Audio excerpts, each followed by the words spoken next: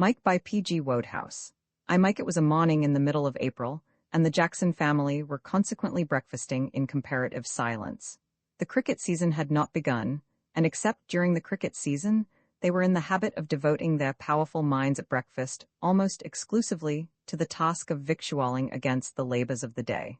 In May, June, July, and August, the silence was broken. The three grown-up Jacksons played regularly in first-class cricket, and there was always keen competition among their brothers and sisters for the copy of the Sportsman, which was to be found on the hall table with the letters.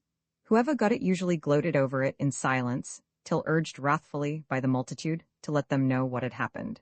When it would appear that Joe had notched his 7th century, or that Reggie had been run out when he was just getting set, or, as sometimes occurred, that ass Frank had dropped Fry or Hayward in the slips before he had scored, with the result that the spared expert had made a couple of hundred and was still going strong. In such a case, the criticisms of the family circle, particularly of the smaller Jackson sisters, were so breezy and unrestrained that Mrs. Jackson generally felt it necessary to apply the closure.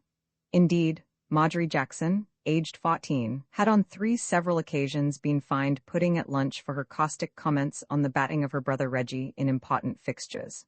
Cricket was a tradition in the family, and the ladies, unable to their sorrow to play the game themselves, were resolved that it should not be their fault if the standard was not kept up. On this particular morning silence reigned. A deep gasp from some small Jackson, wrestling with bread and milk, and an occasional remark from Mr. Jackson on the letters he was reading, alone broke it. "Mike's late again," said Mrs. Jackson plaintively at last. "He's getting up," said Marjorie. "I went in to see what he was doing and he was asleep. So," she added with a satanic chuckle, "I squeezed a sponge over him. He swallowed an awful lot and then he woke up and tried to catch me, so he's certain to be down soon." "Marjorie?" "Well, he was on his back with his mouth wide open. I had to. He was snoring like anything. You might have choked him." "I did," said Marjorie with satisfaction. "Jam, please, Phillies, you pig." Mr. Jackson looked up. "Mike will have to be more punctual when he goes to Riken," he said. "Oh, father, is Mike going to Riken?" asked Marjorie. "When?" "Next term," said Mr. Jackson. "I've just heard from Mr. Wayne," he added across the table to Mrs. Jackson. "The house is full, but he is turning a small room into an extra dormitory, so he can take Mike after all." The first comment on this momentous piece of news came from Bob Jackson. Bob was 18. The following term would be his last at Riken, and having won through so far without the infliction of a small brother, he disliked the prospect of not being allowed to finish as he had begun. "I say?" he said. "What?" "He ought to have gone before," said Mr. Jackson. "He's 15, much too old for that private school. He has had it all his own way there, and it isn't good for him." "He's got cheek enough for 10, agreed Bob. "Riken will do him a world of good. We aren't in the same house, that's one comfort." Bob was in Donaldson's. It softened the blow to a certain extent that Mike should be going to Wayne's. He had the same feeling for Mike that most boys of 18 have for their 15-year-old brothers. He was fond of him in the abstract, but preferred him at a distance. Marjorie gave tongue again. She had rescued the jam from Phillies, who had shown signs of finishing it, and was now at liberty to turn her mind to less pressing matters. Mike was her special ally, and anything that affected his fortunes affected her. "Hooray! Mike's going to Riken. I bet he gets into the first 11 his first term. Considering there are 8 old colors left," said Bob loftily. "Besides heaps of last year's seconds, it's hardly likely that a kid like Mike'll get a look in. He might get his 3rd if he sweats." The aspersion stung Marjorie. "I bet he gets in before you anyway," she said. Bob disdained to reply. He was among those heaps of last year's seconds to whom he had referred. He was a sound bat, though lacking the brilliance of his elder brothers, and he fancied that his cap was a certainty this season. Last year he had been tried once or twice. This year it should be all right. Mrs. Jackson intervened. "Go on with your breakfast, Marjorie," she said. "You mustn't say I bet so much." Marjorie bit off a section of her slice of bread and jam. "Anyhow, I bet he does," she muttered truculently through it. There was a sound of footsteps in the passage outside. The door opened, and the missing member of the family appeared. Mike Jackson was tall for his age. His figure was thin and wiry. His arms and legs looked a shade too long for his body. He was evidently going to be very tall some day.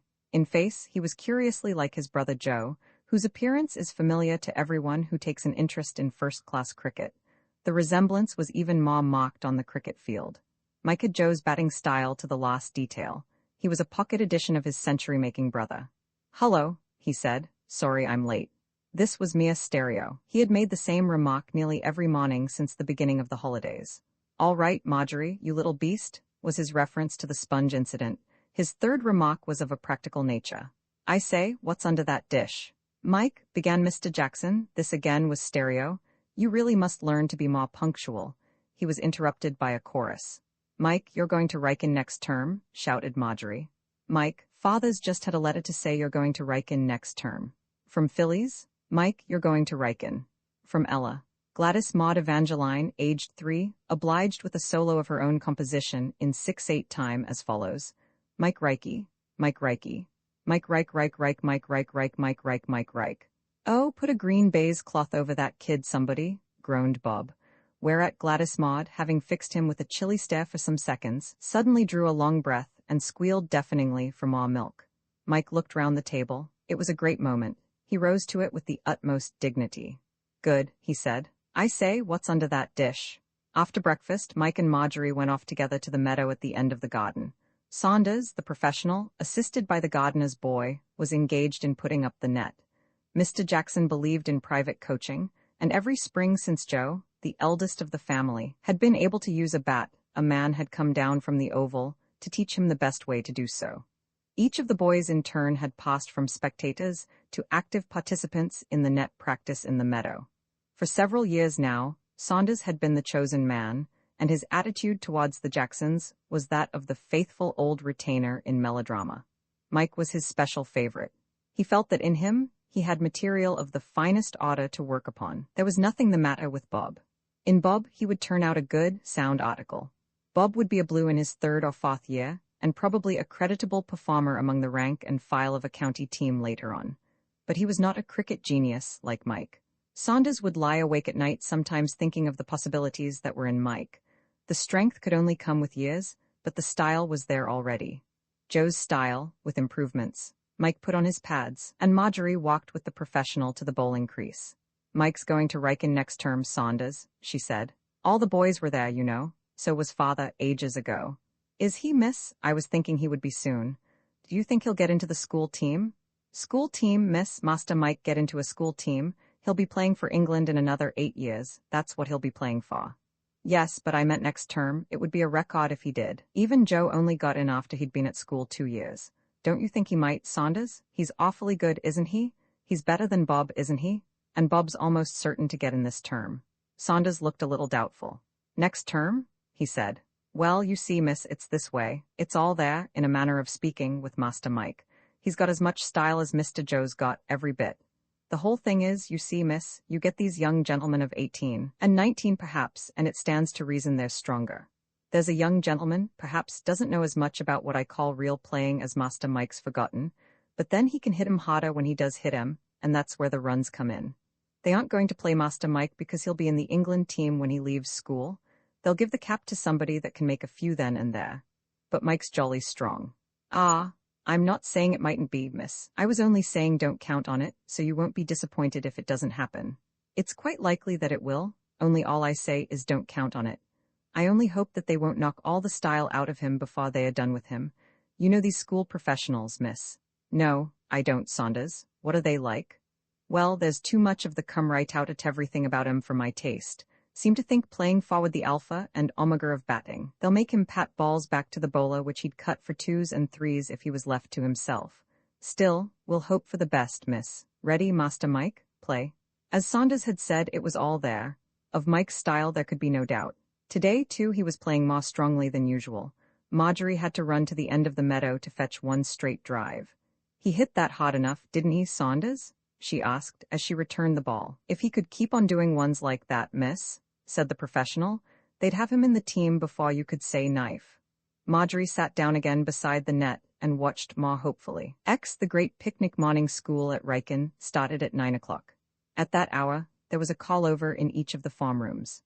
After call-over, the farms proceeded to the great hall for prayers. A strangely desolate feeling was in the air at 9 o'clock on the Friday morning. Sit in the grounds of a public school any afternoon in the summer holidays, and you will get exactly the same sensation of being alone in the world as came to the dozen or so day boys who bicycled through the gates that morning. Riken was a boarding school for the most part, but it had its leaven of day boys. The majority of these lived in the town and walked to school. A few, however, whose homes were farther away, came on bicycles. One plutocrat did the journey in a motorcar, rather to the scandal of the authorities, who, though unable to interfere, looked askance when compelled by the warning toot of the horn to skip from road to pavement. A farm master has the strongest objection to being made to skip like a young ram by a boy to whom he has only the day before given 100 lines for shuffling his feet in farm. It seemed curious to these cyclists that there should be nobody about. Punctuality is the politeness of princes, but it was not a leading characteristic of the school, and at 3 minutes to 9, as a general rule, you might see the gravel in front of the buildings freely dotted with sprinters, trying to get in time to answer their names. It was curious that there should be nobody about today. A wave of reform could scarcely have swept through the houses during the night, and yet, where was everybody? Time only deepened the mystery. The farm rooms, like the gravel, were empty. The cyclists looked at one another in astonishment. What could it mean? It was an occasion on which sane people wonder if their brains are not playing them some unaccountable trick. "I say," said Willoughby of the lower fifth to Brown, the only other occupant of the farm room, "the old man did stop the holiday today, didn't he?" "Just what I was going to ask you," said Brown. "It's jolly rum. I distinctly remember him giving it out in hall that it was going to be stopped because of the O.W.'s day row." "So do I. I can't make it out. Where is everybody?" "They can't all be late. Somebody would have turned up by now. Why, it's just striking. Perhaps he sent another notice round the houses late last night saying it was on again all right. I say, what a swindle if he did.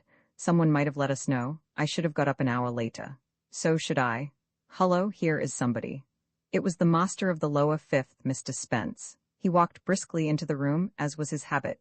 Seeing the obvious void, he stopped in his stride and looked puzzled. "Willoughby, Brown, are you the only two here? Where is everybody?" "Please, sir, we don't know. We were just wondering." "Have you seen nobody?" "No, sir. We were just wondering, sir, if the holiday had been put on again after all." "I've heard nothing about it. I should have received some sort of intimation if it had been." "Yes, sir. Do you mean to say that you have seen nobody, Brown?" "Only about a dozen fellows, sir. The usual lot who come on bikes, sir." "None of the boarders?" "No, sir, not a single one." "This is extraordinary." Mr. Spence pondered. "Well," he said, "you two fellows had better go along up to hall. I shall go to the common room and make inquiries. Perhaps, as you say, there is a holiday today, and the notice was not brought to me." Mr. Spence told himself as he walked to the common room that this might be a possible solution of the difficulty. He was not a housemaster and lived by himself in rooms in the town. It was just conceivable that they might have forgotten to tell him of the change in the arrangements. But in the common room the same perplexity reigned. Half a dozen masters were seated round the room, and a few more were standing, and they were all very puzzled. A brisk conversation was going on. Several voices hailed Mr. Spence as he entered. "Hullo, Spence, are you alone in the world too? Any of your boys turned up? Spence, you in the same condition as we are, Spence." Mr. Spence seated himself on the table. "Haven't any of your fellows turned up either?" he said. "When I accepted the honorable post of lower fourth master in this abode of sin," said Mr. Seymour, "it was on the distinct understanding that there was going to be a lower fourth. Yet I go into my farm room this morning, and what do I find? Simply emptiness, and Pickersgill Roman 2 whistling the church parade, all flat. I consider I have been hardly treated." "I have no complaint to make against Brown and Willoughby as individuals," said Mr. Spence, "but considered as a farm, I call them short measure." "I confess that I am entirely at a loss," said Mr. Shields precisely. "I have never been confronted with a situation like this since I became a schoolmaster." "It is most mysterious," agreed Mr. Wayne, plucking at his beard. "Exceedingly so." The younger masters, notably Mr. Spence and Mr. Seymour, had begun to look on the thing as a huge jest. "We had better teach ourselves," said Mr. Seymour. "Spence, do 100 lines for laughing in farm." The door burst open. "Hullo, here's another scholastic little bo-peep," said Mr. Seymour. "Well, Appleby, have you lost your sheep, too?" "You don't mean to tell me," began Mr. Appleby.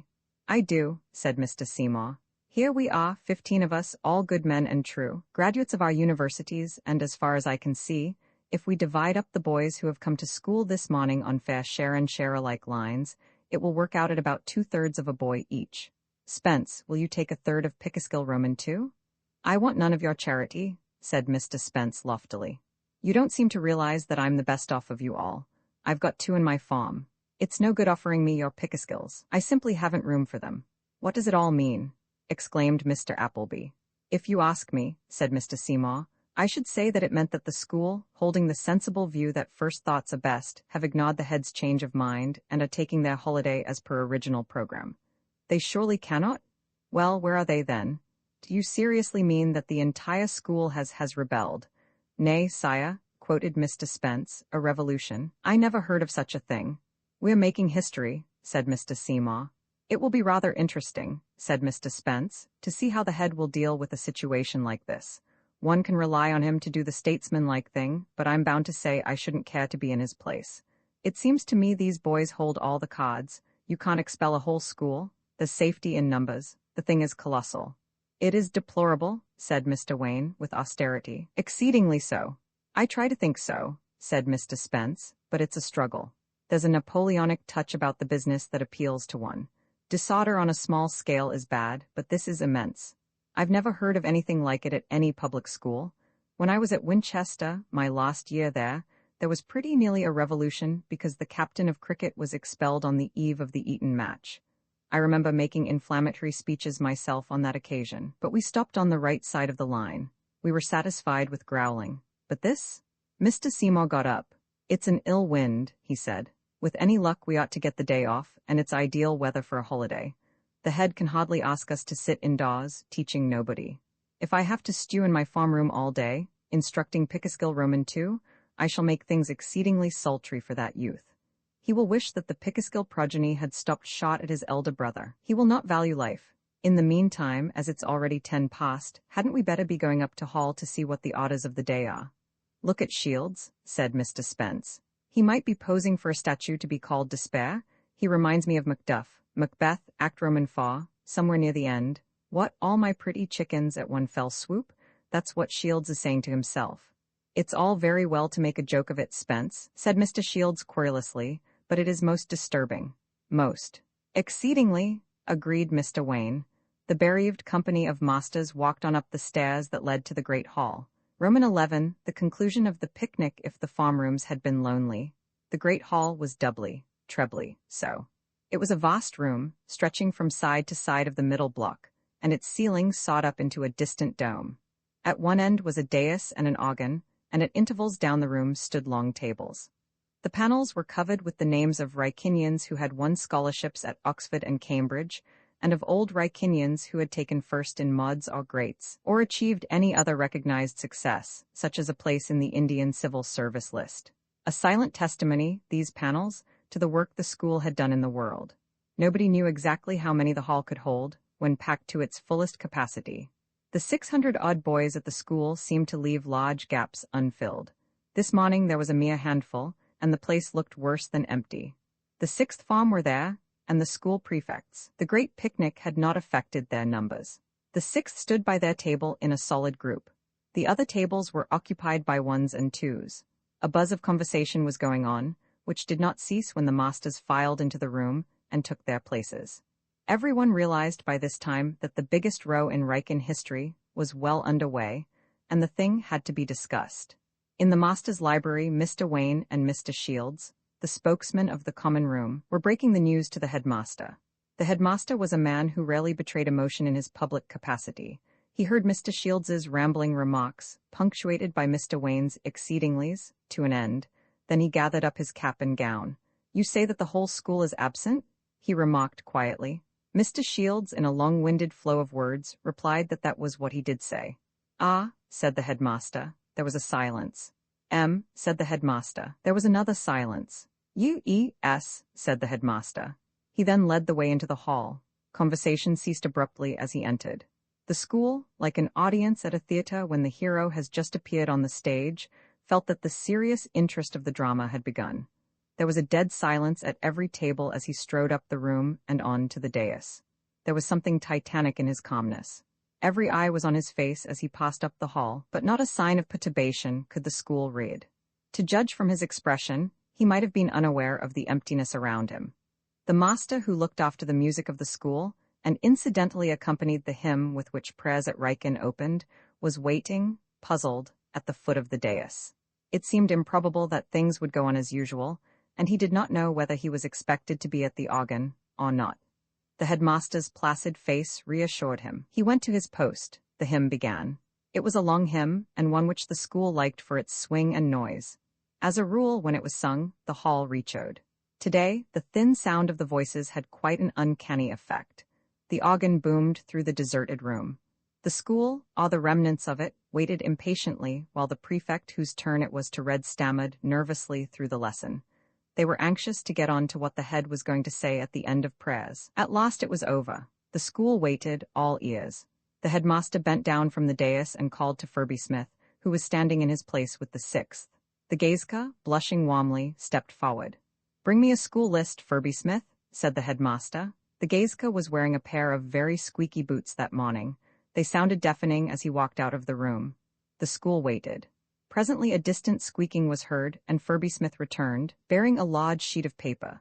The headmaster thanked him and spread it out on the reading desk. Then, calmly, as if it were an occurrence of every day, he began to call the roll. Abnai, no answer. Adams, no answer. Allenby. "Here, sir," from a table at the end of the room. Allenby was a prefect in the Science Sixth. The headmaster made a mark against his name with a pencil. Arkwright. No answer. He began to call the names more rapidly. Arlington, Arthur, Ash, Aston. "Here, sir," in a shrill treble from the rider in motorcars. The headmaster made another tick. The list came to an end after what seemed to the school an unconscionable time, and he rolled up the paper again and stepped to the edge of the dais. "All boys not in the sixth form," he said, "will go to their farm rooms and get their books and writing materials and return to the hall." "Good work," murmured Mr. Seymour to himself. "Looks as if we should get that holiday after all. The sixth form will go to their farm room as usual. I should like to speak to the masters for a moment." He nodded dismissal to the school. The masters collected on the dais. "I find that I shall not require your services today," said the headmaster. "If you will kindly set the boys in your farm some work that will keep them occupied, I will look after them here. It is a lovely day," he added with a smile, "and I am sure you will all enjoy yourselves a great deal more in the open air."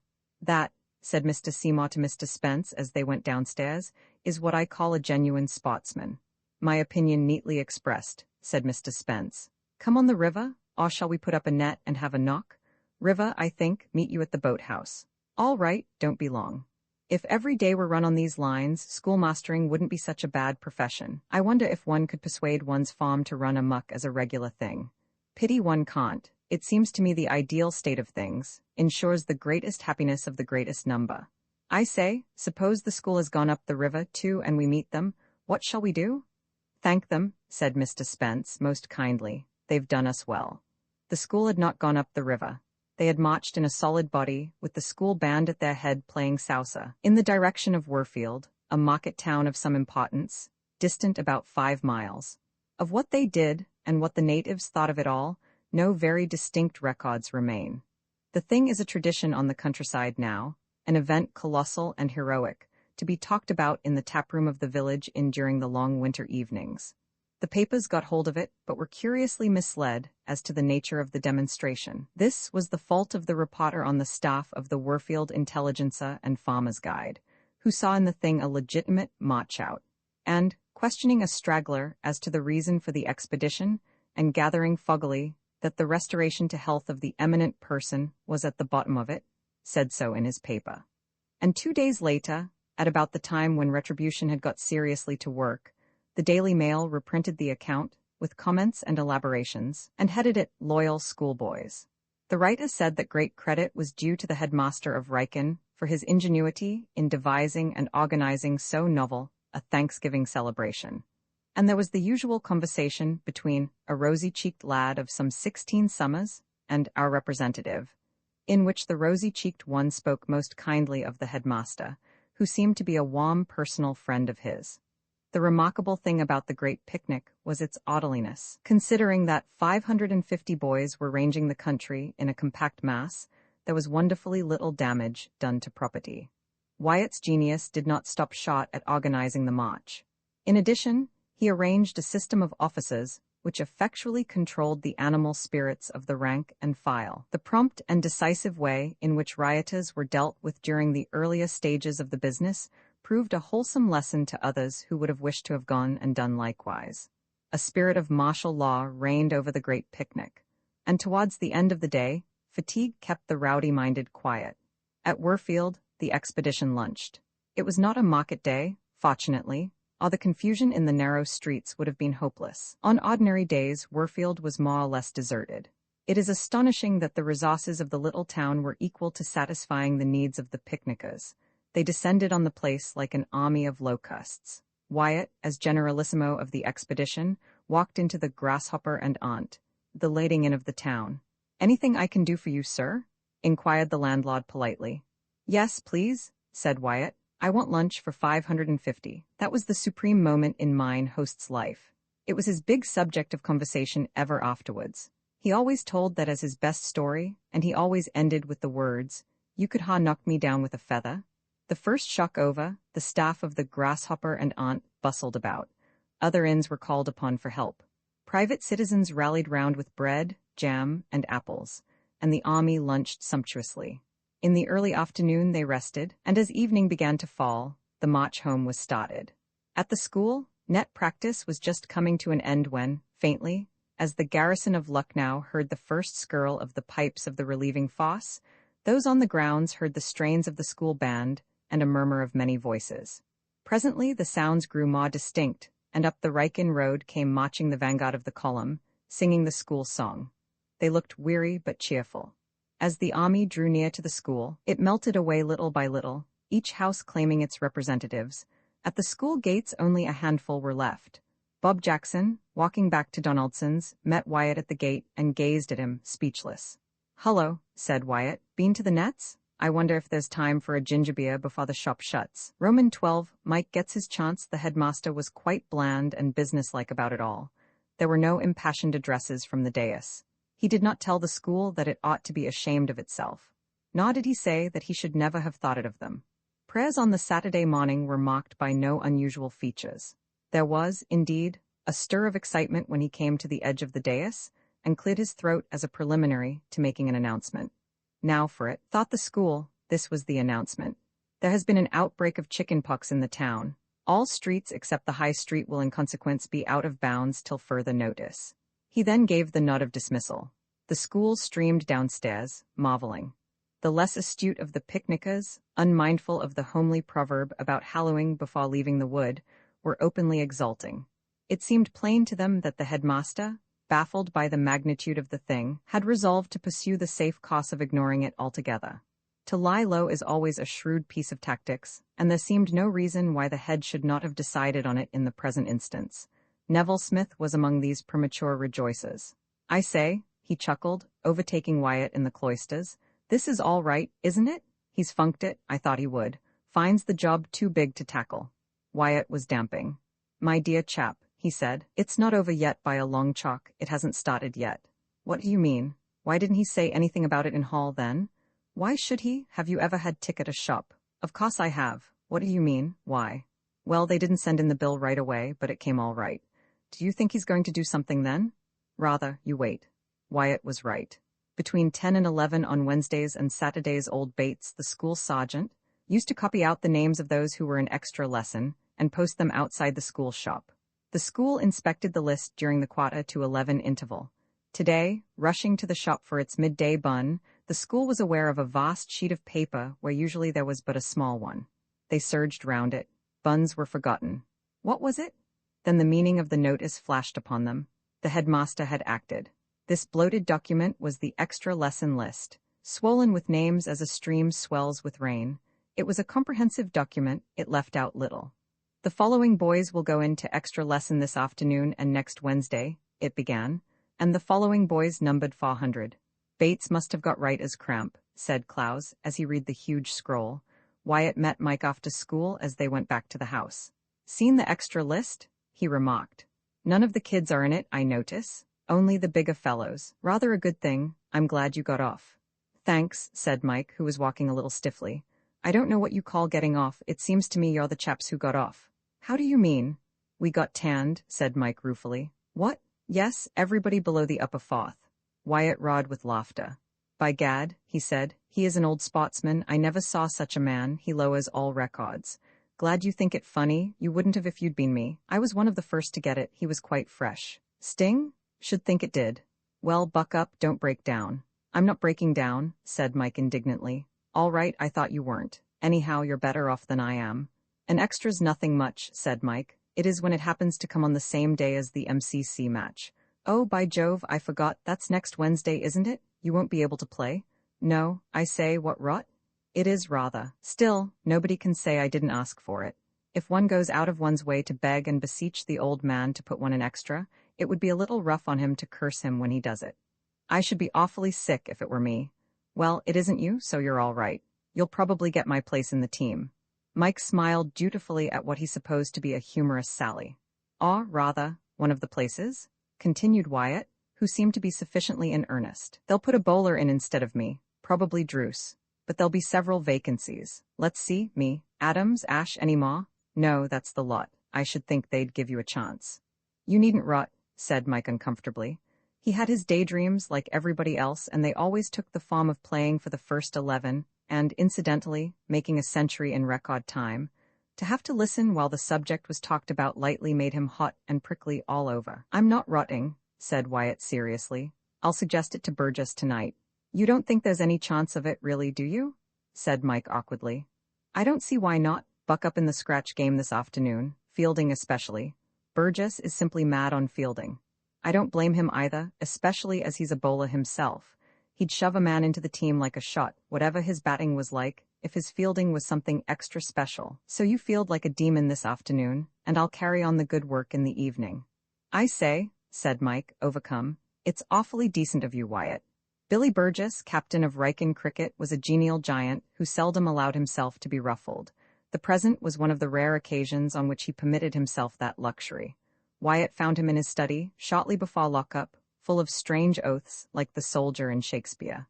You rotta? You rotta? You worm, he observed crisply as Wyatt appeared. Dear old Billy, said Wyatt, come on, give me a kiss and let's be friends. You, William? If it wasn't illegal, I'd like to tie you and Ash and that blackguard Adams up in a big sack and drop you into the river. And I'd jump on the sack first. What do you mean by letting the team down like this? I know you were at the bottom of it all. He struggled into his shirt. He was changing after a bath, and his face popped wrathfully out at the other end. I'm awfully sorry, Bill, said Wyatt. The fact is, in the excitement of the moment, the MCC match went clean out of my mind.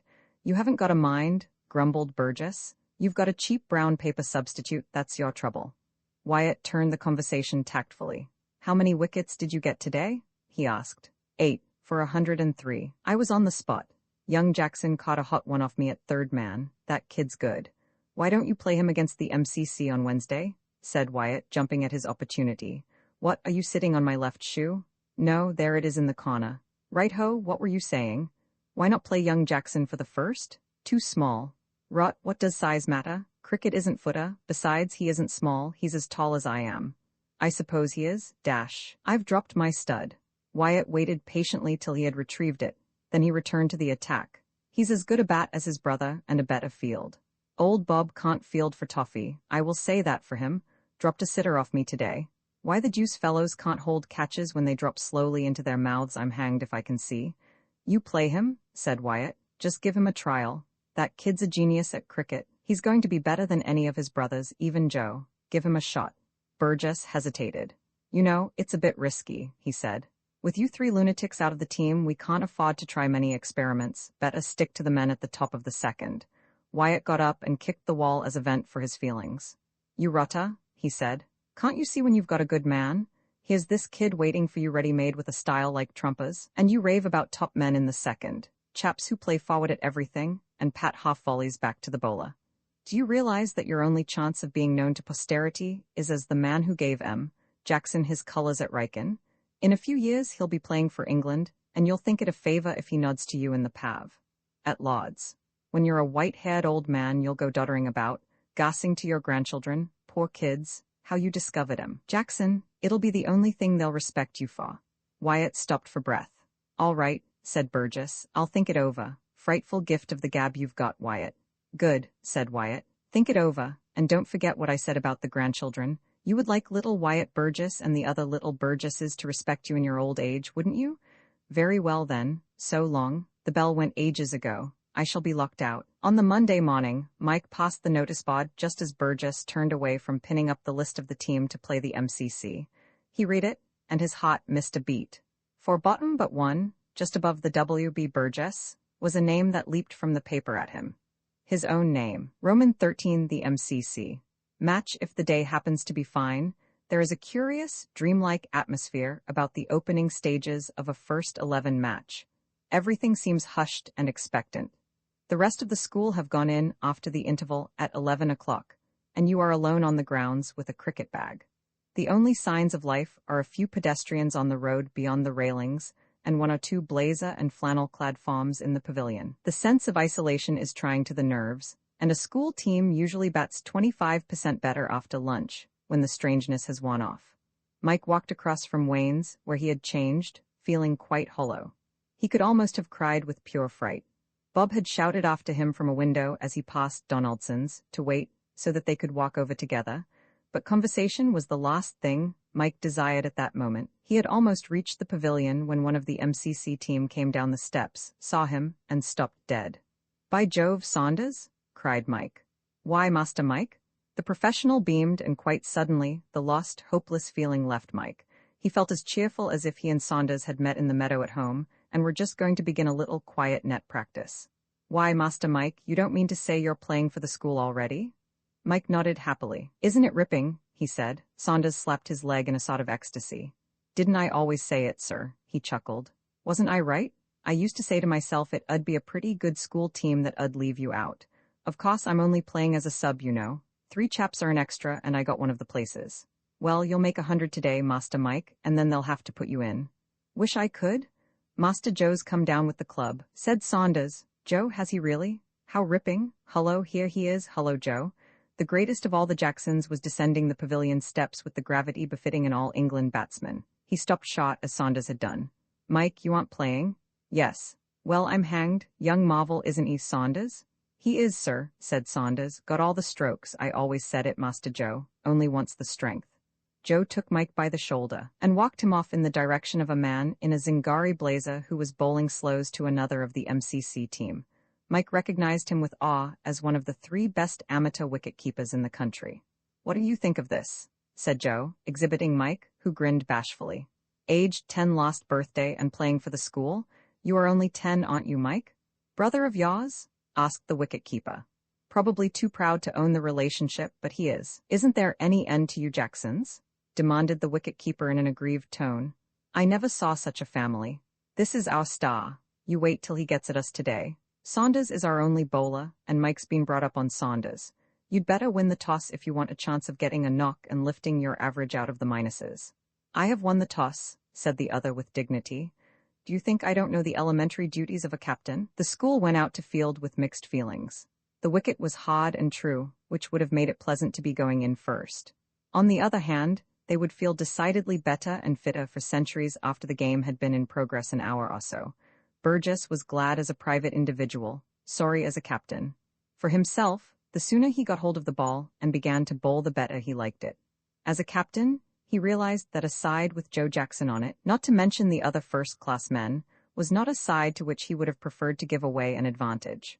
Mike was feeling that by no possibility could he hold the simplest catch, and hoping that nothing would come his way. Bob, conscious of being an uncertain field, was feeling just the same.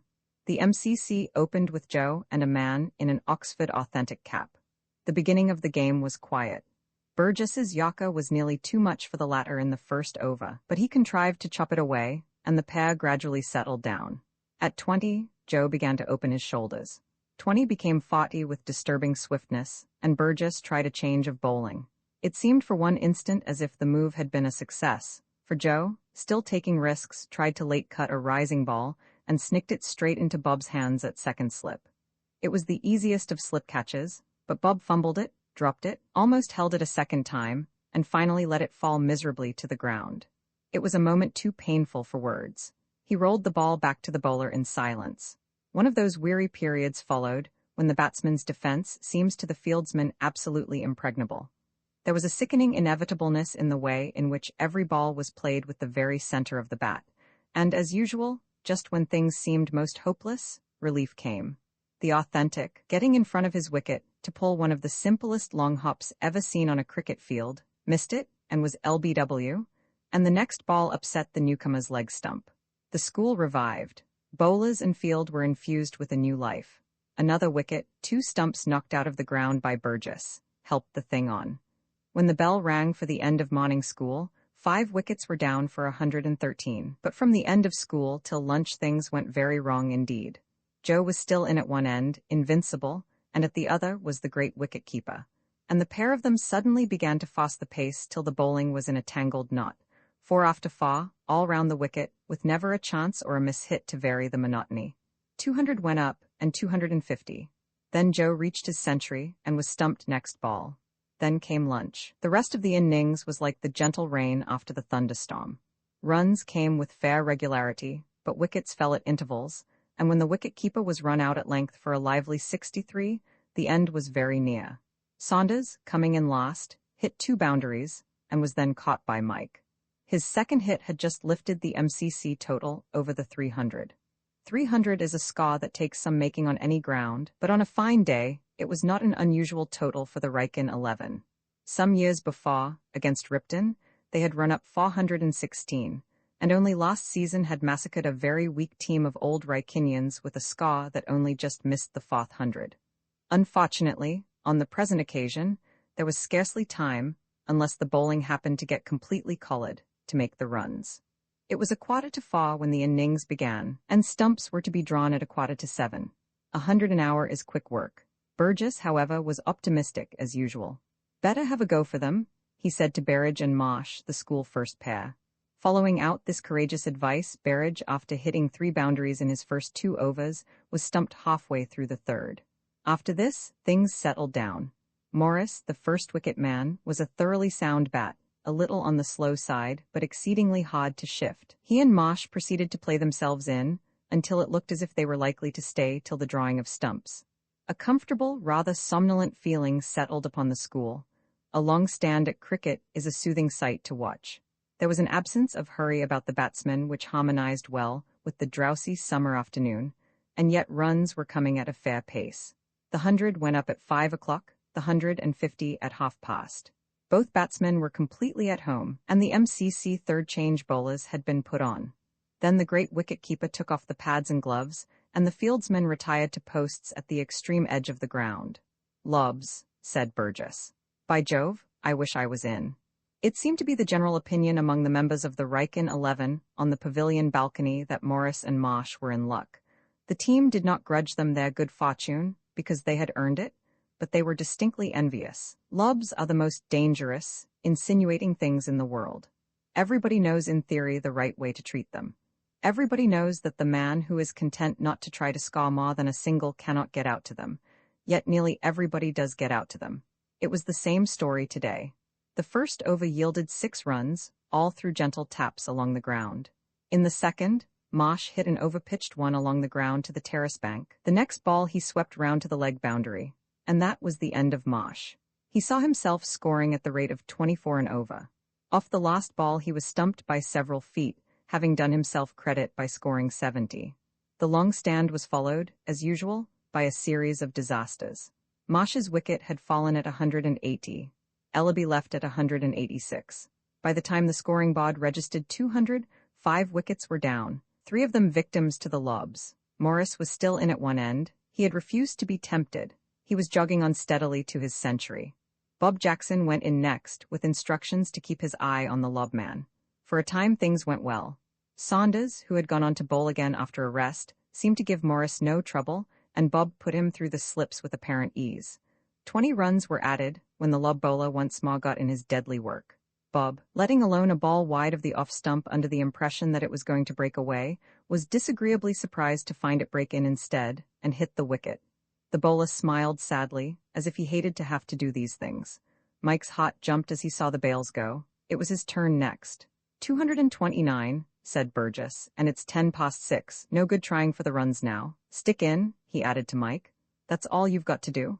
All. Mike felt as if he was being strangled. His heart was racing like the engines of a motor. He knew his teeth were chattering. He wished he could stop them. What a time Bob was taking to get back to the pavilion. He wanted to rush out and get the thing over. At last he arrived, and Mike, fumbling at a glove, tottered out into the sunshine. He heard miles and miles away a sound of clapping, and a thin, shrill noise as if somebody were screaming in the distance.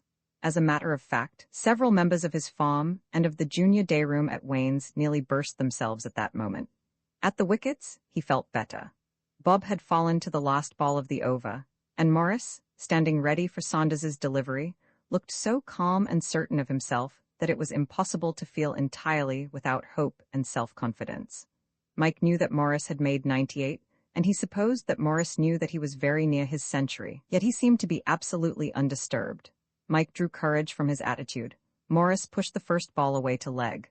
Mike would have liked to have run too, but shot leg had retrieved the ball as he reached the crease. The moment had come, the moment which he had experienced only in dreams. And in the dreams he was always full of confidence and invariably hit a boundary. Sometimes a drive, sometimes a cut, but always a boundary. "To leg, sir," said the umpire. "Don't be in a funk," said a voice. "Play straight and you can't get out." It was Joe, who had taken the gloves when the wicket-keeper went on to bowl. Mike grinned, wryly but gratefully. Saunders was beginning his run. It was all so homelike that for a moment Mike felt himself again. How often he had seen those two little skips and the jump. It was like being in the paddock again, with Marjorie and the dogs waiting by the railings to fetch the ball if he made a drive. Saunders ran to the crease and bowled. Now, Saunders was a conscientious man and, doubtless, bowled the very best ball that he possibly could. On the other hand, it was Mike's first appearance for the school, and Saunders, besides being conscientious, was undoubtedly kind-hearted. It is useless to speculate as to whether he was trying to bowl his best that ball. If so, he failed signally. It was a half-volley, just the right distance away from the off-stump, the sort of ball Mike was wont to send nearly through the net at home. The next moment the dreams had come true. The umpire was signaling to the scoring box, the school was shouting, extra cover was trotting to the boundary to fetch the ball, and Mike was blushing and wondering whether it was bad form to grin. From that ball onwards, all was for the best in this best of all possible worlds. Saunders bowled no more half-volleys, but Mike played everything that he did bowl. He met the lobs with a bat like a barn door. Even the departure of Morris, caught in the slips off Saunders's next over for a chanceless 105, did not disturb him. All nervousness had left him. He felt equal to the situation. Burgess came in and began to hit out as if he meant to knock off the runs. The bowling became a shade loose. Twice he was given full tosses to leg, which he hit to the terrace bank. 6:30 chimed, and 250 went up on the telegraph board. Burgess continued to hit. Mike's whole soul was concentrated on keeping up his wicket. There was only Reeves to follow him, and Reeves was a victim to the first straight ball. Burgess had to hit because it was the only game he knew, but he himself must simply stay in. The hands of the clock seemed to have stopped. Then suddenly he heard the umpire say, "Last over," and he settled down to keep those 6 balls out of his wicket. The lob bowler had taken himself off, and the Oxford Authentic had gone on, fast left hand. The first ball was short and wide of the off-stump. Mike let it alone. Number 2, Yorker, got him. 3, straight half-volley. Mike played it back to the bowler. 4, beat him and missed the wicket by an inch. 5, another Yorker, down on it again in the old familiar way. All was well. The match was a draw now, whatever happened to him.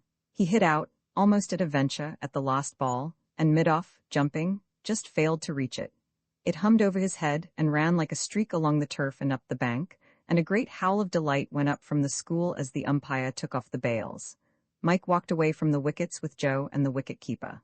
"I'm sorry about your nose, Joe," said the wicket-keeper in tones of grave solicitude. "What's wrong with it?" "At present," said the wicket-keeper, "nothing, but in a few years I'm afraid it's going to be put badly out of joint." Roman 14, a slight imbroglio. Mike got his third 11 colours after the MCC match. As he had made 23 not out in a crisis in a first 11 match, this may not seem an excessive reward, but it was all that he expected. One had to take the rungs of the ladder singly at Riken. First one was given one's third 11 cap. That meant, you are a promising man, and we have our eye on you. Then came the second colours. They might mean anything from, well, here you are, you won't get any higher, so you may as well have the thing now, to this is just to show that we still have our eye on you. Mike was a certainty now for the second, but it needed more than one performance to secure the first cap. "I told you so," said Wyatt, naturally, to Burgess after the match. "He's not bad," said Burgess. "I'll give him another shot." But Burgess, as has been pointed out, was not a person who ever became gushing with enthusiasm. So Wilkins, of the schoolhouse, who had played twice for the first 11, dropped down into the second, as many a good man had done before him, and Mike got his place in the next match, against the gentlemen of the county. Unfortunately for him, the visiting team, however gentlemanly, were not brilliant cricketers, at any rate as far as bowling was concerned. The school won the toss, went in first, and made 316 for 5 wickets, Morris making another placid century. The innings was declared closed before Mike had a chance of distinguishing himself. In an innings which lasted for 1 over, he made 2 runs, not out, and had to console himself for the cutting shot of his performance by the fact that his average for the school was still infinity. Bob, who was one of those lucky enough to have an unabridged innings, did better in this match, making 25. But with Morris making 117, and Berridge, Ellaby, and Marsh all passing the half-century, this score did not show up excessively. We now come to what was practically a turning point in Mike's career at Wrykyn. There is no doubt that his meteor-like flights at cricket had an unsettling effect on him.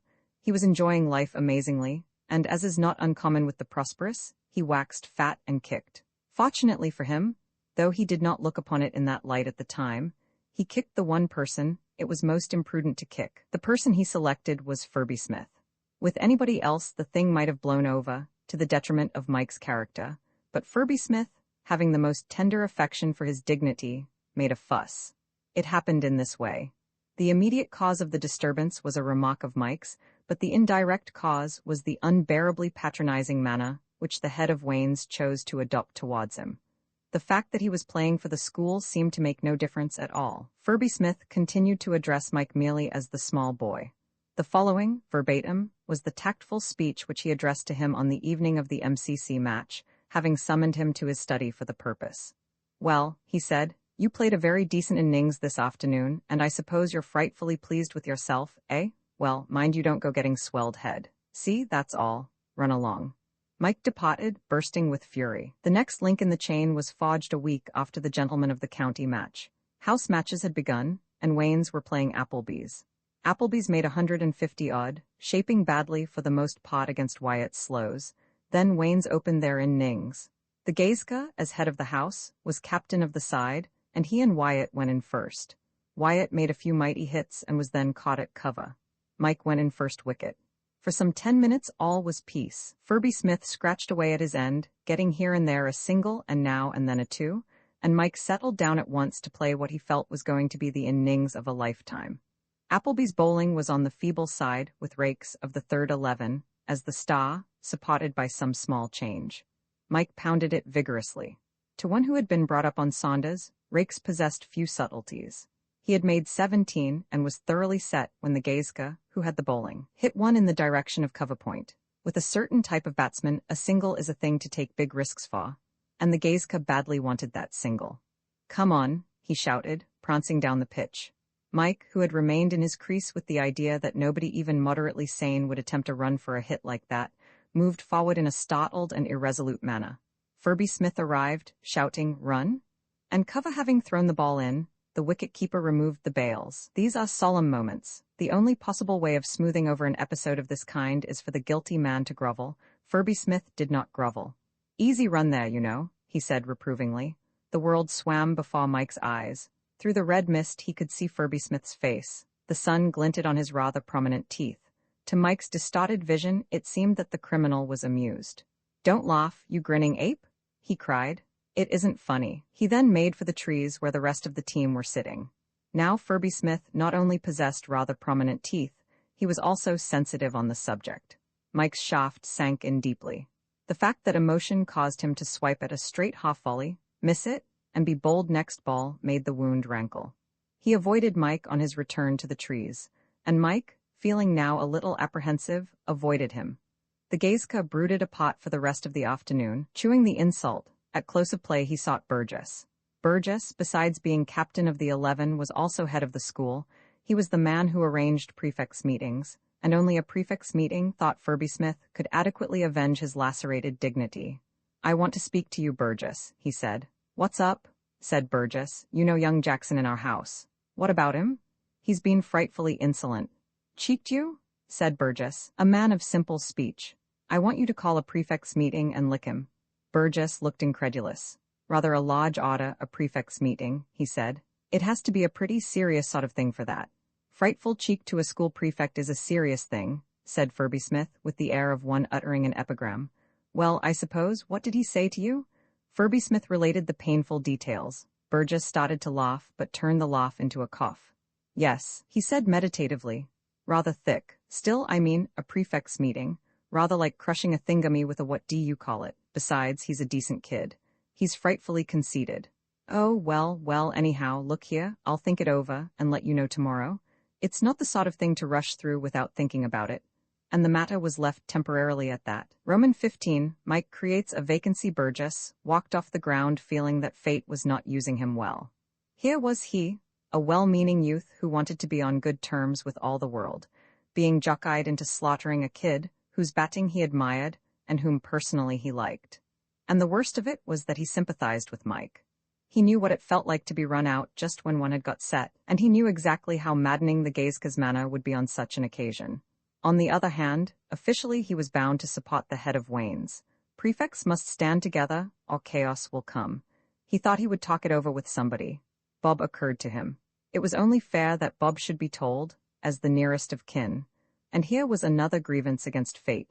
Bob was a person he did not particularly wish to see just then. For that morning, he had posted up the list of the team to play for the school against Geddington, one of the 4 schools which Riken met at cricket. And Bob's name did not appear on that list. Several things had contributed to that melancholy omission. In the first place, Geddington, to judge from the weekly reports in the Sportsman and Field, were strong this year at batting. In the second place, the results of the last few matches, and particularly the MCC match, had given Burgess the idea that Riken was weak at bowling. It became necessary, therefore, to drop a batsman out of the team in favor of a bowler. And either Mike or Bob must be the man. Burgess was as rigidly conscientious as the captain of a school 11 should be. Bob was one of his best friends, and he would have given much to be able to put him in the team, but he thought the thing over, and put the temptations sturdily behind him. At batting there was not much to choose between the two, but in fielding there was a great deal. Mike was good, Bob was bad. So out Bob had gone, and Neville Smith, a fair, fast bowler at all times and on his day dangerous, took his place. These clashings of public duty with private inclination are the drawbacks to the despotic position of captain of cricket at a public school. It is awkward having to meet your best friend after you have dropped him from the team, and it is difficult to talk to him as if nothing had happened. Burgess felt very self-conscious as he entered Bob's study, and was rather glad that he had a topic of conversation ready to hand. "Busy, Bob?" he asked. "Hullo," said Bob, with a cheerfulness rather overdone in his anxiety to show Burgess, the man, that he did not hold him responsible in any way for the distressing acts of Burgess, the captain. "Take a pew. Don't these studies get beastly hot this weather? There's some ginger beer in the cupboard. Have some?" "No, thanks. I say, Bob, look here, I want to see you." "Well, you can, can't you? This is me sitting over here, the tall, dark, handsome chap." "It's awfully awkward, you know," continued Burgess gloomily. "That ass of a young brother of yours, sorry, but he is an ass, though he's your brother. Thanks for the though, Billy, you know how to put a thing nicely. What's Mike been up to?" "It's that old fool the Gazka. He came to me frothing with rage and wanted me to call a prefects meeting and touch young Mike up." Bob displayed interest and excitement for the first time. "Prefects meeting? What the dickens is up? What's he been doing? Smith must be drunk. What's all the row about?" Burgess repeated the main facts of the case as he had them from Furby Smith. "Personally, I sympathize with the kid," he added. "Still, the Gazker is a prefect." Bob gnawed a penholder morosely. "Silly young idiot," he said. "Sickening thing being run out," suggested Burgess. "Still, I know, it's rather hard to see what to do. I suppose if the Gazker insists, one's bound to support him." "I suppose so. Awful rot. Prefects' lickings aren't meant for that sort of thing. They're supposed to be for kids who steal buns at the shop or muck about generally, not for a chap who curses a fellow who runs him out. I tell you what, there's just a chance Furby Smith won't press the thing. He hadn't had time to get over it when he saw me. By now he'll have simmered down a bit. Look here, you're a pal of his, aren't you? Well, go and ask him to drop the business. Say you'll curse your brother and make him apologize, and that I'll kick him out of the team for the Geddington match." It was a difficult moment for Bob. One cannot help one's thoughts, and for an instant the idea of going to Geddington with the team, as he would certainly do if Mike did not play, made him waver. but he recovered himself. "Don't do that," he said. "I don't see there's a need for anything of that sort. You must play the best side you've got. I can easily talk the old Gazeker over. He gets all right in a second if he's treated the right way. I'll go and do it now." Burgess looked miserable. "I say, Bob," he said. "Yes? Oh, nothing, I mean, you're not a bad sort." With which glowing eulogy he dashed out of the room, thanking his stars that he had won through a confoundedly awkward business. Bob went across to Wayne's to interview and soothe Furby Smith. He found that outraged hero sitting moodily in his study like Achilles in his tent. Seeing Bob, he became all animation. "Look here," he said. "I wanted to see you. You know, that frightful young brother of yours." I know, said Bob. "Burgess was telling me he wants kicking. He wants a frightful licking from the prefects," amended the aggrieved party. "Well, I don't know, you know. Not much good lugging the prefects into it, is there? I mean, apart from everything else, not much of a catch for me, would it be, having to sit there and look on? I'm a prefect too, you know." Furby Smith looked a little blank at this. He had a great admiration for Bob. "I didn't think of you," he said. "I thought you hadn't," said Bob. "You see it now, though, don't you?" Furby Smith returned to the original grievance. "Well, you know, it was frightful cheek." "Of course it was. Still, I think if I saw him and cursed him and sent him up to you to apologize, how would that do?" "All right, after all, I did run him out." "Yes, there's that, of course. Mike's all right, really. It isn't as if he did that sort of thing as a habit." "No, all right then." "Thanks," said Bob, and went to find Mike. The lecture on deportment, which he read that future All-England batsman in a secluded passage near the junior day room, left the latter rather limp and exceedingly meek. For the moment, all the jauntiness and exuberance had been drained out of him. He was a punctured balloon. Reflection, and the distinctly discouraging replies of those experts in school law to whom he had put the question, "What do you think he'll do?" had induced a very chastened frame of mind. He perceived that he had walked very nearly into a hornet's nest, and the realization of his escape made him agree readily to all the conditions imposed. The apology to the Gazeker was made without reserve, and the offensively forgiving, say no more about it but take care in future, air of the head of the house roused no spark of resentment in him, so subdued was his fighting spirit. All he wanted was to get the thing done with. He was not inclined to be critical. And most of all, he felt grateful to Bob. Furby Smith, in the course of his address, had not omitted to lay stress on the importance of Bob's intervention. But for Bob, he gave him to understand, he, Mike, would have been prosecuted with the utmost rigor of the law. Mike came away with a confused picture in his mind of a horde of furious prefects bent on his slaughter, after the manner of a stage, excited crowd, and Bob waving them back. He realized that Bob had done him a good turn. He wished he could find some way of repaying him. Curiously enough, it was an enemy of Bob's who suggested the way, Burton, of Donaldson's. Burton was a slippery young gentleman, 14 years of age, who had frequently come into contact with Bob in the house, and owed him many grudges. With Mike he had always tried to form an alliance, though without success. He happened to meet Mike going to school next morning, and unburdened his soul to him. It chanced that Bob and he had had another small encounter immediately after breakfast, and Burton felt revengeful. "I say," said Burton, "I'm jolly glad you're playing for the first against Geddington." "Thanks," said Mike. "I'm specially glad for one reason." "What's that?" inquired Mike, without interest. "Because your beast of a brother has been chucked out, he'd have been playing but for you." At any other time Mike would have heard Bob called a beast without active protest. He would have felt that it was no business of his to fight his brother's battles for him. But on this occasion he deviated from his rule. He kicked Burton, not once or twice but several times, so that Burton, retiring hurriedly, came to the conclusion that it must be something in the Jackson blood, some taint, as it were. They were all beasts. Mike walked on, weighing this remark, and gradually made up his mind. It must be remembered that he was in a confused mental condition, and that the only thing he realized clearly was that Bob had pulled him out of an uncommonly nasty hole. It seemed to him that it was necessary to repay Bob. He thought the thing over more fully during school, and his decision remained unaltered. On the evening before the Geddington match, just before lock-up, Mike tapped at Burgess's study door. He tapped with his right hand, for his left was in a sling. "Come in," yelled the captain. "Hullo? I'm awfully sorry, Burgess," said Mike. "I've crooked my wrist a bit." "How did you do that? You were all right at the nets." "Slipped as I was changing," said Mike stolidly. "Is it bad?" "Nothing much. I'm afraid I shan't be able to play tomorrow." "I say, that's bad luck. Beastly bad luck. We wanted your batting to be all right, though, in a day or two, I suppose?" "Oh, yes, rather. Hope so anyway." "Thanks, good night." "Good night," and Burgess, with the comfortable feeling that he had managed to combine duty and pleasure after all, wrote a note to Bob at Donaldson's, telling him to be ready to start with the team for Geddington by the 8:54 next morning. Roman 16, an expert examination. Mike's Uncle John was a wanderer on the face of the earth. He had been an army surgeon in the days of his youth, and after an adventurous career, mainly in Afghanistan, had inherited enough money to keep him in comfort for the rest of his life. He had thereupon left the service, and now spent most of his time flitting from one spot of Europe to another.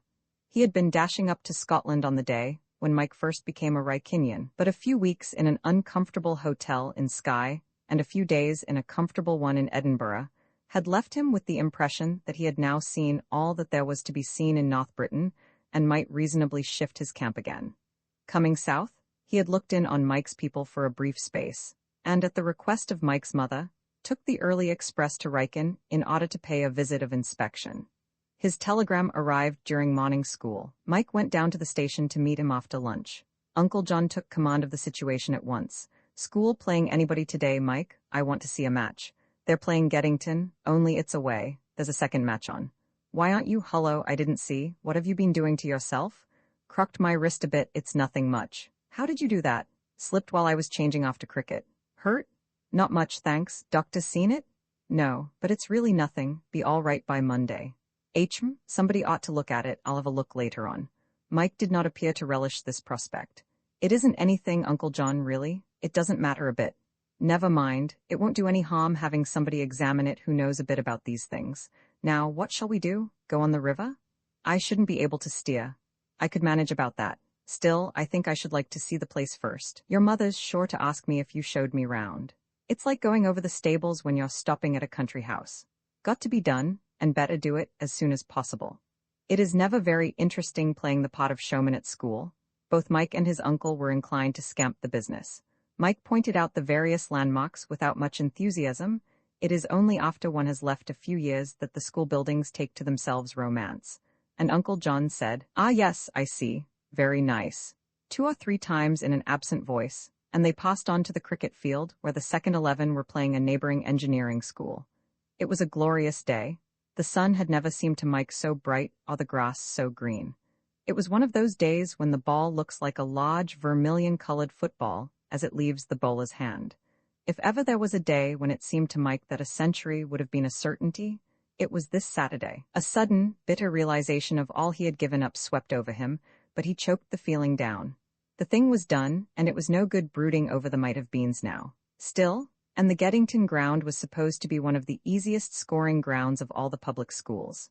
"Well hit, by George," remarked Uncle John, as Trevor, who had gone in first wicket for the second 11, swept a half volley to leg round to the bank where they were sitting. "That's Trevor," said Mike. "Chap in Donaldson's. The fellow at the other end is Wilkins. He's in the schoolhouse. They look as if they were getting set. By Jove," he said enviously. "Pretty good fun batting on a day like this." Uncle John detected the envious note. "I suppose you would have been playing here but for your wrist." "No, I was playing for the first." "For the first? For the school? My word, Mike, I didn't know that. No wonder you're feeling badly treated." "Of course, I remember your father saying you had played once for the school and done well, but I thought that was only as a substitute. I didn't know you were a regular member of the team." "What bad luck. Will you get another chance?" "Depends on Bob." "Has Bob got your place?" Mike nodded. "If he does well today, they'll probably keep him in." "Isn't there room for both of you?" "Such a lot of old colors. There are only 3 vacancies, and Henfrey got one of those a week ago. I expect they'll give one of the other 2 to a bowler, Neville Smith, I should think. If he does well against Geddington, then there'll be only the last place left. Rather awkward, that.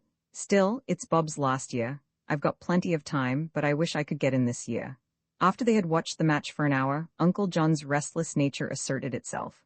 "Suppose we go for a pull on the river now?" he suggested. They got up. "Let's just call at the shop," said Mike. "There ought to be a telegram from Geddington by this time. I wonder how Bob's got on." Apparently Bob had not had a chance yet of distinguishing himself. The telegram read, "Geddington 151 for 4, lunch." "Not bad that," said Mike, "but I believe they are weak in bowling." They walked down the road towards the school landing stage.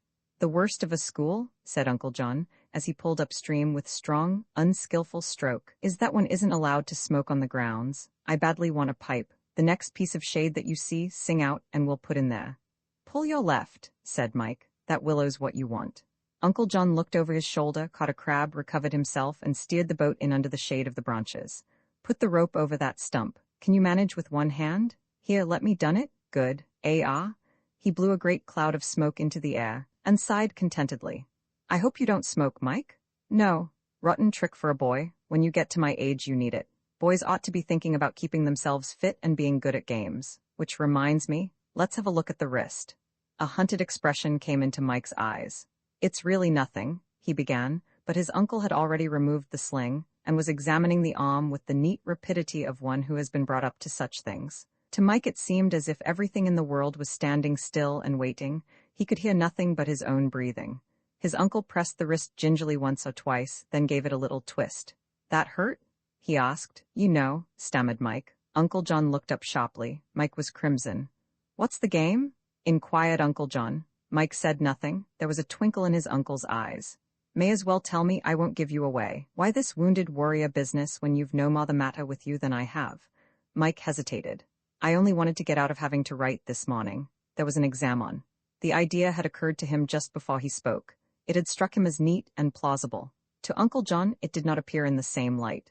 Do you always write with your left hand? And if you had gone with the first 11 to Geddington, wouldn't that have got you out of your exam? Try again. When in doubt, one may as well tell the truth. Mike told it.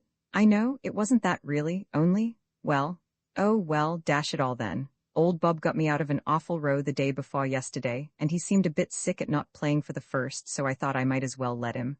That's how it was. Look here, swear you won't tell him. Uncle John was silent. Inwardly, he was deciding that the 5 shillings which he had intended to bestow on Mike on his departure should become a sovereign. This, it may be mentioned as an interesting biographical fact, was the only occasion in his life on which Mike earned money at the rate of 15 shillings a half-minute. Swear you won't tell him. He'd be most frightfully sick if he knew. I won't tell him. Conversation dwindled to vanishing point. Uncle John smoked on in weighty silence while Mike, staring up at the blue sky through the branches of the willow, let his mind wander to Geddington, where his fate was even now being sealed. How had the school got on? What had Bob done? If he made about 20, would they give him his cap? Supposing. A faint snarl from Uncle John broke in on his meditations. Then there was a clatter as a briar pipe dropped onto the floor of the boat, and his uncle sat up, gaping. Jove, I was nearly asleep. What's the time? Just on 6. Didn't know it was so late. I ought to be getting back soon, I think. Lock-up's at past. Up with the anchor, then. You can tackle that rope with 2 hands now, eh? We are not observed. Don't fall overboard. I'm going to shove her off. There'll be another telegram, I should think, said Mike as they reached the school gates. Shall we go and look? They walked to the shop. A second piece of gray paper had been pinned up under the first. Mike pushed his way through the crowd. It was a longer message this time. It ran as follows. Geddington 247, Burgess 6 wickets, Neville Smith 4, Riken 270 for 9, Berridge 86, Mosh 58, Jackson 48. Mike worked his way back through the throng and rejoined his uncle. Well, said Uncle John, we won. He paused for a moment. Bob made 48, he added carelessly. Uncle John felt in his pocket and silently slid a sovereign into Mike's hand. It was the only possible reply. Roman 17, another vacancy. Wyatt got back late that night, arriving at the dormitory as Mike was going to bed. By Jove, I'm done, he said. It was simply baking at Geddington, and I came back in a carriage with Neville Smith and Ellaby, and they ragged the whole time. I wanted to go to sleep, only they wouldn't let me. Old Smith was awfully bucked because he'd taken 4 wickets. I should think he'd go off his nut if he took 8 ever. He was singing comic songs when he wasn't trying to put Ellaby under the seat. How's your wrist? Oh, better, thanks. Wyatt began to undress. Any colors? Asked Mike after a pause. First 11 colors were generally given in the pavilion after a match or on the journey home. No, only 1 or 2/3. Jenkins and Clefane and another chap, can't remember who. No first, though. What was Bob's innings like? Not bad, a bit lucky. He ought to have been out before he'd scored, and he was out when he'd made about 16. Only the umpire didn't seem to know that it's LBW when you get your leg right in front of the wicket and the ball hits it. Never saw a clearer case in my life. I was in at the other end. Bit rotten for the Geddington chaps. Just lost them the match. Their umpire, too? Bit of luck for Bob. He didn't give the ghost of a chance after that. I should have thought they'd have given him his colors. Most captains would have done. Only Burgess is so keen on fielding that he rather keeps off it. Why did he field badly? Rottenly. And the man always will choose Billy's bowling to drop catches off. And Billy would cut his rich uncle from Australia if he kept on dropping them off him. Bob's fielding's perfectly sinful. He was pretty bad at the beginning of the season, but now he's got so nervous that he's a dozen times worse. He turns a delicate green when he sees a catch coming. He let their best man off twice in 1 over, off Billy, today, and the chap went on and made 100 odd. Ripping in nings bar those 2 chances. I hear he's got an average of 80 in school matches this season. Beastly man to bowl to. Knocked me off in half a dozen overs. And when he does give a couple of easy chances, Bob puts them both on the floor. Billy wouldn't have given him his cap after the match if he'd made 100. Bob's the sort of man who wouldn't catch a ball if you handed it to him on a plate, with watercress round it. Burgess, reviewing the match that night as he lay awake in his cubicle, had come to much the same conclusion. He was very fond of Bob, but 2 missed catches in 1 over was straining the bonds of human affection too far. There would have been serious trouble between David and Jonathan if either had persisted in dropping catches off the other's bowling. He writhed in bed as he remembered the second of the 2 chances which the wretched Bob had refused. The scene was indelibly printed on his mind. Chap had got a late cut which he fancied rather. With great guile, he had fed this late cut, sent down a couple which he put to the boundary, then fired a third much faster and a bit shorter. Chap had a go at it, just as he had expected, and he felt that life was a good thing after all when the ball just touched the corner of the bat and flew into Bob's hands. And Bob dropped it? The memory was too bitter. If he dwelt on it, he felt, he would get insomnia. So he turned to pleasanter reflections. The Yorker which had shattered the second wicket man, and the slow head ball which had led to a big hitter being caught on the boundary. Soothed by these memories, he fell asleep. Next morning he found himself in a softened frame of mind. He thought of Bob's iniquities with sorrow rather than wrath. He felt towards him much as a father feels towards a prodigal son whom there is still a chance of reforming. He overtook Bob on his way to chapel. Directness was always one of Burgess's leading qualities. "Look here, Bob, about your fielding, it's simply awful." Bob was all remorse. "It's those beastly slip catches, I can't time them. That one yesterday was right into your hands, both of them were." "I know, I'm frightfully sorry." "Well, but I mean, why can't you hold them? It's no good being a good bat. You're that all right if you're going to give away runs in the field.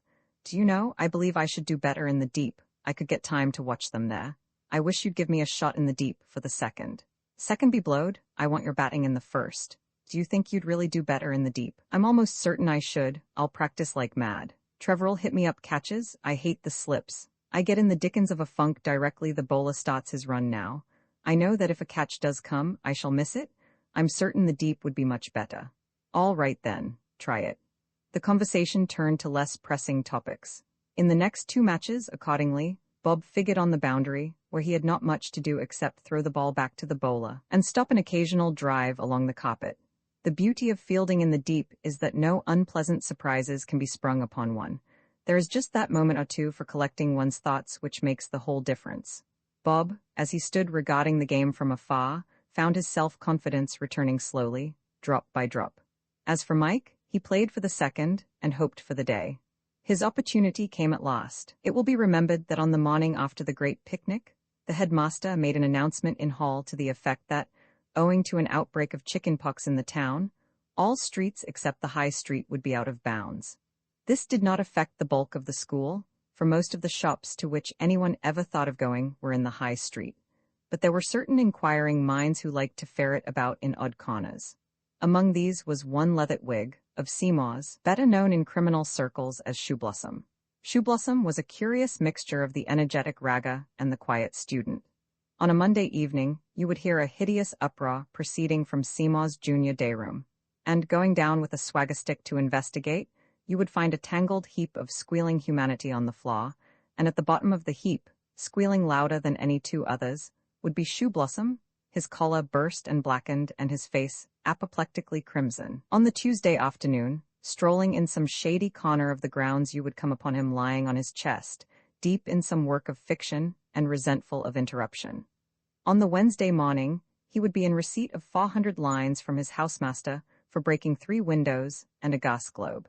Essentially a man of moods, Shoeblossom. It happened about the date of the Geddington match that he took out from the school library a copy of The Iron Pirate, and for the next day or two, he wandered about like a lost spirit trying to find a sequestered spot in which to read it. His inability to hit on such a spot was rendered more irritating by the fact that, to judge from the first few chapters, which he had managed to get through during prep one night under the eye of a short-sighted master, the book was obviously the last word in hot stuff. He tried the junior day room, but people threw cushions at him. He tried out of doors, and a ball hit from a neighboring net nearly scalped him. Anything in the nature of concentration became impossible in these circumstances. Then he recollected that in a quiet backwater off the high street there was a little confectioner's shop, where tea might be had at a reasonable sum, and also, what was more important, peace. He made his way there, and in the dingy back shop, all amongst the dust and bluebottles, settled down to a thoughtful perusal of Chapter 6. Upstairs, at the same moment, the doctor was recommending that Master John George, the son of the house, be kept warm and out of draughts and not permitted to scratch himself, however necessary such an action might seem to him. In brief, he was attending J.G. for chicken pox.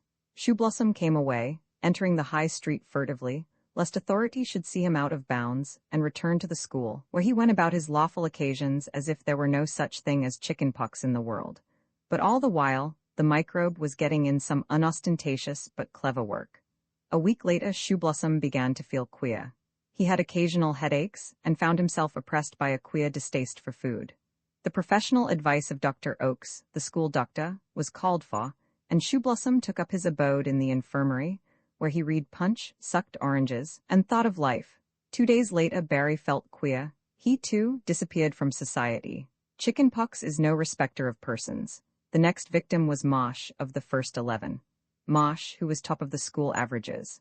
Where were his drives now, his late cuts that were wont to set the pavilion in a raw?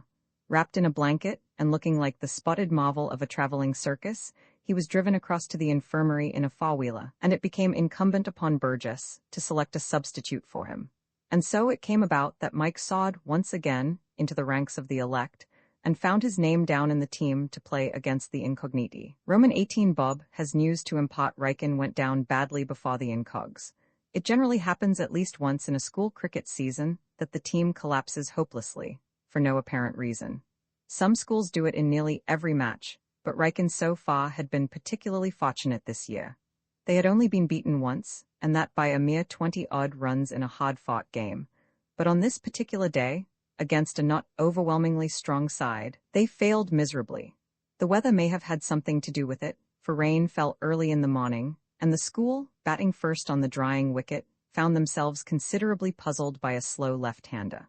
Morris and Berridge left with the score still short of 10, and after that the rout began. Bob, going in fourth wicket, made a dozen, and Mike kept his end up, and was not out 11. But nobody except Wyatt, who hit out at everything and knocked up 30 before he was stumped, did anything to distinguish himself. The total was 107, and the Incogniti, batting when the wicket was easier, doubled this. The general opinion of the school after this match was that either Mike or Bob would have to stand down from the team when it was definitely filled up. For Neville Smith, by showing up well with the ball against the Incogniti when the others failed with the bat, made it practically certain that he would get one of the 2 vacancies. "If I do," he said to Wyatt, "there will be the biggest bust of modern times at my place. My pater is away for a holiday in Norway, and I'm alone, bar the servants, and I can square them. Will you come?" "Tea, said Neville Smith scornfully. "Well, what then? Don't you ever have feeds in the dorms after lights out in the houses? Used to when I was a kid, too old now, have to look after my digestion. I remember, 3 years ago, when Wayne's won the Footer Cup, we got up and fed at about 2 in the morning. All sorts of luxuries. Sardines on sugar biscuits. I've got the taste in my mouth still. Do you remember Macpherson? Left a couple of years ago. His food ran out, so he spread brown boot polish on bread and ate that. Got through a slice, too. Wonderful chap. But what about this thing of yours? What time's it going to be? 11 suit you? All right. How about getting out? I'll do it as quickly as the team did today. I can't say more than that. You were all right. I'm an exceptional sort of chap. What about the Jacksons? It's going to be a close thing. If Bob's fielding were to improve suddenly, he would just do it. But young Mike's all over him as a bat. In a year or two that kid'll be a marvel. He's bound to get in next year, of course, so perhaps it would be better if Bob got the place as it's his last season. Still, one wants the best man, of course. Mike avoided Bob as much as possible during this anxious period, and he privately thought it rather tactless of the latter when, meeting him one day outside Donaldson's, he insisted on his coming in and having some tea. Mike shuffled uncomfortably as his brother filled the kettle and lit the Etna. It required more tact than he had at his disposal to carry off a situation like this. Bob, being older, was more at his ease. He got tea ready, making desultory conversation the while, as if there were no particular reason why either of them should feel uncomfortable in the other's presence. When he had finished, he pawed Mike out a cup, passed him the bread, and sat down. "Not seen much of each other lately, Mike, what?" Mike murmured unintelligibly through a mouthful of bread and jam. "It's no good pretending it isn't an awkward situation," continued Bob, "because it is, beastly awkward. Awful rot the pater sending us to the same school. Oh, I don't know. We've all been at Riken. Pity to spoil the record. It's your fault for being such a young infant prodigy, and mine for not being able to field like an ordinary human being. You get on much better in the deep. Bit better, yes. Liable at any moment to miss a sitter, though. Not that it matters much really whether I do now." Mike stared. "What, why?" "That's what I wanted to see you about. Has Burgess said anything to you yet?" "No, why, what about?" "Well, I've a sort of idea our little race is over. I fancy you've won." "I've not heard a word." "I have. I'll tell you what makes me think the thing's settled. I was in the Pav. Just now in the first room, trying to find a batting glove I'd mislaid. There was a copy of the Rykinian lying on the mantelpiece, and I picked it up and started reading it. So there wasn't any noise to show anybody outside that there was someone in the room. And then I heard Burgess and Spence jawing on the steps. They thought the place was empty, of course. I couldn't help hearing what they said. The Pav. S like a sounding board. I heard every word.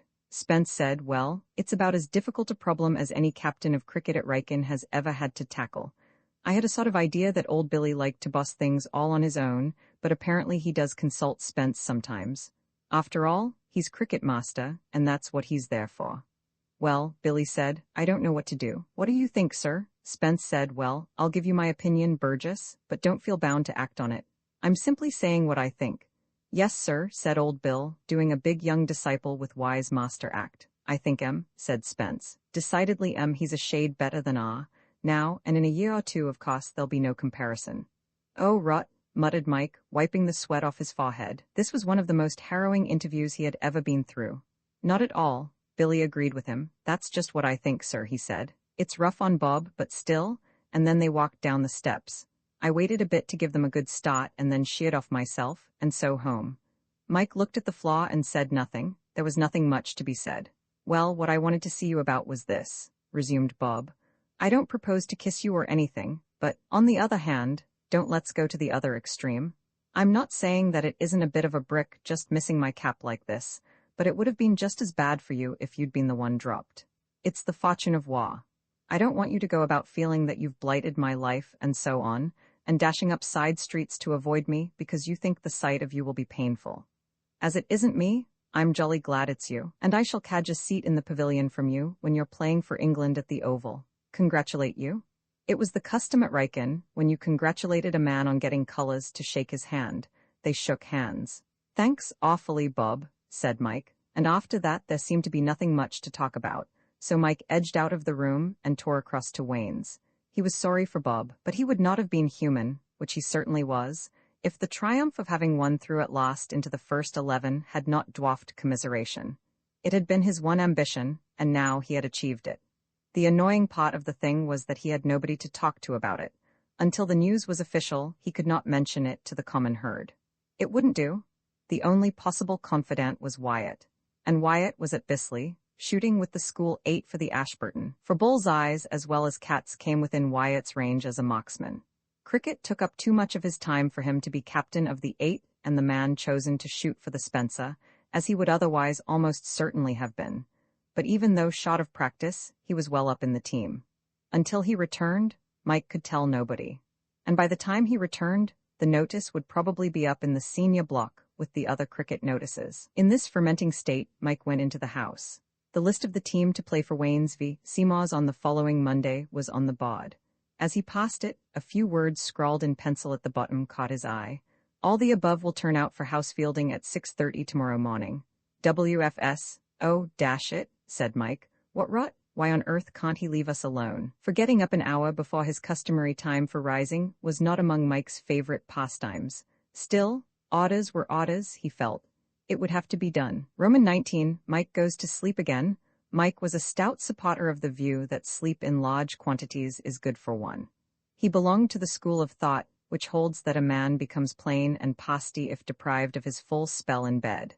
He aimed at the peach bloom complexion. To be routed out of bed a clear hour before the proper time, even on a summer morning, was not, therefore, a prospect that appealed to him. When he woke, it seemed even less attractive than it had done when he went to sleep. He had banged his head on the pillow 6 times overnight, and this silent alarm proved effective, as it always does. Reaching out a hand for his watch, he found that it was 5 minutes past 6. This was to the good. He could manage another quarter of an hour between the sheets. It would only take him 10 minutes to wash and get into his flannels. He took his quarter of an hour, and a little more. He woke from a sort of doze to find that it was 25 past. Man's inability to get out of bed in the morning is a curious thing. One may reason with oneself clearly and forcibly without the slightest effect. One knows that delay means inconvenience. Perhaps it may spoil one's whole day. And one also knows that a single resolute heave will do the trick. But logic is of no use. One simply lies there. Mike thought he would take another minute, and during that minute there floated into his mind the question, who was Furby Smith? That was the point. Who was he, after all? This started quite a new train of thought. Previously, Mike had firmly intended to get up some time. Now he began to waver. The more he considered the Geizka's insignificance and futility and his own magnificence, the more outrageous did it seem that he should be dragged out of bed to please Furby Smith's vapid mind. Here was he, about to receive his first 11 colors on this very day probably, being ordered about, inconvenienced, in short, put upon by a worm who had only just scraped into the third. Was this right, he asked himself. Was this proper? And the hands of the watch moved round to 22. What was the matter with his fielding? It was all right. Make the rest of the team fag about, yes. But not a chap who, dash it all, had got his first for fielding. It was with almost a feeling of self-righteousness that Mike turned over on his side and went to sleep again. And outside in the cricket field, the massive mind of the Geizka was filled with rage, as it was gradually borne in upon him that this was not a question of mere lateness, which, he felt, would be bad enough, for when he said 6:30 he meant 6:30, but of actual desertion. It was time, he said to himself, that the foot of authority was set firmly down, and the strong right hand of justice allowed to put in some energetic work. His comments on the team's fielding that morning were bitter and sarcastic. His eyes gleamed behind their pince-nez. The painful interview took place after breakfast. The head of the house dispatched his fag in search of Mike, and waited. He paced up and down the room like a hungry lion, adjusting his pince-nez, a thing, by the way, which lions seldom do, and behaving in other respects like a monarch of the desert. One would have felt, looking at him, that Mike, in coming to his den, was doing a deed which would make the achievement of Daniel seem in comparison like the tentative effort of some timid novice. And certainly, Mike was not without qualms as he knocked at the door, and went in response to the hoarse roar from the other side of it. Furby Smith straightened his tie and glared. "Young Jackson," he said, "look here, I want to know what it all means, and jolly quick. You weren't at house fielding this morning.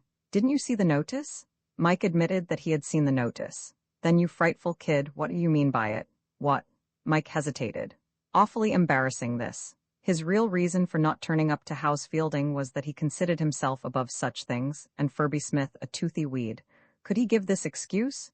He had not his book of etiquette by him at the moment, but he rather fancied not. There was no arguing against the fact that the head of the house was a toothy weed, but he felt a firm conviction that it would not be politic to say so. Happy thought, overslept himself. He mentioned this. "Overslept yourself? You must jolly well not oversleep yourself." "What do you mean by oversleeping yourself?" "Very trying this sort of thing." "What time did you wake up?" 6, said Mike. It was not according to his complicated, yet intelligible code of morality to tell lies to save himself.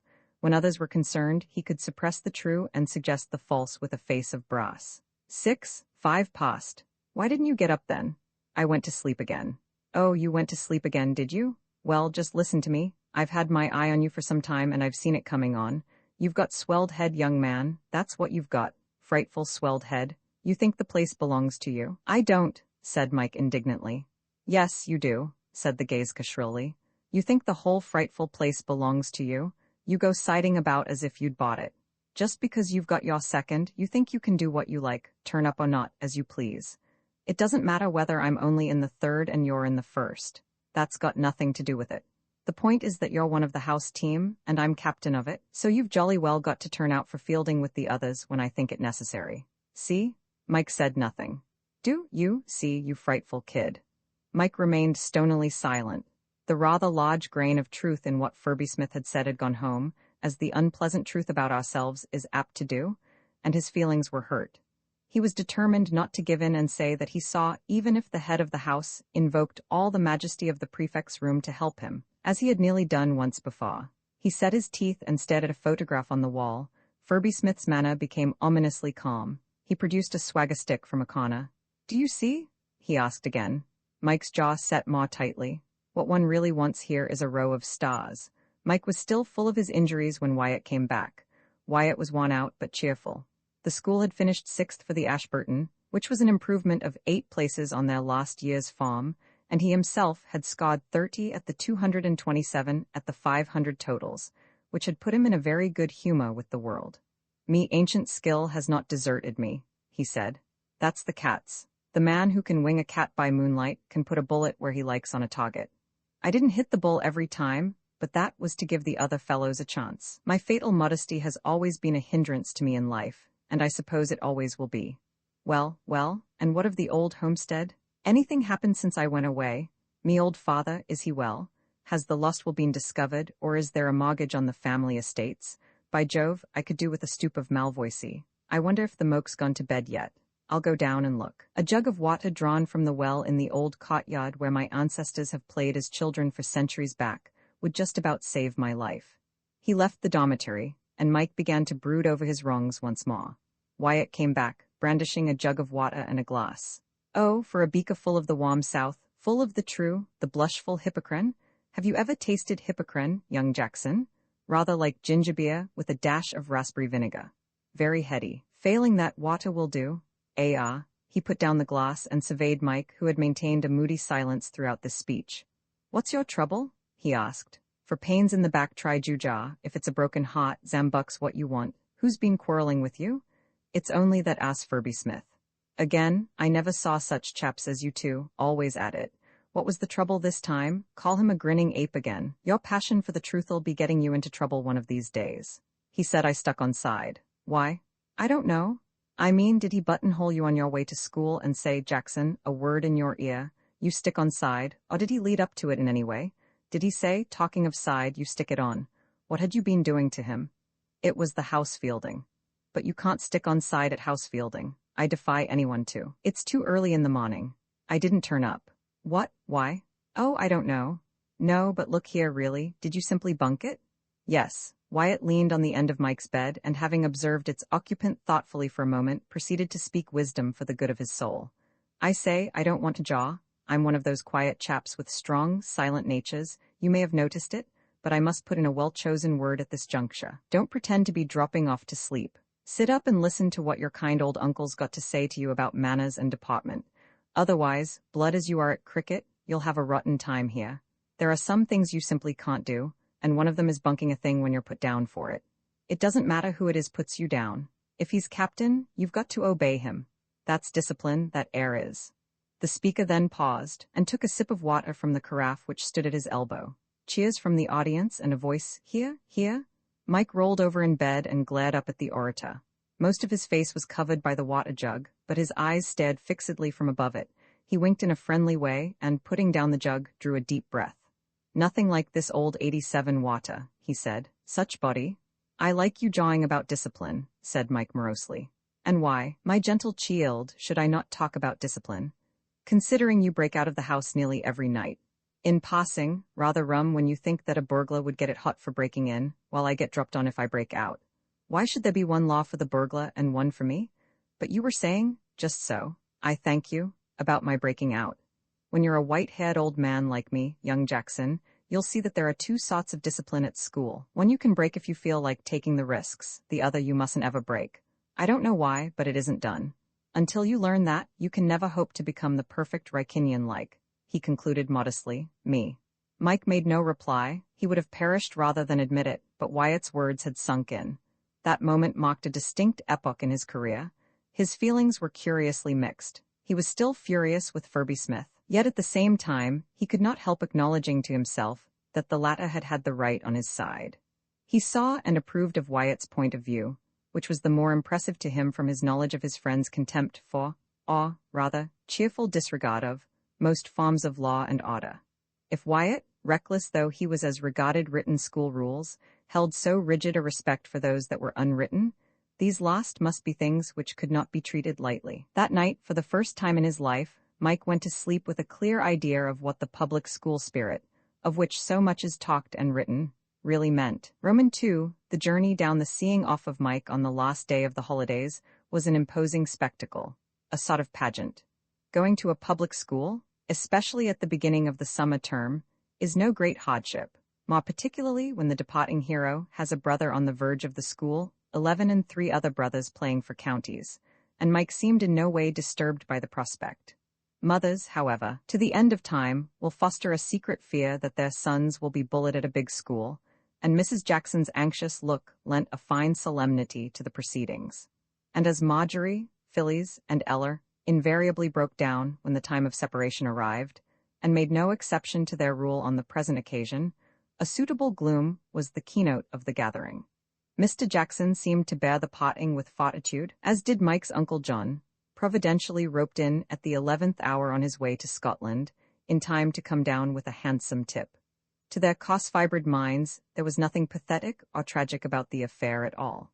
At the very moment when the train began to glide out of the station, Uncle John was heard to remark that, in his opinion, these bucks weren't a patch on the old-shaped Laranaga.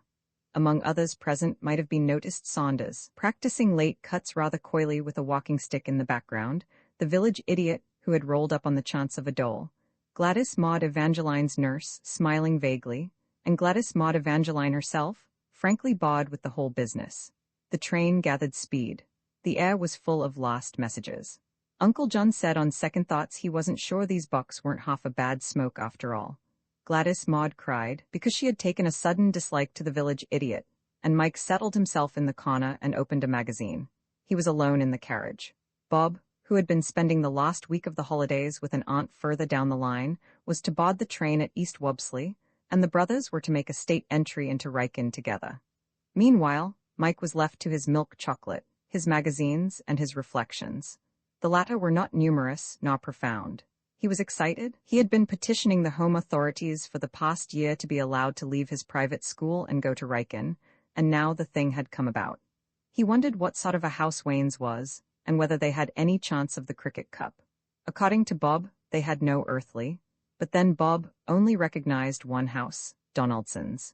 He wondered if Bob would get his first 11 cap this year, and if he himself were likely to do anything at cricket. Marjorie had faithfully reported every word Saunders had said on the subject, but Bob had been so careful to point out his insignificance when compared with the humblest Wrykynian that the professional's glowing prophecies had not had much effect. It might be true that someday he would play for England, but just at present, he felt he would exchange his place in the team for one in the Wrykyn third 11. A sort of mist enveloped everything Wrykynian. It seemed almost hopeless to try and compete with these unknown experts. On the other hand, there was Bob. Bob, by all accounts, was on the verge of the first 11, and he was nothing special. While he was engaged on these reflections, the train drew up at a small station. Opposite the door of Mike's compartment was standing a boy of about Mike's size, though evidently some years older. He had a sharp face, with rather a prominent nose, and a pair of pince-nez gave him a supercilious look. He wore a bowler hat and carried a small portmanteau. He opened the door and took the seat opposite to Mike, whom he scrutinized for a moment rather after the fashion of a naturalist examining some new and unpleasant variety of beetle. He seemed about to make some remark, but instead got up and looked through the open window. "Was that Potter?" Mike heard him say. The Potter came skimming down the platform at that moment. "Potter, sir? Are those frightful boxes of mine and all right?" "Yes, sir, because you know there'll be a frightful row if any of them get lost." "No chance of that, sir." "Here you are, then." "Thank you, sir." The youth drew his head and shoulders in, stared at Mike again, and finally sat down. Mike noticed that he had nothing to read and wondered if he wanted anything, but he did not feel equal to offering him one of his magazines.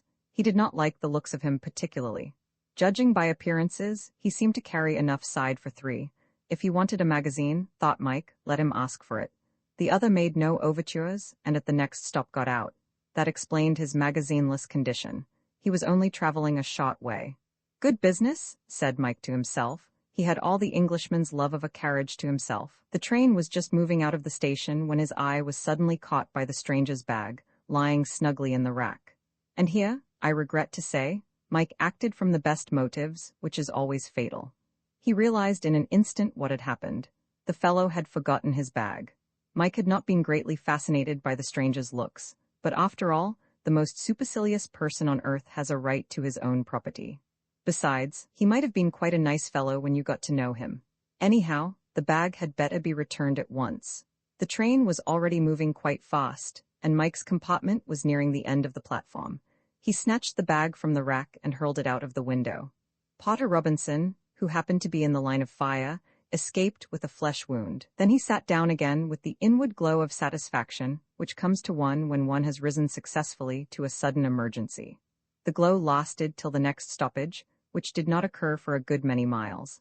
Then it ceased abruptly, for the train had scarcely come to a standstill when the opening above the door was darkened by a head and shoulders.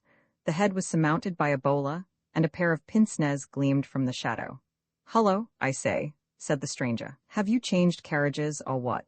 "No," said Mike. "Then dash it, where's my frightful bag? Life teems with embarrassing situations. This was one of them." "The fact is," said Mike, "I chucked it out." "Chucked it out? What do you mean? When?" "At the last station." The guard blew his whistle and the other jumped into the carriage. "I thought you'd got out there for good," explained Mike. "I'm awfully sorry." "Where is the bag?" "On the platform at the last station. It hit a Potter." Against his will, for he wished to treat the matter with fitting solemnity, Mike grinned at the recollection. The look on Potter Robinson's face as the bag took him in the small of the back had been funny, though not intentionally so. The bereaved owner disapproved of this levity, and said as much. "Don't grin, you little beast," he shouted. "There's nothing to laugh at. You go chucking bags that don't belong to you out of the window, and then you have the frightful cheek to grin about it." "It wasn't that," said Mike hurriedly. "Only the Potter looked awfully funny when it hit him." "Dash the Potter, what's going to happen about my bag? I can't get out for half a second to buy a magazine without your flinging my things about the platform. What you want is a frightful kicking." The situation was becoming difficult, but fortunately at this moment the train stopped once again, and looking out of the window, Mike saw a board with East Wobsley upon it in large letters. A moment later Bob's head appeared in the doorway. "Hullo, there you are," said Bob. His eye fell upon Mike's companion. "Hullo, Gaiska," he exclaimed. "Where did you spring from? Do you know my brother? He's coming to Riken this term. By the way, rather lucky you've met. He's in your house." Ferby Smith's head of Wayne's Mike. Mike gathered that Gaiska and Ferby Smith were one and the same person. He grinned again. Ferby Smith continued to look ruffled, though not aggressive. "Oh, are you in Wayne's?" he said. "I say, Bob," said Mike, "I've made rather an ass of myself." "Naturally. I mean, what happened was this. I chucked Ferby Smith's portmanteau out of the window, thinking he'd got out, only he hadn't really, and it's at a station miles back." "You're a bit of a rotter, aren't you? Had it got your name and address on it, Gaiska?" "Yes." "Oh, then it's certain to be all right. It's bound to turn up some time. They'll send it on by the next train, and you'll get it either tonight or tomorrow." "Frightful nuisance, all the same. Lots of things in it I wanted." "Oh, never mind, it's all right. I say, what have you been doing in the holidays? I didn't know you lived on this line at all." From this point onwards Mike was out of the conversation altogether. Bob and Ferby Smith talked of Riken, discussing events of the previous term of which Mike had never heard. Names came into their conversation, which were entirely new to him. He realized that school politics were being talked, and that contributions from him to the dialogue were not required. He took up his magazine again, listening the while. They were discussing Wayne's now. The name Wyatt cropped up with some frequency. Wyatt was apparently something of a character. Mention was made of rows in which he had played a part in the past. "It must be pretty rotten for him," said Bob. "He and Wayne never get on very well, and yet they have to be together, holidays as well as term. Pretty bad having a stepfather at all. I shouldn't care to, and when your housemaster and your stepfather are the same man, it's a bit thick." "Frightful," agreed Ferby Smith. "I swear, if I were in Wyatt's place, I should rut about like anything. It isn't as if he'd anything to look forward to when he leaves. He told me last term that Wayne had got a nomination for him in some beastly bank, and that he was going into it directly after the end of this term. Rather rough on a chap like Wyatt. Good cricketer and footballer, I mean, and all that sort of thing. It's just the sort of life he'll hate most. Hello, here we are. Mike looked out of the window. It was Riken at last. Roman 20, the team is filled up when Burgess, at the end of the conversation in the pavilion with Mr. Spence, which Bob Jackson had overheard, accompanied the cricket master across the field to the batting houses. He had distinctly made up his mind to give Mike his first 11 colours next day. There was only one more match to be played before the school fixture list was finished. That was the match with Ripton. Both at cricket and football, Ripton was the school that mattered most. Riken did not always win its other school matches, but it generally did. The public schools of England divide themselves naturally into little groups as far as games are concerned. Harrow, Eton, and Winchester are one group. Westminster and Charterhouse another. Bedford, Tonbridge, Dulwich, Haileybury, and St. Paul's are a third. In this way, Riken, Ripton, Geddington, and Wilborough formed a group. There was no actual championship competition, but each played each, and by the end of the season, it was easy to see which was entitled to first place. This nearly always lay between Ripton and Riken. Sometimes an exceptional Geddington team would sweep the bod, or Riken, having beaten Ripton, would go down before Wilborough. But this did not happen often. Usually Wilborough and Geddington were left to scramble for the wooden spoon. Secretaries of cricket at Ripton and Riken always liked to arrange the date of the match towards the end of the term, so that they might take the field with representative and not experimental teams. By July, the weeding out process had generally finished, besides which the members of the teams had had time to get into form. At Riken, it was the custom to fill up the team, if possible, before the Ripton match. A player is likely to show better form if he has got his colours than if his fate depends on what he does in that particular match. Burgess, accordingly, had resolved to fill up the first 11 just a week before Ripton visited Riken. There were 2 vacancies. One gave him no trouble.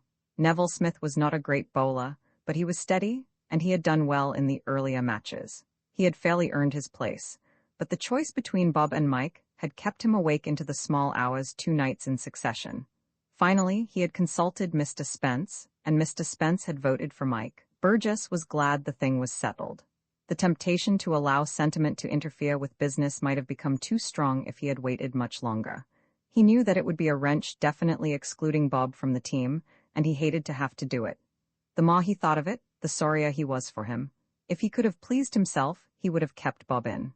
But as the poet has it, pleasure is pleasure, and biz is biz, and kep in a separate jug. The first duty of a captain is to have no friends. From small causes great events do spring.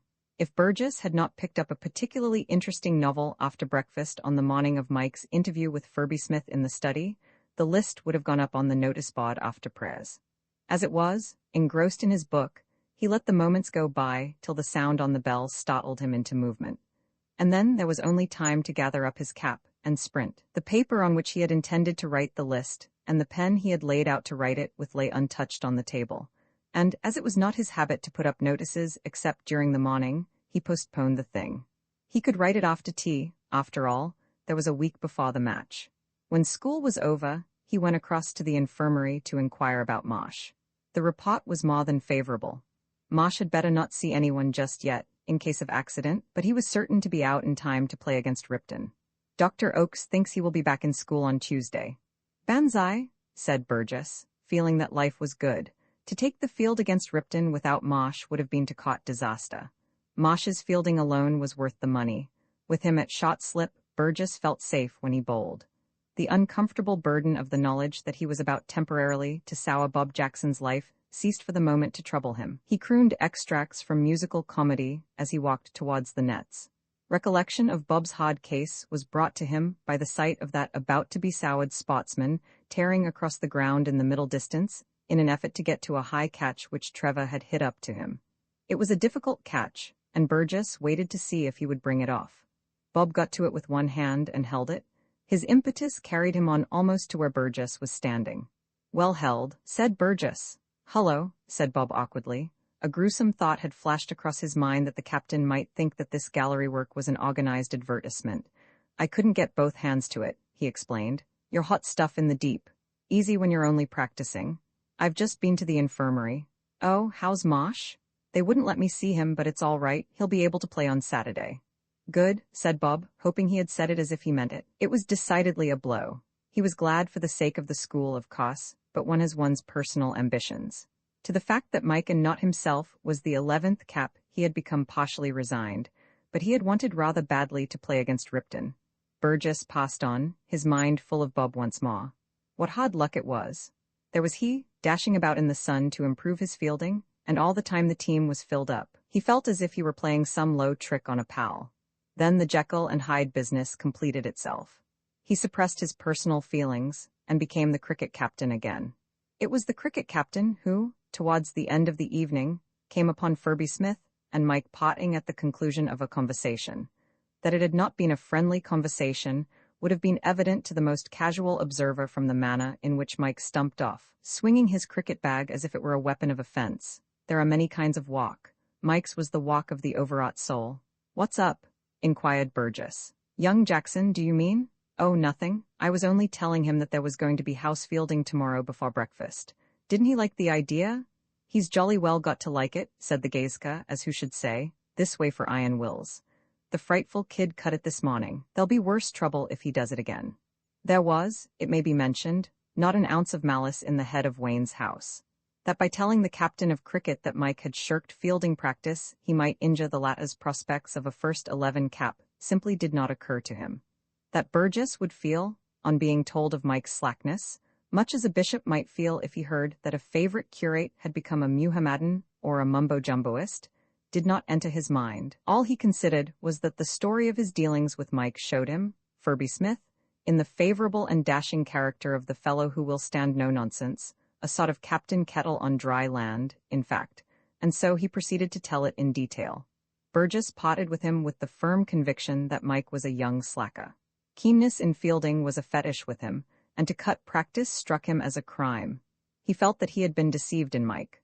When, therefore, one takes into consideration his private bias in favor of Bob, and adds to it the reaction caused by this sudden unmasking of Mike, it is not surprising that the list Burgess made out that night before he went to bed differed, in an important respect, from the one he had intended to write before school.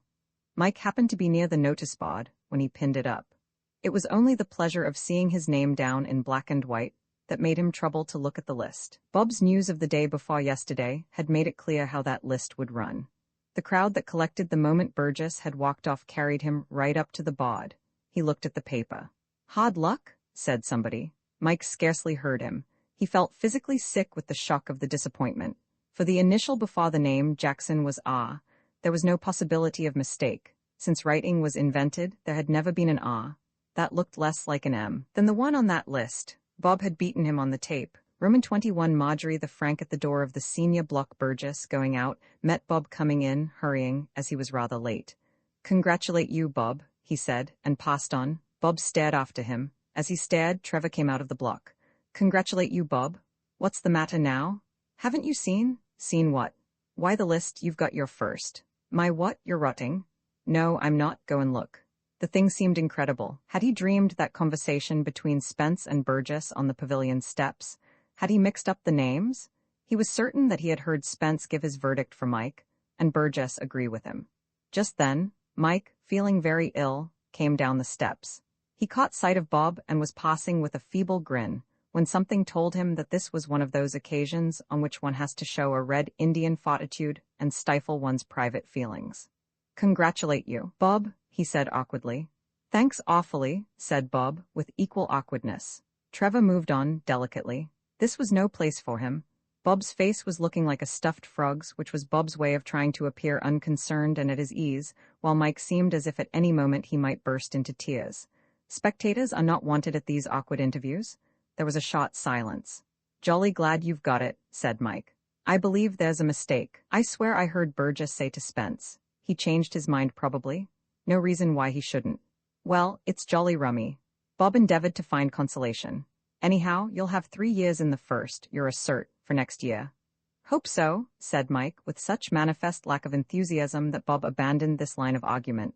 When one has missed one's colors, next year seems a very, very long way off. They moved slowly through the cloisters, neither speaking, and up the stairs that led to the great hall. Each was gratefully conscious of the fact that prayers would be beginning in another minute, putting an end to an uncomfortable situation. "Heard from home lately?"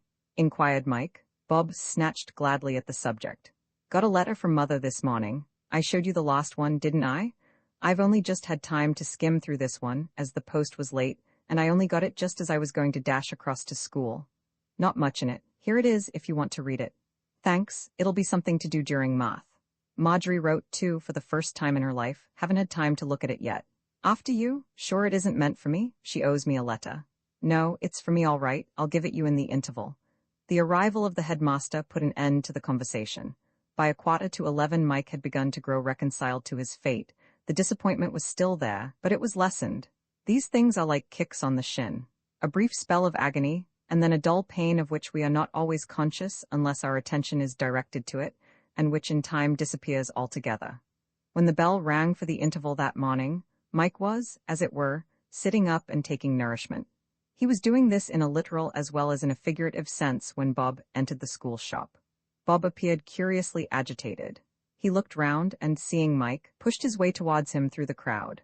Most of those present congratulated him as he passed, and Mike noticed, with some surprise, that, in place of the blushful grin which custom demands from the man who is being congratulated on receipt of colors, there appeared on his face a worried, even an irritated look. He seemed to have something on his mind. "Hullo," said Mike amiably. "Got that letter?" "Yes, I'll show it you outside." "Why not here?" "Come on." Mike resented the tone, but followed. Evidently something had happened to upset Bob seriously. As they went out on the gravel, somebody congratulated Bob again, and again Bob hardly seemed to appreciate it. Bob led the way across the gravel and on to the first terrace. When they had left the crowd behind, he stopped. "What's up?" asked Mike. "I want you to read." "Jackson?" They both turned. The headmaster was standing on the edge of the gravel. Bob pushed the letter into Mike's hands. "Read that," he said, and went up to the headmaster. Mike heard the words "English essay," and, seeing that the conversation was apparently going to be one of some length, capped the headmaster and walked off. He was just going to read the letter when the bell rang. He put the missive in his pocket and went to his farm room wondering what Marjorie could have found to say to Bob to touch him on the raw to such an extent. She was a breezy correspondent, with a style of her own, but usually she entertained rather than upset people. No suspicion of the actual contents of the letter crossed his mind. He read it during school, under the desk, and ceased to wonder. Bob had had cause to look worried. For the 1,001st time in her career of crime, Marjorie had been and done it. With a strong hand she had shaken the cat out of the bag, and exhibited it plainly to all whom it might concern. There was a curious absence of construction about the letter. Most authors of sensational matter nurse their bombshell, light up to it, and display it to the best advantage. Marjorie dropped hers into the body of the letter, and let it take its chance with the other news items. "Dear Bob," the letter ran, "I hope you are quite well." "I am quite well.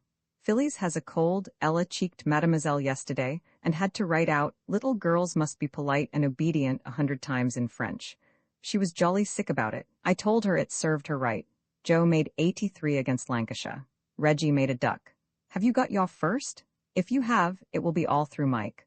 Uncle John told Father that Mike pretended to hurt his wrist so that you could play instead of him for the school, and Father said it was very spotting of Mike, but nobody must tell you because it wouldn't be fair if you got your first for you to know that you owed it to Mike, and I wasn't supposed to hear, but I did, because I was in the room, only they didn't know I was. We were playing hide and seek, and I was hiding. So I'm writing to tell you, from your affectionate sister Marjorie." There followed a P.S. "I'll tell you what you ought to do. I've been reading a jolly good book called The Boys of Dormitory 2. And the hero's an awfully nice boy named Lionel Tremaine, and his friend Jack Langdale saves his life when a beast of a boatman, who's really employed by Lionel's cousin, who wants the money that Lionel's going to have, when he grows up stuns him and leaves him on the beach to drown. Well, Lionel is going to play for the school against Loamshire, and it's the match of the season, but he goes to the headmaster and says he wants Jack to play instead of him. Why don't you do that? P.P.S. This has been a frightful fag to write. For the life of him, Mike could not help giggling as he pictured what Bob's expression must have been when his brother read this document. But the humorous side of the thing did not appeal to him for long. What should he say to Bob? What would Bob say to him? Dash it all, it made him look such an awful ass. Anyhow, Bob couldn't do much. In fact, he didn't see that he could do anything. The team was filled up and Burgess was not likely to alter it. Besides, why should he alter it? Probably he would have given Bob his colors anyhow. Still, it was beastly awkward. Marjorie meant well, but she had put her foot right in it. Girls oughtn't to meddle with these things. No girl ought to be taught to write till she came of age. And Uncle John had behaved in many respects like the complete rotter. If he was going to let out things like that, he might at least have whispered them, or looked behind the curtains to see that the place wasn't chock full of female kids. Confound Uncle John. Throughout the dinner hour, Mike kept out of Bob's way. But in a small community like a school, it is impossible to avoid a man forever. They met at the nets. Well, said Bob. How do you mean? Said Mike. Did you read it? Yes. Well, is it all rot? Or did you know what I mean, sham a crooked wrist? Yes, said Mike. I did. Bob stared gloomily at his toes. I mean, he said at last, apparently putting the finishing touch to some train of thought, I know I ought to be grateful and all that. I suppose I am. I mean, it was jolly good of you, dash it all. He broke off hotly, as if the putting his position into words had suddenly showed him how inglorious it was. What did you want to do it for? What was the idea? What right have you got to go about playing Providence over me? Dash it all, it's like giving a fellow money without consulting him. I didn't think you'd ever know. You wouldn't have if only that ass Uncle John hadn't let it out. How did he get to know? Why did you tell him? He got it out of me. I couldn't choke him off. He came down when you were away at Geddington and would insist on having a look at my arm, and naturally he spotted right away there was nothing the matter with it, so it came out, that's how it was. Bob scratched thoughtfully at the turf with a spike of his boot. Of course it was awfully decent. Then again the monstrous nature of the affair came home to him. But what did you do it for? Why should you rot up your own chances to give me a look in? Oh, I don't know. You know, you did me a jolly good turn. I don't remember. When? That Furby Smith business. What about it? Well, you got me out of a jolly bad hole. Oh, rot, and do you mean to tell me it was simply because of that? Mike appeared to him in a totally new light. He stared at him as if he were some strange creature hitherto unknown to the human race. Mike shuffled uneasily beneath the scrutiny. Anyhow, it's all over now, Mike said, so I don't see what's the point of talking about it. I'm hanged if it is. You don't think I'm going to sit tight and take my first as if nothing had happened? What can you do? The list's up. Are you going to the old man to ask him if I can play, like Lionel Tremaine? The hopelessness of the situation came over Bob like a wave. He looked helplessly at Mike. Besides, added Mike, I shall get in next year all right. Half a second, I just want to speak to Wyatt about something. He sidled off. Well, anyhow, said Bob to himself, I must see Burgess about it. Roman 22, Wyatt is reminded of an engagement. There are situations in life which are beyond one. The sensible man realizes this and slides out of such situations, admitting himself beaten. Others try to grapple with them, but it never does any good. When affairs get into a real tangle, it is best to sit still and let them straighten themselves out. Or, if one does not do that, simply to think no more about them. This is philosophy. The true philosopher is the man who says, all right, and goes to sleep in his armchair. One's attitude towards life's little difficulties should be that of the gentleman in the fable, who sat down on an acorn one day, and happened to doze. The warmth of his body caused the acorn to germinate, and it grew so rapidly that, when he awoke, he found himself sitting in the fork of an oak, 60 feet from the ground. He thought he would go home, but, finding this impossible, he altered his plans. Well, he said, if I cannot compel circumstances to my will, I can at least adapt my will to circumstances. I decide to remain here. Which he did, and had a not unpleasant time. The oak lacked some of the comforts of home, but the air was splendid and the view excellent. Today's great thought for young readers. Imitate this man. Bob should have done so, but he had not the necessary amount of philosophy. He still clung to the idea that he and Burgess, in council, might find some way of making things right for everybody. Though, at the moment, he did not see how 11 caps were to be divided amongst 12 candidates in such a way that each should have won. And Burgess, consulted on the point, confessed to the same inability to solve the problem. It took Bob at least a quarter of an hour to get the facts of the case into the captain's head, but at last Burgess grasped the idea of the thing, at which period he remarked that it was a rum business. Very rum, Bob agreed. Still, what you say doesn't help us out much, seeing that the point is, what's to be done? Why do anything? Burgess was a philosopher and took the line of least resistance like the man in the oak tree. But I must do something, said Bob. Can't you see how rotten it is for me? I don't see why. It's not your fault. Very spotting of your brother and all that, of course, though I'm blowed if I'd have done it myself. But why should you do anything? You're all right. Your brother stood out of the team to let you in it, and here you are, in it. What's he got to grumble about? He's not grumbling, it's me. What's the matter with you? Don't you want your first? Not like this. Can't you see what a rotten position it is for me? Don't you worry. You simply keep on saying you're all right. Besides, what do you want me to do? Alter the list. But for the thought of those unspeakable outsiders, Lionel Tremaine and his headmaster, Bob might have answered this question in the affirmative, but he had the public school boy's terror of seeming to pose or do anything theatrical. He would have done a good deal to put matters right, but he could not do the self-sacrificing young hero business. It would not be in the picture. These things, if they are to be done at school, have to be carried through stealthily, after Mike's fashion. I suppose you can't very well. Now it's up. Tell you what, though, I don't see why I shouldn't stand out of the team for the Ripton match. I could easily fake up some excuse. I do. I don't know if it's occurred to you, but the idea is rather to win the Ripton match, if possible, so that I'm a lot keen on putting the best team into the field. Sorry if it upsets your arrangements in any way. You know perfectly well Mike's every bit as good as me. He isn't so keen. What do you mean? Fielding. He's a young slacker. When Burgess had once labeled a man as that, he did not readily let the idea out of his mind. Slacker? What rot? He's as keen as anything. Anyhow, his keenness isn't enough to make him turn out for house fielding. If you really want to know, that's why you've got your first instead of him. You sweated away and improved your fielding 20%, and I happened to be talking to Furby Smith and found that young Mike had been shirking his, so out he went. A bad field's bad enough, but a slack field wants skinning. Smith oughtn't to have told you. Well, he did tell me, so you see how it is. There won't be any changes from the team I've put up on the board. Oh, all right, said Bob. I was afraid you mightn't be able to do anything. So long. Mind the step, said Burgess. At about the time when this conversation was in progress, Wyatt, crossing the cricket field towards the school shop in search of something fizzy that might correct a burning thirst acquired at the nets, espied on the horizon a suit of cricket flannels surmounted by a huge, expansive grin. As the distance between them lessened, he discovered that inside the flannels was Neville Smith's body, and behind the grin the rest of Neville Smith's face. Their visit to the nets not having coincided in point of time, as the Greek exercise books say, Wyatt had not seen his friend since the list of the team had been posted on the board, so he proceeded to congratulate him on his colors. Thanks, said Neville Smith, with a brilliant display of front teeth. Feeling good? Not the word for it, I feel like I don't know what.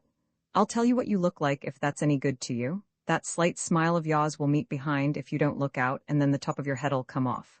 I don't care. I've got my first. Whatever happens. Little Willie's going to buy a nice new cap and a pretty striped jacket all for his own self. I say, thanks for reminding me. Not that you did, but supposing you had. At any rate, I remember what it was I wanted to say to you.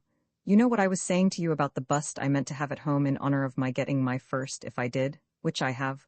Well, anyhow it's tonight. You can roll up, can't you? Delighted. Anything for a free feed in these hard times. What time did you say it was? 11. Make it a bit earlier if you like. No, 11'll do me all right. How are you going to get out? Stone walls do not a prison make, nor iron bars a cage. That's what the man said who wrote the libretto for the last set of Latin verses we had to do. I shall manage it. They ought to allow you a latchkey. Yes, I've often thought of asking my pater for one. Still, I get on very well. Who are coming besides me? No botters, they all funked it. The race is degenerating. Said it wasn't good enough. The school is going to the dogs. Who did you ask? Clowes was one. Said he didn't want to miss his beauty sleep. And Henfrey backed out because he thought the risk of being sacked wasn't good enough. That's an aspect of the thing that might occur to some people. I don't blame him. I might feel like that myself if I'd got another couple of years at school. But 1 or 2 day boys are coming. Clefane is for one, and Beverly. We shall have rather a rag. I'm going to get the things now. When I get to your place, I don't believe I know the way, now I come to think of it. What do I do? Ring the bell and send in my card, or smash the nearest window and climb in?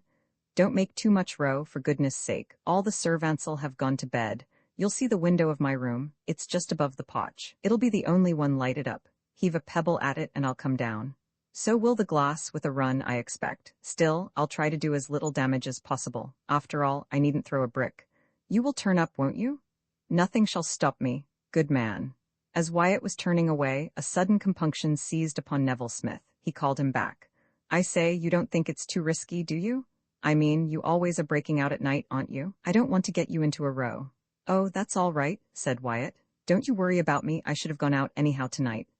Roman 23, a surprise for Mr. Appleby, you may not know it, said Wyatt to Mike in the dormitory that night, But this is the maddest, merriest day of all the glad new year. Mike could not help thinking that for himself, it was the very reverse, but he did not state his view of the case. "What's up?" he asked. "Neville Smith's giving a meal at his place in honor of his getting his first. I understand the preparations are on a scale of the utmost magnificence. No expense has been spared. Ginger beer will flow like water. The oldest cask of lemonade has been broached, and a sardine is roasting whole in the marketplace. Are you going? If I can tear myself away from your delightful society, the kickoff is fixed for 11 sharp. I am to stand underneath his window and heave bricks till something happens. I don't know if he keeps a dog. If so, I shall probably get bitten to the bone. When are you going to start?" "About 5 minutes after Wayne has been round the dormitories to see that all's well. That ought to be somewhere about 10:30. Don't go getting caught." "I shall do my little best not to be. Rather tricky work, though, getting back. I've got to climb 2 garden walls, and I shall probably be so full of Malvoisie that you'll be able to hear it swishing about inside me. No catch steeplechasing if you're like that. They've no thought for people's convenience here. Now at Bradford, they've got studies on the ground floor, the windows looking out over the boundless prairie. No climbing or steeplechasing needed at all. All you have to do is to open the window and step out. Still, we must make the best of things. Push us over a pinch of that tooth powder of yours. I've used all mine." Wyatt very seldom penetrated further than his own garden on the occasions when he roamed abroad at night. For cat-shooting, the Wayne spinneys were unsurpassed. There was one particular dustbin where one might be certain of flushing a covey any night, and the wall by the potting shed was a feline clubhouse. But when he did wish to get out into the open country, he had a special route which he always took. He climbed down from the wall that ran beneath the dormitory window into the garden belonging to Mr. Appleby, the master who had the house next to Mr. Wayne's.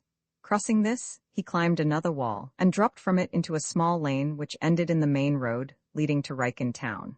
This was the route which he took tonight. It was a glorious July night, and the scent of the flowers came to him with a curious distinctness as he let himself down from the dormitory window. At any other time he might have made a lengthy halt and enjoyed the scents and small summer noises, but now he felt that it would be better not to delay. There was a full moon, and where he stood he could be seen distinctly from the windows of both houses. They were all dark, it is true, but on these occasions it was best to take no risks. He dropped cautiously into Appleby's garden, ran lightly across it, and was in the lane within a minute. There he paused, dusted his trousers, which had suffered on the 2 walls, and strolled meditatively in the direction of the town. 10:30 had just chimed from the school clock. He was in plenty of time. "What a night," he said to himself, sniffing as he walked. Now it happened that he was not alone in admiring the beauty of that particular night. At 10:15, it had struck Mr. Appleby, looking out of his study into the moonlit school grounds, that a pipe in the open would make an excellent break in his night's work. He had acquired a slight headache as the result of correcting a batch of examination papers, and he thought that an interval of an hour in the open air, before approaching the half-dozen or so papers, which still remained to be looked at, might do him good. The window of his study was open, but the room had got hot and stuffy. Nothing like a little fresh air for putting him right. For a few moments he debated the rival claims of a stroll in the cricket field and a seat in the garden. Then he decided on the latter. The little gate in the railings opposite his house might not be open, and it was a long way round to the main entrance. So he took a deck chair which leaned against the wall and let himself out of the back door.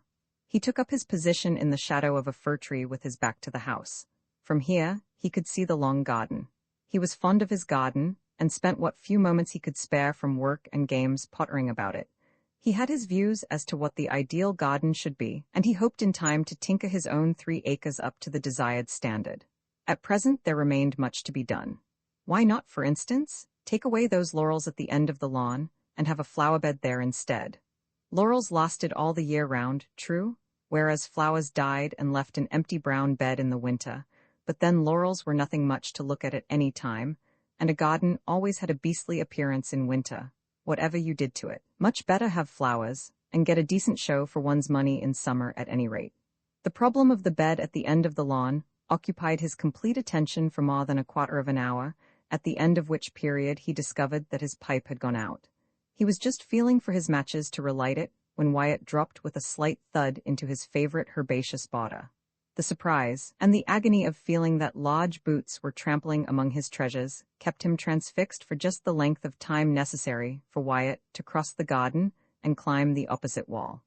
As he dropped into the lane, Mr. Appleby recovered himself sufficiently to emit a sort of strangled croak, but the sound was too slight to reach Wyatt. That reveller was walking down the Rykin Road before Mr. Appleby had left his chair. It is an interesting point that it was the gardener rather than the schoolmaster in Mr. Appleby that first awoke to action. It was not the idea of a boy breaking out of his house at night that occurred to him first as particularly heinous. It was the fact that the boy had broken out via his herbaceous border. In 4 strides he was on the scene of the outrage, examining, on hands and knees, with the aid of the moonlight, the extent of the damage done. As far as he could see, it was not serious. By a happy accident, Wyatt's boots had gone home to right and left of precious plants, but not on them. With a sigh of relief, Mr. Appleby smoothed over the cavities and rose to his feet. At this point, it began to strike him that the episode affected him as a schoolmaster also. In that startled moment when Wyatt had suddenly crossed his line of vision, he had recognized him. The moon had shone full on his face as he left the flower bed. There was no doubt in his mind as to the identity of the intruder. He paused, wondering how he should act. It was not an easy question. There was nothing of the spy about Mr. Appleby. He went his way openly, liked and respected by boys and masters. He always played the game. The difficulty here was to say exactly what the game was. Sentiment, of course, bade him forget the episode, treat it as if it had never happened. That was the simple way out of the difficulty. There was nothing unspotting about Mr. Appleby. He knew that there were times when a master might, without blame, close his eyes or look the other way. If he had met Wyatt out of bounds in the daytime, and it had been possible to convey the impression that he had not seen him, he would have done so. To be out of bounds is not a particularly deadly sin.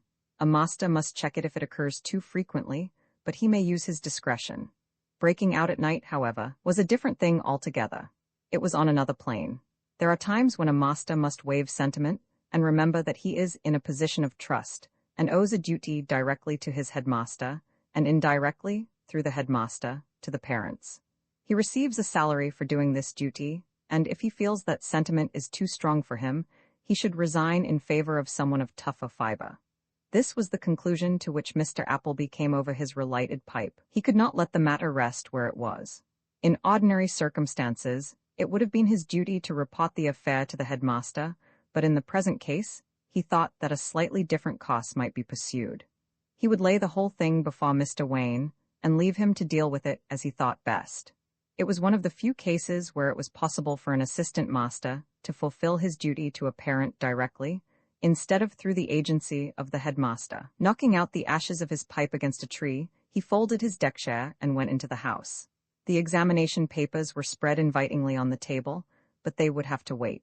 He turned down his lamp and walked round to Wayne's. There was a light in one of the ground floor windows.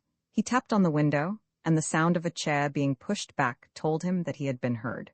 The blind shot up, and he had a view of a room littered with books and papers, in the middle of which stood Mr. Wayne, like a sea beast among rocks. Mr. Wayne recognized his visitor and opened the window. Mr. Appleby could not help feeling how like Wayne it was to work on a warm summer's night in a hermetically sealed room. There was always something queer and eccentric about Wyatt's stepfather. "Can I have a word with you, Wayne?" he said. "Appleby, is there anything the matter? I was startled when you tapped, exceedingly so." "Sorry," said Mr. Appleby. "Wouldn't have disturbed you, only it's something important. I'll climb in through here, shall I? No need to unlock the door."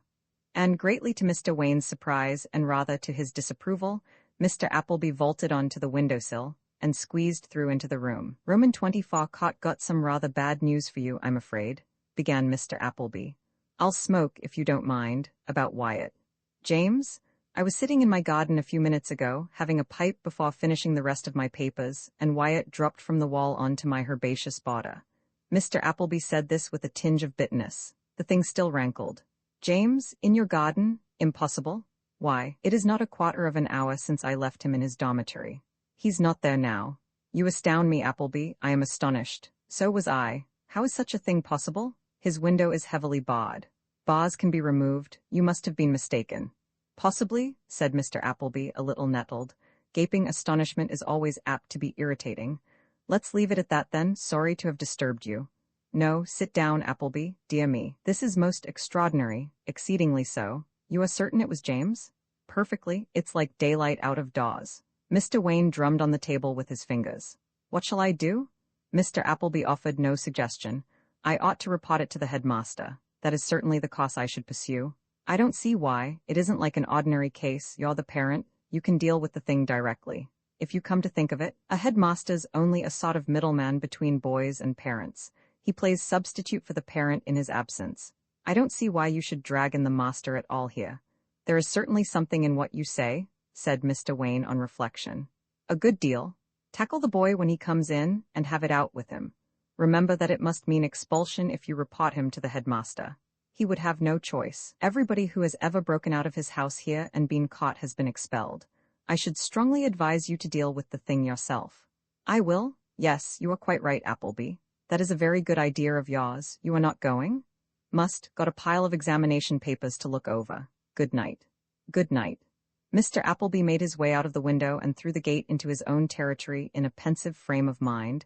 He was wondering what would happen. He had taken the only possible course, and if only Wayne kept his head and did not let the matter get through officially to the headmaster, things might not be so bad for Wyatt after all. He hoped they would not. He liked Wyatt.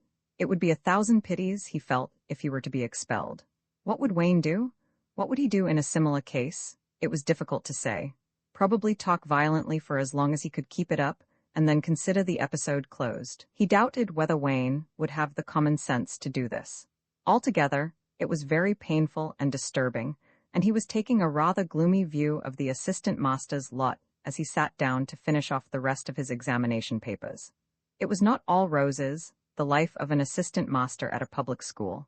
He had continually to be sinking his own individual sympathies in the claims of his duty. Mr. Appleby was the last man who would willingly have reported a boy for enjoying a midnight ramble. But he was the last man to shirk the duty of reporting him, merely because it was one decidedly not to his taste. Mr. Wayne sat on for some minutes after his companion had left, pondering over the news he had heard. Even now, he clung to the idea that Appleby had made some extraordinary mistake. Gradually, he began to convince himself of this. He had seen Wyatt actually in bed a quarter of an hour before, not asleep, it was true, but apparently on the verge of dropping off. And the bars across the window had looked so solid. Could Appleby have been dreaming? Something of the kind might easily have happened. He had been working hard, and the night was warm. Then it occurred to him that he could easily prove or disprove the truth of his colleague's statement by going to the dormitory and seeing if Wyatt were there or not. If he had gone out, he would hardly have returned yet. He took a candle and walked quietly upstairs. Arrived at his stepson's dormitory, he turned the door handle softly and went in. The light of the candle fell on both beds. Mike was there, asleep. He grunted and turned over with his face to the wall as the light shone on his eyes, but the other bed was empty. Appleby had been right. If further proof had been needed, one of the bars was missing from the window. The moon shone in through the empty space. The housemaster sat down quietly on the vacant bed. He blew the candle out and waited there in the semi-darkness, thinking. For years he and Wyatt had lived in a state of armed neutrality, broken by various small encounters. Lately, by silent but mutual agreement, they had kept out of each other's way as much as possible, and it had become rare for the housemaster to have to find fault officially with his stepson, but there had never been anything even remotely approaching friendship between them. Mr. Wayne was not a man who inspired affection readily, least of all in those many years younger than himself, nor did he easily grow fond of others. Wyatt he had regarded, from the moment when the threads of their lives became entangled, as a complete nuisance. It was not, therefore, a sorrowful, so much as an exasperated, vigil that he kept in the dormitory. There was nothing of the sorrowing father about his frame of mind. He was the housemaster about to deal with a mutineer, and nothing else. This breaking out, he reflected wrathfully, was the last straw. Wyatt's presence had been a nervous inconvenience to him for years. The time had come to put an end to it. It was with a comfortable feeling of magnanimity that he resolved not to report the breach of discipline to the headmaster. Wyatt should not be expelled, but he should leave, and that immediately. He would write to the bank before he went to bed, asking them to receive his stepson at once, and the letter should go by the first post next day. The discipline of the bank would be salutary and steadying, and this was a particularly grateful reflection. A fortnight annually was the limit of the holiday allowed by the management to its junior employees. Mr. Wayne had arrived at this conclusion and was beginning to feel a little cramped when Mike Jackson suddenly sat up. "Hello," said Mike. "Go to sleep, Jackson, immediately," snapped the housemaster. Mike had often heard and read of people's hearts leaping to their mouths, but he had never before experienced that sensation of something hot and dry springing in the throat, which is what really happens to us on receipt of a bad shock. A sickening feeling that the game was up beyond all hope of salvation came to him. He lay down again without a word. What a frightful thing to happen! How on earth had this come about? What in the world had brought Wayne to the dormitory at that hour? Poor old Wyatt. If it had upset him, Mike, to see the housemaster in the room, what would be the effect of such a sight on Wyatt, returning from the revels at Neville Smith's? And what could he do? Nothing. There was literally no way out. His mind went back to the night when he had saved Wyatt by a brilliant coup. The most brilliant of coups could effect nothing now. Absolutely and entirely, the game was up. Every minute that passed seemed like an hour to Mike. Dead silence reigned in the dormitory, broken every now and then by the creak of the other bed, as the housemaster shifted his position. 12 boomed across the field from the school clock. Mike could not help thinking what a perfect night it must be for him to be able to hear the strokes so plainly. He strained his ears for any indication of Wyatt's approach, but could hear nothing. Then a very faint scraping noise broke the stillness, and presently the patch of moonlight on the floor was darkened. At that moment, Mr. Wayne relit his candle. The unexpected glare took Wyatt momentarily aback. Mike saw him start, then he seemed to recover himself. In a calm and leisurely manner he climbed into the room. "James," said Mr. Wayne. His voice sounded ominously hollow. Wyatt dusted his knees and rubbed his hands together. "Hullo, is that you, father?" he said pleasantly. Roman 25 marching orders. A silence followed. To Mike, lying in bed, holding his breath, it seemed a long silence. As a matter of fact, it lasted for perhaps 10 seconds. Then Mr. Wayne spoke. "You have been out, James?" It is curious how in the more dramatic moments of life the inane remark is the first that comes to us. "Yes, sir," said Wyatt. "I am astonished, exceedingly astonished." "I got a bit of a start myself," said Wyatt. "I shall talk to you in my study. Follow me there." "Yes, sir." He left the room and Wyatt suddenly began to chuckle. "I say, Wyatt," said Mike, completely thrown off his balance by the events of the night. Wyatt continued to giggle helplessly. He flung himself down on his bed, rolling with laughter. Mike began to get alarmed. "It's all right," said Wyatt at last, speaking with difficulty. "But I say, how long had he been sitting there?" "It seemed hours. About an hour, I suppose, really. It's the funniest thing I've ever struck, me sweating to get in quietly and all the time him camping out on my bed. But look here, what'll happen?" Wyatt sat up. "That reminds me, suppose I'd better go down." "What'll he do, you think?" "Ah, now what?" "But I say it's awful, what'll happen?" "That's for him to decide, speaking at a venture, I should say. You don't think?" "The boot, the swift and sudden boot, I shall be sorry to part with you, but I'm afraid it's a case of au revoir, my little hyacinth. We shall meet at Philippi. This is my Moscow. Tomorrow I shall go out into the night with one long, choking sob. Years hence a white-haired bank clerk will tap at your door when you're a prosperous professional cricketer with your photograph in Whiston. That'll be me? Well, I suppose I'd better go down. We'd better all get to bed sometime tonight. Don't go to sleep." "Not likely. I'll tell you all the latest news when I come back. Where are me slippers?" "Ha, 'tis well. Lead on then, minions, I follow." In the study, Mr. Wayne was fumbling restlessly with his papers when Wyatt appeared. "Sit down, James," he said. Wyatt sat down. One of his slippers fell off with a clatter. Mr. Wayne jumped nervously. "Only my slipper," explained Wyatt. "It slipped." Mr. Wayne took up a pen and began to tap the table. "Well, James?" Wyatt said nothing. "I should be glad to hear your explanation of this disgraceful matter." "The fact is," said Wyatt. "Well, I haven't one, sir." "What were you doing out of your dormitory, out of the house, at that hour?" "I went for a walk, sir." "And may I inquire, are you in the habit of violating the strictest school rules by absenting yourself from the house during the night?" "Yes, sir." "What?" "Yes, sir. This is an exceedingly serious matter." Wyatt nodded agreement with this view. "Exceedingly." The pen rose and fell with the rapidity of the cylinder of a motor car. Wyatt, watching it, became suddenly aware that the thing was hypnotizing him. In a minute or two he would be asleep. "I wish you wouldn't do that, father. Tap like that, I mean. It's sending me to sleep." "James? It's like a woodpecker." "Studied impertinence? I'm very sorry. Only it was sending me off." Mr. Wayne suspended tapping operations and resumed the thread of his discourse. "I am sorry, exceedingly, to see this attitude in you, James. It is not fitting. It is in keeping with your behavior throughout. Your conduct has been lax and reckless in the extreme.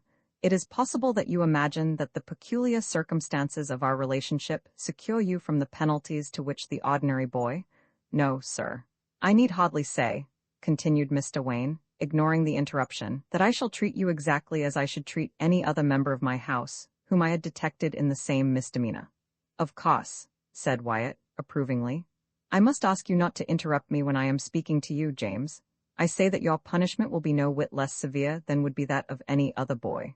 You have repeatedly proved yourself lacking in ballast and a respect for discipline in smaller ways, but this is a far more serious matter. Exceedingly so. It is impossible for me to overlook it, even were I disposed to do so. You are aware of the penalty for such an action as yours? The sack, said Wyatt laconically. It is expulsion. You must leave the school, at once. Wyatt nodded. As you know, I have already secured a nomination for you in the London and Oriental Bank. I shall write tomorrow to the manager asking him to receive you at once. After all, they only gain an extra fortnight of me. You will leave directly I receive his letter. I shall arrange with the headmaster that you are withdrawn privately. Not the sack. Withdrawn privately, you will not go to school tomorrow. Do you understand? That is all. Have you anything to say? Wyatt reflected. No, I don't think. His eye fell on a tray bearing a decanter and a siphon.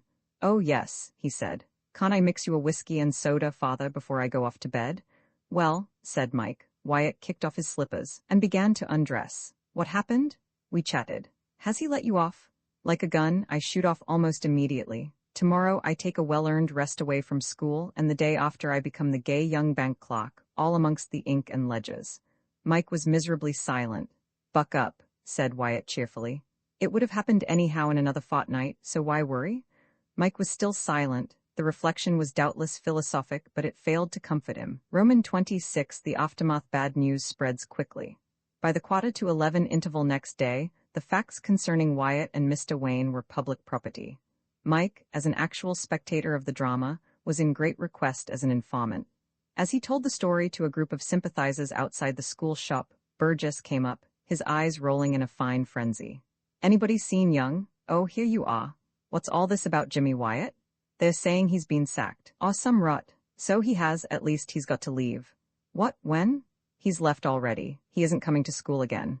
Burgess's first thought, as befitted a good cricket captain, was for his team. And the Ripton match on Saturday? Nobody seemed to have anything except silent sympathy at his command.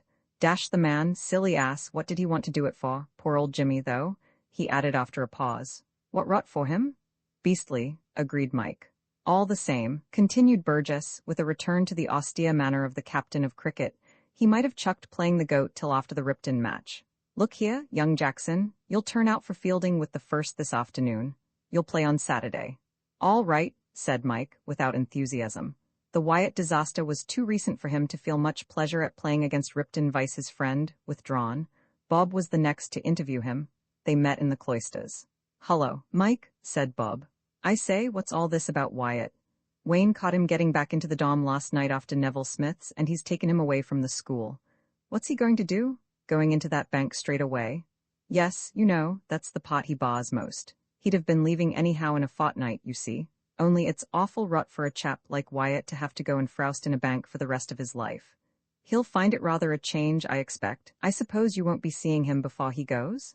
I shouldn't think so. Not unless he comes to the Dom during the night. He's sleeping over in Wayne's part of the house, but I shouldn't be surprised if he nipped out after Wayne has gone to bed. Hope he does, anyway. I should like to say goodbye, but I don't suppose it'll be possible. They separated in the direction of their respective farm rooms. Mike felt bitter and disappointed at the way the news had been received. Wyatt was his best friend, his pal, and it offended him that the school should take the tidings of his departure as they had done. Most of them who had come to him for information had expressed a sort of sympathy with the absent hero of his story, but the chief sensation seemed to be one of pleasurable excitement at the fact that something big had happened to break the monotony of school routine. They treated the thing much as they would have treated the announcement that a record score had been made in first-class cricket. The school was not so much regretful as comfortably thrilled, and Burgess had actually cursed before sympathizing. Mike felt resentful towards Burgess. As a matter of fact, the cricket captain wrote a letter to Wyatt during preparation that night which would have satisfied even Mike's sense of what was fit, but Mike had no opportunity of learning this. There was, however, one exception to the general rule. One member of the school, who did not treat the episode as if it were merely an interesting and impersonal item of sensational news. Neville Smith heard of what had happened towards the end of the interval and rushed off instantly in search of Mike. He was too late to catch him before he went to his farm room, so he waited for him at 12:30 when the bell rang for the end of morning school. "I say, Jackson, is this true about old Wyatt?" Mike nodded. "What happened?" Mike related the story for the 16th time. It was a melancholy pleasure to have found a listener who heard the tale in the right spirit. There was no doubt about Neville Smith's interest and sympathy. He was silent for a moment after Mike had finished. "It was all my fault," he said at length. "If it hadn't been for me, this wouldn't have happened. What a fool I was to ask him to my place. I might have known he would be caught." "Oh, I don't know," said Mike. "It was absolutely my fault." Mike was not equal to the task of soothing Neville Smith's wounded conscience. He did not attempt it. They walked on without further conversation till they reached Wayne's gate, where Mike left him. Neville Smith proceeded on his way, plunged in meditation. The result of which meditation was that Burgess got a second shock before the day was out. Bob, going over to the nets rather late in the afternoon, came upon the captain of cricket standing apart from his fellow men with an expression on his face that spoke of mental upheavals on a vast scale. "What's up?" asked Bob. "Nothing much," said Burgess with a forced and grisly calm. "Only that, as far as I can see, we shall play Ripton on Saturday with a sort of second 11. You don't happen to have got sacked or anything, by the way, do you?" "What's happened now?" "Neville Smith. In extra on Saturday. That's all. Only our first and second change bowlers out of the team for the Ripton match in one day. I suppose by tomorrow half the others'll have gone, and we shall take the field on Saturday with a scratch side of kids from the junior school." "Neville Smith? Why, what's he been doing?" "Apparently he gave a sort of supper to celebrate his getting his first, and it was while coming back from that Wyatt got collared.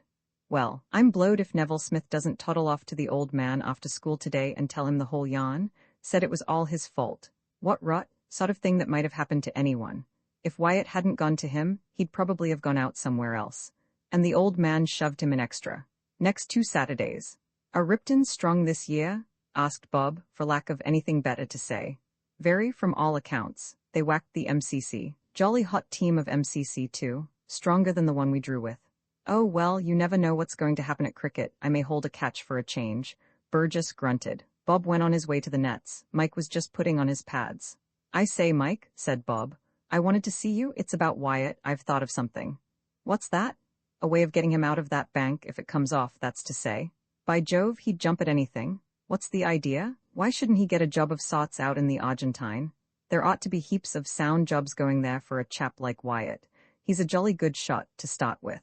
I shouldn't wonder if it wasn't rather a scar to be able to shoot out there. And he can ride, I know.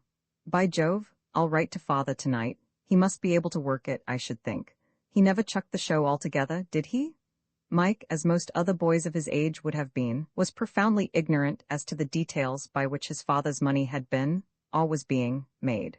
He only knew vaguely that the source of revenue had something to do with the Argentine. His brother Joe had been born in Buenos Aires, and once, 3 years ago, his father had gone over there for a visit, presumably on business. All these things seemed to show that Mr. Jackson Sr. was a useful man to have about if you wanted a job in that El Dorado, the Argentine Republic. As a matter of fact, Mike's father owned vast tracts of land up country, where countless sheep lived and had their being. He had long retired from active superintendence of his estate. Like Mr. Spenlow, he had a partner, a stout fellow with the work taint highly developed, who asked nothing better than to be left in charge. So Mr. Jackson had returned to the home of his fathers, glad to be there again.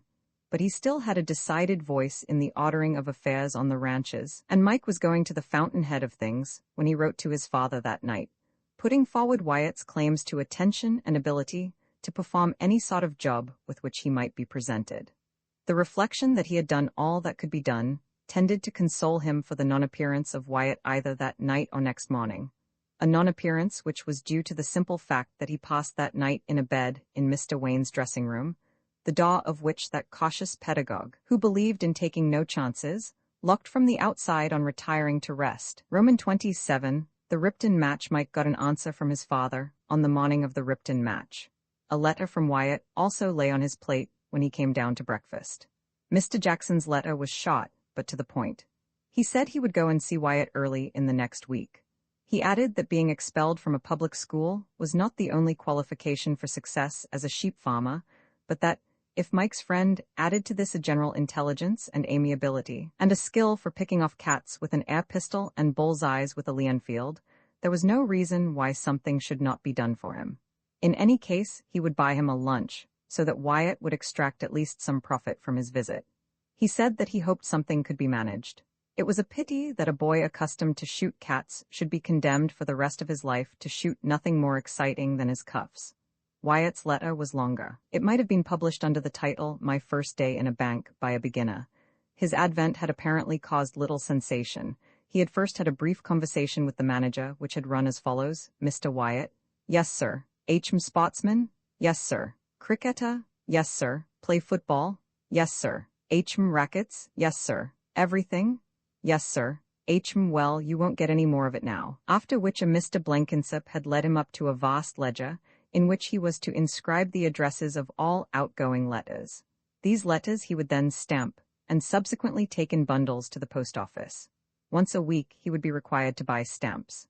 If I were one of those Napoleons of finance, wrote Wyatt, I should cook the accounts, I suppose, and embezzle stamps to an incredible amount. But it doesn't seem in my line. I'm afraid I wasn't cut out for a business career. Still, I have stamped this letter at the expense of the office, and entered it up under the heading Sundries, which is a sort of start.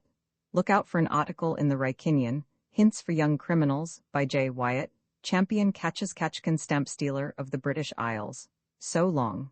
I suppose you are playing against Ripton, now that the world of commerce has found that it can't get on without me. Mind you make a century, and then perhaps Burgess'll give you your first after all.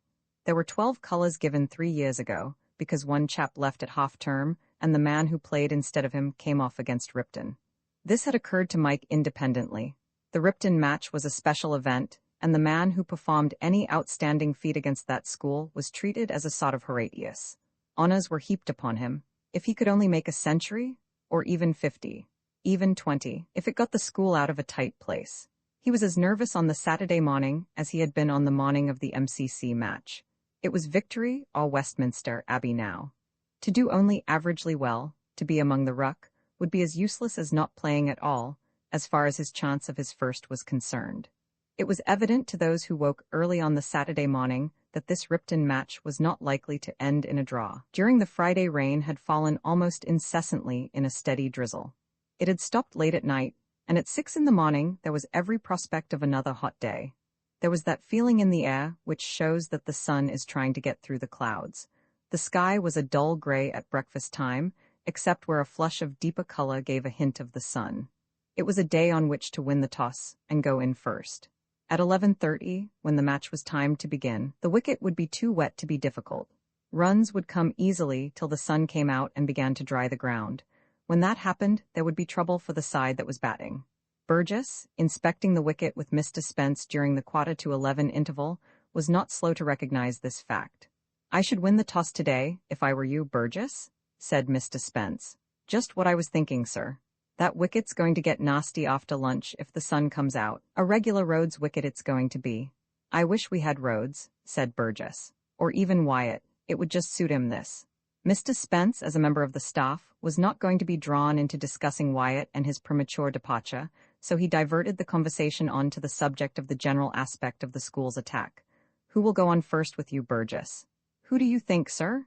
Ellaby? It might be his wicket. Ellaby bowled medium, inclining to slow.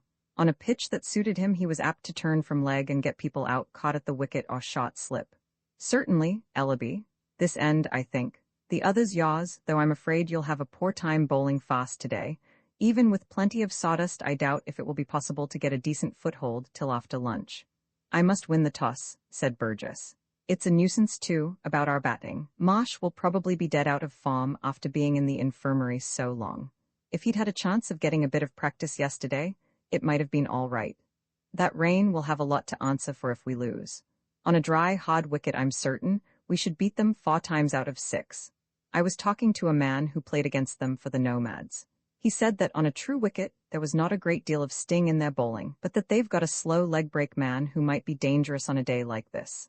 A boy called De Vries, I don't know of him. He wasn't in the team last year. I know the chap. He played wing 3 for them at footer against us this year on their ground. He was crocked when they came here. He's a pretty useful chap all round, I believe. Plays rackets for them too. Well, my friend said he had one very dangerous ball, of the Bosanquet type. Looks as if it were going away, and comes in instead. I don't think a lot of that, said Burgess ruefully. One consolation is, though, that sort of ball is easier to watch on a slow wicket. I must tell the fellows to look out for it. I should, and above all, win the toss.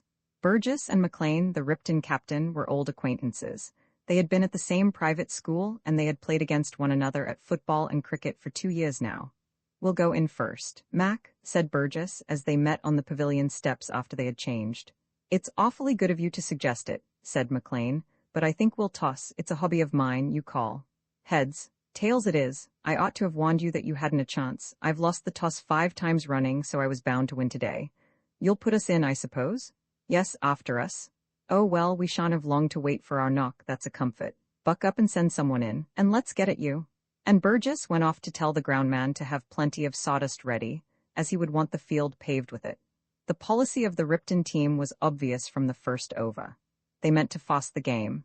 Already, the sun was beginning to peep through the haze. For about an hour, run-getting ought to be a tolerably simple process, but after that hour singles would be as valuable as threes and boundaries, an almost unheard-of luxury. So Ripton went in to hit. The policy proved successful for a time, as it generally does. Burgess, who relied on a run that was a series of tiger-like leaps culminating in a spring that suggested that he meant to lower the long jump record, found himself badly handicapped by the state of the ground. In spite of frequent libations of sawdust, he was compelled to tread cautiously, and this robbed his bowling of much of its pace. The score mounted rapidly. 20 came in 10 minutes. At 35 the first wicket fell, run out. At 60 Ellaby, who had found the pitch too soft for him and had been expensive, gave place to Grant. Grant bowled what were supposed to be slow leg breaks, but which did not always break.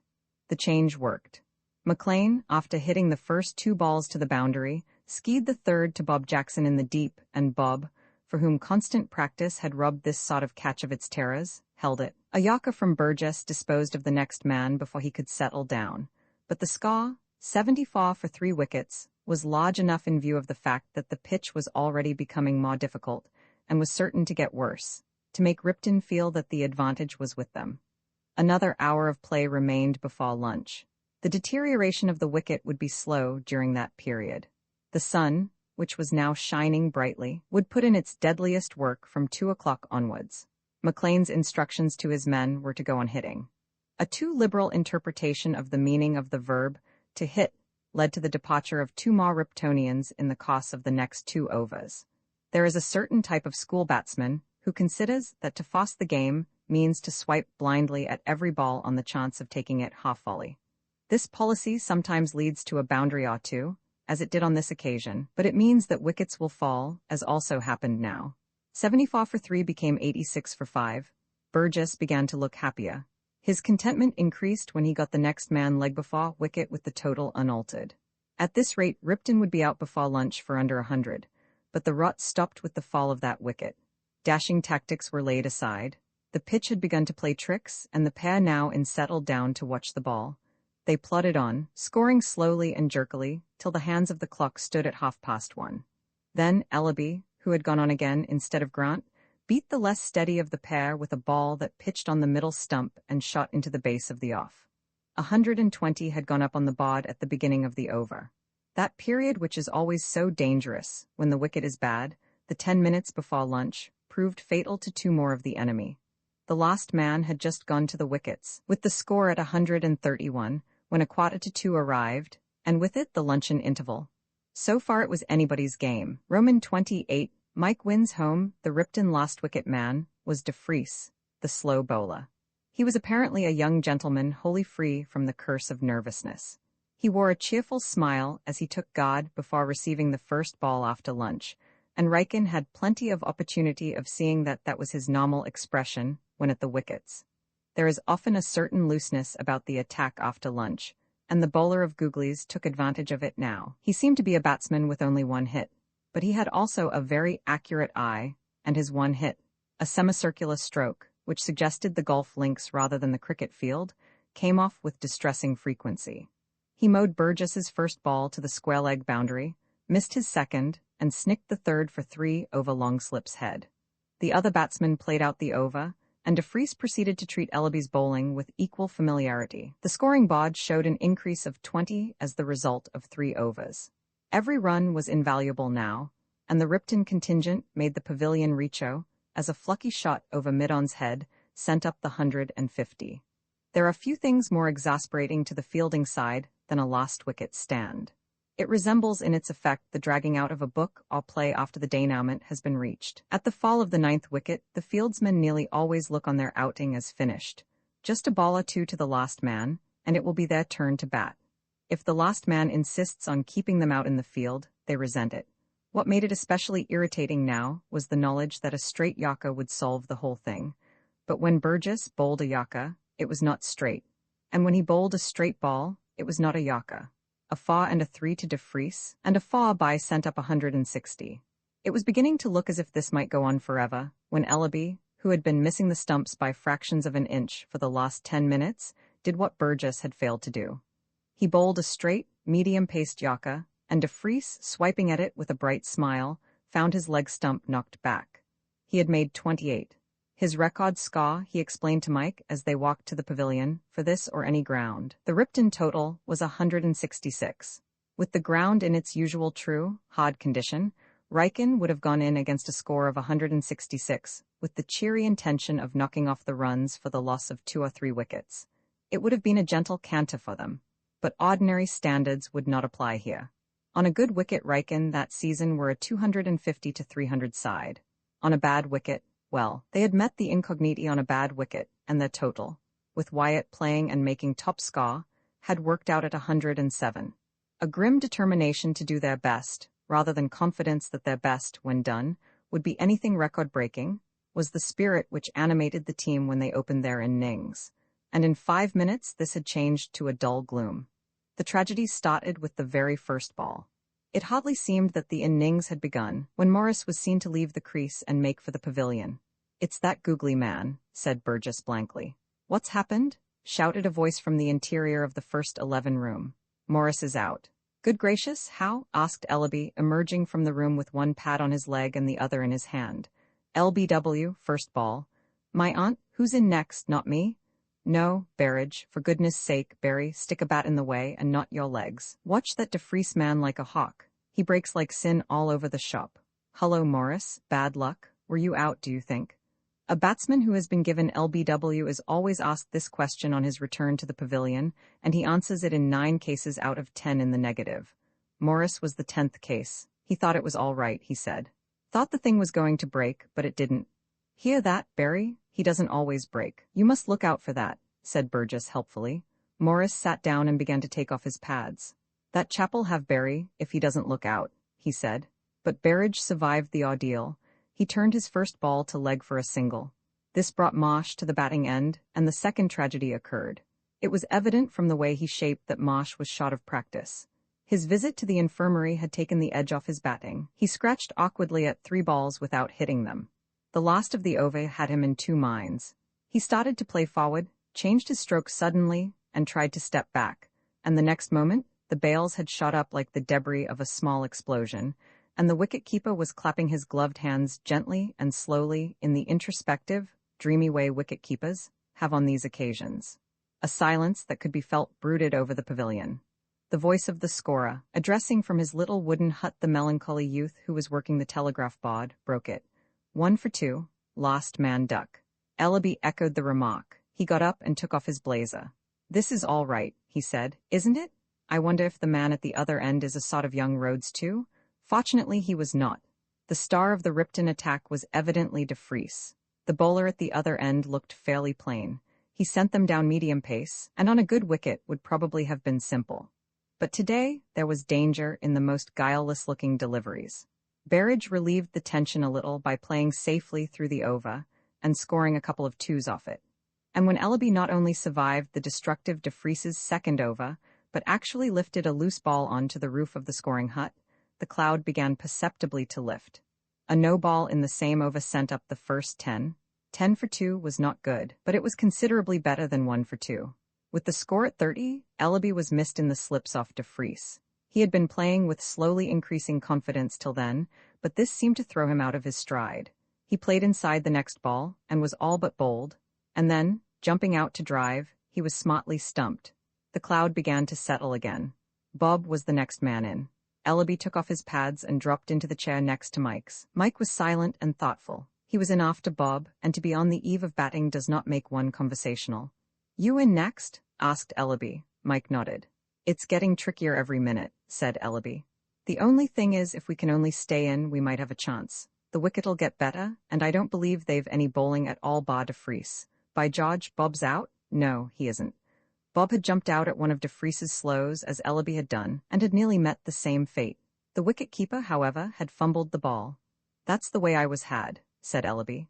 "That man's keeping such a jolly good length that you don't know whether to stay in your ground or go out at them. If only somebody would knock him off his length, I believe we might win yet." The same idea apparently occurred to Burgess. He came to where Mike was sitting. "I'm going to shove you down one, Jackson," he said. "I shall go in next myself and swipe, and try and knock that man de Vries off." "All right," said Mike. He was not quite sure whether he was glad or sorry at the respite. "It's a pity old Wyatt isn't here," said Ellaby. "This is just the sort of time when he might have come off." "Bob's broken his egg," said Mike. "Good man, every little helps." "Oh, you silly ass, get back." Berridge had called Bob for a short run that was obviously no run. Third man was returning the ball as the batsman crossed. The next moment the wicket-keeper had the bails off. Berridge was out by a yard. 41 for 4, said Ellaby. "Help?" Burgess began his campaign against de Vries by skying his first ball over Cover's head to the boundary. A howl of delight went up from the school, which was repeated, fortissimo, when, more by accident than by accurate timing, the captain put on 2 more fours past extra cover. The bowler's cheerful smile never varied. Whether Burgess would have knocked de Vries off his length or not was a question that was destined to remain unsolved, for in the middle of the other bowlers over Bob hit a single. The batsman crossed, and Burgess had his leg stump uprooted while trying a gigantic pull stroke. The melancholy youth put up the figures, 54, 5, 12, on the board. Mike, as he walked out of the pavilion to join Bob, was not conscious of any particular nervousness. It had been an ordeal having to wait and look on while wickets fell, but now that the time of an action was at an end he felt curiously composed. When he had gone out to bat against the MCC on the occasion of his first appearance for the school, he experienced a quaint sensation of unreality. He seemed to be watching his body walking to the wickets as if it were someone else's. There was no sense of individuality, but now his feelings were different. He was cool. He noticed small things. Mid-off chewing bits of grass, the bowler retying the scarf round his waist, little patches of brown where the turf had been worn away. He took guard with a clear picture of the positions of the fieldsmen photographed on his brain. Fitness, which in a batsman exhibits itself mainly in an increased power of seeing the ball, is one of the most inexplicable things connected with cricket. It has nothing, or very little, to do with actual health. A man may come out of a sick room with just that extra quickness in sighting the ball that makes all the difference, or he may be in perfect training and play inside straight half-volleys. Mike would not have said that he felt more than ordinarily well that day. Indeed, he was rather painfully conscious of having bolted his food at lunch, but something seemed to whisper to him, as he settled himself to face the bowler, that he was at the top of his batting form. A difficult wicket always brought out his latent powers as a bat. It was a standing mystery with the spotting press how Joe Jackson managed to collect 50s and 60s on wickets that completely upset men who were, apparently, finer players. On days when the Olympians of the cricket world were bringing their averages down with ducks and singles, Joe would be in his element, watching the ball and pushing it through the slips as if there were no such thing as a tricky wicket. And Mike took off to Joe. A single off the 5th ball of the over opened his score and brought him to the opposite end. Bob played ball number 6 back to the bowler, and Mike took guard preparatory to facing de Vries. The Ripton slow bowler took a long run, considering his pace. In the early part of an innings, he often trapped the batsmen in this way, by leading them to expect a faster ball than he actually sent down. A queer little jump in the middle of the run increased the difficulty of watching him. The smiting he had received from Burgess in the previous over had not had the effect of knocking de Vries off his length. The ball was too short to reach with comfort, and not shot enough to take liberties with. It pitched slightly to leg and whipped in quickly. Mike had faced half left and stepped back. The increased speed of the ball after it had touched the ground beat him, The ball hit his right pad. That, shouted Midon. Midon has a habit of appealing for LBW in school matches. De Vries said nothing. The Ripton bowler was as conscientious in the matter of appeals as a good bowler should be. He had seen that the ball had pitched off the leg stump. The umpire shook his head. Midon tried to look as if he had not spoken. Mike prepared himself for the next ball with a glow of confidence. He felt that he knew where he was now. Till then he had not thought the wicket was so fast. The 2 balls he had played at the other end had told him nothing. They had been well pitched up, and he had smothered them. He knew what to do now. He had played on wickets of this pace at home against Saunders's bowling, and Saunders had shown him the right way to cope with them. The next ball was of the same length, but this time off the off stump. Mike jumped out and hit it before it had time to break. It flew along the ground through the gap between cover and extra cover, a comfortable 3. Bob played out the over with elaborate care. Off the second ball of the other man's over, Mike scored his first boundary. It was a long hop on the off. He banged it behind point to the terrace bank. The last ball of the over, a half volley to leg, he lifted over the other boundary. 60 up, said Ellaby, in the pavilion, as the umpire signalled another no ball. By George, I believe these chaps are going to knock off the runs. Young Jackson looks as if he was in for a century. You ass, said Berridge. Don't say that, or he's certain to get out. Berridge was one of those who are skilled in cricket superstitions, but Mike did not get out. He took 7 off De Vries's next over by means of 2 cuts and a drive, and with Bob still exhibiting a stolid and rock-like defence, the score mounted to 80, thence to 90, and so, mainly by singles, to 100. At 104, when the wicket had put on exactly 50, Bob fell to a combination of De Vries and extra cover. He had stuck like a limpet for an hour and a quarter, and made 21. Mike watched him go with much the same feelings as those of a man who turns away from the platform after seeing a friend off on a long railway journey. His departure upset the scheme of things. For himself, he had no fear now. He might possibly get out off his next ball, but he felt set enough to stay at the wickets till nightfall. He had had narrow escapes from De Vries, but he was full of that conviction, which comes to all batsmen on occasion, that this was his day. He had made 26 and the wicket was getting easier. He could feel the sting going out of the bowling every over. Henfrey, the next man in, was a promising rather than an effective bat. He had an excellent style, but he was uncertain. 2 years later, when he captained the Wrykyn teams, he made a lot of runs. But this season his batting had been spasmodic. Today, he never looked like settling down. He survived an over from De Vries, and hit a fast change bowler who had been put on at the other end for a couple of flucky fours. Then Mike got the bowling for 3 consecutive overs, and raised the score to 126. A bye brought Henfrey to the batting end again, and De Vries's pet googly, which had not been much in evidence hitherto, led to his snicking an easy catch into Shortslip's hands. 127 for 7 against a total of 166 gives the impression that the batting side has the advantage. In the present case, however, it was Ripton who were really in the better position. Apparently, Wrykyn had 3 more wickets to fall. Practically they had only one, for neither Ashe, nor Grant, nor Devenish had any pretensions to be considered batsmen. Ashe was the school wicket-keeper. Grant and Devenish were bowlers. Between them, the 3 could not be relied on for a dozen in a decent match.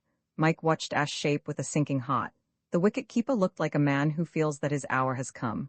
Mike could see him licking his lips. There was nervousness written all over him. He was not kept long in suspense. De Vries's first ball made a hideous wreck of his wicket. Over, said the umpire.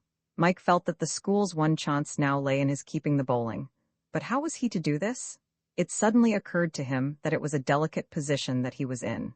It was not often that he was troubled by an inconvenient modesty, but this happened now. Grant was a fellow he hardly knew, and a school prefect to boot. Could he go up to him and explain that he, Jackson, did not consider him competent to bat in this crisis? Would not this get about and be accounted to him for side? He had made 40, but even so. Fortunately, Grant solved the problem on his own account. He came up to Mike and spoke with an earnestness born of nerves. For goodness sake, he whispered, colour the bowling all you know, are we done? I shall get out at first ball. All right, said Mike and set his teeth. 40 to win, a large order, but it was going to be done. His whole existence seemed to concentrate itself on those 40 runs. The fast bowler, who was the last of several changes that had been tried at the other end, was well-meaning but erratic. The wicket was almost true again now, and it was possible to take liberties. Mike took them. A distant clapping from the pavilion, taken up a moment later all round the ground, and echoed by the Ripton fieldsman, announced that he had reached his 50. The last ball of the over he mishit. It rolled in the direction of third man. "Come on," shouted Grant. Mike and the ball arrived at the opposite wicket almost simultaneously. Another fraction of a second, and he would have been run out. The last balls of the next 2 overs provided repetitions of this performance, but each time luck was with him, and his bat was across the crease before the bails were off. The telegraph board showed 150. The next over was doubly sensational. The original medium-paced bowler had gone on again in place of the fast man, and for the first 5 balls he could not find his length. During those 5 balls, Mike raised the score to 160, but the 6th was of a different kind. Faster than the rest and of a perfect length, it all but got through Mike's defense. As it was, he stopped it, but he did not score. The umpire called over, and there was Grant at the batting end, with De Vries smiling pleasantly as he walked back to begin his run with the comfortable reflection that at last he had got somebody, except Mike, to bowl at. That over was an experience Mike never forgot. Grant pursued the Fabian policy of keeping his bat almost immovable and trusting to luck. Point and the slips crowded round. Mid-off and mid-on moved halfway down the pitch. Grant looked embarrassed, but determined. For 4 balls he baffled the attack, though once nearly caught by point a yard from the wicket. The 5th curled round his bat and touched the off stump. A bail fell silently to the ground. Devenish came in to take the last ball of the over. It was an awe-inspiring moment. A great stillness was over all the ground. Mike's knees trembled. Devenish's face was a delicate grey. The only person unmoved seemed to be De Vries. His smile was even more amiable than usual as he began his run. The next moment the crisis was past. The ball hit the very center of Devenish's bat and rolled back down the pitch. The school broke into one great howl of joy. There were still 7 runs between them and victory, but nobody appeared to recognize this fact as important. Mike had got the bowling, and the bowling was not De Vries's. It seemed almost an anticlimax when a 4-to-leg and 2 twos through the slips settled the thing. Devenish was caught and bowled into Vries's next over, but the Riken total was 172. "Good game," said McLean, meeting Burgess in the pavilion. "Who was the man who made all the runs? How many, by the way?" 83. It was young Jackson, brother of the other one. "That family, how many more of them are you going to have here?" "He's the last. I say, rough luck on De Vries," he bowled rippingly. Politeness to a beaten foe caused Burgess to change his usual, "Not bad." "The funny part of it is," continued he, "that young Jackson was only playing as a sub." "You've got a rum idea of what's funny," said McLean. Roman 29 Wyatt again. It was a morning in the middle of September. The Jacksons were breakfasting. Mr. Jackson was reading letters. The rest, including Gladys Maud, whose finely chiseled features were gradually disappearing behind a mask of bread and milk, had settled down to serious work.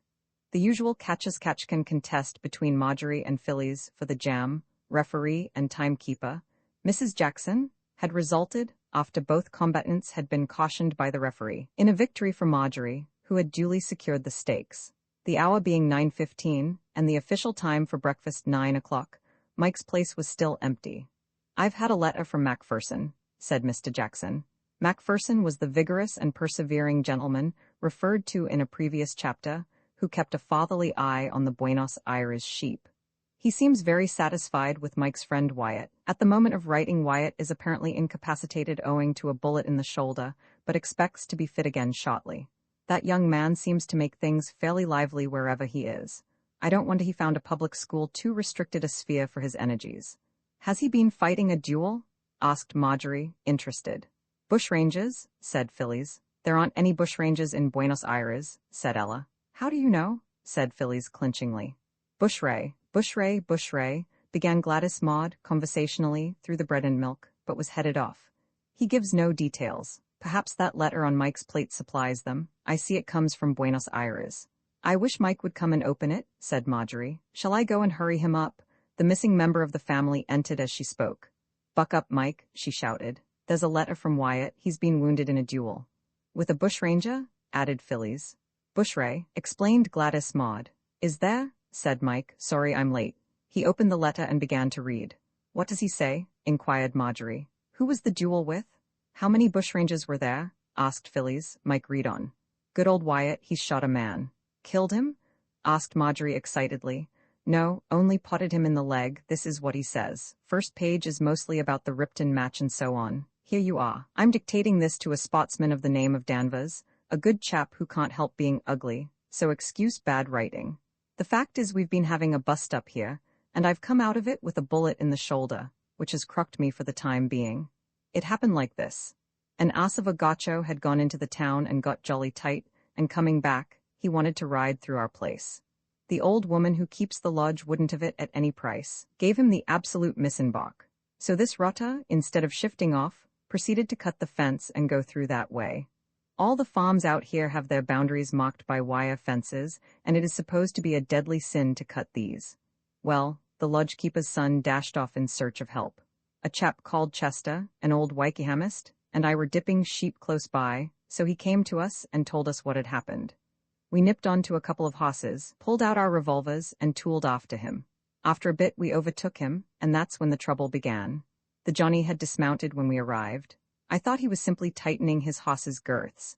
What he was really doing was getting a steady aim at us with his revolver. He fired as we came up and dropped poor old Chester. I thought he was killed at first, but it turned out it was only his leg. I got going then.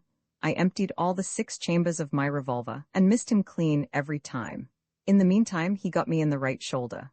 Hurt like sin afterwards, though it was only a sort of dull shock at the moment.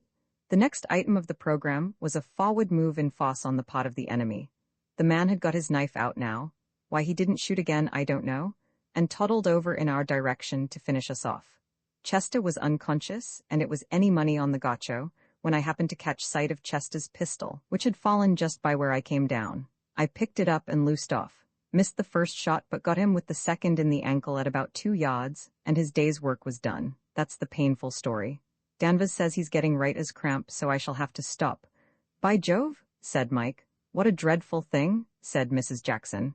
Anyhow, it was practically a bushranger, said Phyllis. I told you it was a duel, and so it was, said Marjorie. What a terrible experience for the poor boy, said Mrs. Jackson. Much better than being in a beastly bank, said Mike, summing up. I'm glad he's having such a ripping time. It must be almost as decent as Riken out there. I say, what's under that dish? Roman 3, Mike finds a friendly native. Mike was surprised to find, on alighting, that the platform was entirely free from Rikenians.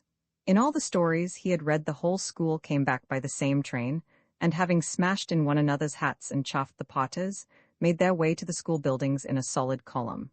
But here they were alone. A remark of Bob's to Furby Smith explained this. Can't make out why none of the fellows came back by this train, he said. Heaps of them must come by this line, and it's the only Christian train they run. Don't want to get here before the last minute they can possibly manage. Silly idea. I suppose they think there'd be nothing to do. What shall we do? Said Bob. Come and have some tea at Cook's. All right. Bob looked at Mike. There was no disguising the fact that he would be in the way, but how convey this fact delicately to him? Look here, Mike, he said, with a happy inspiration. Furby Smith and I are just going to get some tea. I think you'd better nip up to the school. Probably Wayne will want to see you and tell you all about things, which is your dom and so on. See you later, he concluded airily. Anyone'll tell you the way to the school. Go straight on. They'll send your luggage on later. So long. And his sole prop in this world of strangers departed, leaving him to find his way for himself. There is no subject on which opinions differ so widely as this matter of finding the way to a place. To the man who knows, it is simplicity itself. Probably he really does imagine that he goes straight on, ignoring the fact that for him the choice of 3 roads, all more or less straight, has no perplexities. The man who does not know feels as if he were in a maze. Mike started out boldly and lost his way. Go in which direction he would, he always seemed to arrive at a square with a fountain and an equestrian statue in its center. On the 4th repetition of this feat, he stopped in a disheartened way and looked about him. He was beginning to feel bitter towards Bob. The man might at least have shown him where to get some tea. At this moment, a ray of hope shone through the gloom. Crossing the square was a short, thick-set figure clad in gray flannel trousers, a blue blazer, and a straw hat with a colored band. Plainly a Rikenian. Mike made for him. Can you tell me the way to the school, please? He said. Oh, you're going to the school, said the other. He had a pleasant, square-jawed face, reminiscent of a good-tempered bulldog, and a pair of very deep-set gray eyes which somehow put Mike at his ease. There was something singularly cool and genial about them. He felt that they saw the humor in things, and that their owner was a person who liked most people and whom most people liked. "You look rather lost," said the stranger. "Been hunting for it long?" "Yes," said Mike. "Which house do you want?" "Wayne's." "Wayne's? Then you've come to the right man this time. What I don't know about Wayne's isn't worth knowing." "Are you there too?" "Am I not? Term and holidays. There's no close season for me." "Oh, are you Wyatt then?" asked Mike. "Hullo, this is Fame. How did you know my name?" as the ass in the detective story always says to the detective, who's seen it in the lining of his hat. "Who's been talking about me?" "I heard my brother saying something about you in the train." "Who's your brother?" "Jackson. He's in Donaldson's." "I know, a stout fellow. So you're the newest make of Jackson, latest model with all the modern improvements. Are there any more of you?" "Not brothers," said Mike. "Pity, you can't quite raise a team then. Are you a sort of young Tildesley too?" "I played a bit at my last school." "Only a private school, you know," added Mike modestly. "Make any runs? What was your best score?" "123, said Mike awkwardly. "It was only against kids, you know." He was in terror lest he should seem to be bragging. "That's pretty useful. Any more centuries?" "Yes," said Mike, shuffling. "How many?" "7 altogether. You know, it was really awfully rotten bowling, and I was a good bit bigger than most of the chaps there, and my pater always has a pro down in the Easter holidays, which gave me a bit of an advantage. All the same, 7 centuries isn't so dusty against any bowling. We shall want some batting in the house this term. Look here, I was just going to have some tea. You come along too?" "Oh, thanks awfully," said Mike. "My brother and Furby Smith have gone to a place called Cook's." "The old Gayska? I didn't know he lived in your part of the world. He's head of Wayne's." "Yes, I know," said Mike. "Why is he called Gayska?" he asked after a pause. "Don't you think he looks like one? What did you think of him?" "I didn't speak to him much," said Mike cautiously. It is always delicate work answering a question like this unless one has some sort of an inkling as to the views of the questioner. "He's all right," said Wyatt, answering for himself. "He's got a habit of talking to one as if he were a prince of the blood, dropping a gracious word to one of the 3 small heads at the hippodrome. But that's his misfortune. We all have our troubles. That's his. Let's go in here. It's too far to sweat to Cook's." It was about a mile from the tea shop to the school. Mike's first impression on arriving at the school grounds was of his smallness and insignificance. Everything looked so big. The buildings, the grounds, everything. He felt out of the picture. He was glad that he had met Wyatt. To make his entrance into this strange land alone would have been more of an ordeal than he would have cared to face. "That's Wayne's," said Wyatt, pointing to one of half a dozen large houses which lined the road on the south side of the cricket field. Mike followed his finger and took in the size of his new home. "I say, it's jolly big," he said. "How many fellows are there in it?" 31 this term, I believe. That's more than there were at King Hall's." "What's King Hall's?" "The private school I was at Emsworth." Emsworth seemed very remote and unreal to him as he spoke. They skirted the cricket field, walking along the path that divided the 2 terraces. The Riken playing fields were formed of a series of huge steps cut out of the hill. At the top of the hill came the school. On the first terrace was a sort of informal practice ground, where, though no games were played on it, there was a good deal of punting and drop-kicking in the winter and fielding practice in the summer. The next terrace was the biggest of all, and formed the first 11 cricket ground, a beautiful piece of turf, a shade too narrow for its length, bounded on the terrace side by a sharply sloping bank, some 15 feet deep, and on the other by the precipice leading to the next terrace. At the far end of the ground stood the pavilion, and beside it a little ivy-covered rabbit hutch for the scorers. Old Rykinians always claimed that it was the prettiest school ground in England. It certainly had the finest view. From the veranda of the pavilion, you could look over 3 counties. Wayne's house wore an empty and desolate appearance. There were signs of activity, however, inside, and a smell of soap and warm water told of preparations recently completed. Wyatt took Mike into the matron's room, a small room opening out of the main passage. "This is Jackson," he said. "Which dormitory is he in, Miss Payne?" The matron consulted a paper. "He's in yours, Wyatt." "Good business. Who's in the other bed? There are going to be 3 of us, aren't there?" "Ferreira was to have slept there, but we have just heard that he is not coming back this term. He has had to go on a sea voyage for his health." "Seems queer anyone actually taking the trouble to keep Ferreira in the world," said Wyatt. "I've often thought of giving him rough on rats myself. Come along, Jackson, and I'll show you the room." They went along the passage and up a flight of stairs. "Here you are," said Wyatt. It was a fair-sized room. The window, heavily barred, looked out over a large garden. "I used to sleep here alone last term," said Wyatt, "but the house is so full now they've turned it into a dormitory." I say, I wish these bars weren't here. It would be rather a rag to get out of the window onto that wall at night and hop down into the garden and explore, said Mike. Wyatt looked at him curiously and moved to the window. I'm not going to let you do it, of course, he said, because you'd go getting caught and dropped on, which isn't good for one in one's first term, but just to amuse you. He jerked at the middle bar, and the next moment he was standing with it in his hand, and the way to the garden was clear. By Jove, said Mike. That's simply an object lesson, you know, said Wyatt, replacing the bar and pushing the screws back into their putty. I get out at night myself because I think my health needs it. Besides, it's my last term anyhow, so it doesn't matter what I do. But if I find you trying to cut out in the small hours, there'll be trouble. See? All right, said Mike reluctantly, but I wish you'd let me.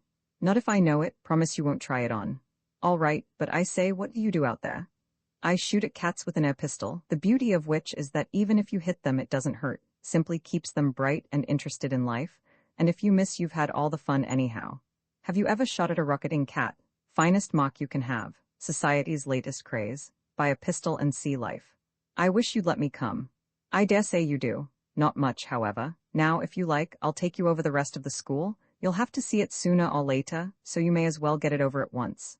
XXX Mr. Jackson makes up his mind 2 years have elapsed, and Mike is home again for the Easter holidays. If Mike had been in time for breakfast that morning, he might have gathered from the expression on his father's face, as Mr. Jackson opened the envelope containing his school report and read the contents, that the document in question was not exactly a paean of praise from beginning to end. But he was late, as usual. Mike always was late for breakfast in the holidays. When he came down on this particular morning, the meal was nearly over. Mr. Jackson had disappeared, taking his correspondence with him. Mrs. Jackson had gone into the kitchen, and when Mike appeared the thing had resolved itself into a mere vulgar brawl between Phyllis and Ella for the jam, while Marjorie, who had put her hair up a fortnight before, looked on in a detached sort of way, as if these juvenile gambols distressed her. "Hullo, Mike," she said, jumping up as he entered. "Here you are. I've been keeping everything hot for you." "Have you? Thanks awfully, I say." His eye wandered in mild surprise round the table. "I'm a bit late." Marjorie was bustling about, fetching and carrying for Mike, as she always did. She had adopted him at an early age and did the thing thoroughly. She was fond of her other brothers, especially when they made centuries in first-class cricket, but Mike was her favorite. She would field out in the deep as a natural thing when Mike was batting at the net in the paddock, though for the others, even for Joe, who had played in all 5 test matches in the previous summer, she would do it only as a favor. Phyllis and Ella finished their dispute and went out. Marjorie sat on the table and watched Mike eat. "Your report came this morning, Mike," she said. The kidneys failed to retain Mike's undivided attention. He looked up interested. "What did it say?" "I didn't see. I only caught sight of the Riken crest on the envelope. Father didn't say anything." Mike seemed concerned. "I say, that looks rather rotten. I wonder if it was awfully bad. It's the first I've had from Appleby. It can't be any worse than the horrid ones Mr. Blake used to write when you were in his farm." "No, that's a comfort," said Mike philosophically. "Think there's any more tea in that pot?" "I call it a shame," said Marjorie. "They ought to be jolly glad to have you at Riken just for cricket, instead of writing beastly reports that make father angry and don't do any good to anybody. Last summer he said he'd take me away if I got another one. He didn't mean it really. I know he didn't. He couldn't. You're the best bat Riken's ever had." "What ho?" interpolated Mike. "You are. Everybody says you are. Why, you got your first the very first term you were there. Even Joe didn't do anything nearly so good as that. Saunders says you're simply bound to play for England in another year or two." "Saunders is a jolly good chap. He bowled me a half volley on the off the first ball I had in a school match. By the way, I wonder if he's out at the net now. Let's go and see." Saunders was setting up the net when they arrived. Mike put on his pads and went to the wickets, while Marjorie and the dogs retired as usual to the far hedge to retrieve. She was kept busy. Saunders was a good sound bowler of the MCC minor match type, and there had been a time when he had worried Mike considerably, but Mike had been in the Riken team for 3 seasons now, and each season he had advanced tremendously in his batting. He had filled out in 3 years. He had always had the style, and now he had the strength as well. Saunders's bowling on a true wicket seemed simple to him. It was early in the Easter holidays, but already he was beginning to find his form. Saunders, who looked on Mike as his own special invention, was delighted. "If you don't be worried by being too anxious now that you're captain, Master Mike," he said, "you'll make a century every match next term." "I wish I wasn't. It's a beastly responsibility." Henfrey, the Wrykyn cricket captain of the previous season, was not returning next term, and Mike was to reign in his stead. He liked the prospect, but it certainly carried with it a rather awe-inspiring responsibility. At night sometimes he would lie awake, appalled by the fear of losing his farm, or making a hash of things by choosing the wrong men to play for the school and leaving the right men out. It is no light thing to captain a public school at cricket. As he was walking towards the house, Phillies met him. "Oh, I've been hunting for you. Mike, father wants you." "What for?" "I don't know." "Where?" "He's in the study. He seems," added Phillies, throwing in the information by way of a makeweight, "in a beastly wax." Mike's jaw fell slightly. "I hope the dickens it's nothing to do with that bally report," was his muttered exclamation. Mike's dealings with his father were as a rule of a most pleasant nature. Mr. Jackson was an understanding sort of man who treated his sons as companions. From time to time, however, breezes were apt to ruffle the placid sea of good fellowship. Mike's end-of-term report was an unfailing windraiser. Indeed, on the arrival of Mr. Blake's sarcastic resume of Mike's shortcomings at the end of the previous term, there had been something not unlike a typhoon. It was on this occasion that Mr. Jackson had solemnly declared his intention of removing Mike from Wrykyn unless the critics became more flattering. And Mr. Jackson was a man of his word. It was with a certain amount of apprehension, therefore, that Jackson entered the study. "Come in, Mike," said his father, kicking the waste-paper basket. "I want to speak to you." Mike, skilled in omens, scented a row in the offing. Only in moments of emotion was Mr. Jackson in the habit of booting the basket.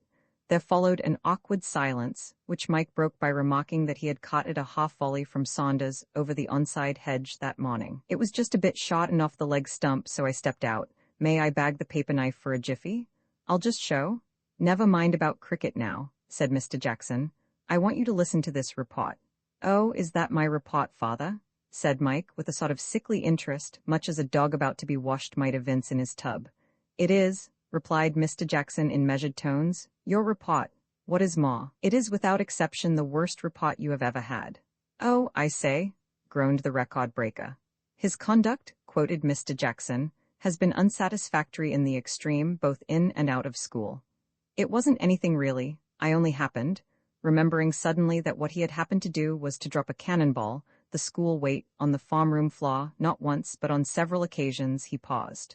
"French bad, conduct disgraceful, everybody rags in French, mathematics bad, inattentive and idle. Nobody does much work in math. Latin poor, Greek very poor. We were doing Thucydides, Book 2, last term, all speeches and doubtful readings and cruxes and things, beastly hard, everybody says so." Here are Mr. Appleby's remarks. The boy has genuine ability, which he declines to use in the smallest degree. Mike moaned a moan of righteous indignation. An abnormal proficiency at games has apparently destroyed all desire in him to realize the more serious issues of life. There is more to the same effect.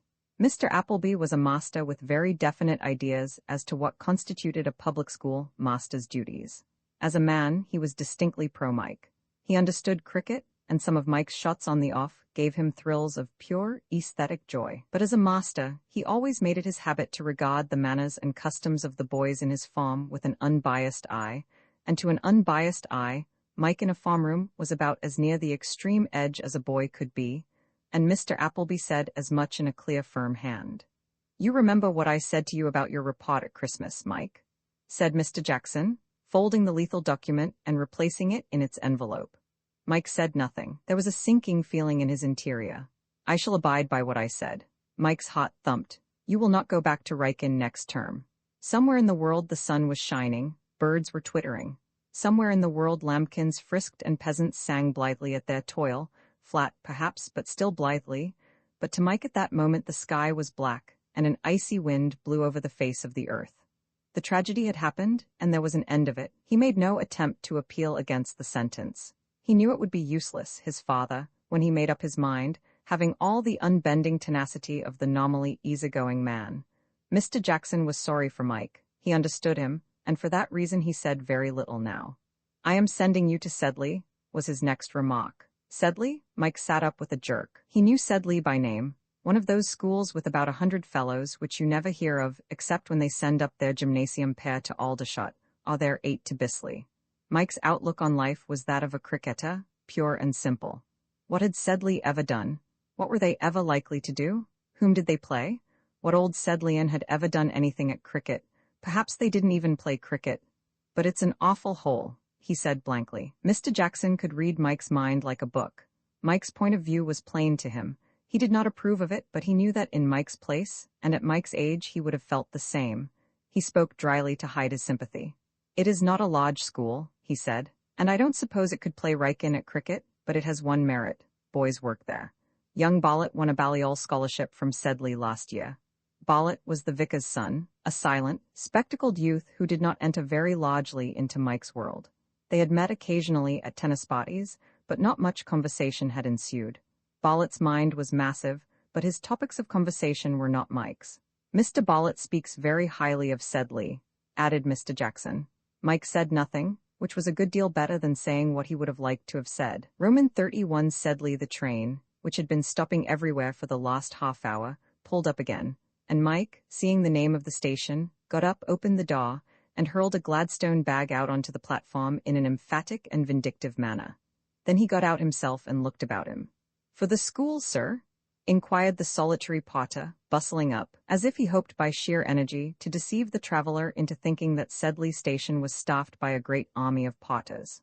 Mike nodded, a sombre nod. The nod Napoleon might have given if somebody had met him in 1812 and said, "So you're back from Moscow, eh?" Mike was feeling thoroughly jaundiced. The future seemed wholly gloomy, and so far from attempting to make the best of things, he had set himself deliberately to look on the dark side. He thought, for instance, that he had never seen a more repulsive Potter, or one more obviously incompetent than the man who had attached himself with a firm grasp to the handle of the bag as he strode off in the direction of the luggage van. He disliked his voice, his appearance, and the color of his hair. Also the boots he wore. He hated the station, and the man who took his ticket. "Young gents at the school, sir," said the Potter, perceiving from Mike's distrait air that the boy was a stranger to the place. "Goes up in the bus mostly. It's waiting here, sir. Hi, George." "I'll walk, thanks," said Mike frigidly. "It's a goodish step, sir. Here you are." "Thank you, sir. I'll send up your luggage by the bus, sir. Which ooze was it you was going to?" "Outwoods." "Right, sir. It's straight on up this road to the school. You can't miss it, sir." "Worse luck," said Mike. He walked off up the road, sorrier for himself than ever. It was such absolutely rotten luck. About now, instead of being on his way to a place where they probably ran a Diabolo team instead of a cricket 11 and played Hunt the Slipper in winter, he would be on the point of arriving at Wrykyn, and as captain of cricket at that, which was the bitter part of it. He had never been in command. For the last 2 seasons he had been the star man, going in first and heading the averages easily at the end of the season, and the 3 captains under whom he had played during his career as a Wrykynian, Burgess, Enderby, and Henfrey, had always been sportsmen to him. But it was not the same thing. He had meant to do such a lot for Wrykyn cricket this term. He had had an entirely new system of coaching in his mind. Now it might never be used. He had handed it on in a letter to Strachan, who would be captain in his place, but probably Strachan would have some scheme of his own. There is nobody who could not edit a paper in the ideal way, and there is nobody who has not a theory of his own about cricket coaching at school. Wrykyn, too, would be weak this year, now that he was no longer there. Strachan was a good, free bat on his day, and if he survived a few overs, might make a century in an hour, but he was not to be depended upon. There was no doubt that Mike's sudden withdrawal meant that Wrykyn would have a bad time that season, and it had been such a wretched athletic year for the school. The football 15 had been hopeless, and had lost both the Ripton matches, the return by over 60 points. Sheen's victory in the lightweights at Aldershot had been their one success. And now, on top of all this, the captain of cricket was removed during the Easter holidays. Mike's heart bled for Wrykyn, and he found himself loathing Sedley and all its works with a great loathing. The only thing he could find in its favor was the fact that it was set in a very pretty country. Of a different type from the Wrykyn country, but almost as good. For 3 miles Mike made his way through woods and past fields. Once he crossed a river. It was soon after this that he caught sight, from the top of a hill, of a group of buildings that wore an unmistakably school-like look. This must be Sedley. 10 minutes' walk brought him to the school gates, and a baker's boy directed him to Mr. Outwood's. There were 3 houses in a row, separated from the school buildings by a cricket field. Outwood's was the middle one of these. Mike went to the front door and knocked. At Wrykyn, he had always charged in at the beginning of term at the boys' entrance, but this formal reporting of himself at Sedley suited his mood. He inquired for Mr. Outwood, and was shown into a room lined with books. Presently the door opened, and the housemaster appeared. There was something pleasant and homely about Mr. Outwood. In appearance he reminded Mike of Smee in Peter Pan. He had the same eyebrows and pince-nez and the same motherly look. "Jackson?" he said mildly. "Yes, sir. I am very glad to see you, very glad indeed. Perhaps you would like a cup of tea after your journey. I think you might like a cup of tea. You come from Crofton in Shropshire, I understand, Jackson, near Brindleford. It is a part of the country which I have always wished to visit. I dare say you have frequently seen the Cluniac Priory of St. Ambrose at Brindleford." Mike, who would not have recognized a Cluniac Priory if you had handed him one on a tray, said he had not. "Dear me, you have missed an opportunity which I should have been glad to have. I am preparing a book on ruined abbeys and priories of England, and it has always been my wish to see the Cluniac Priory of St. Ambrose, a deeply interesting relic of the 16th century. Bishop Geoffrey, 1133–40? Shall I go across to the boys' pot, sir?" "What? Yes. Oh, yes, quite so. And perhaps you would like a cup of tea after your journey?" "No, quite so, quite so. You should make a point of visiting the remains of the Cluniac Priory in the summer holidays, Jackson. You will find the matron in her room. In many respects it is unique. The northern altar is in a state of really wonderful preservation. It consists of a solid block of masonry 5 feet long and 2.5 wide, with chamfered plinth, standing quite free from the apse wall. It will well repay a visit. Goodbye for the present, Jackson, goodbye." Mike wandered across to the other side of the house, his gloom visibly deepened. All alone in a strange school, where they probably played hopscotch, with a housemaster who offered 1 cup of tea after one's journey, and talked about chamfered plinths and apses. It was a little hard. He strayed about, finding his bearings, and finally came to a room which he took to be the equivalent of the senior day room at a Riken house. Everywhere else he had found nothing but emptiness. Evidently, he had come by an earlier train than was usual, but this room was occupied. A very long, thin youth, with a solemn face and immaculate clothes, was leaning against the mantelpiece. As Mike entered, he fumbled in his top left waistcoat pocket, produced an eyeglass attached to a cod, and fixed it in his right eye. With the help of this aid to vision, he inspected Mike in silence for a while, then, having flicked an invisible speck of dust from the left sleeve of his coat, he spoke. "Hullo," he said. He spoke in a tired voice. "Hullo," said Mike. "Take a seat," said the immaculate one. "If you don't mind dirtying your bags, that's to say. Personally, I don't see any prospect of ever sitting down in this place. It looks to me as if they meant to use these chairs as mustard and cress beds. A nursery garden in the home, that sort of idea. My name," he added pensively, "is Smith. What's yours?" "Roman 32 P. Smith Jackson," said Mike. "Are you the bully, the pride of the school, or the boy who is led astray and takes to drink in chapter 16? "The last, for choice," said Mike, "but I've only just arrived, so I don't know." "The boy, what will he become? Are you new here too, then?" "Yes, why are you new?" "Do I look as if I belonged here? I'm the latest in pot. Sit down on yonder settee, and I will tell you the painful story of my life. By the way, before I start, there's just one thing.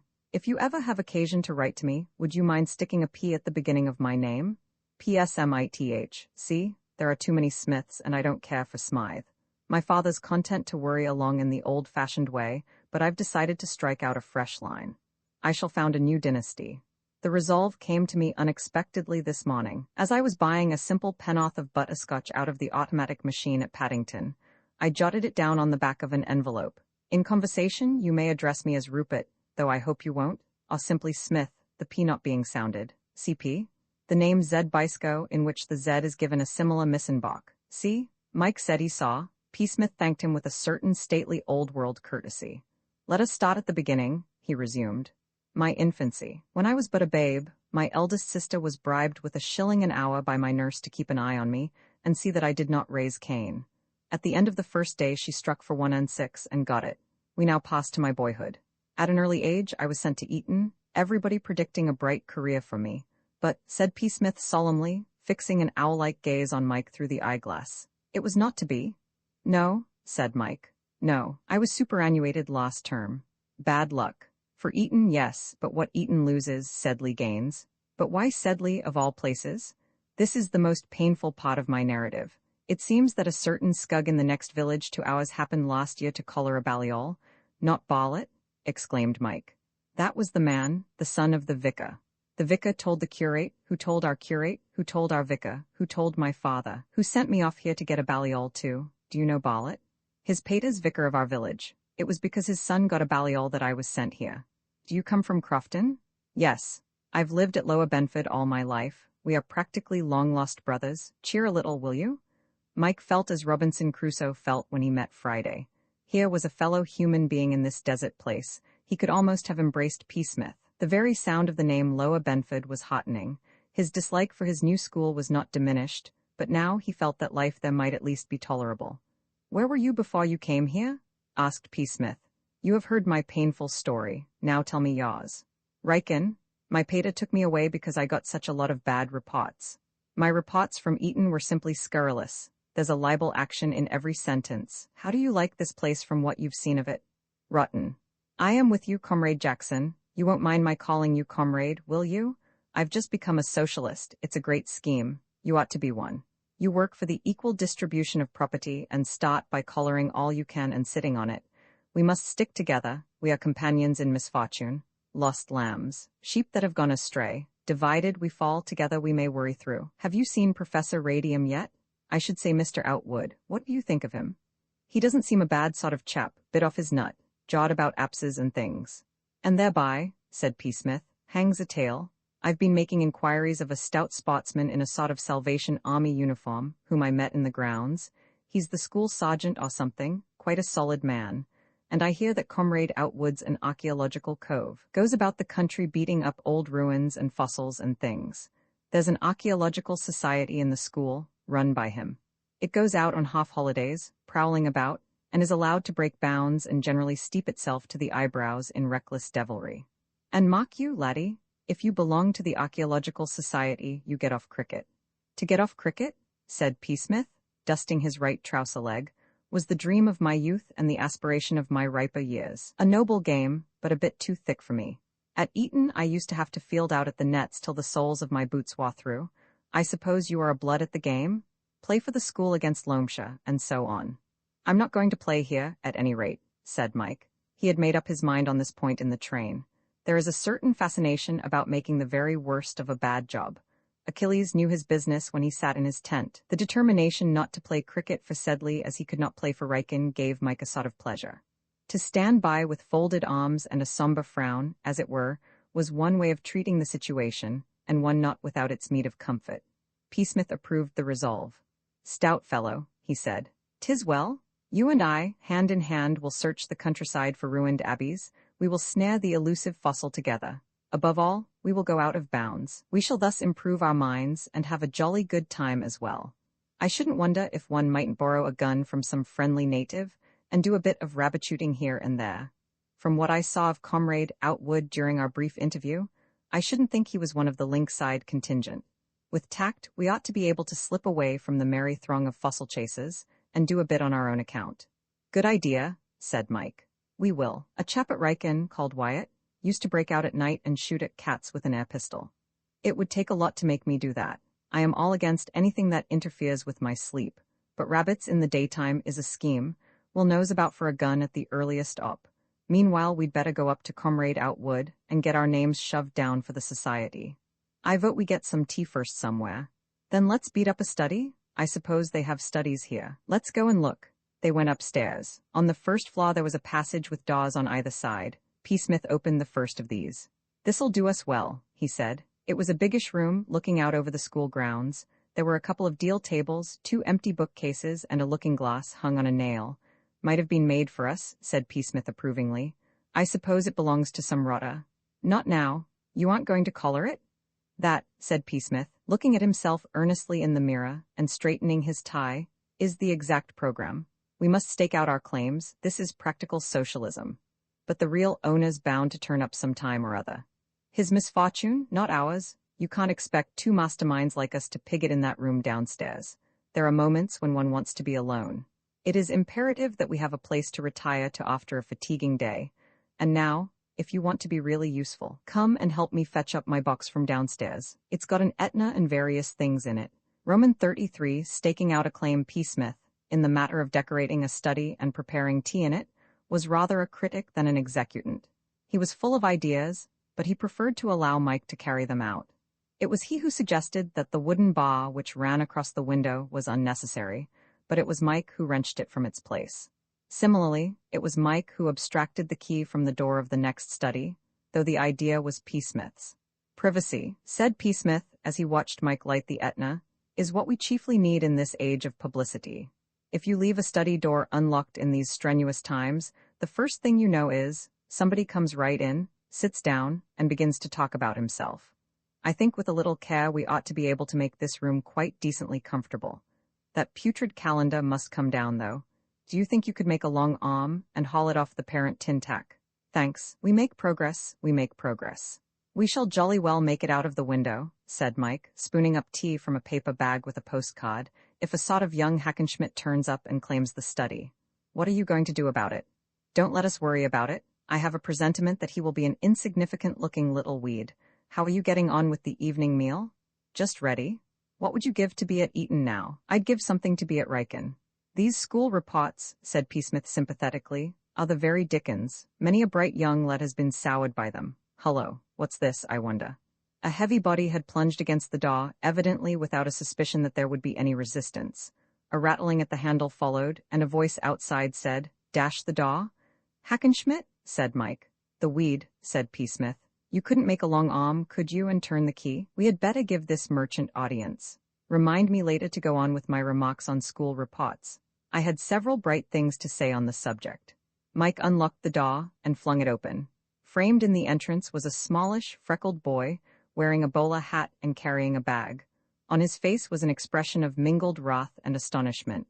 P. Smith rose courteously from his chair and moved forward with slow stateliness to do the honors.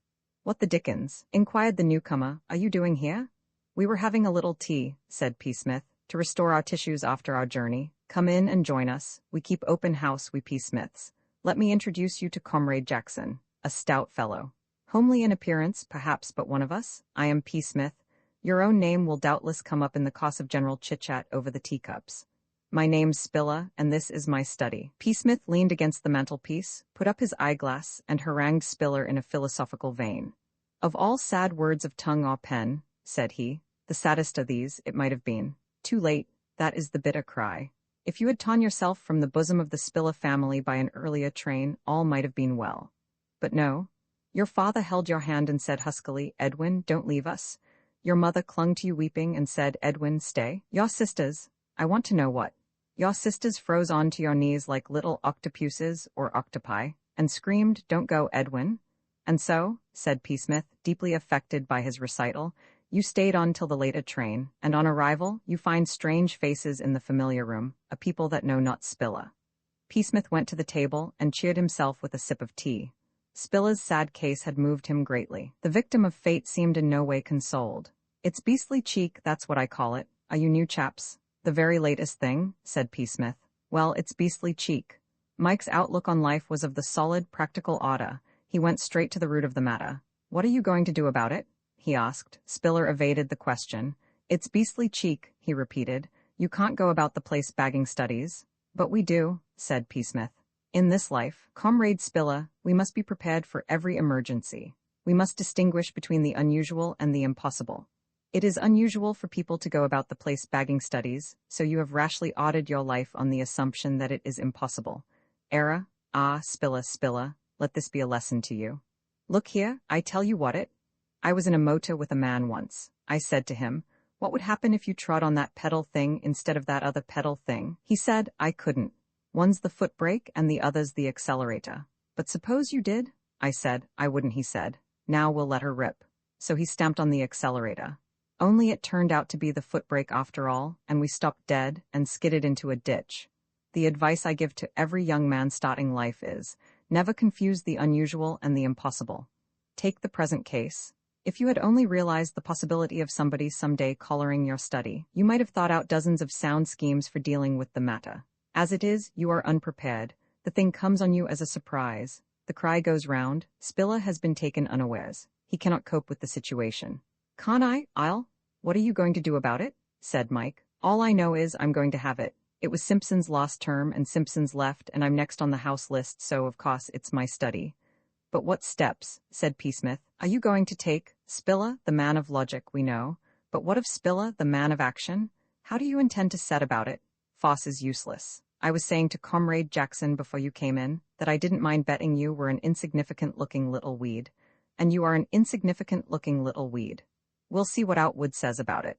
Not an unsound scheme, by no means a scaly project. Comrade Jackson and myself were about to interview him upon another point. We may as well all go together. The trio made their way to the presence, Spiller pink and determined, Mike sullen, P. Smith particularly debonair. He hummed lightly as he walked, and now and then pointed out to Spiller objects of interest by the wayside. Mr. Outwood received them with the motherly warmth which was evidently the leading characteristic of his normal manner. "Ah, Spiller," he said, "and Smith and Jackson. I am glad to see that you have already made friends." "Spillers, sir," said P. Smith, laying a hand patronizingly on the study claimer's shoulder, a proceeding violently resented by Spiller, is a character one cannot help but respect. His nature expands before one like some beautiful flower. Mr. Outwood received this eulogy with rather a startled expression and gazed at the object of the tribute in a surprised way. Quite so, Smith, quite so," he said at last. "I like to see boys in my house friendly towards one another. There is no vice in Spiller," pursued P. Smith earnestly. "His heart is the heart of a little child." "Please, sir," burst out this paragon of all the virtues, but it was not entirely with regard to Spiller that I wished to speak to you, sir, if you were not too busy." "Not at all, Smith, not at all. Is there anything?" "Please, sir," began Spiller.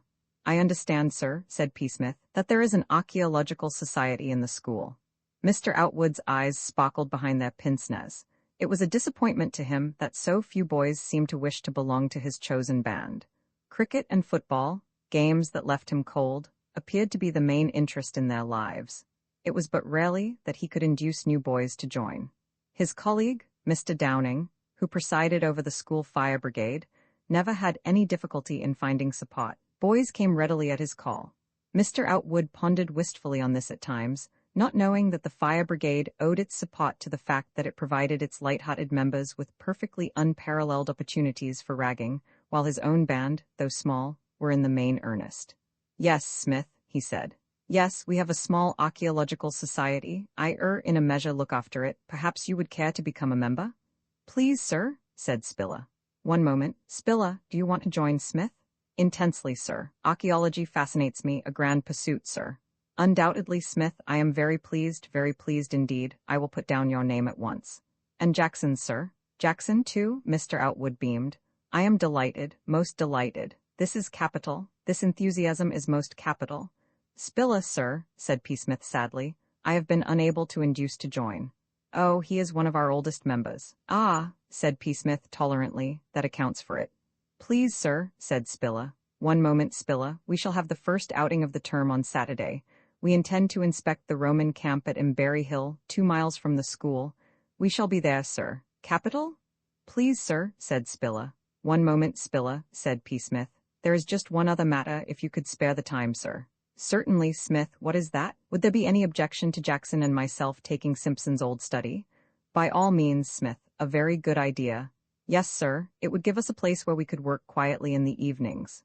"Quite so, quite so." "Thank you very much, sir. We will move our things in." "Thank you very much, sir," said Mike. "Please, sir," shouted Spiller. "Aren't I to have it?" "I'm next on the list, sir. I come next after Simpson. Can't I have it?" "I'm afraid I have already promised it to Smith, Spiller. You should have spoken before." "But, sir?" P. Smith eyed the speaker pityingly. "This tendency to delay, Spiller," he said, "is your besetting fault. Correct it, Edwin. Fight against it." He turned to Mr. Outwood. "We should, of course, sir, always be glad to see Spiller in our study. He would always find a cheery welcome waiting there for him. There is no formality between ourselves and Spiller." "Quite so. An excellent arrangement, Smith. I like this spirit of comradeship in my house. Then you will be with us on Saturday?" "On Saturday, sir." "All this sort of thing, Spiller," said P. Smith as they closed the door, "is very, very trying for a man of culture. Look us up in our study one of these afternoons. Roman 34 guerrilla warfare, there are few pleasures," said P. Smith, as he resumed his favorite position against the mantelpiece and surveyed the commandeered study with the pride of a householder, keener to the reflective mind than sitting under one's own roof tree. This place would have been wasted on Spiller. He would not have appreciated it properly. Mike was finishing his tea. "You're a jolly useful chap to have by you in a crisis, Smith," he said with approval. "We ought to have known each other before." "The loss was mine," said P. Smith courteously. We will now, with your permission, face the future for a while. I suppose you realize that we are now to a certain extent up against it. Spilla's hot Spanish blood is not going to sit tight and do nothing under a blow like this. What can he do? Outwood's given us the study. What would you have done if somebody had bagged your study? Made it jolly hot for them? So will Comrade Spilla. I take it that he will collect a gang and make an offensive movement against us directly he can. To all appearances, we are in a fairly tight place. It all depends on how big Comrade Spilla's gang will be. I don't like Rose, but I'm prepared to take on a reasonable number of bravos in defense of the home. Mike intimated that he was with him on the point. The difficulty is, though, he said, about when we leave this room. I mean, we're all right while we stick here, but we can't stay all night. That's just what I was about to point out when you put it with such admirable clearness. Here we are in a stronghold, they can only get at us through the door, and we can lock that. And jam a chair against it. And, as you rightly remark, jam a chair against it, but what of the nightfall? What of the time when we retire to our dormitory? Our dormitories. I say, if we're in separate rooms we shall be in the cot. P. Smith eyed Mike with approval. He thinks of everything. You're the man, Comrade Jackson, to conduct an affair of this kind, such foresight, such resource. We must see to this at once. If they put us in different rooms, we're done. We shall be destroyed singly in the watches of the night. We'd better nip down to the matron right off. Not the matron, Comrade Outwood is the man. We are as sons to him, there is nothing he can deny us. I'm afraid we are quite spoiling his afternoon by these interruptions, but we must rout him out once more. As they got up, the door handle rattled again, and this time there followed a knocking. This must be an emissary of Comrade Spilla's, said P. Smith. Let us parley with the man. Mike unlocked the door. A light-haired youth with a cheerful, rather vacant face and a receding chin strolled into the room and stood giggling with his hands in his pockets. I just came up to have a look at you, he explained. If you move a little to the left, said P. Smith, you will catch the light and shade effects on Jackson's face better. The newcomer giggled with renewed vigor. Are you the chap with the eyeglass who jaws all the time? I do wear an eyeglass, said P. Smith. As to the rest of the description, my name's Jellicoe. Mine is P. Smith, P.S.M.I.T.H., one of the Shropshire P. Smiths. The object on the skyline is Comrade Jackson. Old Spilla, giggled Jellicoe, is cursing you like anything downstairs. You're chaps. Do you mean to say you simply bagged his study? He's making no end of a row about it. Spilla's fiery nature is a byword, said P. Smith. What's he going to do? Asked Mike in his practical way. He's going to get the chaps to turn you out. As I suspected, sighed P. Smith, as one mourning over the frailty of human nature. About how many horny-handed assistants should you say that he would be likely to bring? Will you, for instance, join the glad throng? Me, no fear, I think Spilla's an ass. There's nothing like a common thought for binding people together. I think Spilla's an ass. How many will there be then? Asked Mike. He might get about half a dozen, not more, because most of the chaps don't see why they should sweat themselves just because Spilla's study has been bagged. Sturdy common sense, said P. Smith approvingly, seems to be the chief virtue of the Sedley character. We shall be able to tackle a crowd like that, said Mike. The only thing is we must get into the same dormitory. This is where Comrade Jellicoe's knowledge of the local geography will come in useful. Do you happen to know of any snug little room, with, say, about 4 beds in it? How many dormitories are there? 5, there's one with 3 beds in it, only it belongs to 3 chaps. I believe in the equal distribution of property. We will go to Comrade Outwood and stake out another claim. Mr. Outwood received them even more beamingly than before. Yes, Smith, he said. We must apologize for disturbing you, sir. Not at all, Smith, not at all. I like the boys in my house to come to me when they wish for my advice or help. We were wondering, sir, if you would have any objection to Jackson, Jellicoe, and myself sharing the dormitory with the 3 beds in it. A very warm friendship, explained P. Smith, patting the gurgling Jellicoe kindly on the shoulder, has sprung up between Jackson, Jellicoe, and myself. You make friends easily, Smith. I like to see it, I like to see it.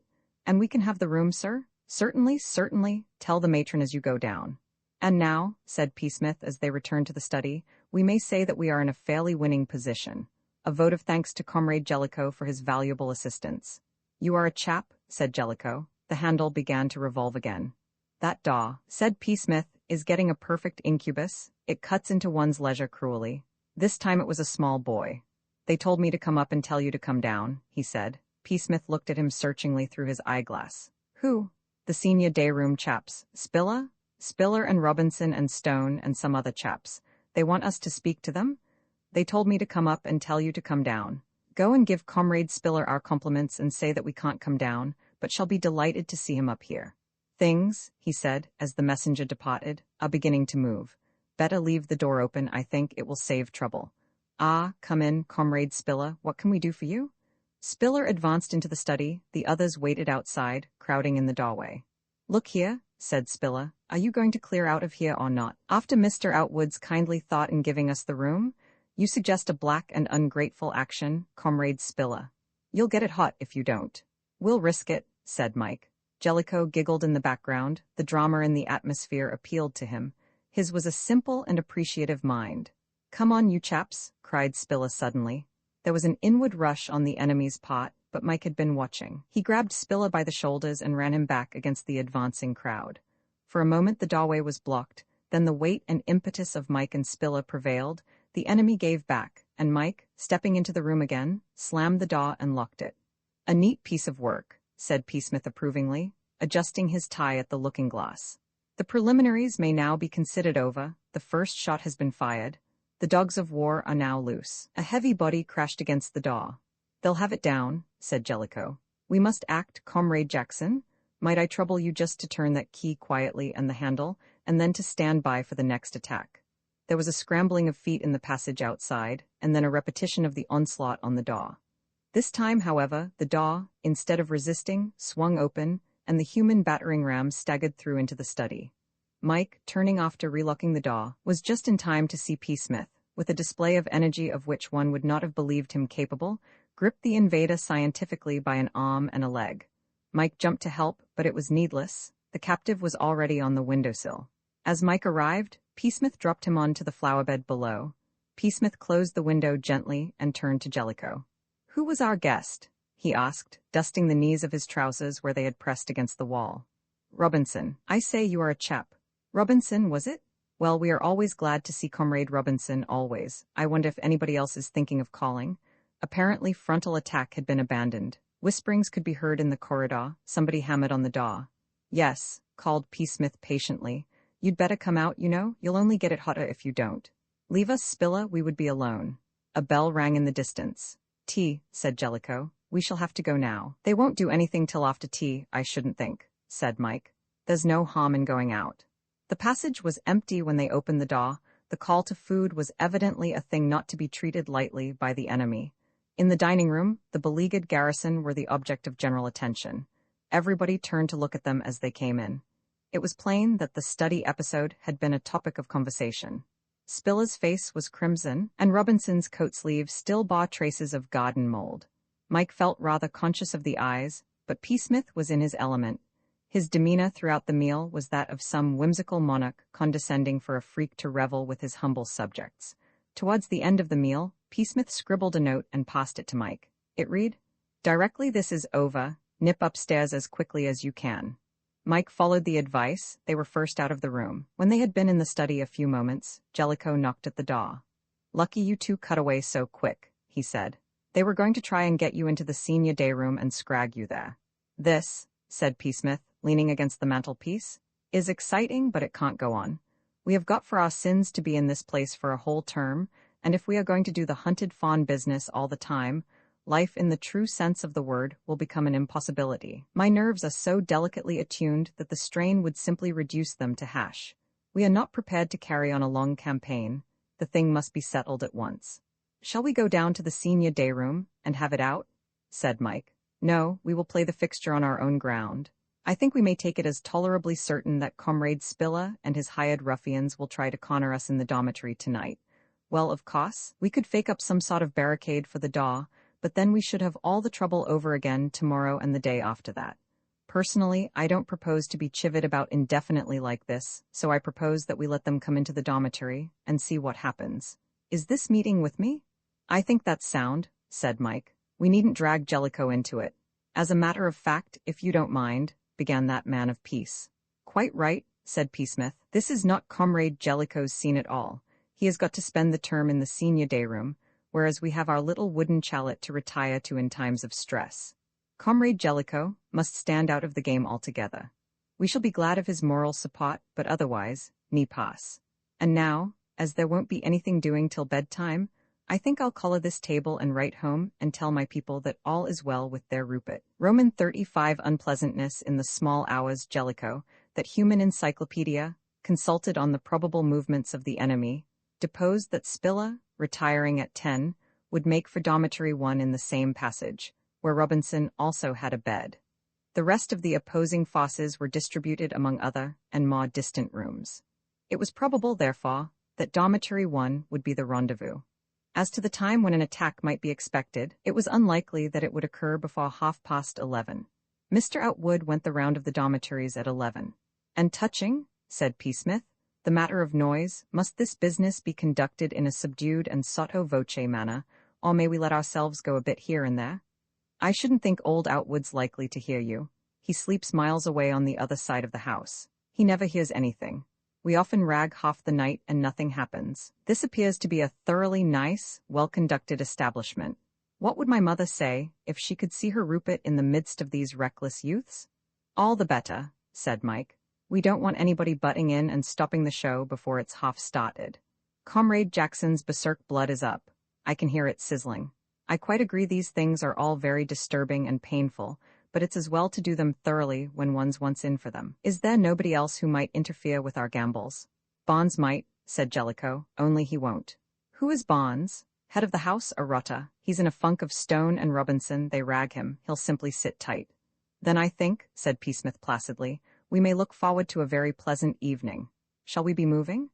Mr. Outwood paid his visit at 11, as predicted by Jellicoe, beaming vaguely into the darkness over a candle, and disappeared again, closing the door. How about that door? Said Mike. Shall we leave it open for them? Not so, but far otherwise. If it's shut, we shall hear them at it when they come. Subject to your approval, Comrade Jackson, I have evolved the following plan of action. I always ask myself on these occasions, what would Napoleon have done? I think Napoleon would have sat in a chair by his washhand stand, which is close to the door.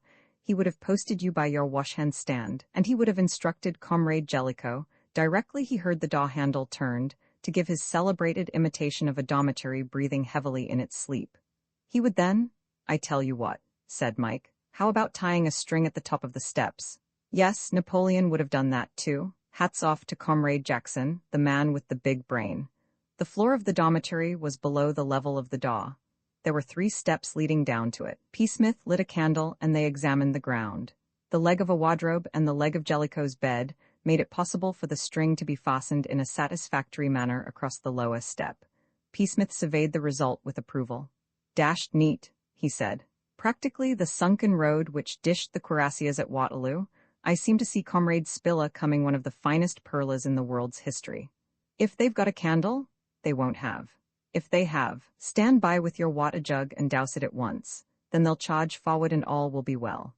If they have no candle, fling the water at a venture, fire into the brown. Lest we forget, I'll call a Comrade Jellicoe's jug now and keep it handy. A couple of sheets would also not be amiss. We will enmesh the enemy. Right ho, said Mike. These humane preparations being concluded, said P. Smith, we will retire to our posts and wait.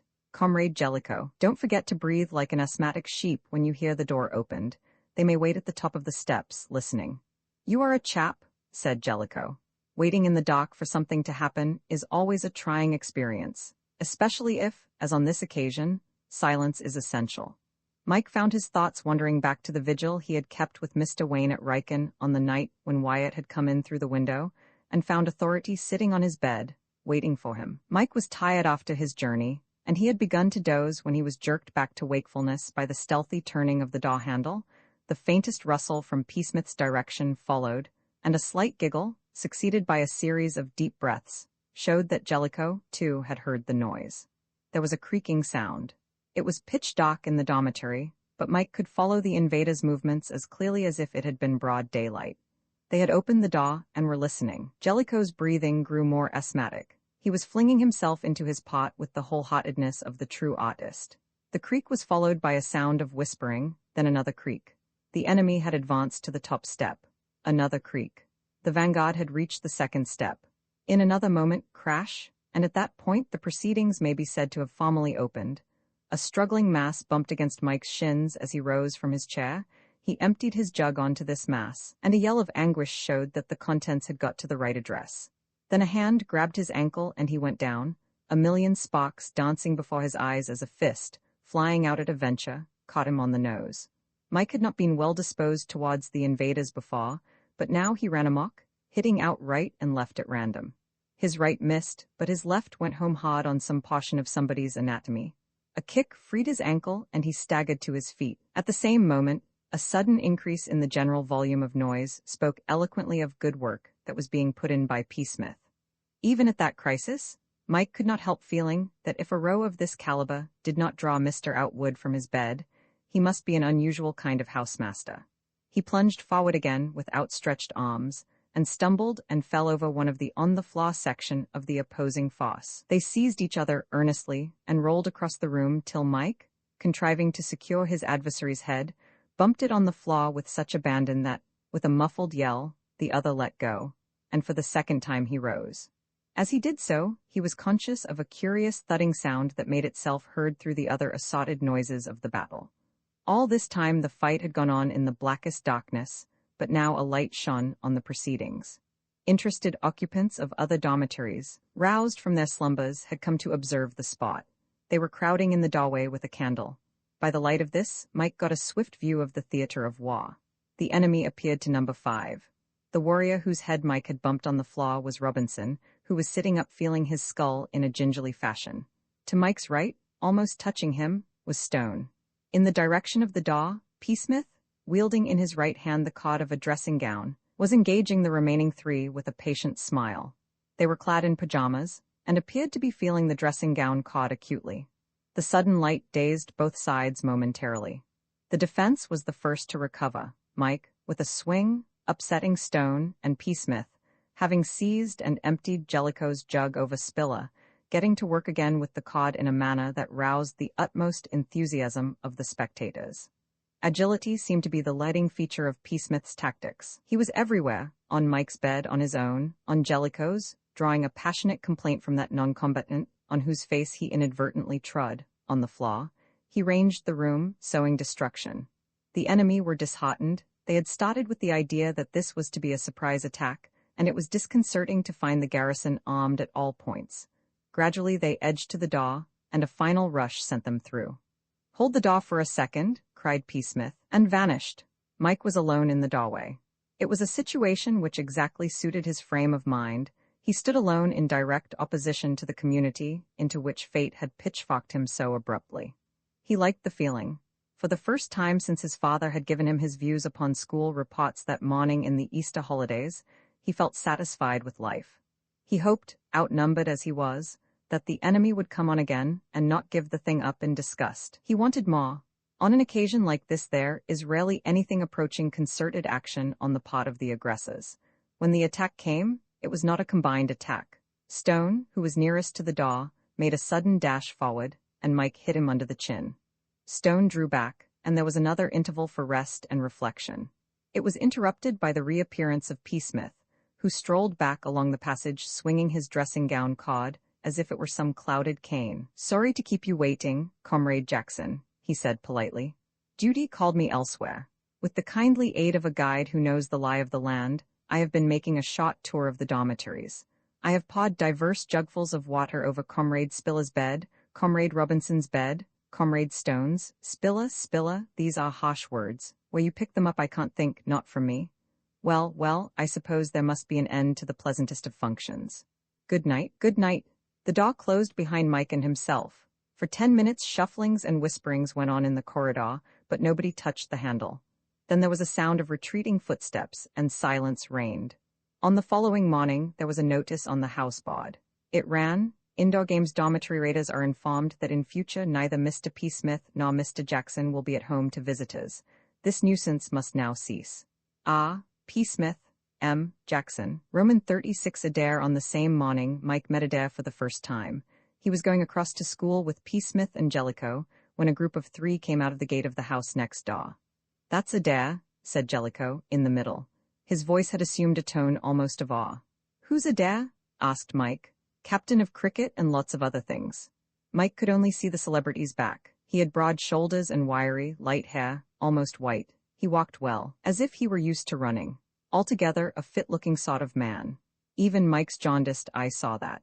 As a matter of fact, Adair deserved more than a casual glance. He was that rare type, the natural leader.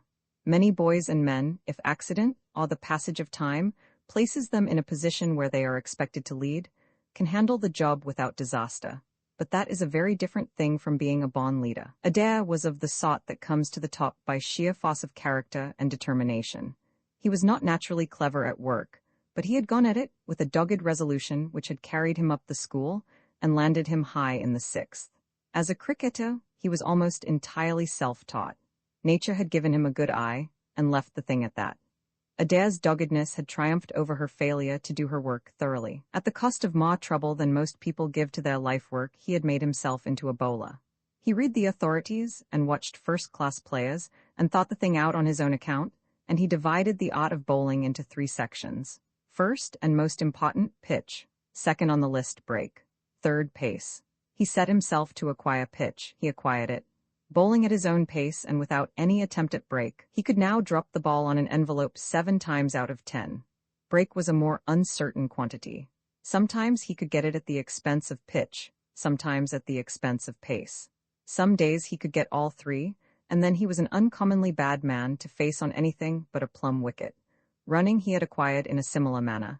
He had nothing approaching style, but he had twice won the mile and half-mile at the spots off elegant runners, who knew all about stride and the correct timing of the sprints and all the rest of it. Briefly, he was a worker. He had heart. A boy of Adair's type is always a force in a school. In a big public school of 600 or 700, his influence is felt less. But in a small school like Sedley, he is like a tidal wave, sweeping all before him. There were 200 boys at Sedley, and there was not one of them in all probability who had not, directly or indirectly, been influenced by Adair. As a small boy, his sphere was not large, but the effects of his work began to be apparent even then. It is human nature to want to get something which somebody else obviously values very much, and when it was observed by members of his farm that Adair was going to great trouble and inconvenience to secure a place in the farm 11 or 15, they naturally began to think, too, that it was worth being in those teams. The consequence was that his farm always played hard. This made other farms play hard. And the net result was that, when Adair succeeded to the captaincy of football and cricket in the same year, Sedley, as Mr. Downing, Adair's housemaster and the nearest approach to a cricket master that Sedley possessed, had a fondness for saying, was a keen school. As a whole, it both worked and played with energy. All it wanted now was opportunity. This Adair was determined to give it. He had that passionate fondness for his school which every boy is popularly supposed to have, but which really is implanted in about 1 in every 1,000. The average public school boy likes his school. He hopes it will lick Bedford at footer and Malvern at cricket, but he rather bets it won't.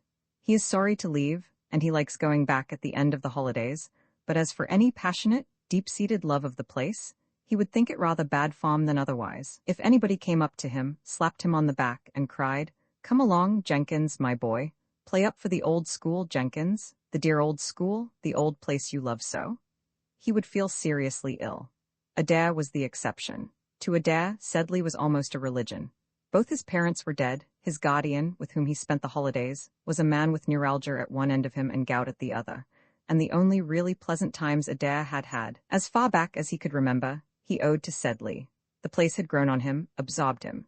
Where Mike, violently transplanted from Wrykyn, saw only a wretched little hole not to be mentioned in the same breath with Wrykyn, Adair, dreaming of the future, saw a colossal establishment, a public school among public schools, a lump of human radium, shooting out Blues and Balliol scholars year after year without ceasing. It would not be so till long after he was gone and forgotten, but he did not mind that. His devotion to Sedley was purely unselfish. He did not want fame.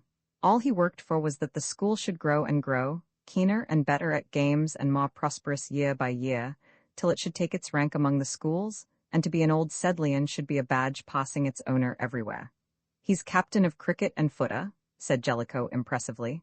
"He's in the shooting 8, he's won the mile and half 2 years running. He would have boxed at Aldershot last term, only he sprained his wrist. And he plays 5s jolly well." "Sort of little tin god," said Mike, taking a violent dislike to Adair from that moment.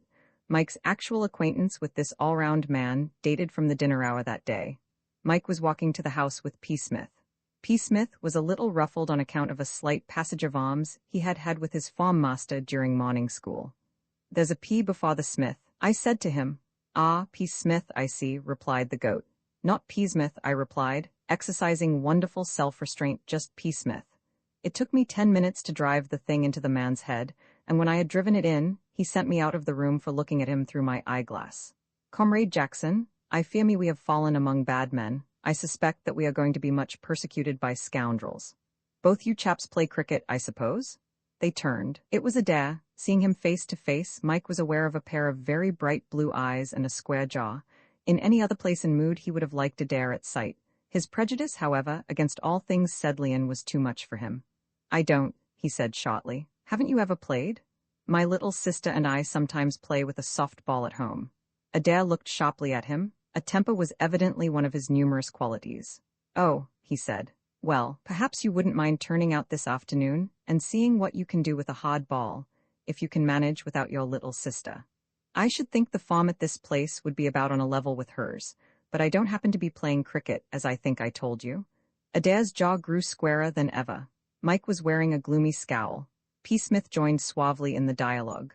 "My dear old comrades," he said, "don't let us brawl over this matter. This is a time for the honeyed word, the kindly eye, and the pleasant smile. Let me explain to Comrade Adair. Speaking for Comrade Jackson and myself, we should both be delighted to join in the mimic warfare of our national game, as you suggest, only the fact is, we happen to be the young archaeologists. We gave in our names last night, when you are being carried back to the pavilion after your century against Loamshire. Do you play Loamshire? We shall be grubbing in the hard ground for ruined abbeys. The old choice between pleasure and duty, Comrade Adair, a boy's crossroads. Then you won't play?" "No," said Mike. "Archaeology," said P. Smith with a deprecatory wave of the hand, "will brook no divided allegiance from her devotees." Adair turned and walked on. Scarcely had he gone when another voice hailed them with precisely the same question. "Both you fellows are going to play cricket, eh?" It was a master, a short, wiry little man with a sharp nose and a general resemblance, both in manner and appearance, to an excitable bullfinch. "I saw Adair speaking to you. I suppose you will both play. I like every new boy to begin at once. The more new blood we have, the better. We want keenness here. We are, above all, a keen school. I want every boy to be keen." "We are, sir," said P. Smith with fervor. "Excellent. On archaeology." Mr. Downing, for it was no less a celebrity, started as one who perceives a loathly caterpillar in his salad. "Archaeology? We gave in our names to Mr. Outwood last night, sir. Archaeology is a passion with us, sir. When we heard that there was a society here, we went singing about the house." "I call it an unnatural pursuit for boys," said Mr. Downing vehemently. "I don't like it. I tell you I don't like it. It is not for me to interfere with one of my colleagues on the staff, but I tell you frankly that in my opinion, it is an abominable waste of time for a boy. It gets him into idle, loafing habits." "I never loaf, sir," said P. Smith. "I was not alluding to you in particular. I was referring to the principle of the thing. A boy ought to be playing cricket with other boys, not wandering at large about the country, probably smoking and going into low public houses. A very wild lot, sir, I fear, the Archaeological Society here," sighed P. Smith, shaking his head. "If you choose to waste your time, I suppose I can't hinder you, but in my opinion it is foolery, nothing else." He stumped off. "Now he's cross," said P. Smith, looking after him. "I'm afraid we're getting ourselves disliked here." "Good job, too. At any rate, Comrade Outwood loves us. Let's go on and see what sort of a lunch that large-hearted fossil fancier is going to give us." Roman 37. Mike finds occupation. There was more than one moment during the first fortnight of term when Mike found himself regretting the attitude he had imposed upon himself with regard to Sedleyan cricket. He began to realize the eternal truth of the proverb about half a loaf and no bread. In the first flush of his resentment against his new surroundings, he had refused to play cricket, and now he positively ached for a game. Any sort of a game, an innings for a kindergarten v. The second 11 of a home of rest for centenarians would have soothed him. There were times when the sun shone, and he caught sight of white flannels on a green ground, and heard the plunk of bats striking ball, when he felt like rushing to Adair and shouting, "I will be good." I was in the Riken team 3 years, and had an average of over 50 the last 2 seasons. Lead me to the nearest net, and let me feel a bat in my hands again. But every time he shrank from such a climb down. It couldn't be done. What made it worse was that he saw, after watching behind the nets once or twice, that Sedley cricket was not the childish burlesque of the game which he had been rash enough to assume that it must be. Numbers do not make good cricket. They only make the presence of good cricket as more likely, by the law of averages. Mike soon saw that cricket was by no means an unknown art at Sedley. Adair, to begin with, was a very good bowler indeed. He was not a Burgess, but Burgess was the only Wrykyn bowler whom, in his 3 years' experience of the school, Mike would have placed above him. He was a long way better than Neville Smith and Wyatt and Milton and the others who had taken wickets for Wrykyn. The batting was not so good, but there were some quite capable men. Barnes, the head of Outwoods, he who preferred not to interfere with Stone and Robinson, was a mild, rather timid-looking youth, not unlike what Mr. Outwood must have been as a boy, but he knew how to keep balls out of his wicket. He was a good bat of the old plodding type. Stone and Robinson themselves, that swashbuckling pair, who now treated Mike and P. Smith with cold but consistent politeness, were both fair batsmen, and Stone was a good slow bowler. There were other exponents of the game, mostly in Downing's house. Altogether, quite worthy colleagues even for a man who had been a star at Wrykyn. One solitary overture Mike made during that first fortnight, he did not repeat the experiment. It was on a Thursday afternoon, after school. The day was warm, but freshened by an almost imperceptible breeze. The air was full of the scent of the cut grass which lay in little heaps behind the nets. This is the real cricket scent, which calls to one like the very voice of the game. Mike, as he sat there watching, could stand it no longer. He went up to Adair. "May I have an innings at this net?" he asked. He was embarrassed and nervous and was trying not to show it. The natural result was that his manner was offensively abrupt. Adair was taking off his pads after his innings. He looked up. This net, it may be observed, was the first 11 net. "What?" he said. Mike repeated his request, more abruptly this time from increased embarrassment. "This is the first 11 net," said Adair coldly. "Go in after Lodge over there." Over there was the end net, where frenzied novices were bowling on a corrugated pitch to a red-haired youth with enormous feet, who looked as if he were taking his first lesson at the game. Mike walked away without a word. The Archaeological Society expeditions, even though they carried with them the privilege of listening to P. Smith's views on life, proved but a poor substitute for cricket. P. Smith, who had no counter-attraction shouting to him that he ought to be elsewhere, seemed to enjoy them hugely, but Mike almost cried sometimes from boredom. It was not always possible to slip away from the throng, for Mr. Outwood evidently looked upon them as among the very faithful, and kept them by his side. Mike on these occasions was silent and jumpy, his brow sicklied awe with the pale cast of care. But P. Smith followed his letter with the pleased and indulgent air of a father whose infant son is showing him round the garden. P. Smith's attitude towards archaeological research struck a new note in the history of that neglected science. He was amiable, but patronizing. He patronized fossils, and he patronized ruins. If he had been confronted with the Great Pyramid, he would have patronized that. He seemed to be consumed by a thirst for knowledge. That this was not altogether a genuine thirst was proved on the third expedition.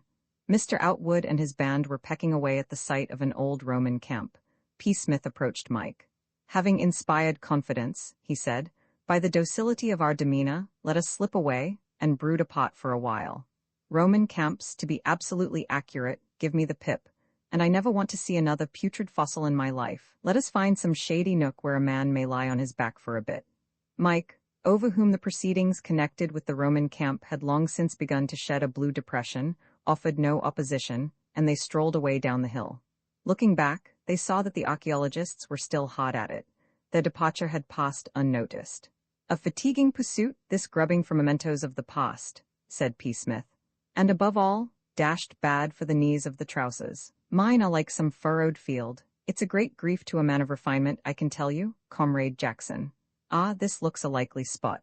They had passed through a gate into the field beyond. At the further end there was a brook, shaded by trees and running with a pleasant sound over pebbles.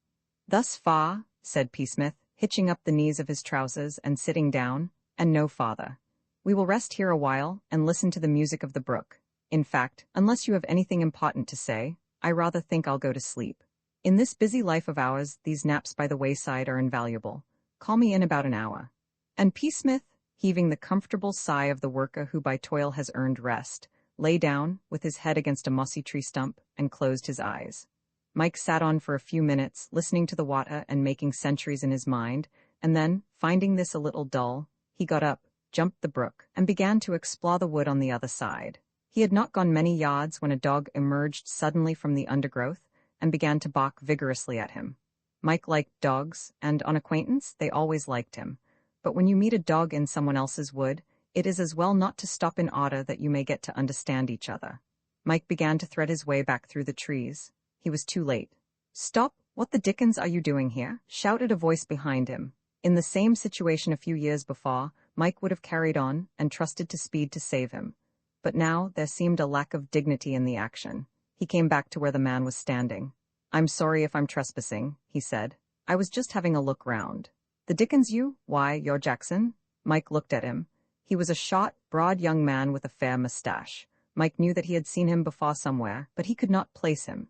"I played against you for the Free Foresters last summer. In passing, you seem to be a bit of a Free Forester yourself, dancing in among my nesting pheasants. I'm frightfully sorry." "That's all right, where do you spring from?" "Of course, I remember you now. You're Prendergast, you made 58 not out." "Thanks, I was afraid the only thing you would remember about me was that you took a century mostly off my bowling. You ought to have had me second ball, only cover dropped it. Don't rake up forgotten tragedies. How is it you're not at Riken? What are you doing down here?" "I've left Riken." Prendergast suddenly changed the conversation. When a fellow tells you that he has left school unexpectedly, it is not always tactful to inquire the reason. He began to talk about himself. "I hang out down here. I do a little farming and a good deal of pottering about." "Get any cricket?" asked Mike, turning to the subject next his heart.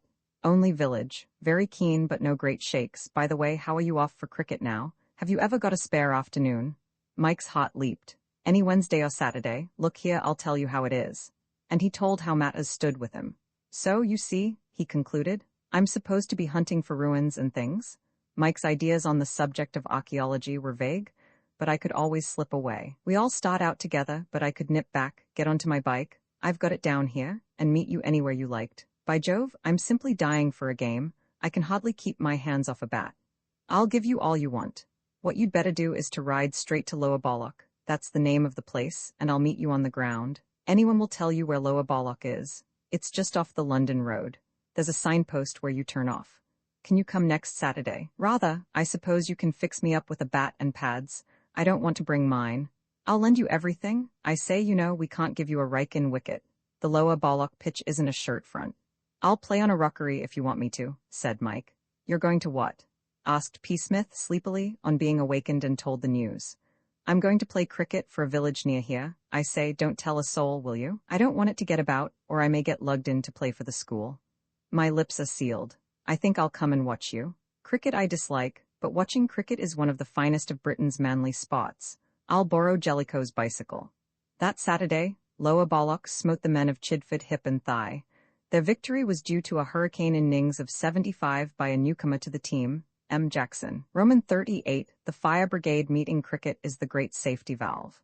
If you like the game, and are in a position to play it at least twice a week, life can never be entirely gray. As time went on, and his average for Lower Balloch reached the 50s and stayed there, Mike began, though he would not have admitted it, to enjoy himself. It was not Riken, but it was a very decent substitute. The only really considerable element making for discomfort now was Mr. Downing. By bad luck, it was in his farm that Mike had been placed on arrival. And Mr. Downing, never an easy farm master to get on with, proved more than usually difficult in his dealings with Mike. They had taken a dislike to each other at their first meeting, and it grew with further acquaintance. To Mike, Mr. Downing was all that a master ought not to be: fussy, pompous, and openly influenced in his official dealings with his farm by his own private likes and dislikes. To Mr. Downing, Mike was simply an unamiable loafer, who did nothing for the school, and apparently had none of the instincts which should be implanted in the healthy boy. Mr. Downing was rather strong on the healthy boy. The two lived in a state of simmering hostility, punctuated at intervals by crises, which usually resulted in Lower Balloch having to play some unskilled laborer in place of their star batsman, employed doing overtime. One of the most acute of these crises, and the most important in that it was the direct cause of Mike's appearance in Sedley cricket, had to do with the third weekly meeting of the school fire brigade. It may be remembered that this well-supported institution was under Mr. Downing's special care. It was, indeed, his pet hobby and the apple of his eye. Just as you had to join the Archaeological Society to secure the esteem of Mr. Outwood. So to become a member of the fire brigade was a safe passport to the regard of Mr. Downing. To show a keenness for cricket was good, but to join the fire brigade was best of all. The brigade was carefully organized. At its head was Mr. Downing, a sort of high priest. Under him was a captain, and under the captain a vice-captain. These two officials were those sportive allies, Stone and Robinson, of Outwood's house, who, having perceived at a very early date the gorgeous opportunities for ragging which the brigade offered to its members, had joined young and worked their way up. Under them were the rank and file, about 30 in all, of whom perhaps 7 were earnest workers, who looked on the brigade in the right or Downing spirit. The rest were entirely frivolous. The weekly meetings were always full of life and excitement.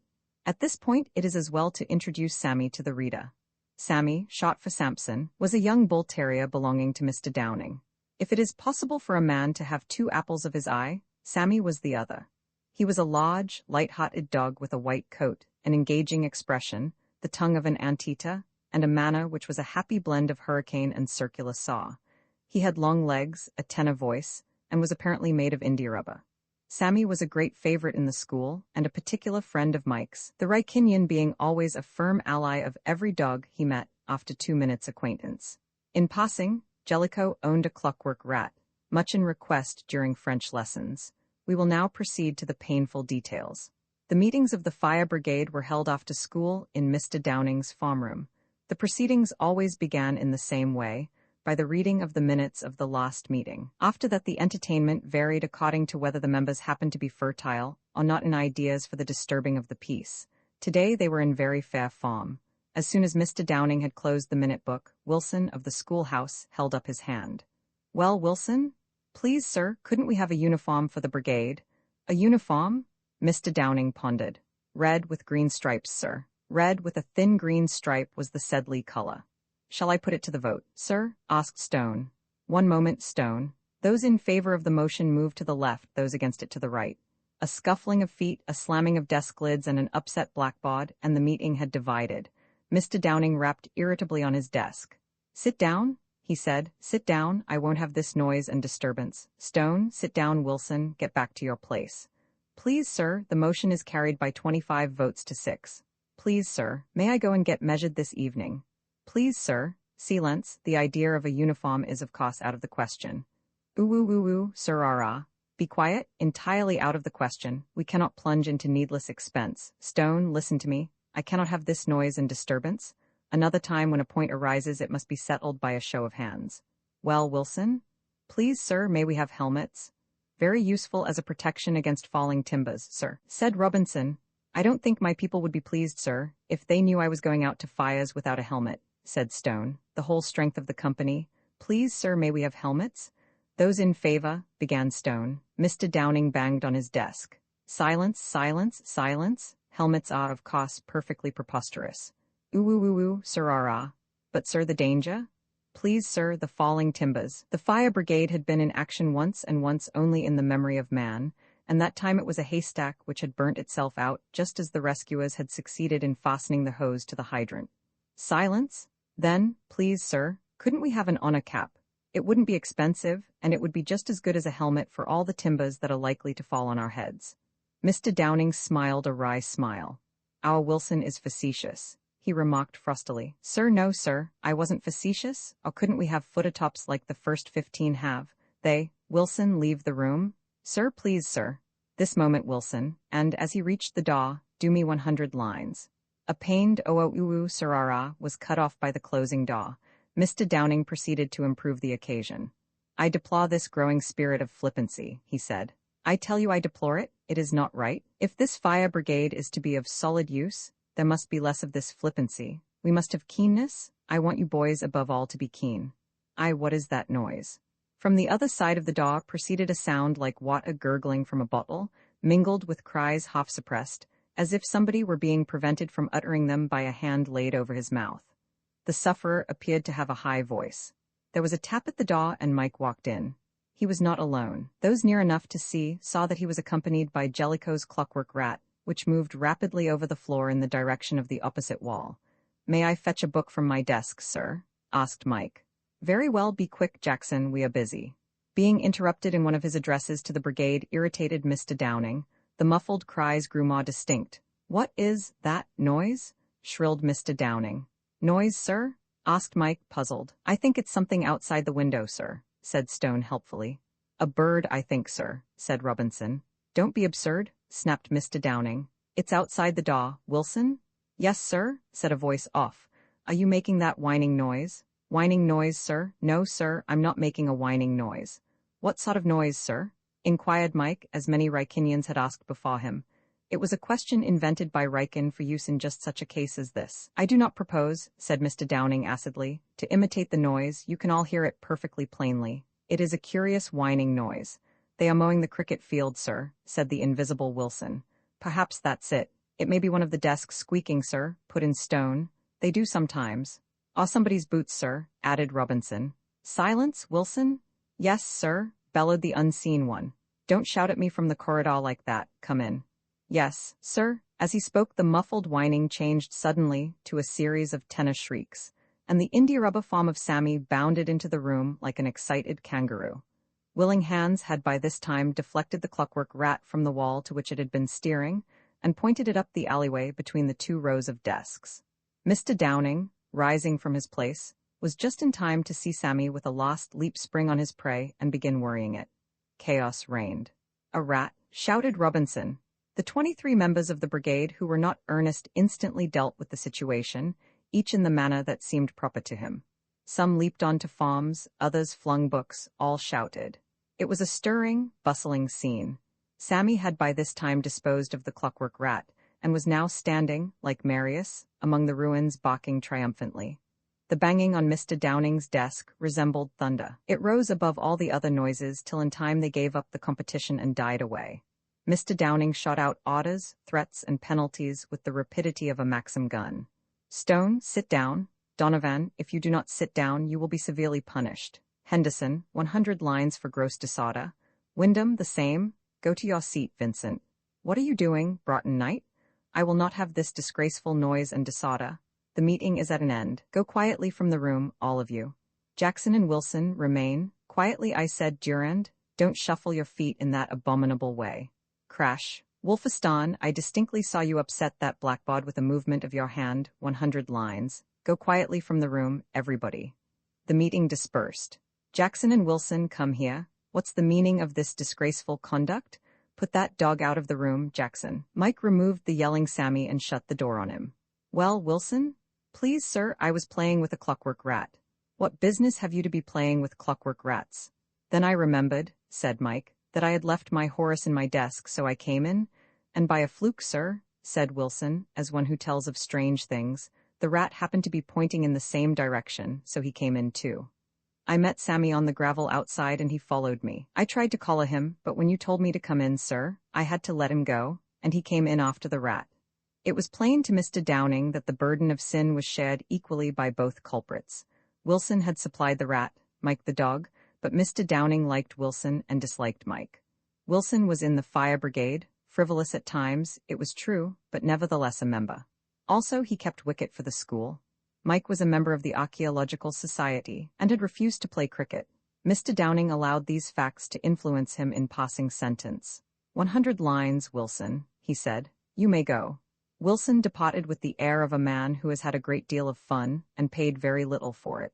Mr. Downing turned to Mike. You will stay in on Saturday afternoon, Jackson. It will interfere with your archaeological studies, I fear, but it may teach you that we have no room at Sedley for boys who spend their time loafing about and making themselves a nuisance. We are a keen school. This is no place for boys who do nothing but waste their time. That will do, Jackson. And Mr. Downing walked out of the room. In affairs of this kind, a master has a habit of getting the last word. Roman 39 Achilles leaves his tent, they say misfortunes never come singly. As Mike sat brooding over his wrongs in his study, after the Sammy incident, Jellicoe came into the room, and without preamble, asked for the loan of a sovereign. When one has been in the habit of confining one's lendings and borrowings to sixpences and shillings, a request for a sovereign comes as something of a blow. What on earth for? Asked Mike. I say, do you mind if I don't tell you? I don't want to tell anybody. The fact is, I'm in a beastly hole. Oh, sorry, said Mike. As a matter of fact, I do happen to have a quid. You can freeze onto it if you like, but it's about all I have got, so don't be shy about paying it back. Jellicoe was profuse in his thanks and disappeared in a cloud of gratitude. Mike felt that fate was treating him badly. Being kept in on Saturday meant that he would be unable to turn out for Little Bollock against Claythorpe, the return match. In the previous game, he had scored 98, and there was a lob bowler in the Claythorpe ranks whom he was particularly anxious to meet again. Having to yield a sovereign to Jellicoe, why on earth did the man want all that? Meant that, unless a carefully worded letter to his brother Bob at Oxford had the desired effect, he would be practically penniless for weeks. In a gloomy frame of mind, he sat down to write to Bob, who was playing regularly for the varsity this season, and only the previous week had made a century against Sussex, so might be expected to be in a sufficiently softened mood to advance the needful. Which, it may be stated at once, he did, by return of post. Mike was struggling with the opening sentences of this letter. He was never a very ready writer. When Stone and Robinson burst into the room, Mike put down his pen and got up. He was in warlike mood and welcomed the intrusion. If Stone and Robinson wanted battle, they should have it, but the motives of the expedition were obviously friendly. Stone beamed. Robinson was laughing. "You're a sportsman," said Robinson. "What did he give you?" asked Stone. They sat down, Robinson on the table, Stone in P-Smith's deck chair. Mike's heart warmed to them. The little disturbance in the dormitory was a thing of the past, done with, forgotten, contemporary with Julius Caesar. He felt that he, Stone and Robinson must learn to know and appreciate one another. There was, as a matter of fact, nothing much wrong with Stone and Robinson. They were just ordinary raggers of the type found at every public school, small and large. They were absolutely free from brain. They had a certain amount of muscle and a vast store of animal spirits. They looked on school life purely as a vehicle for ragging. The Stones and Robinsons are the swashbucklers of the school world.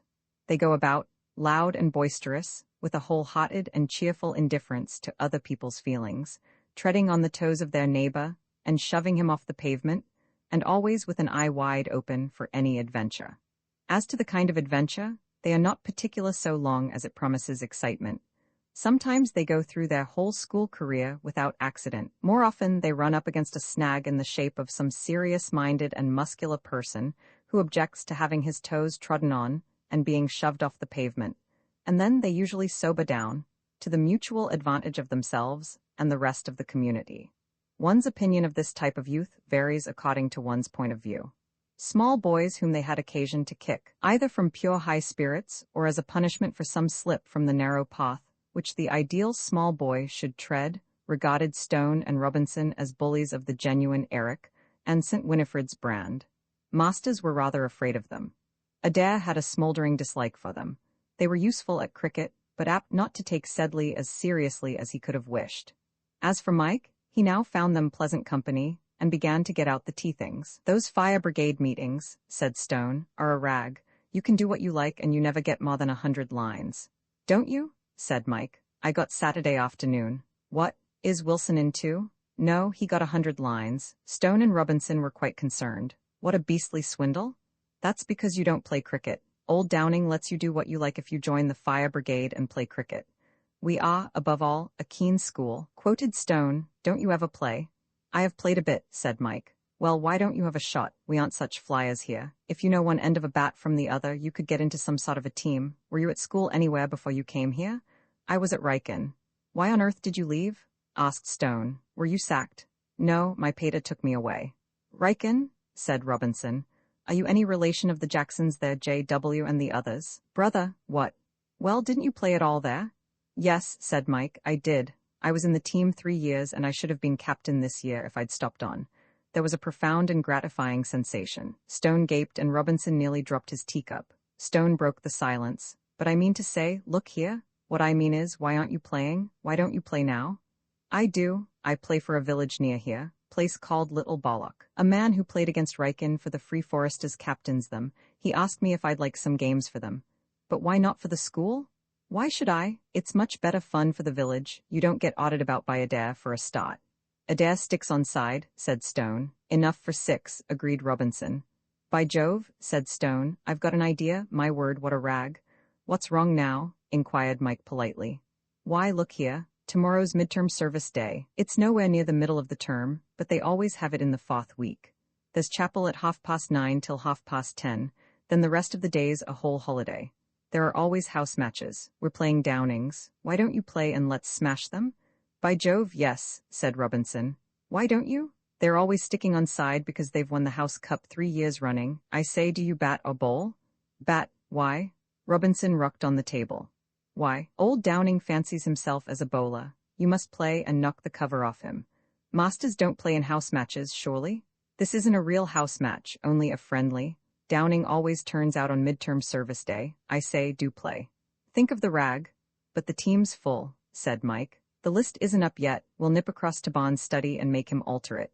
They dashed out of the room. From down the passage, Mike heard yells of Bonds, the closing of a door, and a murmur of excited conversation, then footsteps returning down the passage. Bonds appeared, on his face the look of one who has seen visions. I say, he said, is it true, or is Stone rotting? About Riken, I mean. Yes, I was in the team. Bonds was an enthusiastic cricketer. He studied his Whiston and he had an immense respect for Riken cricket. Are you the M. Jackson, then, who had an average of 51.03 last year? Yes. Bonds's manner became like that of a curate talking to a bishop. I say, he said, then, will you play against Downings tomorrow? Rather, said Mike. Thanks awfully, have some tea. Roman 4 at the nets. There are few better things in life than a public school summer term. The winter term is good, especially towards the end, and there are points, though not many, about the Easter term. But it is in the summer that one really appreciates public school life. The freedom of it, after the restrictions of even the most easygoing private school, is intoxicating. The change is almost as great as that from public school to varsity. For Mike, the path was made particularly easy. The only drawback to going to a big school for the first time is the fact that one is made to feel so very small and inconspicuous. New boys who have been leading lights at their private schools feel it acutely for the first week. At one time it was the custom, if we may believe writers of a generation also back, for boys to take quite an embarrassing interest in the newcomer. He was asked a rain of questions, and was, generally, in the very center of the stage. Nowadays, an absolute lack of interest is the fashion. A new boy arrives, and there he is, one of a crowd. Mike was saved this salutary treatment to a large extent, at first by virtue of the greatness of his family, and later, by his own performances on the cricket field. His 3 elder brothers were objects of veneration to most Rykinians, and Mike got a certain amount of reflected glory from them. The brother of first-class cricketers has a dignity of his own. Then Bob was a help. He was on the verge of the cricket team and had been the school fullback for 2 seasons. Mike found that people came up and spoke to him, anxious to know if he were Jackson's brother, and became friendly when he replied in the affirmative. Influential relations are a help in every stage of life. It was Wyatt who gave him his first chance at cricket. There were nets on the first afternoon of term for all old colours of the 3 teams and a dozen or so of those most likely to fill the vacant places. Wyatt was there, of course. He had got his first 11 cap in the previous season as a mighty hitter and a fair slow bowler. Mike met him crossing the field with his cricket bag. "Hullo, where are you off to?" asked Wyatt. "Coming to watch the nets?" Mike had no particular program for the afternoon. Junior cricket had not begun, and it was a little difficult to know how to fill in the time. "I tell you what," said Wyatt, "nip into the house and shove on some things, and I'll try and get Burgess to let you have a knock later on." This suited Mike admirably.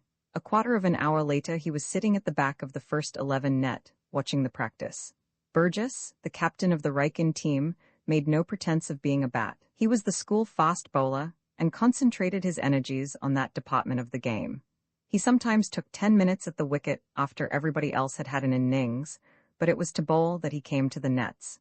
He was bowling now to one of the old colours whose name Mike did not know. Wyatt and one of the professionals were the other 2 bowlers. 2 nets away, Furby Smith, who had changed his pince-nez for a pair of huge spectacles, was performing rather ineffectively against some very bad bowling. Mike fixed his attention on the first 11 man. He was evidently a good bat. There was style and power in his batting. He had a way of gliding Burgess's fastest to leg, which Mike admired greatly. He was succeeded at the end of a quarter of an hour by another 11 man, and then Bob appeared. It was soon made evident that this was not Bob's day. Nobody is at his best on the first day of term, but Bob was worse than he had any right to be. He scratched forward at nearly everything, and when Burgess, who had been resting, took up the ball again, he had each stump uprooted in a regular series in 7 balls. Once he skied one of Wyatt's slows over the net behind the wicket, and Mike, jumping up, caught him neatly. "Thanks," said Bob austerely as Mike returned the ball to him. He seemed depressed. Towards the end of the afternoon, Wyatt went up to Burgess. "Burgess," he said, "see that kid sitting behind the net?" "With the naked eye," said Burgess. "Why? He's just come to Wayne's, he's Bob Jackson's brother, and I've a sort of idea that he's a bit of a bat. I told him I'd ask you if he could have a knock. Why not send him in at the end net? There's nobody there now." Burgess's amiability off the field equaled his ruthlessness when bowling. "All right," he said. "Only if you think that I'm going to sweat to bowl to him, you're making a fatal error. You needn't do a thing, just sit and watch. I rather fancy this kid's something special." Mike put on Wyatt's pads and gloves, borrowed his bat, and walked round into the net. "Not in a funk, are you?" asked Wyatt as he passed. Mike grinned. The fact was that he had far too good an opinion of himself to be nervous. An entirely modest person seldom makes a good batsman. Batting is one of those things which demand first and foremost a thorough belief in oneself. It need not be aggressive, but it must be there. Wyatt and the professional were the bowlers. Mike had seen enough of Wyatt's bowling to know that it was merely ordinary, slow tosh, and the professional did not look as difficult as Saunders. The first half-dozen balls he played carefully. He was on trial, and he meant to take no risks. Then the professional overpitched one slightly on the off. Mike jumped out and got the full face of the bat onto it. The ball hit one of the ropes of the net and nearly broke it. "How's that?" said Wyatt, with the smile of an impresario on the first night of a successful piece. "Not bad," admitted Burgess.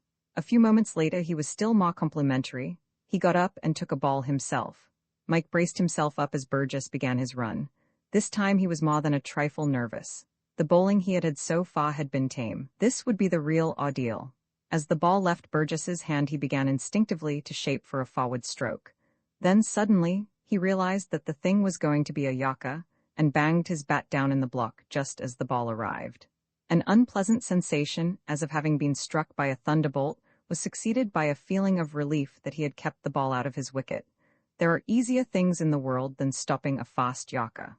"Well played," said Burgess. Mike felt like a successful general receiving the thanks of the nation. The fact that Burgess's next ball knocked middle and off stumps out of the ground saddened him somewhat, but this was the last tragedy that occurred.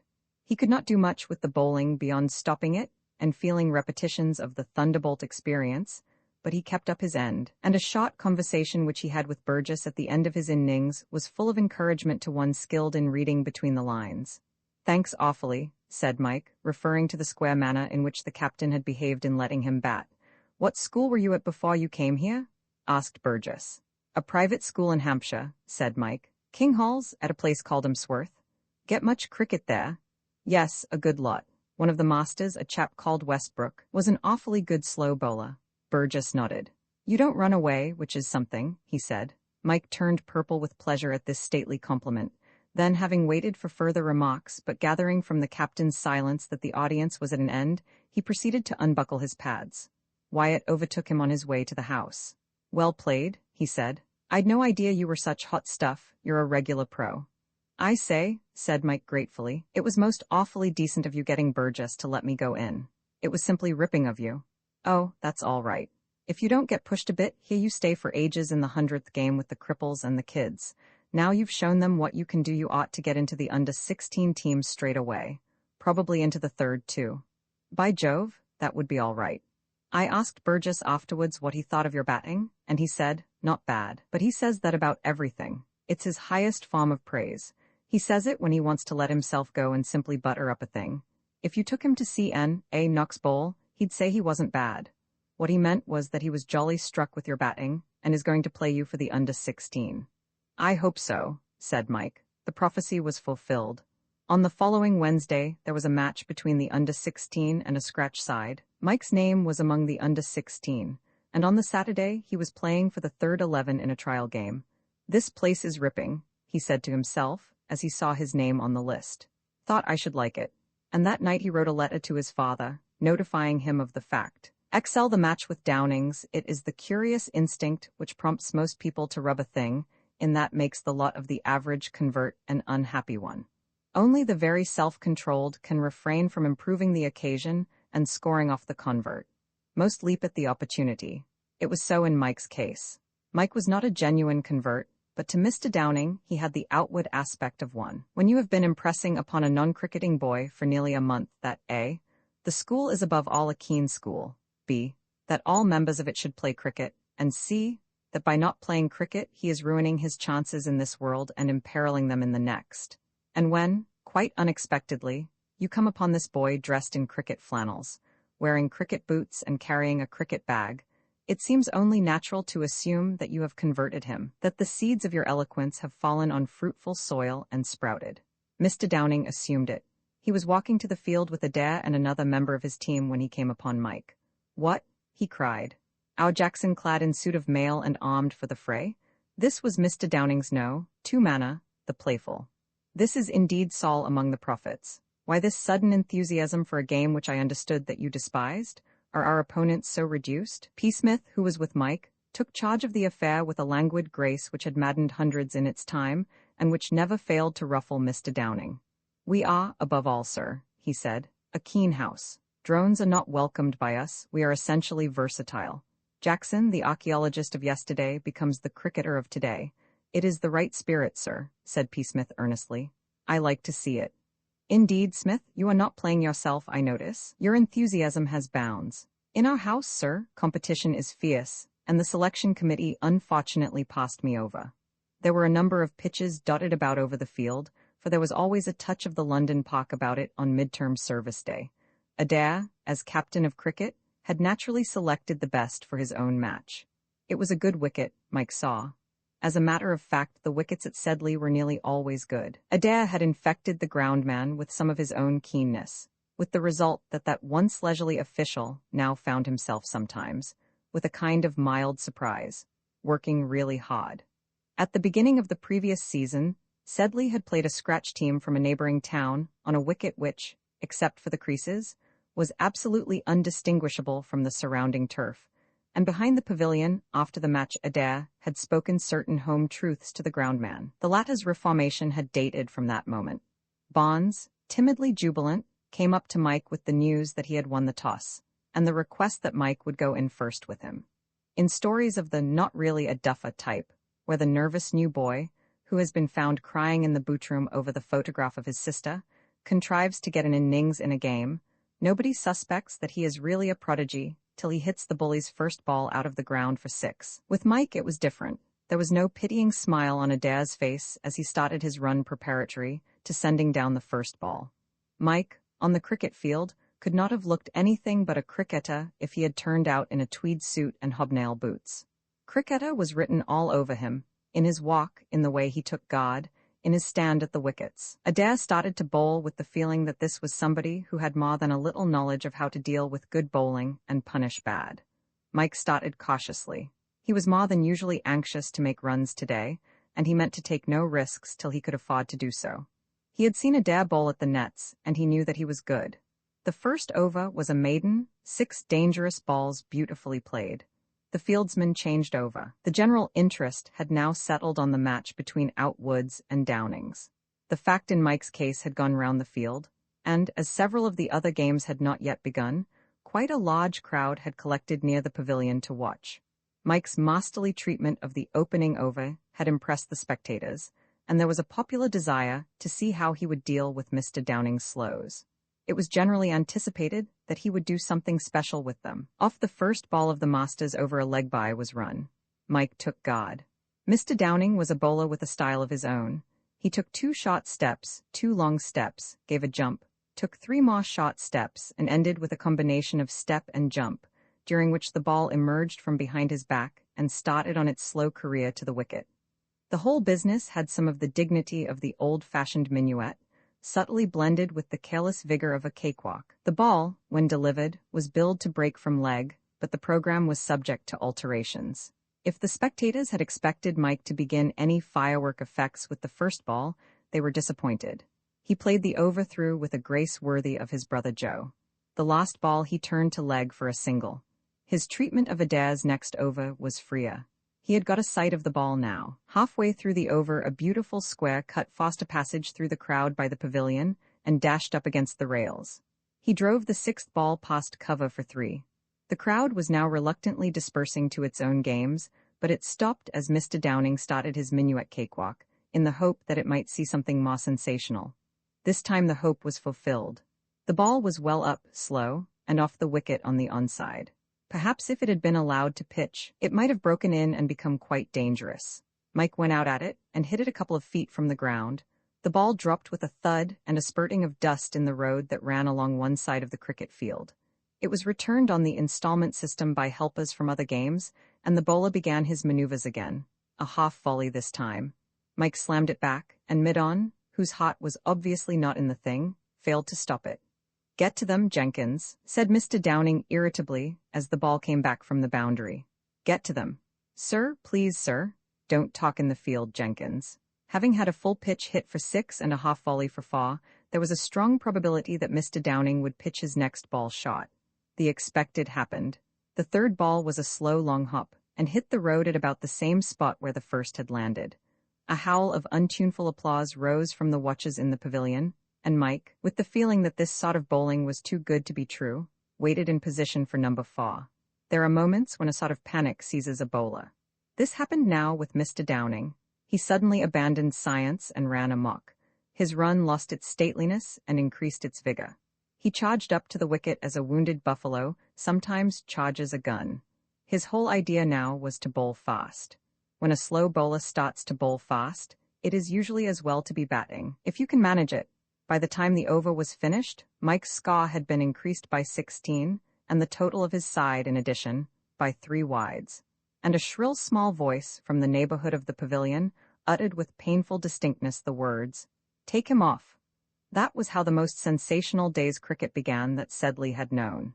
A description of the details of the morning's play would be monotonous. It is enough to say that they ran on much the same lines as the 3rd and 4th overs of the match. Mr. Downing bowled one more over, off which Mike helped himself to 16 runs, and then retired moodily to cover point, where, in Adair's 5th over, he missed Barnes. The first occasion since the game began on which that mild batsman had attempted to score more than a single. Scared by this escape, Outwood's captain shrank back into his shell, sat on the splice like a limpet, and, offering no more chances, was not out at lunchtime with a score of 11. Mike had then made 103. As Mike was taking off his pads in the pavilion, Adair came up. "Why did you say you didn't play cricket?" he asked abruptly. When one has been bowling the whole morning, and bowling well, without the slightest success, one is inclined to be abrupt. Mike finished unfastening an obstinate strap, then he looked up. "I didn't say anything of the kind. I said I wasn't going to play here. There's a difference. As a matter of fact, I was in the Wrykyn team before I came here. 3 years. Adair was silent for a moment. "Will you play for us against the old Sedleyans tomorrow?" he said at length. Mike tossed his pads into his bag and got up. "No, thanks." There was a silence. "Above it, I suppose?" "Not a bit, not up to it. I shall want a lot of coaching at that end net of yours before I'm fit to play for Sedley." There was another pause. "Then you won't play?" asked Adair. "I'm not keeping you, am I?" said Mike, politely. It was remarkable what a number of members of Outwood's house appeared to cherish a personal grudge against Mr. Downing. It had been that master's somewhat injudicious practice for many years to treat his own house as a sort of chosen people. Of all masters, the most unpopular is he who, by the silent tribunal of a school, is convicted of favoritism, and the dislike deepens if it is a house which he favors, and not merely individuals. On occasions when boys in his own house and boys from other houses were accomplices and partners in wrongdoing, Mr. Downing distributed his thunderbolts unequally, and the school noticed it. The result was that not only he himself, but also, which was rather unfair, his house, too, had acquired a good deal of unpopularity. The general consensus of opinion in Outwoods during the luncheon interval was that, having got Downings up a tree, they would be fools not to make the most of the situation. Barnes's remark that he supposed, unless anything happened and wickets began to fall a bit faster, they had better think of declaring somewhere about 3:30 or 4, was met with a storm of opposition. "Declare?" said Robinson. "Great Scott, what on earth are you talking about?" "Declare?" Stone's voice was almost a wail of indignation. "I never saw such a chump." "They'll be rather sick if we don't, won't they?" suggested Barnes. "Sick? I should think they would," said Stone. "That's just the gay idea. Can't you see that by a miracle we've got a chance of getting a jolly good bit of our own back against those Downing's ticks? What we've got to do is to jolly well keep them in the field all day if we can, and be jolly glad it's so beastly hot. If they lose about a dozen pounds each through sweating about in the sun after Jackson's drives, perhaps they'll stick on less side about things in general in future. Besides, I want an innings against that bilge of old Downing's if I can get it. So do I, said Robinson. If you declare, I swear I won't field. Nor will Robinson. Rather not. Well, I won't then, said Bonds unhappily.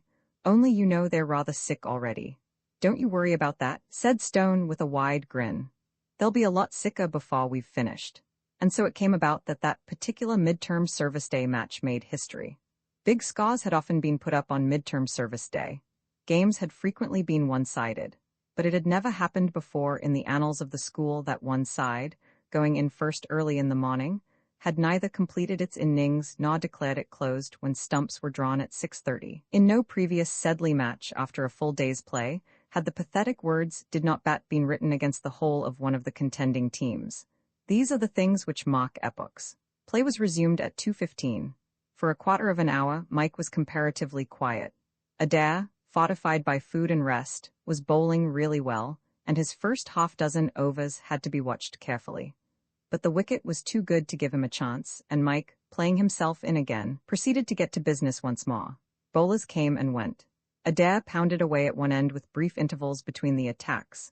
Mr. Downing took a couple more overs, in one of which a horse, passing in the road, nearly had its useful life cut suddenly short. Change bowlers of various actions and paces, each weirder and more futile than the last, tried their luck. But still, the first wicket stand continued. The bowling of a house team is all head and no body. The first pair probably have some idea of length and break. The first change pair are poor. And the rest, the small change, are simply the sort of things one sees in dreams after a heavy supper, or when one is out without one's gun. Time, mercifully, generally breaks up a big stand at cricket before the field has suffered too much, and that is what happened now. At 4 o'clock, when the score stood at 220 for no wicket, Bonds, greatly daring, smote lustily at a rather wide half-volley, and was caught at shot slip for 33. He retired blushfully to the pavilion, amidst applause, and Stone came out. As Mike had then made 187, it was assumed by the field that directly he had topped his second century, the closure would be applied, and their ordeal finished. There was almost a sigh of relief when frantic cheering from the crowd told that the feat had been accomplished. The fieldsmen clapped in quite an indulgent sort of way, as who should say, "Capital, capital. And now let's start our innings." Some even began to edge towards the pavilion, but the next ball was bowled, and the next over, and the next after that, and still Bonds made no sign. The conscience-stricken captain of Outwoods was, as a matter of fact, being practically held down by Robinson and other ruffians by force. A grey dismay settled on the field. The bowling had now become almost unbelievably bad. Lobs were being tried, and Stone, nearly weeping with pure joy, was playing an innings of the Houter Brighton cricket type. He had an unorthodox style, but an excellent eye, and the road at this period of the game became absolutely unsafe for pedestrians and traffic. Mike's pace had become slower, as was only natural, but his score, too, was mounting steadily. "This is foolery," snapped Mr. Downing, as the 350 went up on the board. "Bonds?" he called. There was no reply.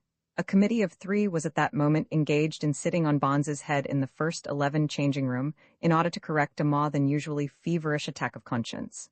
"Bonds?" "Please, sir," said Stone, some species of telepathy telling him what was detaining his captain. "I think Bonds must have left the field. He has probably gone over to the house to fetch something. This is absurd. You must declare your innings closed. The game has become a farce." "Declare, sir? We can't unless Bonds does. He might be awfully annoyed if we did anything like that without consulting him." "Absurd. He's very touchy, sir. It is perfect foolery." "I think Jenkins is just going to bowl, sir." Mr. Downing walked moodily to his place. In a neat wooden frame in the senior day room at Outwoods, just above the mantelpiece, there was on view, a week later, a slip of paper. The writing on it was as follows: Outwoods v. Downing's Outwoods, first innings. Roman 41, the singular behavior of Jellicoe, Outwoods rollicked considerably that night. Mike, if he had cared to take the pot, could have been the petted hero. But a cordial invitation from the senior day room to be the guest of the evening at about the biggest rag of the century had been refused on the plea of fatigue. One does not make 277 runs on a hot day without feeling the effects, even if one has scored mainly by the medium of boundaries. And Mike, as he lay back in P. Smith's deck chair, felt that all he wanted was to go to bed and stay there for a week. His hands and arms burned as if they were red hot, and his eyes were so tired that he could not keep them open. P. Smith, leaning against the mantelpiece, discoursed in a desultory way on the day's happenings. The score off Mr. Downing, the undeniable annoyance of that battered bowler, and the probability of his venting his annoyance on Mike next day. In theory, said he, the manly what do you call it of cricket and all that sort of thing ought to make him fall on your neck tomorrow and weep over you as a foeman worthy of his steel. But I am prepared to bet a reasonable sum that he will give no jujutsu exhibition of this kind. In fact, from what I have seen of our bright little friend, I should say that, in a small way, he will do his best to make it distinctly hot for you, here and there. I don't care, murmured Mike, shifting his aching limbs in the chair. In an ordinary way, I suppose, a man can put up with having his bowling hit a little, but your performance was cruelty to animals. 28 off 1 over, not to mention 3 wides, would have made job foam at the mouth. You will probably get sacked. On the other hand, it's worth it. You have lit a candle this day which can never be blown out. You have shown the lads of the village how Comrade Downing's bowling ought to be treated. I don't suppose he'll ever take another wicket. He doesn't deserve to. P. Smith smoothed his hair at the glass and turned round again. The only blot on this day of mirth and goodwill is, he said, the singular conduct of our friend Jellicoe. When all the place was ringing with song and merriment, Comrade Jellicoe crept to my side and, slipping his little hand in mine, touched me for 3 quid. This interested Mike, fagged as he was. What, 3 quid? 3 jingling, clinking sovereigns, he wanted far. But the man must be living at the rate of I don't know what. It was only yesterday that he borrowed a quid from me. He must be saving money fast. There appear to be the makings of a financier about Comrade Jellicoe. Well, I hope, when he's collected enough for his needs, he'll pay me back a bit. I'm pretty well cleaned out. I got some from my brother at Oxford. Perhaps he's saving up to get married. We may be helping towards furnishing the home. There was a Siamese prince fellow at my dame's at Eton who had 4 wives when he arrived, and gathered in a 5th during his first summer holidays. It was done on the correspondence system. His prime minister fixed it up at the other end, and sent him the glad news on a picture postcard. I think an eye ought to be kept on Comrade Jellicoe. Mike tumbled into bed that night like a log, but he could not sleep. He ached all over. P. Smith chatted for a time on human affairs in general, and then dropped gently off.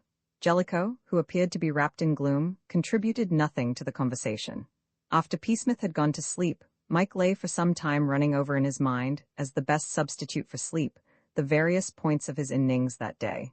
He felt very hot and uncomfortable. Just as he was wondering whether it would not be a good idea to get up and have a cold bath, a voice spoke from the darkness at his side. Are you asleep, Jackson? Who's that? Me, Jellicoe. I can't get to sleep. Nor can I. I'm stiff all over. I'll come over and sit on your bed. There was a creaking, and then a weight descended in the neighborhood of Mike's toes. Jellicoe was apparently not in conversational mood. He uttered no word for quite 3 minutes, at the end of which time he gave a sound midway between a snort and a sigh. I say, Jackson, he said. Yes. Have you? Oh, nothing. Silence again. Jackson. Hullo? I say, what would your people say if you got sacked? All sorts of things, especially my pater. Why? Oh, I don't know. So would mine. Everybody's would, I expect. Yes. The bed creaked as Jellicoe digested these great thoughts, then he spoke again. It would be a jolly beastly thing to get sacked. Mike was too tired to give his mind to the subject. He was not really listening. Jellicoe droned on in a depressed sort of way. You'd get home in the middle of the afternoon, I suppose, and you'd drive up to the house, and the servant would open the door, and you'd go in. They might all be out, and then you'd have to hang about and wait, and presently you'd hear them come in, and you'd go out into the passage, and they'd say, Hullo? Jellicoe, in order to give verisimilitude, as it were, to an otherwise bald and unconvincing narrative, flung so much agitated surprise into the lost word that it woke Mike from a troubled doze into which he had fallen. Hullo, he said. What's up? Then you'd say, Hullo, and then they'd say, what are you doing here? And you'd say, what on earth are you talking about? About what would happen? Happen when? When you got home. After being sacked, you know? Who's been sacked? Mike's mind was still under a cloud. Nobody, but if you were, I meant. And then I suppose there'd be an awful row and general sickness and all that. And then you'd be sent into a bank or to Australia or something. Mike dozed off again. My pater would be frightfully sick, my mater would be sick. My sister would be jolly sick, too. Have you got any sisters, Jackson? I say, Jackson. Hullo, what's the matter? Who's that? Me, Jellicoe. What's up? I asked you if you'd got any sisters. Any what? Sisters? Whose sisters? Yours, I asked if you'd got any. Any what? Sisters? What about them? The conversation was becoming too intricate for Jellicoe. He changed the subject. I say, Jackson. Well, I say, you don't know anyone who could lend me £1, do you? What? Cried Mike, sitting up in bed and staring through the darkness in the direction whence the numismatist's voice was proceeding. Do what? I say, look out, you'll wake Smith. Did you say you wanted someone to lend you £1? Yes, said Jellicoe eagerly. Do you know anyone? Mike's head throbbed. This thing was too much. The human brain could not be expected to cope with it. Here was a youth who had borrowed £1 from one friend the day before, and £3 from another friend that very afternoon, already looking about him for further loans. Was it a hobby, or was he saving up to buy an aeroplane? What on earth do you want £1 for? I don't want to tell anybody, but it's jolly serious. I shall get sacked if I don't get it. Mike pondered.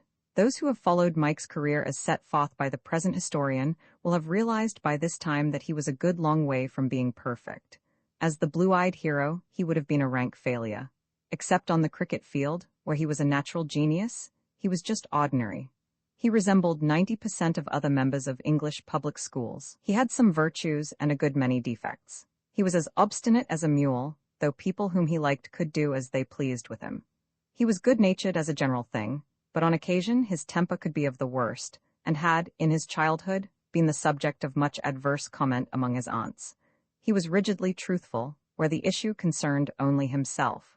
Where it was a case of saving a friend, he was prepared to act in a manner reminiscent of an American expert witness. He had, in addition, one good quality without any defect to balance it. He was always ready to help people. And when he set himself to do this, he was never put off by discomfort or risk. He went at the thing with a singleness of purpose that asked no questions. Bob's postal order, which had arrived that evening, was reposing in the breast pocket of his coat. It was a wrench, but if the situation was so serious with Jellicoe, it had to be done.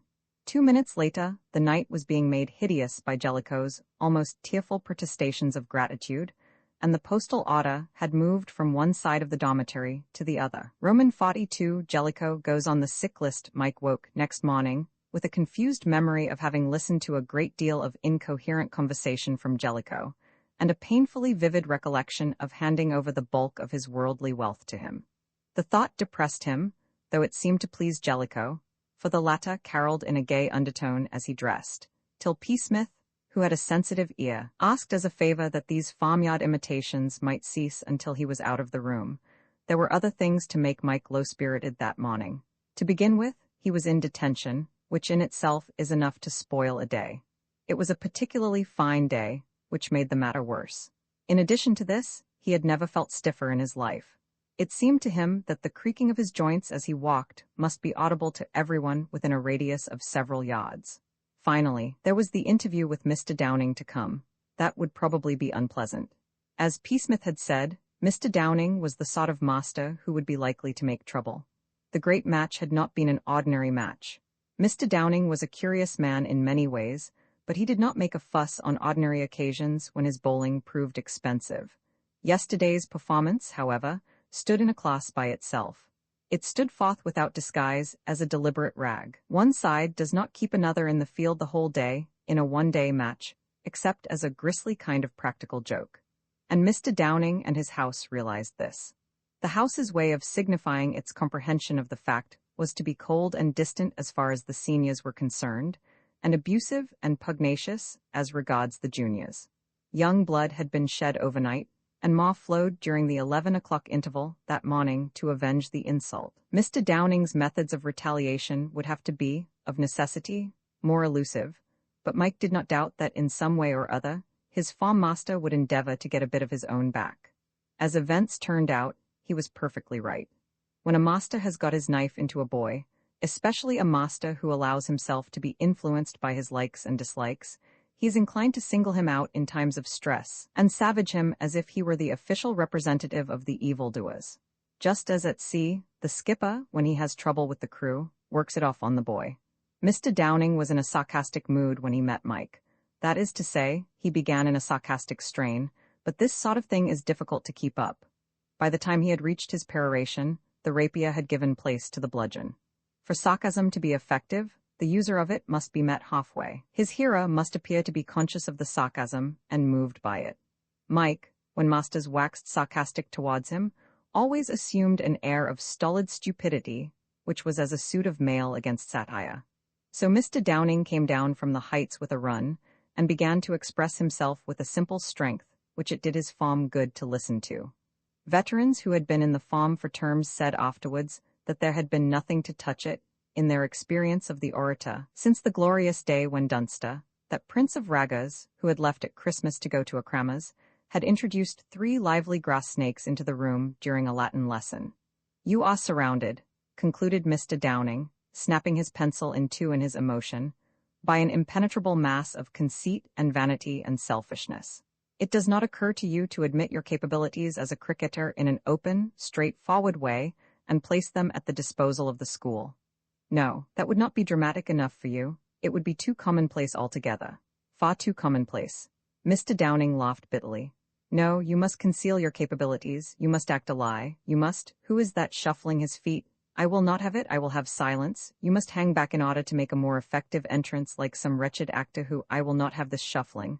I have spoken of this before. Macpherson, are you shuffling your feet?"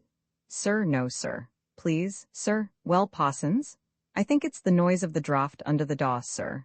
Instant departure of Parsons for the outer regions, and in the excitement of this side issue, the speaker lost his inspiration and abruptly concluded his remarks by putting Mike on to translate in Cicero, which Mike, who happened to have prepared the first half-page, did with much success.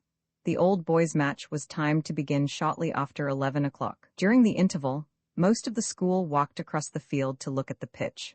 1 or 2 of the old boys had already changed and were practicing in front of the pavilion. It was through one of these batsmen that an accident occurred which had a good deal of influence on Mike's affairs. Mike had strolled out by himself. Halfway across the field, Jellicoe joined him. Jellicoe was cheerful and rather embarrassingly grateful. He was just in the middle of his harangue when the accident happened. To their left, as they crossed the field, a long youth, with the faint beginnings of a moustache and a blazer that lit up the surrounding landscape like a glowing beacon, was lashing out recklessly at a friend's bowling. Already he had gone within an ace of slaying a small boy. As Mike and Jellicoe proceeded on their way, there was a shout of heads, the almost universal habit of batsmen of shouting, heads, at whatever height from the ground the ball may be, is not a little confusing.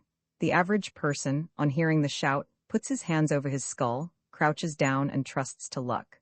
This is an excellent plan if the ball is falling, but is not much protection against a skimming drive along the ground. When heads was called on the present occasion, Mike and Jellicoe instantly assumed the crouching attitude.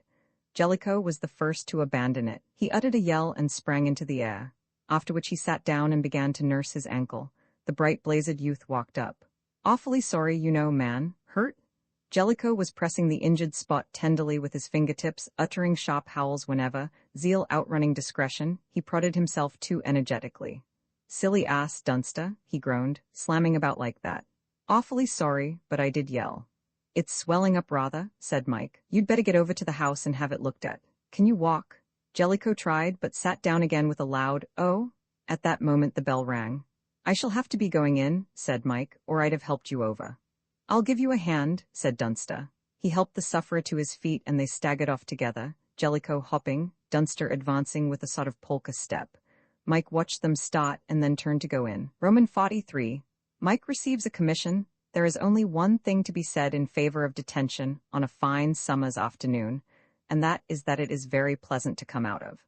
The sun never seems so bright or the turf so green as during the first 5 minutes after one has come out of the detention room. One feels as if one were entering a new and very delightful world. There is also a touch of the Rip Van Winkle feeling. Everything seems to have gone on and left one behind. Mike, as he walked to the cricket field, felt very much behind the times. Arriving on the field, he found the old boys batting. He stopped and watched an over of Adair's. The 5th ball bowled a man. Mike made his way towards the pavilion. Before he got there, he heard his name called, and turning, found P. Smith seated under a tree with the bright-blazed Dunster. "Return of the exile," said P. Smith. "A joyful occasion tinged with melancholy. Have a cherry? Take 1 or 2. These little acts of unremembered kindness are what one needs after a couple of hours in extra pupil room. Restore your tissues, Comrade Jackson, and when you have finished those, apply again." "Is your name Jackson?" inquired Dunster, "because Jellicoe wants to see you." "Alas, poor Jellicoe," said P. Smith. He is now prone on his bed in the dormitory. There a sheer hulk lies poor Tom Jellicoe, the darling of the crew. Faithful below, he did his duty, but Comrade Dunster has broached him too. I have just been hearing the melancholy details. Old Smith and I, said Dunster, were at a private school together. I'd no idea I should find him here. It was a wonderfully stirring sight when we met, said P. Smith, not unlike the meeting of Ulysses and the hound Argos, of whom you have doubtless read in the course of your dabblings in the classics. I was Ulysses. Dunster gave a lifelike representation of the faithful dog. You still jaw as much as ever, I notice, said the animal delineator, fondling the beginnings of his mustache. Ma, sighed P. Smith, Ma, is anything irritating you? He added, eyeing the other's maneuvers with interest. You needn't be a funny-ass man, said Dunster, pained. Heaps of people tell me I ought to have it waxed. What it really wants is top-dressing with guano. Hullo, another man out. Adair's bowling better today than he did yesterday. I heard about yesterday, said Dunster. It must have been a rag. Couldn't we work off some other rag on somebody before I go? I shall be stopping here till Monday in the village. Well hit, sir. Adair's bowling is perfectly simple if you go out to it. Comrade Dunster went out to it first ball, said P. Smith to Mike. Oh, chuck it, man. The sun was in my eyes. I hear Adair's got a match on with the MCC at last. Has he? Said P. Smith. I hadn't heard. Archaeology claims so much of my time that I have little leisure for listening to cricket chit-chat. What was it Jellicoe wanted? Asked Mike. Was it anything important? He seemed to think so. He kept telling me to tell you to go and see him. I fear Comrade Jellicoe is a bit of a weak-minded blitherer. Did you ever hear of a rag we worked off on Jellicoe once? Asked Dunster. The man has absolutely no sense of humor. Can't see when he's being rotted. Well, it was like this, hullo. We're all out. I shall have to be going out to field again, I suppose, dash it. I'll tell you when I see you again. I shall count the minutes, said P. Smith. Mike stretched himself. The sun was very soothing after his 2 hours in the detention room. He felt disinclined for exertion. I don't suppose it's anything special about Jellicoe, do you? He said. I mean, it'll keep till tea time. It's no catch having to sweat across to the house now. Don't dream of moving, said P. Smith. I have several rather profound observations on life to make, and I can't make them without an audience. Soliloquy is a knack. Hamlet had got it, but probably only after years of patient practice. Personally, I need someone to listen when I talk. I like to feel that I am doing good. You stay where you are, don't interrupt too much. Mike tilted his hat over his eyes and abandoned Jellicoe. It was not until the lock-up bell rang that he remembered him. He went over to the house and made his way to the dormitory, where he found the injured one in a parlous state, not so much physical as mental. The doctor had seen his ankle and reported that it would be on the active list in a couple of days. It was Jellicoe's mind that needed attention now. Mike found him in a condition bordering on collapse. I say, you might have come before, said Jellicoe. What's up? I didn't know there was such a hurry about it. What did you want? It's no good now, said Jellicoe gloomily. It's too late, I shall get sacked. What on earth are you talking about? What's the row? It's about that money. What about it? I had to pay it to a man today. Oh, he said he'd write to the head. Then of course I should get sacked. I was going to take the money to him this afternoon, only I got crocked so I couldn't move. I wanted to get hold of you to ask you to take it for me. It's too late now. Mike's face fell. Oh, hang it? He said. I'm awfully sorry. I'd no idea it was anything like that. What a fool I was. Dunster did say he thought it was something important, only like an ass I thought it would do if I came over at lockup. It doesn't matter, said Jellicoe miserably. It can't be helped. Yes, it can, said Mike. I know what I'll do. It's all right. I'll get out of the house after lights out. Jellicoe sat up. You can't. You'd get sacked if you were caught. Who would catch me? There was a chap at Riken I knew who used to break out every night nearly and go and pot at cats with an air pistol. It's as easy as anything. The toad under the harrow expression began to fade from Jellicoe's face. I say, do you think you could, really? Of course I can. It'll be rather a rag. I say, it's frightfully decent of you. What absolute rut. But look here, are you certain? I shall be all right. Where do you want me to go? It's a place about a mile or two from here called Lower Bollock. Lower Bollock? Yes, do you know it? Rather, I've been playing cricket for them all the term. I say, have you? Do you know a man called Bolly? Bolly, rather, he runs the White Baw. He's the chap I owe the money to. Old Bolly? Mike knew the landlord of the White Baw well. He was the wag of the village team. Every village team, for some mysterious reason, has its comic man. In the Lower Bollock, 11, Mr. Bolly filled the post. He was a large, stout man, with a red and cheerful face, who looked exactly like the jovial innkeeper of melodrama. He was the last man Mike would have expected to do the money by Monday week, or I write to the headmaster business. But he reflected that he had only seen him in his leisure moments, when he might naturally be expected to unbend and be full of the milk of human kindness. Probably in business hours he was quite different. After all, pleasure is one thing and business another. Besides, £5 is a large sum of money, and if Jellicoe owed it, there was nothing strange in Mr. Bali's doing everything he could to recover it. He wondered a little what Jellicoe could have been doing to run up a bill as big as that, but it did not occur to him to ask, which was unfortunate, as it might have saved him a good deal of inconvenience. It seemed to him that it was none of his business to inquire into Jellicoe's private affairs. He took the envelope containing the money without question. "I shall bike there, I think," he said, "if I can get into the shed."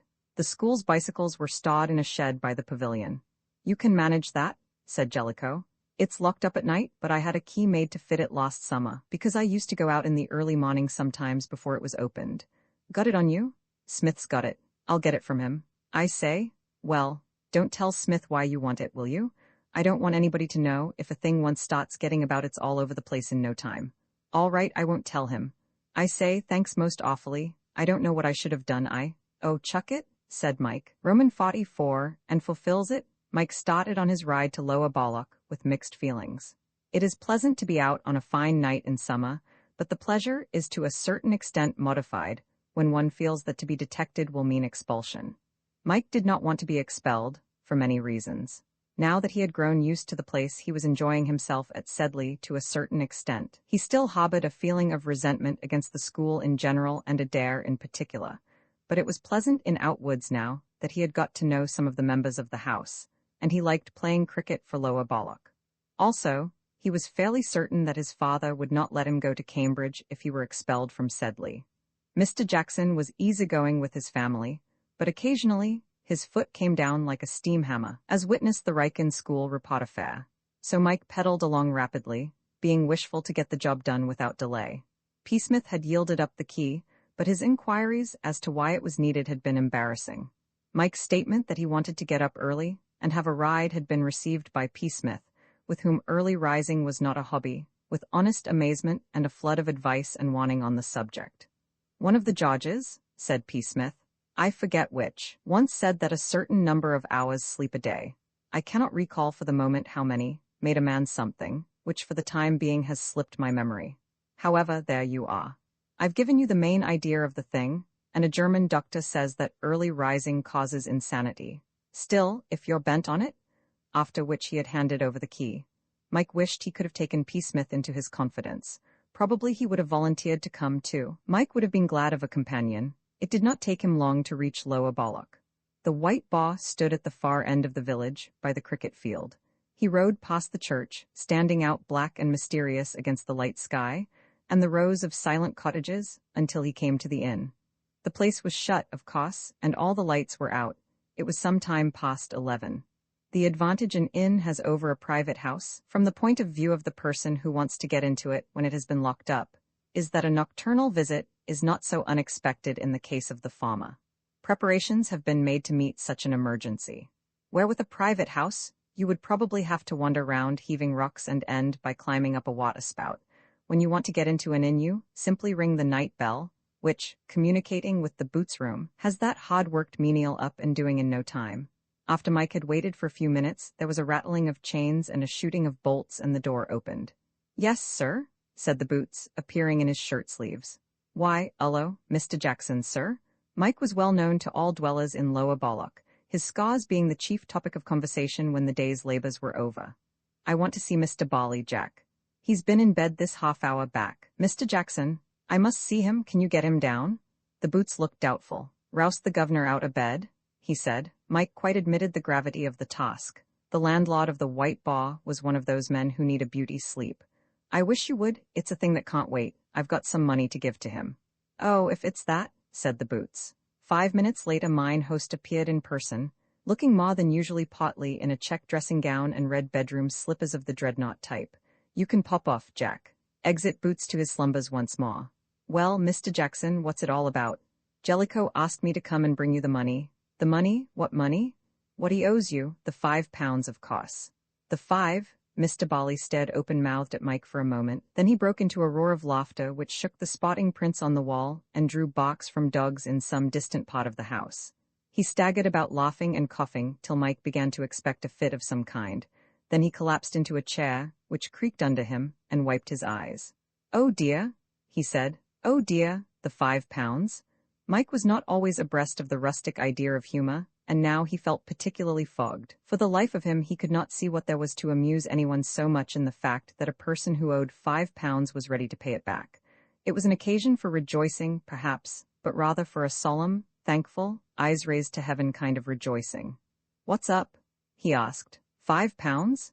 You might tell us the joke." Mr. Bali opened the letter, read it, and had another attack. When this was finished, he handed the letter to Mike, who was waiting patiently by, hoping for light, and requested him to read it. "Dear, dear," chuckled Mr. Bali, 5 pounds? They may teach you young gentlemen to talk Latin and Greek and what not at your school, but it 'ud do a lot more good if they'd teach you how many beans make 5. It 'ud do a lot more good if they'd teach you to come in when it rained, it 'ud do. Mike was reading the letter. "Dear Mr. Bali," it ran. "I send the 5 pounds, which I could not get before. I hope it is in time, because I don't want you to write to the headmaster. I am sorry Jane and John ate your wife's hat and the chicken and broke the vase." There was some more to the same effect. It was signed, T. G. Jellicoe. "What on earth's it all about?" said Mike, finishing this curious document. Mr. Bali slapped his leg. "Why, Mr. Jellicoe keeps 2 dogs here. I keep 'em for him till the young gentlemen go home for their holidays.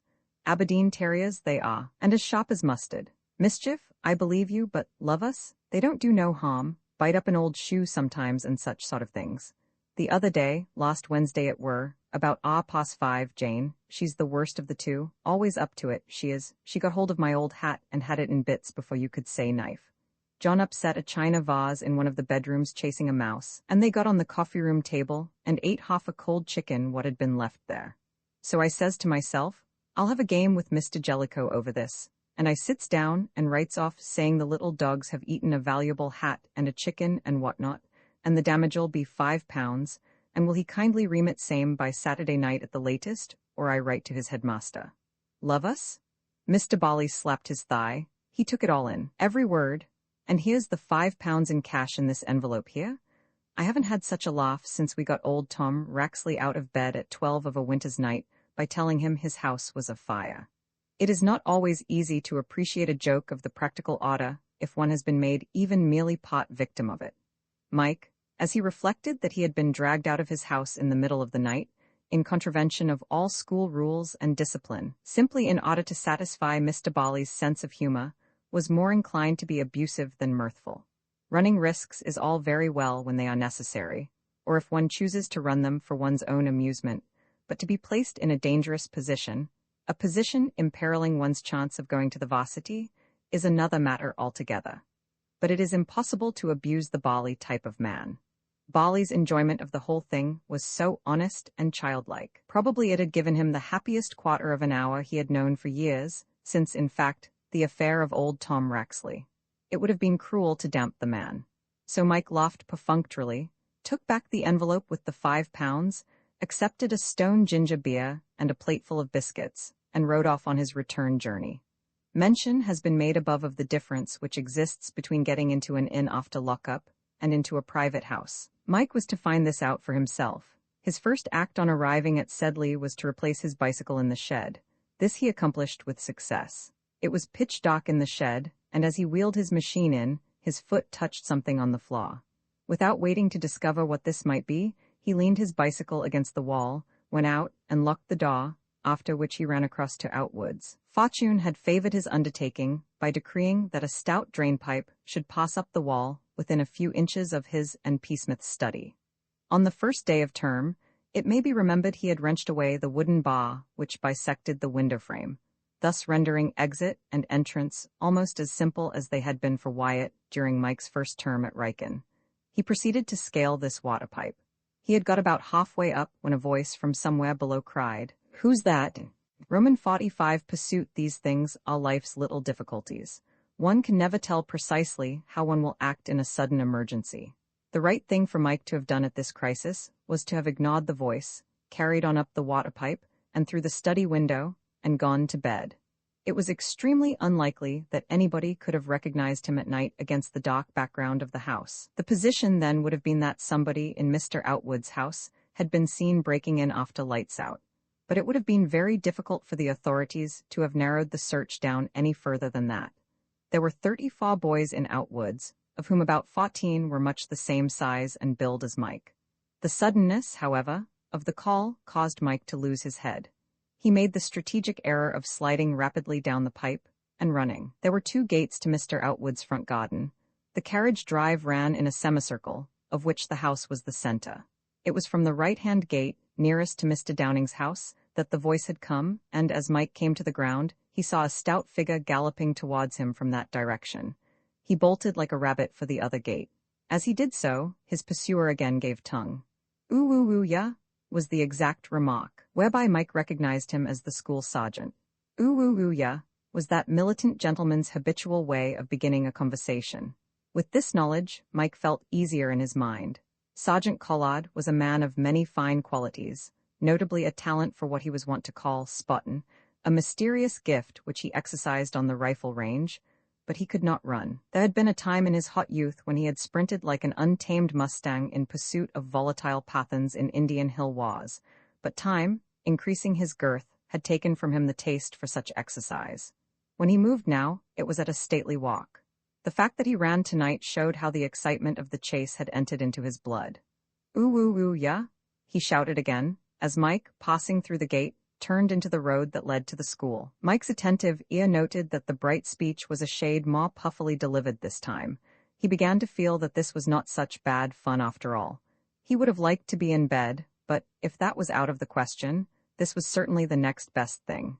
He ran on, taking things easily, with the sergeant panting in his wake, till he reached the entrance to the school grounds. He dashed in and took cover behind a tree. Presently the sergeant turned the corner, going badly and evidently cured of a good deal of the fever of the chase.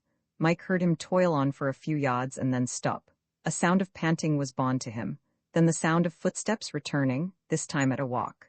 They passed the gate and went on down the road. The pursuer had given the thing up. Mike waited for several minutes behind his tree. His program now was simple. He would give Sergeant Collard about half an hour, in case the latter took it into his head to guard home by waiting at the gate. Then he would trot softly back, shoot up the water pipe once more, and so to bed. It had just struck a quarter to something, 12, he supposed, on the school clock. He would wait till a quarter passed. Meanwhile, there was nothing to be gained from lurking behind a tree. He left his cover and started to stroll in the direction of the pavilion.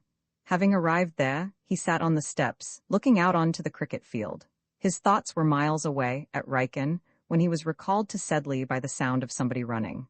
Focusing his gaze, he saw a dim figure moving rapidly across the cricket field straight for him. His first impression, that he had been seen and followed, disappeared as the runner, instead of making for the pavilion, turned aside and stopped at the door of the bicycle shed. Like Mike, he was evidently possessed of a key, for Mike heard it grate in the lock. At this point he left the pavilion and hailed his fellow rambler by night in a cautious undertone. The other appeared startled. "Who the dickens is that?" he asked. "Is that you, Jackson?" Mike recognized Adair's voice, the last person he would have expected to meet at midnight, obviously on the point of going for a bicycle ride. "What are you doing out here, Jackson?" "What are you, if it comes to that?" Adair was lighting his lamp. "I'm going for the doctor. One of the chaps in our house is bad." "Oh, what are you doing out here?" "Just been for a stroll." "Hadn't you better be getting back? Plenty of time. I suppose you think you're doing something tremendously brave and dashing. Hadn't you better be going to the doctor? If you want to know what I think, I don't. So long." Mike turned away, whistling between his teeth. After a moment's pause, Adair rode off. Mike saw his light pass across the field and through the gate. The school clock struck the quarter. It seemed to Mike that Sergeant Collard, even if he had started to wait for him at the house, would not keep up the vigil for more than half an hour. He would be safe now in trying for home again. He walked in that direction. Now it happened that Mr. Downing, aroused from his first sleep by the news, conveyed to him by Adair, that MacPhee, one of the junior members of Adair's dormitory, was groaning and exhibiting other symptoms of acute illness, was disturbed in his mind. Most housemasters feel uneasy in the event of illness in their houses, and Mr. Downing was apt to get jumpy beyond the ordinary on such occasions.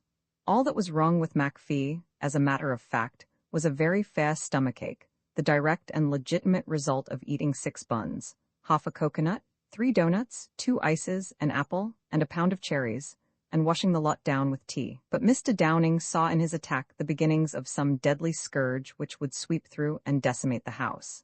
He had dispatched Adair for the doctor, and after spending a few minutes prowling restlessly about his room, was now standing at his front gate, waiting for Adair's return. It came about, therefore, that Mike, sprinting lightly in the direction of home and safety, had his already shaken nerves further maltreated by being hailed, at a range of about 2 yards, with a cry of "Is that you, Adair?" The next moment Mr. Downing emerged from his gate. Mike stood not upon the order of his going. He was off like an arrow, a flying figure of guilt. Mr. Downing, after the first surprise, seemed to grasp the situation, ejaculating at intervals the words, "Who is that? Stop! Who is that? Stop!" He dashed after the much-enduring Rykinian at an extremely creditable rate of speed. Mr. Downing was by way of being a sprinter. He had won handicap events at college spots at Oxford, and if Mike had not got such a good start, the race might have been over in the first 50 yards. As it was, that victim of fate, going well, kept ahead. At the entrance to the school grounds he led by a dozen yards. The procession passed into the field, Mike heading as before for the pavilion. As they raced across the soft turf, an idea occurred to Mike which he was accustomed in after years to attribute to genius, the one flash of it which had ever illumined his life. It was this. One of Mr. Downing's first acts on starting the fire brigade at Sedley had been to institute an alarm bell. It had been rubbed into the school officially, in speeches from the dais, by the headmaster, and unofficially, in earnest private conversations, by Mr. Downing, that at the sound of this bell, at whatever hour of day or night, every member of the school must leave his house in the quickest possible way and make for the open. The bell might mean that the school was on fire, or it might mean that one of the houses was on fire. In any case, the school had its orders to get out into the open at once. Nor must it be supposed that the school was without practice at this feat. Every now and then, a notice would be found posted up on the board to the effect that there would be fire drill during the dinner hour that day. Sometimes the performance was bright and interesting, as on the occasion when Mr. Downing, marshalling the brigade at his front gate, had said, "My house is supposed to be on fire. Now let's do a record," which the brigade, headed by Stone and Robinson, obligingly did. They fastened the hose to the hydrant, smashed a window on the ground floor, Mr. Downing having retired for a moment to talk with the headmaster, and poured a stream of water into the room. When Mr. Downing was at liberty to turn his attention to the matter, he found that the room selected was his private study, most of the light furniture of which was floating on a miniature lake. That episode had rather discouraged his passion for realism, and fire drill since then had taken the form, for the most part, of practicing escaping. This was done by means of canvas chutes kept in the dormitories. At the sound of the bell, the prefect of the dormitory would heave one end of the chute out of window, the other end being fastened to the sill. He would then go down it himself, using his elbows as a brake. Then the second man would follow his example, and these two, standing below, would hold the end of the chute so that the rest of the dormitory could fly rapidly down it without injury, except to their digestions. After the first novelty of the thing had worn off, the school had taken a rooted dislike to fire drill. It was a matter for self-congratulation among them that Mr. Downing had never been able to induce the headmaster to allow the alarm bell to be sounded for fire drill at night. The headmaster, a man who had his views on the amount of sleep necessary for the growing boy, had drawn the line at night operations. Sufficient unto the day had been the gist of his reply. If the alarm bell were to ring at night when there was no fire, the school might mistake a genuine alarm of fire for a bogus one and refuse to hurry themselves. So Mr. Downing had had to be content with day drill. The alarm bell hung in the archway leading into the school grounds. The end of the rope, when not in use, was fastened to a hook halfway up the wall. Mike, as he raced over the cricket field, made up his mind in a flash that his only chance of getting out of this tangle was to shake his pursuer off for a space of time long enough to enable him to get to the rope and tug it. Then the school would come out. He would mix with them, and in the subsequent confusion get back to bed unnoticed. The task was easier than it would have seemed at the beginning of the chase. Mr. Downing, owing to the two facts that he was not in the strictest training, and that it is only an Alfred Shrub who can run for any length of time at top speed shouting, "Who is that? Stop! Who is that? Stop!" was beginning to feel distressed. There were bellows to mend in the Downing camp. Mike perceived this and fast the pace. He rounded the pavilion 10 yards to the good. Then, heading for the gate, he put all he knew into one last sprint. Mr. Downing was not equal to the effort. He worked gamely for a few strides, then fell behind. When Mike reached the gate, a good 40 yards separated them. As far as Mike could judge, he was not in a condition to make nice calculations. He had about 4 seconds in which to get busy with that bell rope. Probably nobody has ever crammed more energetic work into 4 seconds than he did then. The night was as still as only an English summer night can be, and the first clang of the clapper sounded like a million iron girders falling from a height on to a sheet of tin. He tugged away furiously, with an eye on the now rapidly advancing and loudly shouting figure of the housemaster. And from the darkened house, beyond there came a gradually swelling hum, as if a vast hive of bees had been disturbed. The school was awake. Roman 46, the decoration of Sammy P. Smith, leaned against the mantelpiece in the senior day room at Outwoods. Since Mike's innings against Downing's, the lost lambs had been received as brothers by that center of disorder, so that even Spiller was compelled to look on the hatchet as buried, and gave his views on the events of the preceding night, or, rather, of that morning, for it was nearer 1 than 12 when peace had once more fallen on the school. "Nothing that happens in this loony bin," said P. Smith, "has power to surprise me now. There was a time when I might have thought it a little unusual to have to leave the house through a canvas chute at 1 o'clock in the morning, but I suppose it's quite the regular thing here. Old school tradition, etc. Men leave the school and find that they've got so accustomed to jumping out of window that they look on it as a sort of affectation to go out by the door. I suppose none of you merchants can give me any idea when the next knockabout entertainment of this kind is likely to take place? I wonder who rang that bell," said Stone. "Jolly spotting idea. I believe it was Downing himself. If it was, I hope he's satisfied." Jellicoe, who was appearing in society supported by a stick, looked meaningly at Mike and giggled, receiving in answer a stony stare. Mike had informed Jellicoe of the details of his interview with Mr. Barley at the White Bar, and Jellicoe, after a momentary splutter of wrath against the practical joker, was now in a particularly light-hearted mood. He hobbled about, giggling at nothing and at peace with all the world. "It was a stirring scene," said P. Smith. The agility with which Comrade Jellicoe boosted himself down the chute was a triumph of mind over matter. He seemed to forget his ankle. It was the nearest thing to a boneless acrobatic wonder that I have ever seen. I was in a beastly funk, I can tell you. Stone gurgled. "So was I," he said, "for a bit. Then, when I saw that it was all a rag, I began to look about for ways of doing the thing really well. I emptied about 6 jugs of water on a gang of kids under my window. I rushed into Downing's and ragged some of the beds," said Robinson. "It was an invigorating time," said P. Smith. "A sort of pageant. I was particularly struck with the way some of the bright lads caught hold of the idea. There was no skimping. Some of the kids, to my certain knowledge, went down the chute a dozen times. There's nothing like doing a thing thoroughly. I saw them come down, rush upstairs, and be saved again, time after time. The thing became chronic with them. I should say Comrade Downing ought to be satisfied with the high state of efficiency to which he has brought us. At any rate, I hope." There was a sound of hurried footsteps outside the door, and Shop, a member of the senior day room, burst excitedly in. He seemed amused. "I say, have you chaps seen Sammy?" "Seen who?" said Stone. "Sammy, why? You'll know in a second, he's just outside. Here, Sammy, Sammy, Sammy, Sam, a bark and a patter of feet outside. Come on, Sammy, good dog." There was a moment's silence, then a great yell of laughter burst forth. Even P. Smith's massive calm was shattered. As for Jellicoe, he sobbed in a corner. Sammy's beautiful white coat was almost entirely concealed by a thick covering of bright red paint. His head, with the exception of the ears, was untouched, and his serious, friendly eyes seemed to emphasize the weirdness of his appearance. He stood in the doorway, barking and wagging his tail, plainly puzzled at his reception. He was a popular dog, and was always well received when he visited any of the houses, but he had never before met with enthusiasm like this.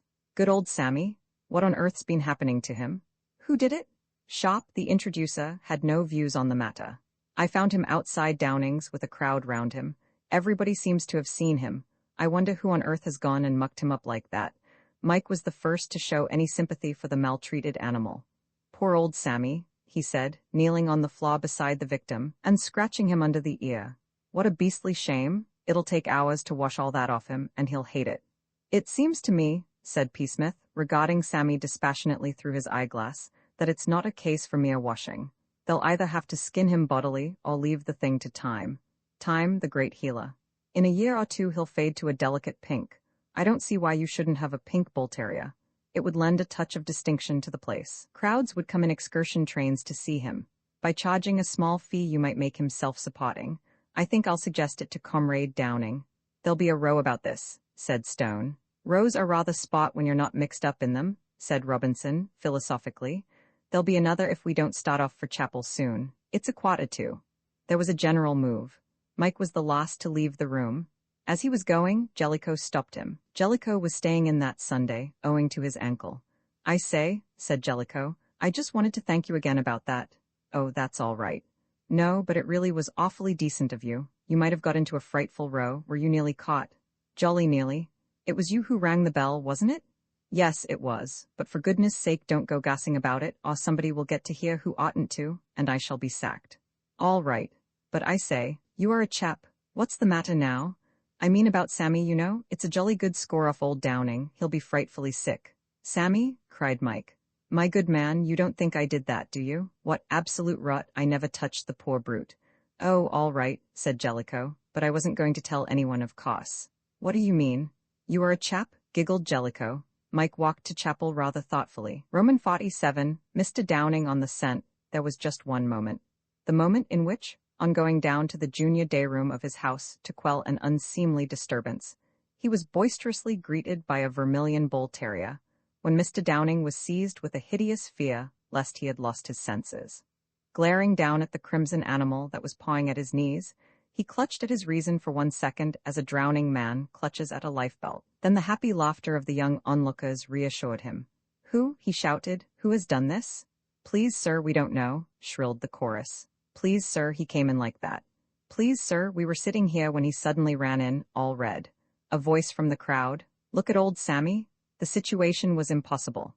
There was nothing to be done. He could not find out by verbal inquiry who had painted the dog. The possibility of Sammy being painted red during the night had never occurred to Mr. Downing, and now that the thing had happened, he had no scheme of action. As P. Smith would have said, he had confused the unusual with the impossible, and the result was that he was taken by surprise. While he was pondering on this, the situation was rendered still more difficult by Sammy, who, taking advantage of the door being open, escaped and rushed into the road, thus publishing his condition to all and sundry. You can hush up a painted dog while it confines itself to your own premises, but once it is mixed with the great public, this becomes out of the question. Sammy's state advanced from a private trouble into a row. Mr. Downing's next move was in the same direction that Sammy had taken, only, instead of running about the road, he went straight to the headmaster. The head, who had had to leave his house in the small hours in his pajamas and a dressing gown, was not in the best of tempers. He had a cold in the head, and also a rooted conviction that Mr. Downing, in spite of his strict orders, had rung the bell himself on the previous night in order to test the efficiency of the school in saving themselves in the event of fire. He received the housemaster frostily, but thawed as the latter related the events which had led up to the ringing of the bell. Dear me, he said, deeply interested. One of the boys at the school, you think? I am certain of it, said Mr. Downing. Was he wearing a school cap? He was bareheaded. A boy who breaks out of his house at night would hardly run the risk of wearing a distinguishing cap. No, I suppose not. A big boy, you say? Very big. You did not see his face? It was dark and he never looked back. He was in front of me all the time. Dear me, there is another matter? Yes, this boy, whoever he was, had done something before he rang the bell. He had painted my dog Samson red.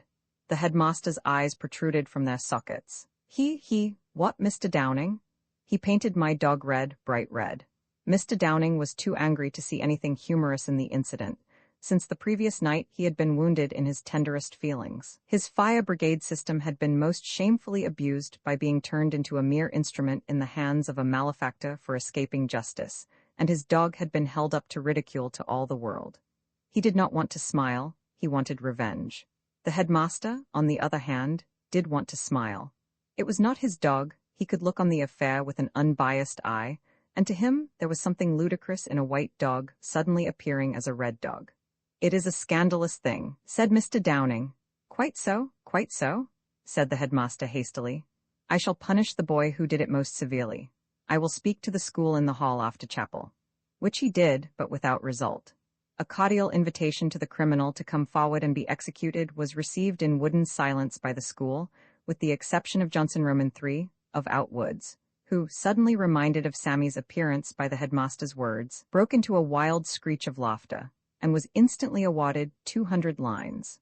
The school filed out of the hall to their various lunches, and Mr. Downing was left with the conviction that, if he wanted the criminal discovered, he would have to discover him for himself. The great thing in affairs of this kind is to get a good start, and fate, feeling perhaps that it had been a little hard upon Mr. Downing, gave him a most magnificent start. Instead of having to hunt for a needle in a haystack, he found himself in a moment in the position of being set to find it in a mere truss of straw. It was Mr. Outwood who helped him. Sergeant Collard had waylaid the archaeological expert on his way to chapel, and informed him that at close on 12 the night before he had observed a youth, unidentified, attempting to get into his house via the water pipe. Mr. Outwood, whose thoughts were occupied with apses and plinths, not to mention cromlechs at the time, thanked the sergeant with absent-minded politeness and passed on.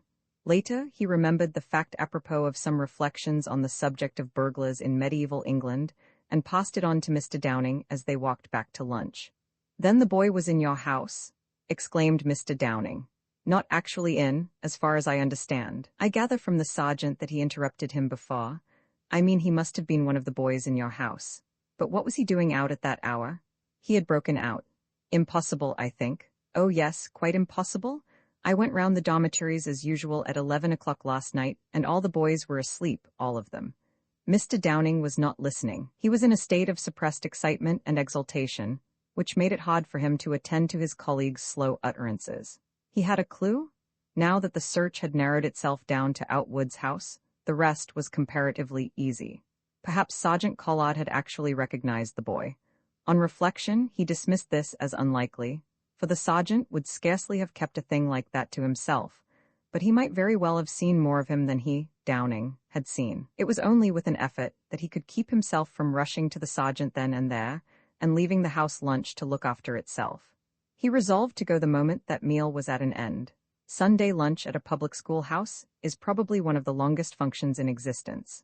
It drags its slow length along like a languid snake, but it finishes in time. In due course Mr. Downing, after sitting still and eyeing with acute dislike everybody who asked for a second helping, found himself at liberty. Regardless of the claims of digestion, he rushed forth on the trail. Sergeant Collard lived with his wife and a family of unknown dimensions in the lodge at the school front gate. Dinner was just over when Mr. Downing arrived, as a blind man could have told. The sergeant received his visitor with dignity, ejecting the family, who were topid after roast beef and resented having to move, in order to ensure privacy. Having requested his host to smoke, which the latter was about to do unasked, Mr. Downing stated his case. "Mr. Outwood," he said, "tells me that last night, Sergeant, you saw a boy endeavoring to enter his house." The sergeant blew a cloud of smoke. "Ooh, yeah," he said. "I did, sir, spotted 'im, I did. Feefly good at spottin', I am, sir. Duke of Connaught, he used to say, ere comes Sergeant Collard, he used to say, 'e's feefly good at spottin'." "What did you do?" "Do? Ooh, I shouts, ooh, yeah, you young monkey, what you doin' there?" "Yes, but he was off in a flash and I doubles after imprompt." "But you didn't catch him?" "No, sir," admitted the sergeant reluctantly. "Did you catch sight of his face, Sergeant?" "No, sir, he was doublin' away in the opposite direction." "Did you notice anything at all about his appearance?" "He was a long young chap, sir, with a pair of legs on him, feefly fast he runs, sir." Ooh, feefly? You noticed nothing else?" "He wasn't wearing no cap of any sort, sir." "Ah, bet he did, sir," added the sergeant, rubbing the point in. "It was undoubtedly the same boy, undoubtedly. I wish you could have caught a glimpse of his face, Sergeant." "So do I, sir. You would not be able to recognize him again if you saw him, you think?" Ooh, wouldn't go so far as to say that, sir, 'cause you see, I'm feefly good at spottin', but it was a dark night." Mr. Downing rose to go. "Well," he said, "the search is now considerably narrowed down, considerably. It is certain that the boy was one of the boys in Mr. Outwood's house." "Young monkeys?" interjected the sergeant helpfully. "Good afternoon, Sergeant." "Good afternoon to you, sir. Pray do not move, Sergeant." The sergeant had not shown the slightest inclination of doing anything of the kind. "I will find my way out. Very hot today, is it not?" "Feefly warm, sir. Weather's going to break workin' up for thunder." "I hope not." The school plays the MCC on Wednesday, and it would be a pity if rain were to spoil our first fixture with them. Good afternoon." And Mr. Downing went out into the baking sunlight, while Sergeant Collard, having requested Mrs. Collard to take the children out for a walk at once, and furthermore to give young Ernie a clip side of the Eid, if he persisted in making so much noise, put a handkerchief over his face, rested his feet on the table, and slept the sleep of the just. Roman 48, the sleuth hound for the Dr. Watsons of this world, as opposed to the Sherlock Holmeses, success in the province of detective work must always be, to a very large extent, the result of luck. Sherlock Holmes can extract a clue from a wisp of straw or a flake of cigar ash. But Dr. Watson has got to have it taken out for him, and dusted, and exhibited clearly, with a label attached. The average man is a Dr. Watson. We are wont to scoff in a patronizing manner at that humble follower of the great investigator, but, as a matter of fact, we should have been just as dull ourselves. We should not even have risen to the modest level of a Scotland Yard bungler. We should simply have hung around, saying, "My dear Holmes, how?" and all the rest of it, just as the downtrodden medico did. It is not often that the ordinary person has any need to see what he can do in the way of detection. He gets along very comfortably in the humdrum round of life, without having to measure footprints and smile quiet, tight-lipped smiles. But if ever the emergency does arise, he thinks naturally of Sherlock Holmes and his methods. Mr. Downing had read all the Holmes stories with great attention, and had thought many times what an incompetent ass Dr. Watson was. But now that he had started to handle his own first case, he was compelled to admit that there was a good deal to be said in extenuation of Watson's inability to unravel tangles. It certainly was uncommonly hard, he thought, as he paced the cricket field after leaving Sergeant Collard, to detect anybody, unless you knew who had really done the crime. As he brooded over the case in hand, his sympathy for Dr. Watson increased with every minute, and he began to feel a certain resentment against Sir Arthur Conan Doyle. It was all very well for Sir Arthur to be so shrewd and infallible about tracing a mystery to its source, but he knew perfectly well who had done the thing before he started. Now that he began really to look into this matter of the alarm bell and the painting of Sammy, the conviction was creeping over him that the problem was more difficult than a casual observer might imagine. He had got as far as finding that his quarry of the previous night was a boy in Mr. Outwood's house. But how was he to get any farther? That was the thing. There were, of course, only a limited number of boys in Mr. Outwood's house as tall as the one he had pursued, but even if there had been only one other, it would have complicated matters. If you go to a boy and say, "Either you or Jones were out of your house last night at 12 o'clock. The boy does not reply, "Sir, I cannot tell a lie. I was out of my house last night at 12 o'clock. He simply assumes the animated expression of a stuffed fish, and leaves the next move to you. It is practically stalemate. All these things passed through Mr. Downing's mind as he walked up and down the cricket field that afternoon. What he wanted was a clue. But it is so hard for the novice to tell what is a clue and what isn't. Probably, if he only knew, there were clues lying all over the place, shouting to him to pick them up. What with the oppressive heat of the day and the fatigue of hard thinking, Mr. Downing was working up for a brainstorm, when fate once more intervened, this time in the shape of Riglet, a junior member of his house. Riglet slunk up in the shamefaced way peculiar to some boys, even when they have done nothing wrong, and having capped Mr. Downing with the air of one who has been caught in the act of doing something particularly shady, requested that he might be allowed to fetch his bicycle from the shed. "Your bicycle?" snapped Mr. Downing. Much thinking had made him irritable. "What do you want with your bicycle?" Riglet shuffled, stood first on his left foot, then on his right, blushed, and finally remarked, as if it were not so much a sound reason as a sort of feeble excuse for the low and blackguardly fact that he wanted his bicycle, that he had got leave for tea that afternoon. Then Mr. Downing remembered. Riglet had an aunt resident about 3 miles from the school, whom he was accustomed to visit occasionally on Sunday afternoons during the term. He felt for his bunch of keys and made his way to the shed, Riglet shambling behind at an interval of 2 yards. Mr. Downing unlocked the door, and there on the floor was the clue? A clue that even Dr. Watson could not have overlooked. Mr. Downing saw it, but did not immediately recognize it for what it was. What he saw at first was not a clue, but just a mess. He had a tidy soul and abhorred messes, and this was a particularly messy mess. The greater part of the flooring in the neighborhood of the door was a sea of red paint. The tin from which it had flowed was lying on its side in the middle of the shed. The air was full of the pungent scent. "Pa," said Mr. Downing, Then suddenly, beneath the disguise of the mess, he saw the clue. A footmark, no less. A crimson footmark on the gray concrete. Riglet, who had been waiting patiently 2 yards away, now coughed plaintively. The sound recalled Mr. Downing to mundane matters. "Get your bicycle, Riglet," he said, "and be careful where you tread. Somebody has upset a pot of paint on the floor."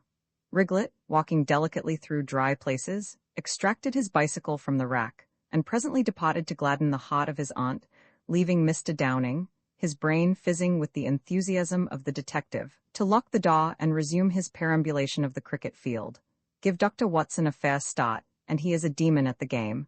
Mr. Downing's brain was now working with a rapidity and clearness which a professional sleuth might have envied.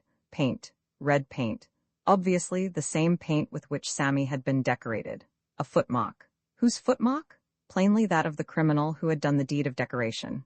Yoicks! There were 2 things, however, to be considered. Your careful detective must consider everything. In the first place, the paint might have been upset by the groundman. It was the groundman's paint. He had been giving a fresh coating to the woodwork in front of the pavilion scoring box at the conclusion of yesterday's match. A labor of love which was the direct outcome of the enthusiasm for work which Adair had instilled into him. In that case the footmark might be his. Note 1. Interview the groundman on this point. In the second place, Adair might have upset the tin and trodden in its contents when he went to get his bicycle in order to fetch the doctor for the suffering MacPhee. This was the more probable of the 2 contingencies, for it would have been dark in the shed when Adair went into it. Note 2. Interview Adair as to whether he found, on returning to the house, that there was paint on his boots. Things were moving.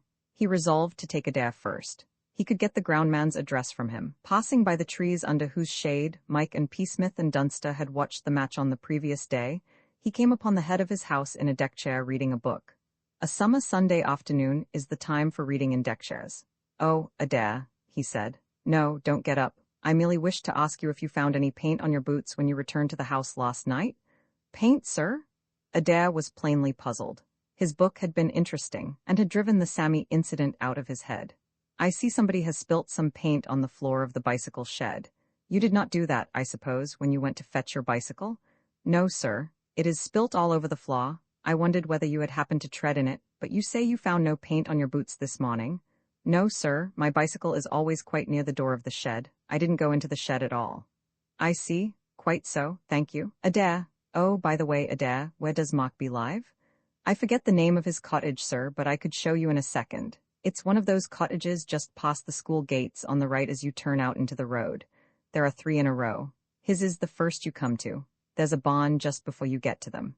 "Thank you. I shall be able to find them. I should like to speak to Mockbee for a moment on a small matter." A sharp walk took him to the cottages Adair had mentioned. He rapped at the door of the first, and the groundman came out in his shirt sleeves, blinking as if he had just woke up, as was indeed the case. "Oh, Mockbee, sir? You remember that you were painting the scoring box in the pavilion last night after the match?" "Yes, sir. It wanted a lick of paint bad. The young gentleman will scramble about and get through the window. Makes it look shabby, sir. So I thought I'd better give it a coating so as to look shipshape when the marylebone come down." "Just so. An excellent idea. Tell me, Mockbee, what did you do with the pot of paint when you had finished?" "Put it in the bicycle shed, sir." "On the floor?" "On the floor, sir? No, on the shelf at the far end with the can of whitening what I use for marking out the wickets, sir." "Of course, yes, quite so, just as I thought. Do you want it, sir?" "No, thank you, Mockbee, no. Thank you. The fact is, somebody who had no business to do so has moved the pot of paint from the shelf to the floor, with the result that it has been kicked over and spilt. You had better get some more tomorrow." "Thank you, Mockbee. That is all I wished to know." Mr. Downing walked back to the school thoroughly excited. He was hot on the scent now. The only other possible theories had been tested and successfully exploded.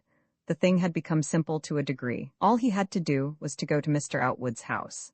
The idea of searching a fellow master's house did not appear to him at all a delicate task.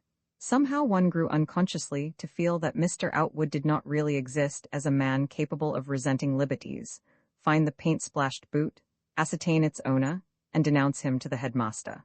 Picture, Blue Fire and God Save the King, by the full strength of the company. There could be no doubt that a paint-splashed boot must be in Mr. Outwood's house somewhere. A boy cannot tread in a pool of paint without showing some signs of having done so. It was Sunday, too, so that the boot would not yet have been cleaned. Yoicks, also tally-ho. This really was beginning to be something like business. Regardless of the heat, the sleuth-hound hurried across to Outwoods as fast as he could walk. Roman 49 checked. The only two members of the house not out in the grounds when he arrived were Mike and P. Smith. They were standing on the gravel drive in front of the boys' entrance. Mike had a deck chair in one hand and a book in the other. P. Smith, for even the greatest minds will sometimes unbend, was playing Diabolo. That is to say, he was trying without success to raise the spool from the ground. "There's a kid in France," said Mike disparagingly, as the bobbin rolled off the string for the fourth time. "Who can do it 3,700 and something times?" P. Smith smoothed a crease out of his waistcoat and tried again. He had just succeeded in getting the thing to spin when Mr. Downing arrived. The sound of his footsteps disturbed P. Smith and brought the effort to nothing. "Enough of this spoolery," said he, flinging the sticks through the open window of the senior day room. "I was an ass ever to try it. The philosophical mind needs complete repose in its hours of leisure." "Hullo?" He stared after the sleuth-hound who had just entered the house. "What the dickens," said Mike. "Does he mean by barging in as if he'd bought the place? Comrade Downing looks pleased with himself. What brings him round in this direction, I wonder? Still, no matter. The few articles which he may sneak from our study are of inconsiderable value. He is welcome to them. Do you feel inclined to wait a while till I have fetched a chair and book? I'll be going on. I shall be under the trees at the far end of the ground. 'Tis well. I will be with you in about 2 ticks." Mike walked on towards the field, and P. Smith, strolling upstairs to fetch his novel, found Mr. Downing standing in the passage with the air of one who has lost his bearings. "A warm afternoon, sir," murmured P. Smith courteously as he passed. Smith? Sir, I wish to go round the dormitories." It was P. Smith's guiding rule in life never to be surprised at anything, so he merely inclined his head gracefully and said nothing. "I should be glad if you would fetch the keys and show me where the rooms are." "With acute pleasure, sir," said P. Smith. "Or shall I fetch Mr. Outwood, sir?" "Do as I tell you, Smith," snapped Mr. Downing. P. Smith said no more, but went down to the matron's room. The matron being out, he abstracted the bunch of keys from her table and rejoined the master. "Shall I lead the way, sir?" he asked. Mr. Downing nodded. "Here, sir," said P. Smith, opening a door. "We have Bond's dormitory. An airy room constructed on the soundest hygienic principles. Each boy, I understand, has quite a considerable number of cubic feet of air all to himself.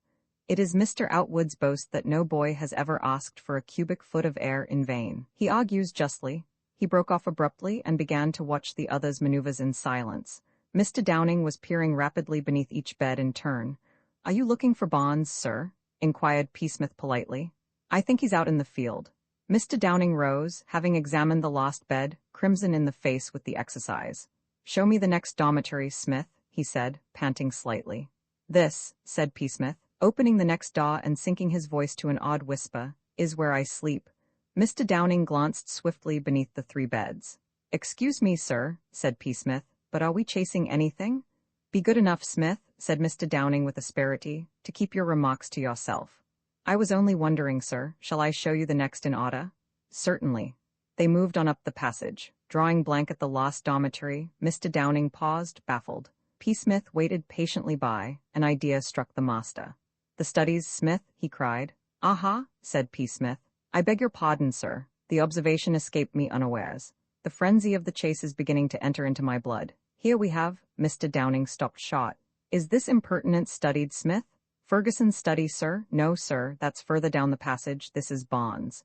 Mr. Downing looked at him closely. P. Smith's face was wooden in its gravity. The master snorted suspiciously, then moved on. "Whose is this?" he asked, rapping a door.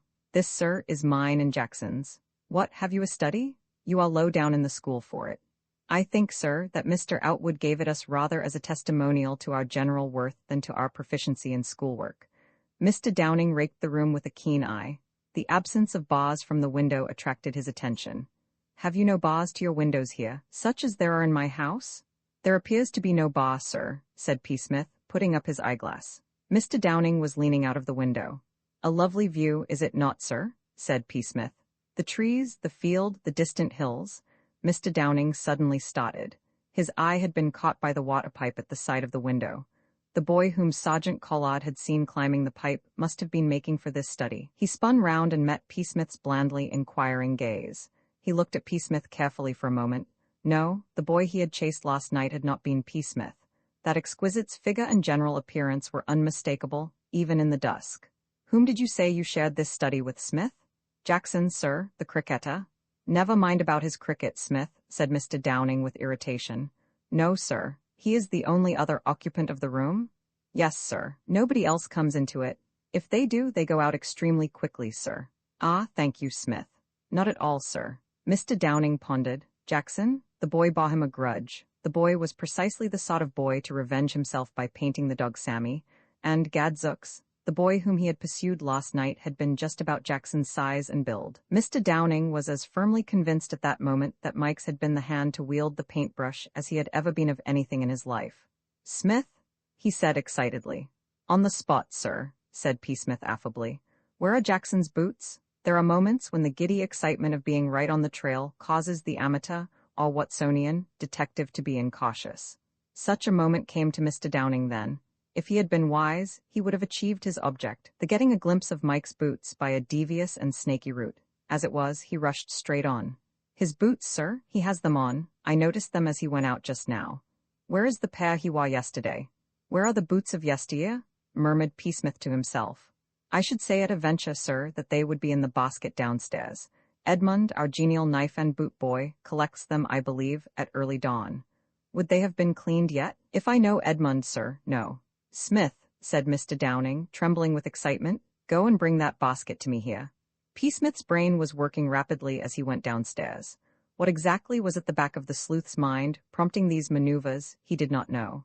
But that there was something, and that something was directed in a hostile manner against Mike, probably in connection with last night's wild happenings, he was certain. P. Smith had noticed, on leaving his bed at the sound of the alarm bell, that he and Jellicoe were alone in the room. That might mean that Mike had gone out through the door when the bell sounded, or it might mean that he had been out all the time. It began to look as if the latter solution were the correct one. He staggered back with the basket, painfully conscious the while that it was creasing his waistcoat, and dumped it down on the study floor. Mr. Downing stooped eagerly over it. P. Smith leaned against the wall and straightened out the damaged garment. We have here, sir, he said, a fair selection of our various bootings. Mr. Downing looked up. You dropped none of the boots on your way up, Smith? Not one, sir. It was a fine performance. Mr. Downing uttered a grunt of satisfaction and bent once more to his task. Boots flew about the room. Mr. Downing knelt on the floor beside the basket and dug like a terrier at a rat hole. At last he made a dive and, with an exclamation of triumph, rose to his feet. In his hand he held a boot. Put those back again, Smith, he said. The ex-Etonian, wearing an expression such as a martyr might have worn on being told off for the stake, began to pick up the scattered footgear, whistling softly the tune of I Do All the Dirty Work, as he did so. That's the lot, sir, he said, rising. Ah, now come across with me to the headmaster's house. Leave the basket here. You can carry it back when you return. Shall I put back that boot, sir? Certainly not. I shall take this with me, of course. Shall I carry it, sir? Mr. Downing reflected. Yes, Smith, he said. I think it would be best. It occurred to him that the spectacle of a housemaster wandering abroad on the public highway, carrying a dirty boot, might be a trifle undignified. You never knew whom you might meet on Sunday afternoon. P. Smith took the boot, and doing so, understood what before had puzzled him. Across the toe of the boot was a broad splash of red paint. He knew nothing, of course, of the upset tin in the bicycle shed, but when a housemaster's dog has been painted red in the night, and when, on the following day, the housemaster goes about in search of a paint-splashed boot, one puts two and two together. P. Smith looked at the name inside the boot. It was Brown, Bootmaker, Bridgenorth. Bridgenorth was only a few miles from his own home and Mike's. Undoubtedly, it was Mike's boot. Can you tell me whose boot that is? Asked Mr. Downing. P. Smith looked at it again. No, sir, I can't say the little chap's familiar to me. Come with me, then. Mr. Downing left the room. After a moment, P. Smith followed him. The headmaster was in his garden. Thither Mr. Downing made his way, the boot bearing P. Smith in close attendance. The head listened to the amateur detective's statement with interest. Indeed, he said when Mr. Downing had finished. Indeed, dear me, it certainly seems it is a curiously well-connected thread of evidence. You are certain that there was red paint on this boot you discovered in Mr. Outwood's house? I have it with me. I brought it on purpose to show to you. Smith, sir, you have the boot? Ah, said the headmaster, putting on a pair of pince-nez. Now let me look at this, you say. Is the... Just so, just... But, Mr. Downing, it may be that I have not examined this boot with sufficient care, but can you point out to me exactly where this paint is that you speak of? Mr. Downing stood staring at the boot with a wild, fixed stare. Of any suspicion of paint, red or otherwise, it was absolutely and entirely innocent. Revelry by night, a succession of events combined to upset Mike during his first fortnight at school. He was far more successful than he had any right to be at his age. There is nothing more heady than success, and if it comes before we are prepared for it, it is apt to throw us off our balance. As a rule, at school, years of wholesome obscurity make us ready for any small triumphs we may achieve at the end of our time there.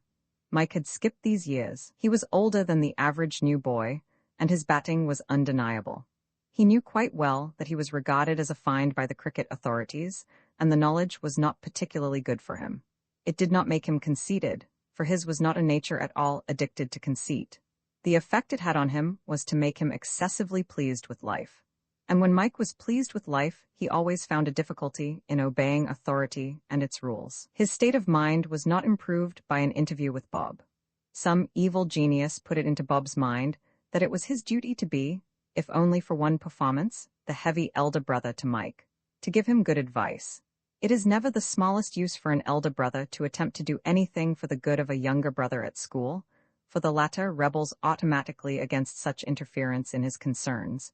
But Bob did not know this. He only knew that he had received a letter from home, in which his mother had assumed without evidence that he was leading Mike by the hand round the pitfalls of life at Riken, and his conscience smote him. Beyond asking him occasionally, when they met, how he was getting on, a question to which Mike invariably replied, "Oh, all right." He was not aware of having done anything brotherly towards the youngster, so he asked Mike to tea in his study one afternoon before going to the nets. Mike arrived, sidling into the study in the half-sheepish, half-defiant manner peculiar to small brothers in the presence of their elders, and stared in silence at the photographs on the walls. Bob was changing into his cricket things. The atmosphere was one of constraint and awkwardness. The arrival of tea was the cue for conversation. "Well, how are you getting on?" asked Bob. "Oh, all right," said Mike. "Silence, sugar?" asked Bob. "Thanks," said Mike. "How many lumps?" "2, please." "Cake?" "Thanks." Silence. Bob pulled himself together. "Like Wayne's?" "Ripping." "I asked Furby Smith to keep an eye on you," said Bob. "What?" said Mike. The mere idea of a worm like the Gazka being told to keep an eye on him was degrading. "He said he'd look after you," added Bob, making things worse. "Look after him? Him, M. Jackson, of the 3rd 11. Mike helped himself to another chunk of cake and spoke crushingly. "He needn't trouble," he said. "I can look after myself all right, thanks." Bob saw an opening for the entry of the heavy elder brother. "Look here, Mike," he said. "I'm only saying it for your good. I should like to state here that it was not Bob's habit to go about the world telling people things solely for their good. He was only doing it now to ease his conscience." "Yes," said Mike coldly. "It's only this. You know, I should keep an eye on myself if I were you. There's nothing that gets a chap so bad here aside." "What do you mean?" said Mike, outraged. "Oh, I'm not saying anything against you so far," said Bob. "You've been all right up to now. What I mean to say is, you've got on so well at cricket in the 3rd and so on, there's just a chance you might start to side about a bit soon, if you don't watch yourself. I'm not saying a word against you so far, of course. Only you see what I mean." Mike's feelings were too deep for words. In somber silence he reached out for the jam, while Bob, satisfied that he had delivered his message in a pleasant and tactful manner, filled his cup and cast about him for further words of wisdom. "Seen you about with Wyatt a good deal," he said at length. "Yes," said Mike. "Like him?" "Yes," said Mike cautiously. "You know," said Bob. I should take care what you're doing with Wyatt." "What do you mean?" "Well, he's an awfully good chap, of course, but still..." "Still what?" "Well, he's the sort of chap who'll probably get into some thundering row before he leaves. He doesn't care a hang what he does. He's that sort of chap. He's never been dropped on yet, but if you go on breaking rules, you're bound to be sooner or later. Thing is, it doesn't matter much for him, because he's leaving at the end of the term, but don't let him drag you into anything. Not that he would try to, but you might think it was the blood thing to do to imitate him, and the first thing you knew you'd be dropped on by Wayne or somebody. See what I mean?"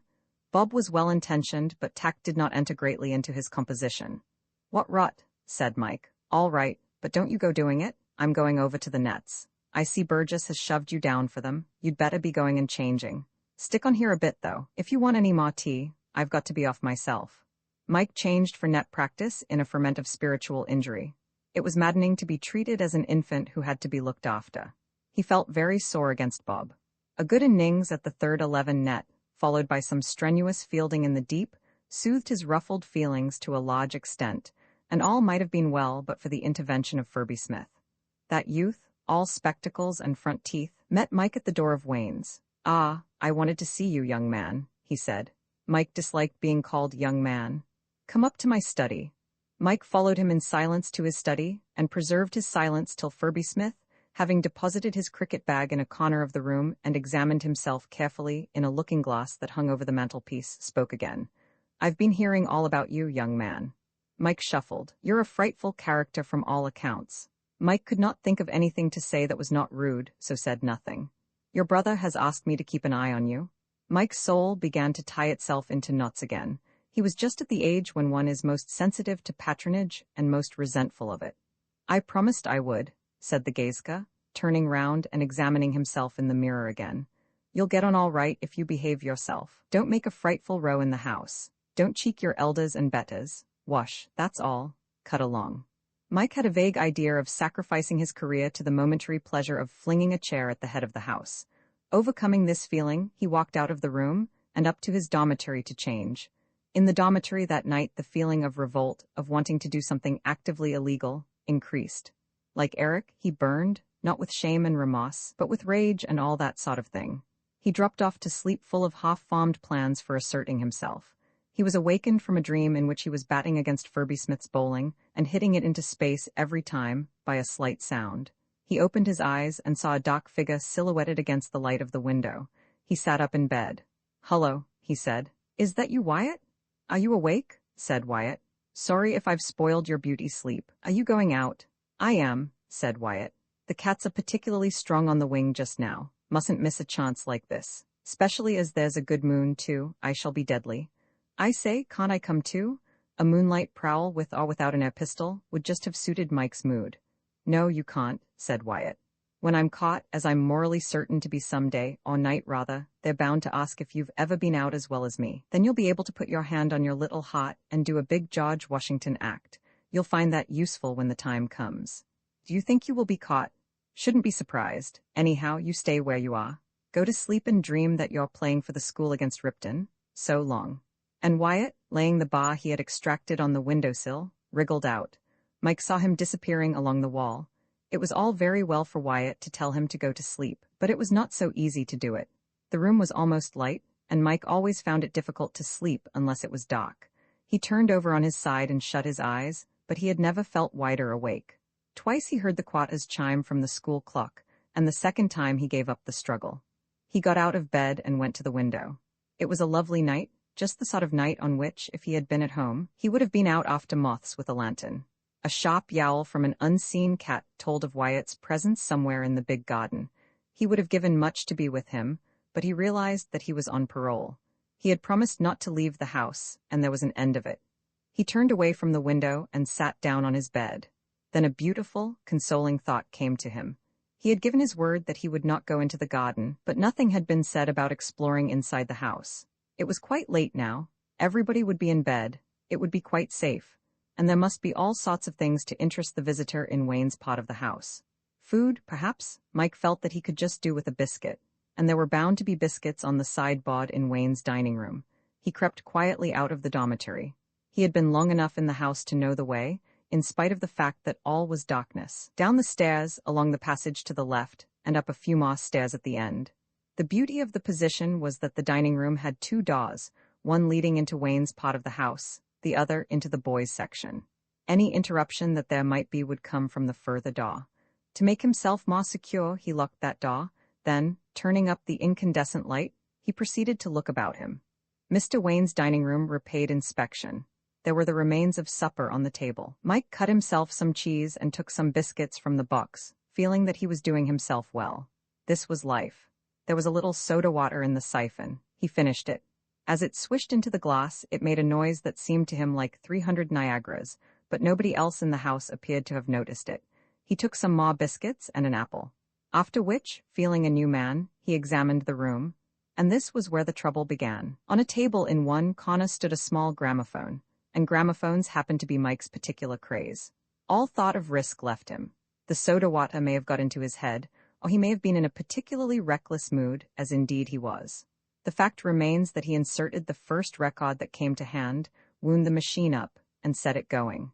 The next moment, very loud and nasal, a voice from the machine announced that Mr. Godfrey Field would sing The Quaint Old Bird. And after a few preliminary chords, Mr. Field actually did so. Auntie went to Aldershot in a Paris pom-pom hat. Mike stood and drained it in. "Good gracious," sang Mr. Field. "What was that?" It was a rattling at the handle of the door, a rattling that turned almost immediately into a spirited banging. A voice accompanied the banging. "Who is there?" inquired the voice. Mike recognized it as Mr. Wayne's. He was not alarmed. The man who holds the ace of trumps has no need to be alarmed. His position was impregnable. The enemy was held in check by the locked door, while the other door offered an admirable and instantaneous way of escape. Mike crept across the room on tiptoe and opened the window. It had occurred to him, just in time, that if Mr. Wayne, on entering the room, found that the occupant had retired by way of the boys' part of the house, he might possibly obtain a clue to his identity. If, on the other hand, he opened the window, suspicion would be diverted. Mike had not read his Raffles for nothing. The handle rattling was resumed. This was good. So long as the frontal attack was kept up, there was no chance of his being taken in the rear, his only danger. He stopped the gramophone, which had been pegging away patiently at The Quaint Old Bird all the time, and reflected. It seemed a pity to evacuate the position and ring down the curtain on what was, to date, the most exciting episode of his life. But he must not overdo the thing and get caught.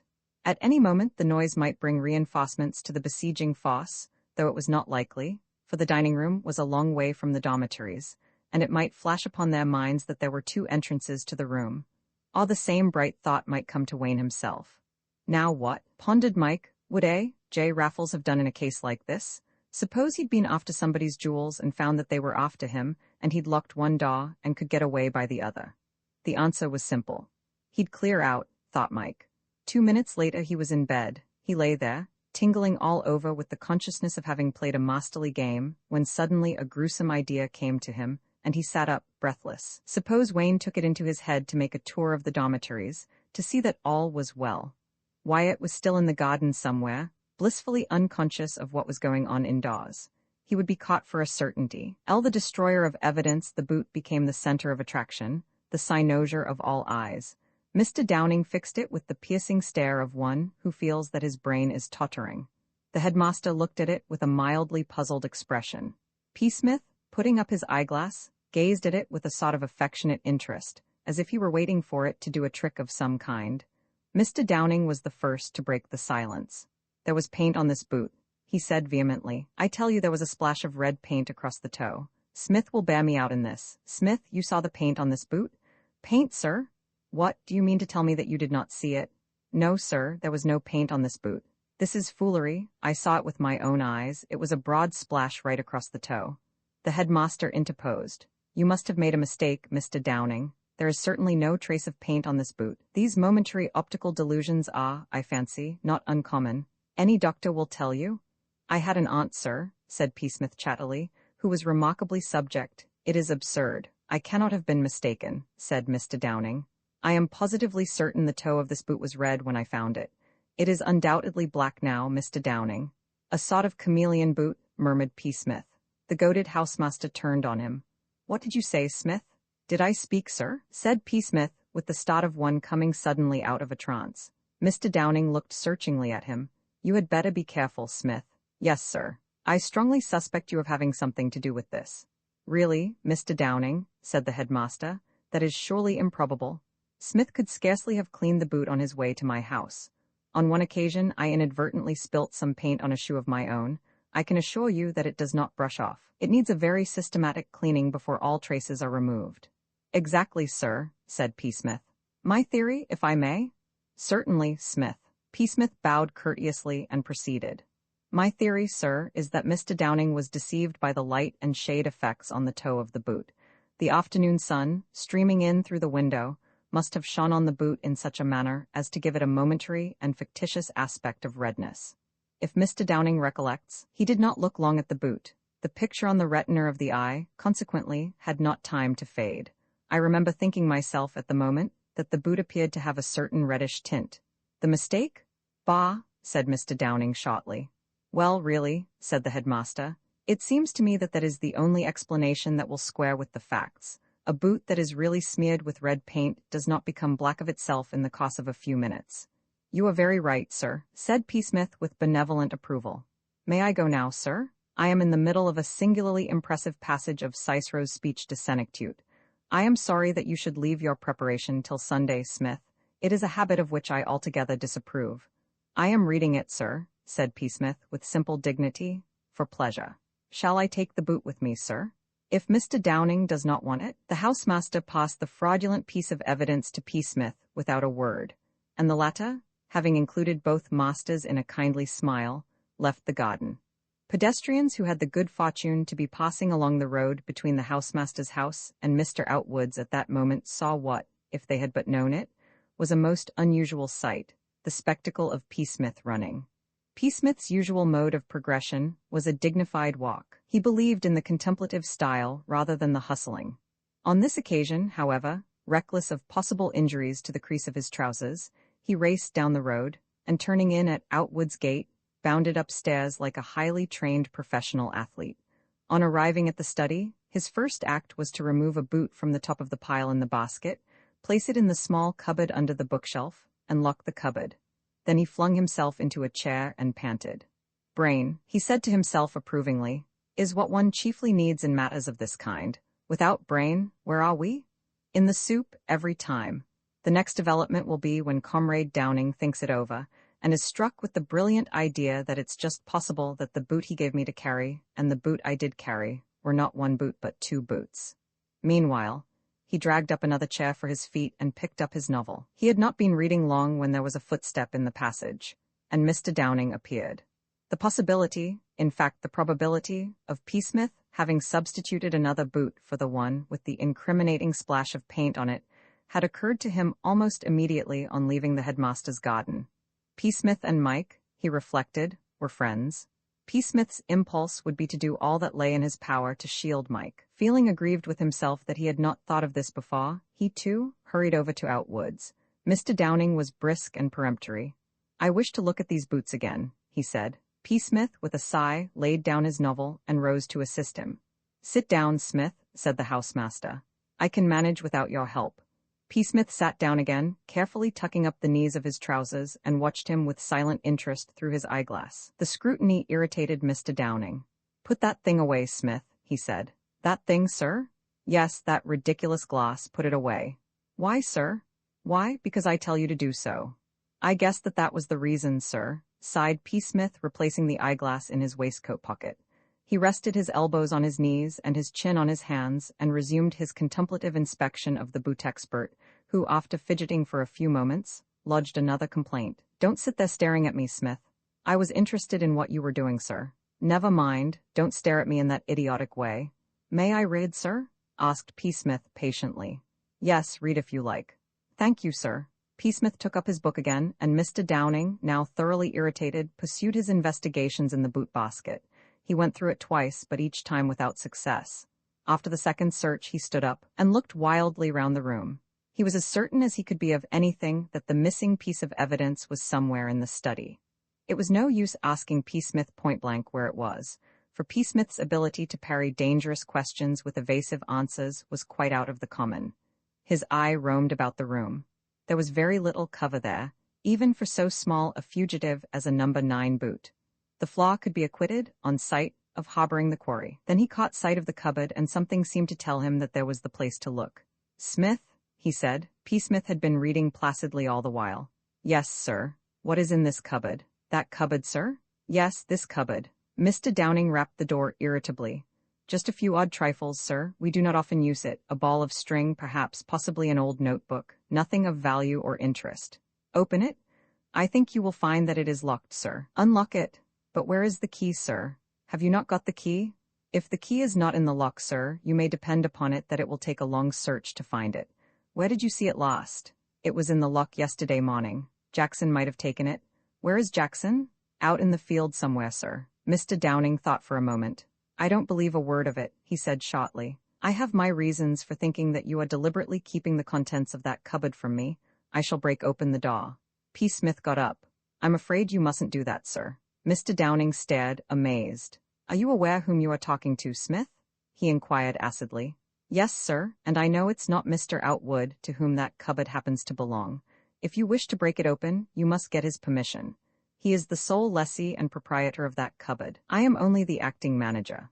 Mr. Downing paused. He also reflected. Mr. Outwood in the general rule did not count much in the scheme of things, but possibly there were limits to the treating of him as if he did not exist. To enter his house without his permission and search it to a certain extent was all very well.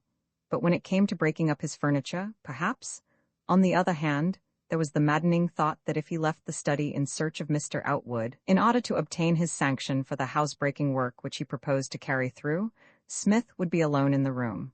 And he knew that, if Smith were left alone in the room, he would instantly remove the boot to some other hiding place.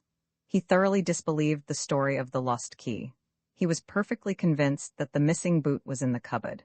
He stood chewing these thoughts for a while, P. Smith in the meantime standing in a graceful attitude in front of the cupboard, staring into vacancy. Then he was seized with a happy idea. Why should he leave the room at all? If he sent Smith, then he himself could wait and make certain that the cupboard was not tampered with. "Smith," he said, "go and find Mr. Outwood and ask him to be good enough to come here for a moment. Li mainly about boots, be quick, Smith," he said, as the latter stood looking at him without making any movement in the direction of the door. "Quick, sir?" said P. Smith meditatively, as if he had been asked a conundrum. "Go and find Mr. Outwood at once." P. Smith still made no move. "Do you intend to disobey me, Smith?" Mr. Downing's voice was steely. "Yes, sir." "What?" "Yes, sir." There was one of those you could have heard a pin drop silences. P. Smith was staring reflectively at the ceiling. Mr. Downing was looking as if at any moment he might say, "Thwatted to me face, ha, ha, and by a very stripling?" It was P. Smith, however, who resumed the conversation. His manner was almost too respectful, which made it all the more a pity that what he said did not keep up the standard of docility. "I take my stand," he said, "on a technical point. I say to myself, Mr. Downing is a man I admire as a human being and respect as a master. This impertinence is doing you no good, Smith." P. Smith waved a hand deprecatingly. "If you will let me explain, sir, I was about to say that in any other place but Mr. Outwood's house, your word would be law. I would fly to do your bidding. If you pressed a button, I would do the rest. But in Mr. Outwood's house, I cannot do anything except what pleases me or what is ordered by Mr. Outwood. I ought to have remembered that before. One cannot," he continued, as who should say, "Let us be reasonable. One cannot, to take a parallel case, imagine the colonel commanding the garrison at a naval station, going on board a battleship, and ordering the crew to splice the jibboom spanker. It might be an admirable thing for the Empire that the jibboom spanker should be spliced at that particular juncture, but the crew would naturally decline to move in the matter until the order came from the commander of the ship. So in my case. If you will go to Mr. Outwood and explain to him how matters stand, and come back and say to me, P. Smith, Mr. Outwood wishes you to ask him to be good enough to come to this study, then I shall be only too glad to go and find him. You see my difficulty, sir? Go and fetch Mr. Outwood, Smith. I shall not tell you again." P. Smith flicked a speck of dust from his coat sleeve. "Very well, Smith. I can assure you, sir, at any rate, that if there is a boot in that cupboard now, there will be a boot there when you return." Mr. Downing stalked out of the room. "But," added P. Smith pensively to himself as the footsteps died away, "I did not promise that it would be the same boot." He took the key from his pocket, unlocked the cupboard, and took out the boot. Then he selected from the basket a particularly battered specimen. Placing this in the cupboard, he relocked the door. His next act was to take from the shelf a piece of string. Attaching one end of this to the boot that he had taken from the cupboard, he went to the window. His first act was to fling the cupboard key out into the bushes. Then he turned to the boot. On a level with the sill, the water pipe, up which Mike had started to climb the night before, was fastened to the wall by an iron band. He tied the other end of the string to this and let the boot swing free. He noticed with approval, when it had stopped swinging, that it was hidden from above by the windowsill. He returned to his place at the mantelpiece. As an afterthought, he took another boot from the basket and thrust it up the chimney. A shower of soot fell into the grate, blackening his hand. The bathroom was a few yards down the corridor. He went there and washed off the soot. When he returned, Mr. Downing was in the study, and with him Mr. Outwood, the latter looking dazed, as if he were not quite equal to the intellectual pressure of the situation. "Where have you been, Smith?" asked Mr. Downing sharply. "I have been washing my hands, sir." "Hm?" said Mr. Downing suspiciously. Yes, I saw Smith go into the bathroom, said Mr. Outwood. Smith, I cannot quite understand what it is Mr. Downing wishes me to do. My dear Outwood, snapped the sleuth, I thought I had made it perfectly clear. Where is the difficulty? I cannot understand why you should suspect Smith of keeping his boots in a cupboard, and, added Mr. Outwood with spirit, catching sight of a good gracious has the man no sense look on the other's face, why he should not do so if he wishes it. Exactly, sir, said P. Smith, approvingly. You have touched the spot. If I must explain again, my dear Outwood, will you kindly give me your attention for a moment? Last night a boy broke out of your house and painted my dog Samson red. He painted? Said Mr. Outwood, round-eyed. Why? I don't know why. At any rate, he did. During the escapade, one of his boots was splashed with the paint. It is that boot which I believe Smith to be concealing in this cupboard. Now, do you understand? Mr. Outwood looked amazedly at Smith, and P. Smith shook his head sorrowfully at Mr. Outwood. P. Smith's expression said, as plainly as if he had spoken the words, we must humor him. So, with your permission, as Smith declares that he has lost the key, I propose to break open the door of this cupboard. Have you any objection? Mr. Outwood started. Objection? None at all, my dear fellow, none at all. Let me see, what is it you wish to do? This, said Mr. Downing shortly. There was a pair of dumbbells on the floor, belonging to Mike. He never used them, but they always managed to get themselves packed with the rest of his belongings on the last day of the holidays. Mr. Downing seized one of these and delivered 2 rapid blows at the cupboard door. The wood splintered. A third blow smashed the flimsy lock. The cupboard, with any skeletons it might contain, was open for all to view. Mr. Downing uttered a cry of triumph and tore the boot from its resting place. I told you, he said. I told you. I wondered where that boot had got to, said P. Smith. I've been looking for it for days. Mr. Downing was examining his find. He looked up with an exclamation of surprise and wrath. This boot has no paint on it, he said, glaring at P. Smith. This is not the boot. It certainly appears, sir, said P. Smith sympathetically, to be free from paint. There's a sort of reddish glow just there, if you look at it sideways. He added helpfully, Did you place that boot there, Smith? I must have done. Then, when I lost the key? Are you satisfied now, Downing? Interrupted Mr. Outwood with asperity. Or is there any more furniture you wish to break? The excitement of seeing his household goods smashed with a dumbbell had made the archaeological student quite a swashbuckler for the moment. A little more, and one could imagine him giving Mr. Downing a good, hard knock. The sleuth-hound stood still for a moment, baffled, but his brain was working with the rapidity of a buzzsaw. A chance remark of Mr. Outwood's set him fizzing off on the trail once more.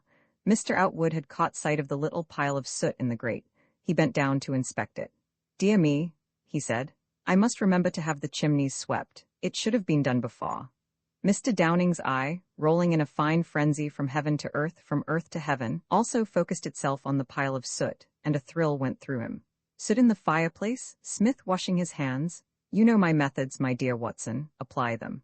Mr. Downing's mind at that moment contained one single thought, and that thought was, what ho for the chimney? He dived forward with a rush, nearly knocking Mr. Outwood off his feet, and thrust an arm up into the unknown. An avalanche of soot fell upon his hand and wrist, but he ignored it, for at the same instant his fingers had closed upon what he was seeking. Ah, he said. I thought as much. You were not quite clever enough after all, Smith. No, sir, said P. Smith patiently. We all make mistakes. You would have done better, Smith, not to have given me all this trouble. You have done yourself no good by it. It's been great fun, though, sir, argued P. Smith. Fun? Mr. Downing laughed grimly. You may have reason to change your opinion of what constitutes. His voice failed as his eye fell on the all-black toe of the boot. He looked up and caught P. Smith's benevolent gaze. He straightened himself and brushed a bead of perspiration from his face with the back of his hand. Unfortunately, he used the sooty hand, and the result was like some gruesome burlesque of a nigger minstrel. Did you put that boot there, Smith? He asked slowly. Yes, sir. Then what did you mean by putting it there? Rod Mr. Downing. Animal spirits, sir, said P. Smith. What? Animal spirits, sir. What Mr. Downing would have replied to this one cannot tell, though one can guess roughly. For just as he was opening his mouth, Mr. Outwood, catching sight of his Chirgwin-like countenance, intervened. My dear Downing, he said, your face. It is positively covered with soot, positively. You must come and wash it. You are quite black. Really, you present a most curious appearance, most. Let me show you the way to my room. In all times of storm and tribulation, there comes a breaking point, a point where the spirit definitely refuses to battle any longer against the slings and arrows of outrageous fortune. Mr. Downing could not bear up against this crowning blow. He went down beneath it. In the language of the ring, he took the count. It was the knockout. "Soot," he murmured weakly. "Soot, your face is covered, my dear fellow, quite covered." "It certainly has a faintly sooty aspect, sir," said P. Smith. His voice roused the sufferer to one last flicker of spirit. "You will hear more of this, Smith," he said. "I say you will hear more of it." Then he allowed Mr. Outwood to lead him out to a place where there were towels, soap, and sponges. When they had gone, P. Smith went to the window and hauled in the string. He felt the calm afterglow which comes to the general after a successfully conducted battle. It had been trying, of course, for a man of refinement, and it had cut into his afternoon, but on the whole, it had been worth it. The problem now was what to do with the painted boot. It would take a lot of cleaning, he saw, even if he could get hold of the necessary implements for cleaning it, and he rather doubted if he would be able to do so. Edmund, the boot boy, worked in some mysterious cell, far from the madding crowd at the back of the house. In the boot cupboard downstairs, there would probably be nothing likely to be of any use. His fears were realized. The boot cupboard was empty. It seemed to him that, for the time being, the best thing he could do would be to place the boot in safe hiding until he should have thought out a scheme. Having restored the basket to its proper place, accordingly, he went up to the study again and placed the red-toed boot in the chimney, at about the same height where Mr. Downing had found the other. Nobody would think of looking there a second time, and it was improbable that Mr. Outwood really would have the chimneys swept, as he had said. The odds were that he had forgotten about it already. P. Smith went to the bathroom to wash his hands again, with the feeling that he had done a good day's work. LII on the trail again. The most massive minds are apt to forget things at times. The most adroit plotters make their little mistakes. P. Smith was no exception to the rule. He made the mistake of not telling Mike of the afternoon's happenings. It was not altogether forgetfulness. P. Smith was one of those people who like to carry through their operations entirely by themselves. Where there is only one in a secret, the secret is more liable to remain unrevealed. There was nothing, he thought, to be gained from telling Mike. He forgot what the consequences might be if he did not. So P. Smith kept his own counsel, with the result that Mike went over to school on the Monday morning in pumps. Edmund, summoned from the hinterland of the house to give his opinion why only one of Mike's boots was to be found, had no views on the subject. He seemed to look on it as one of those things which no fellow can understand. "As one of 'em, Mr. Jackson," he said, as if he hoped that Mike might be satisfied with a compromise. "One? What's the good of that, Edmund, you chump? I can't go over to school in one boot." Edmund turned this over in his mind and then said, "No, sir," as much as to say, "I may have lost a boot, but thank goodness I can still understand sound reasoning. Well, what am I to do? Where is the other boot?" "Don't know, Mr. Jackson," replied Edmund to both questions. "Well, I mean, oh dash it, there's the bell." And Mike sprinted off in the pumps he stood in. It is only a deviation from those ordinary rules of school life, which one observes naturally and without thinking, that enables one to realize how strong public school prejudices really are. At a school, for instance, where the regulations say that coats only of black or dark blue are to be worn, a boy who appears one day in even the most respectable and unostentatious brown finds himself looked on with a mixture of awe and repulsion, which would be excessive if he had sandbagged the headmaster. So in the case of boots. School rules decree that a boy shall go to his farm room in boots. There is no real reason why, if the day is fine, he should not wear shoes, should he prefer them. But if he does, the thing creates a perfect sensation. Boys say, "Great Scott, what have you got on?" Masters say, "Jones, what are you wearing on your feet?"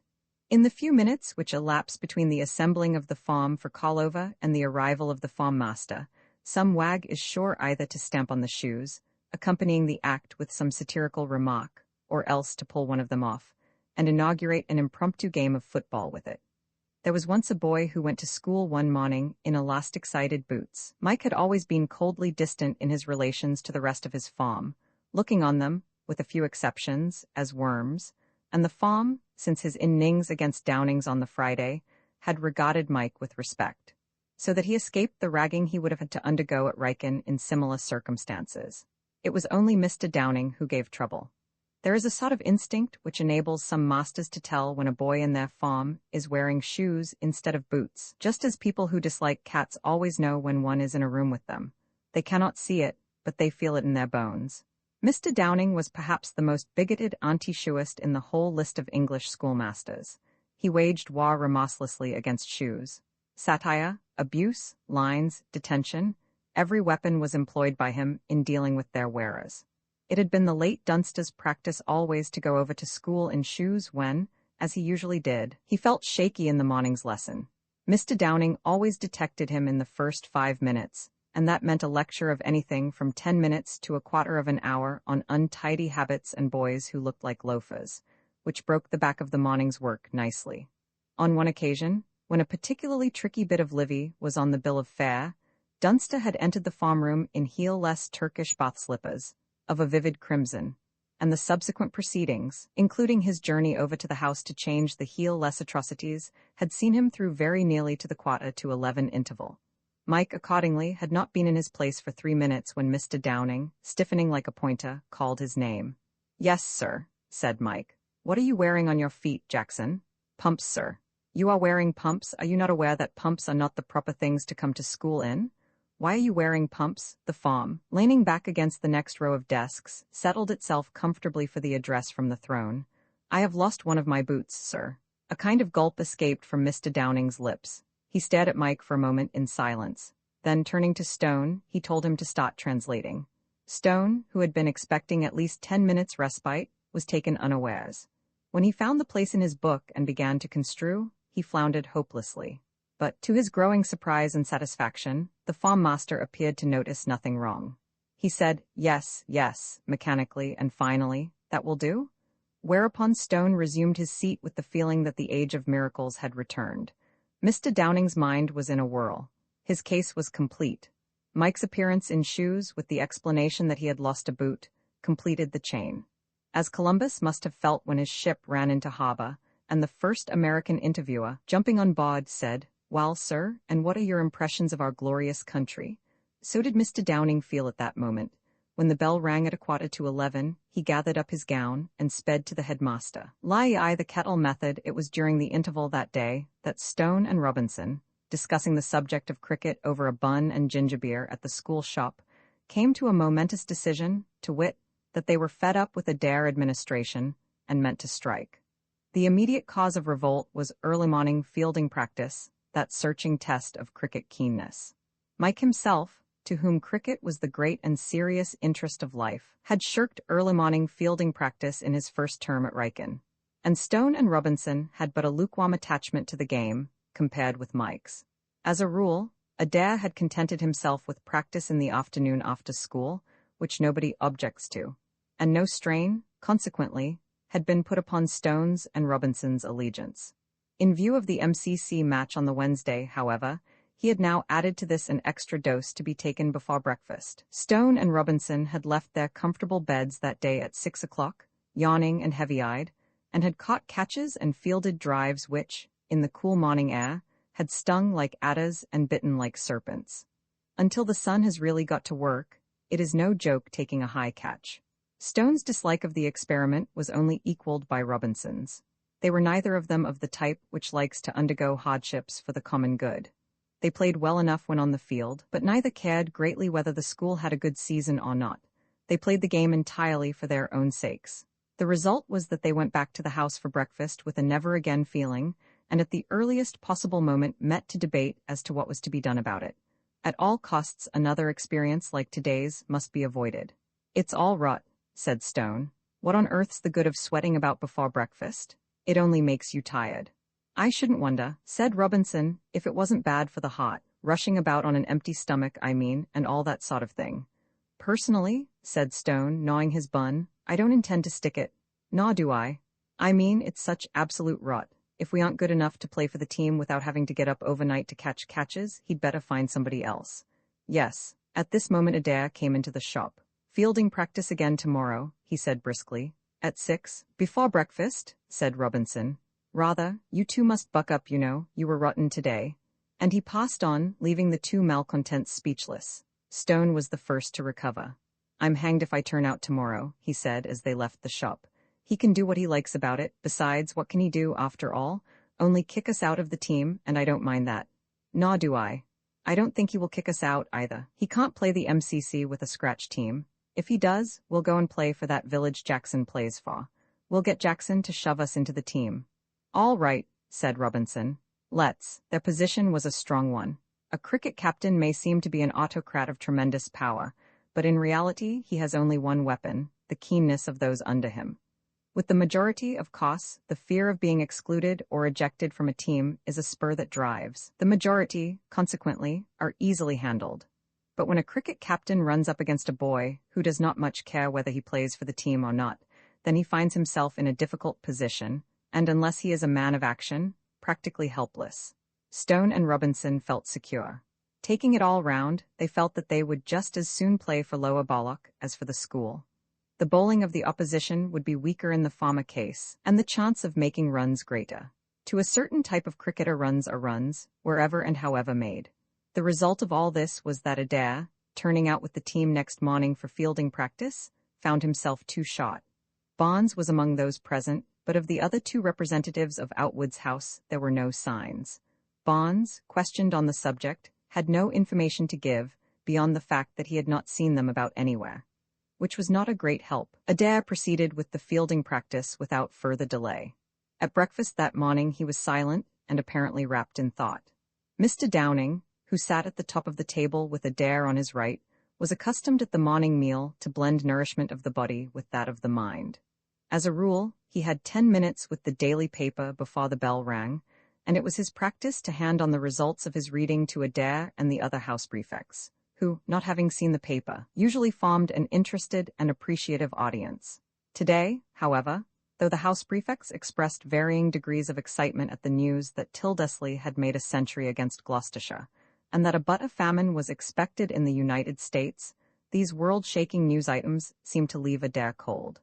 He champed his bread and marmalade with an abstracted air. He was wondering what to do in this matter of Stone and Robinson. Many captains might have passed the thing over. To take it for granted that the missing pair had overslept themselves would have been a safe and convenient way out of the difficulty. But Adair was not the sort of person who seeks for safe and convenient ways out of difficulties. He never shirked anything, physical or moral. He resolved to interview the absentees. It was not until after school that an opportunity offered itself. He went across to Outwoods and found the two non-starters in the senior day room, engaged in the intellectual pursuit of kicking the wall and marking the height of each kick with chalk. Adair's entrance coincided with a record effort by Stone, which caused the kicker to overbalance and stagger backwards against the captain. "Sorry," said Stone. "Hullo, Adair? Don't mention it. Why weren't you two at fielding practice this morning?" Robinson, who left the lead to Stone in all matters, said nothing. Stone spoke. "We didn't turn up," he said. "I know you didn't, why not?" Stone had rehearsed this scene in his mind, and he spoke with the coolness which comes from rehearsal. "We decided not to." "Oh, yes, we came to the conclusion that we hadn't any use for early morning fielding." Adair's manner became ominously calm. "You were rather fed up, I suppose?" "That's just the word. Sorry it bored you." "It didn't. We didn't give it the chance to." Robinson laughed appreciatively. "What's the joke, Robinson?" asked Adair. "There's no joke," said Robinson with some haste. "I was only thinking of something." "I'll give you something else to think about soon," Stone intervened. "It's no good making a row about it, Adair. You must see that you can't do anything. Of course, you can kick us out of the team if you like, but we don't care if you do. Jackson will get us a game any Wednesday or Saturday for the village he plays for, so we're all right. And the school team aren't such a lot of flyers that you can afford to go chucking people out of it whenever you want to. See what I mean? You and Jackson seem to have fixed it all up between you. What are you going to do? Kick us out?" "No." "Good. I thought you'd see it was no good making a beastly row. We'll play for the school all right. There's no earthly need for us to turn out for fielding practice before breakfast." "You don't think there is? You may be right. All the same, you're going to tomorrow morning." "What? 6 sharp, don't be late." "Don't be an ass, Adair. We've told you we aren't going to." "That's only your opinion. I think you are. I'll give you till 6:05, as you seem to like lying in bed. You can turn out if you feel like it. You won't find me there." "That'll be a disappointment. Naw, Robinson?" "No," said the junior partner in the firm, but he said it without any deep conviction. The atmosphere was growing a great deal too tense for his comfort. "You've quite made up your minds?" "Yes," said Stone. "Right," said Adair quietly, and knocked him down. He was up again in a moment. Adair had pushed the table back and was standing in the middle of the open space. "You cad," said Stone. "I wasn't ready." "Well, you are now. Shall we go on?"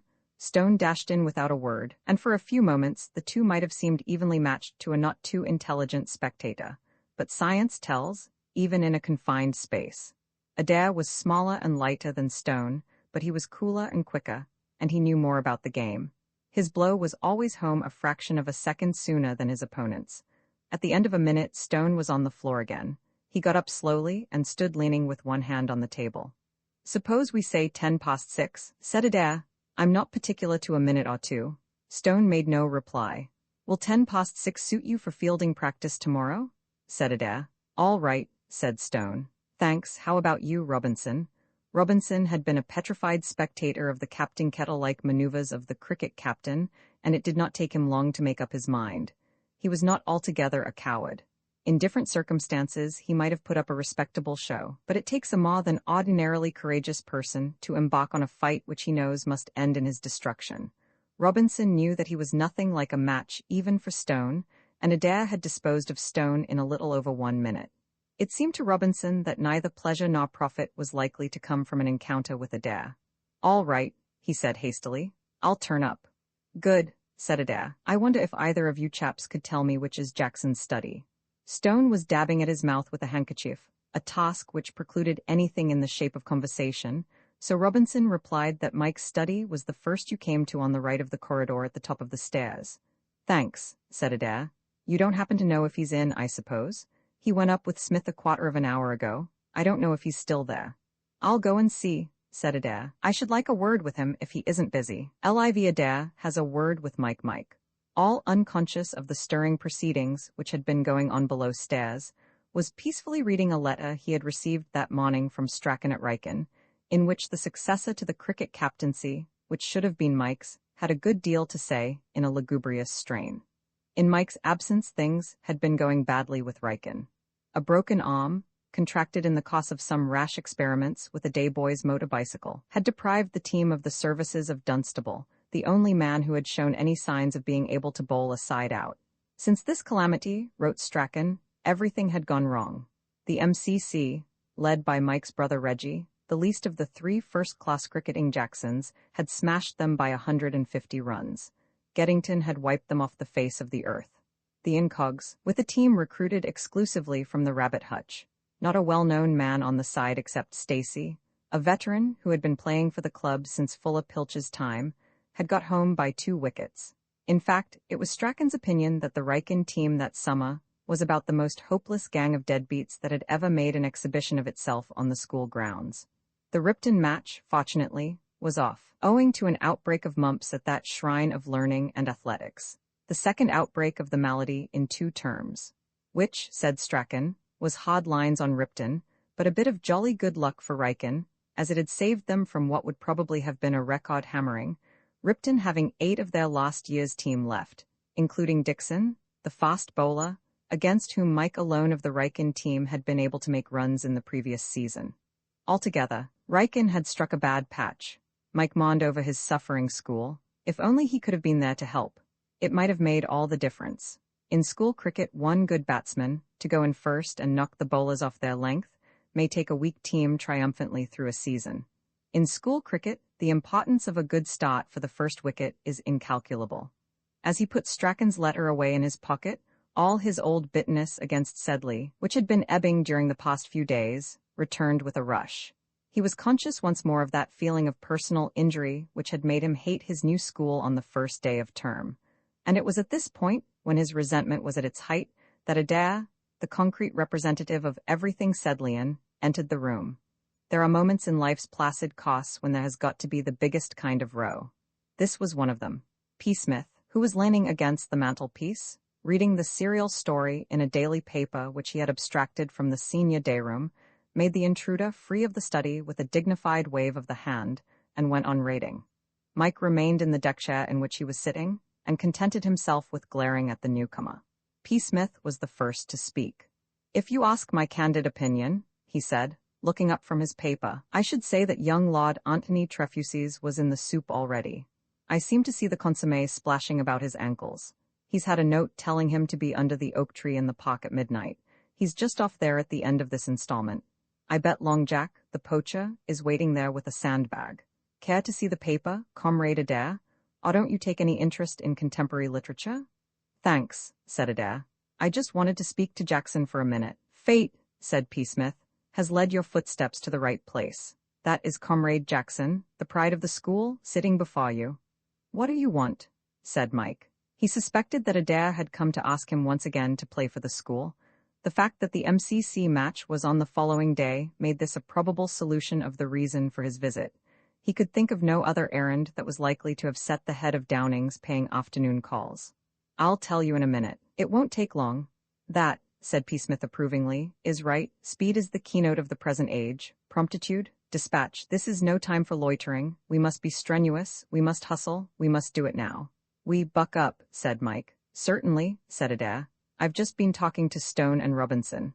"An excellent way of passing an idle half-hour," said P. Smith. "We weren't exactly idle," said Adair grimly. "It didn't last long, but it was pretty lively while it did. Stone chucked it after the first round."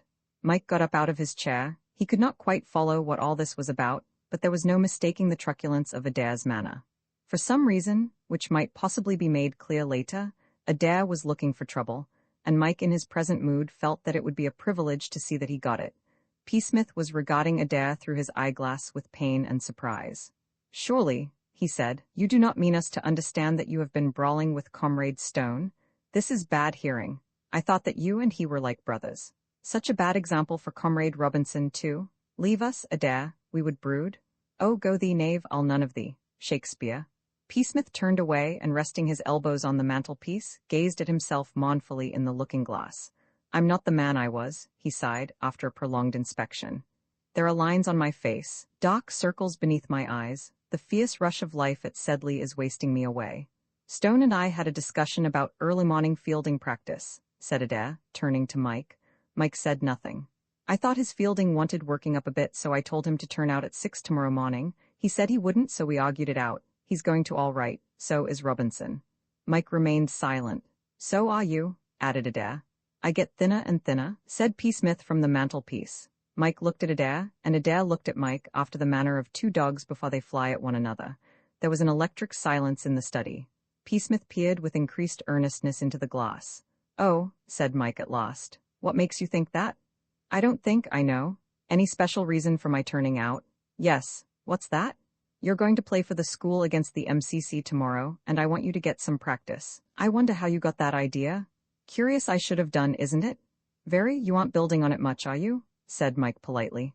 "I am, rather," replied Adair with equal courtesy. "I'm afraid you'll be disappointed." "I don't think so." "My eyes," said P. Smith regretfully, "are a bit close together. However," he added philosophically, "it's too late to alter that now." Mike drew a step closer to Adair. "What makes you think I shall play against the MCC?" he asked curiously. "I'm going to make you." Mike took another step forward. Adair moved to meet him. "Would you care to try now?" said Mike. For just 1 second the two drew themselves together preparatory to beginning the serious business of the interview, and in that second P. Smith, turning from the glass, stepped between them. "Get out of the light, Smith," said Mike. P. Smith waved him back with a deprecating gesture. "My dear young friends," he said placidly, "if you will let your angry passions rise, against the direct advice of Dr. Watts, I suppose you must. But when you propose to claw each other in my study, in the midst of 100 fragile and priceless ornaments, I lodge a protest. If you really feel that you want to scrap, for goodness sake do it where there's some room. I don't want all the study furniture smashed. I know a bank whereon the wild thyme grows, only a few yards down the road, where you can scrap all night if you want to. How would it be to move on there? Any objections? None? Then shift ho, and let's get it over." L.V. clearing the air. P. Smith was one of those people who lend a dignity to everything they touch. Under his auspices, the most unpromising ventures became somehow enveloped in an atmosphere of measured stateliness. On the present occasion, what would have been, without his guiding hand, a mere unscientific scramble, took on something of the impressive formality of the National Spotting Club. "The rounds," he said, producing a watch, as they passed through a gate into a field a couple of 100 yards from the house gate, "will be of 3 minutes' duration, with a minute rest in between. A man who is down will have 10 seconds in which to rise. Are you ready, comrades Adair and Jackson? Very well then. Time." After which it was a pity that the actual fight did not quite live up to its referee's introduction. Dramatically, there should have been cautious sparring for openings, and a number of tensely contested rounds, as if it had been the final of a boxing competition. But school fights, when they do occur, which is only once in a decade nowadays, unless you count junior school scuffles, are the outcome of weeks of suppressed bad blood, and are consequently brief and furious. In a boxing competition, however much one may want to win, one does not dislike one's opponent. Up to the moment when time was called, one was probably warmly attached to him, and at the end of the last round one expects to resume that attitude of mind. In a fight, each party, as a rule, hates the other. So it happened that there was nothing formal or cautious about the present battle. All Adair wanted was to get at Mike, and all Mike wanted was to get at Adair.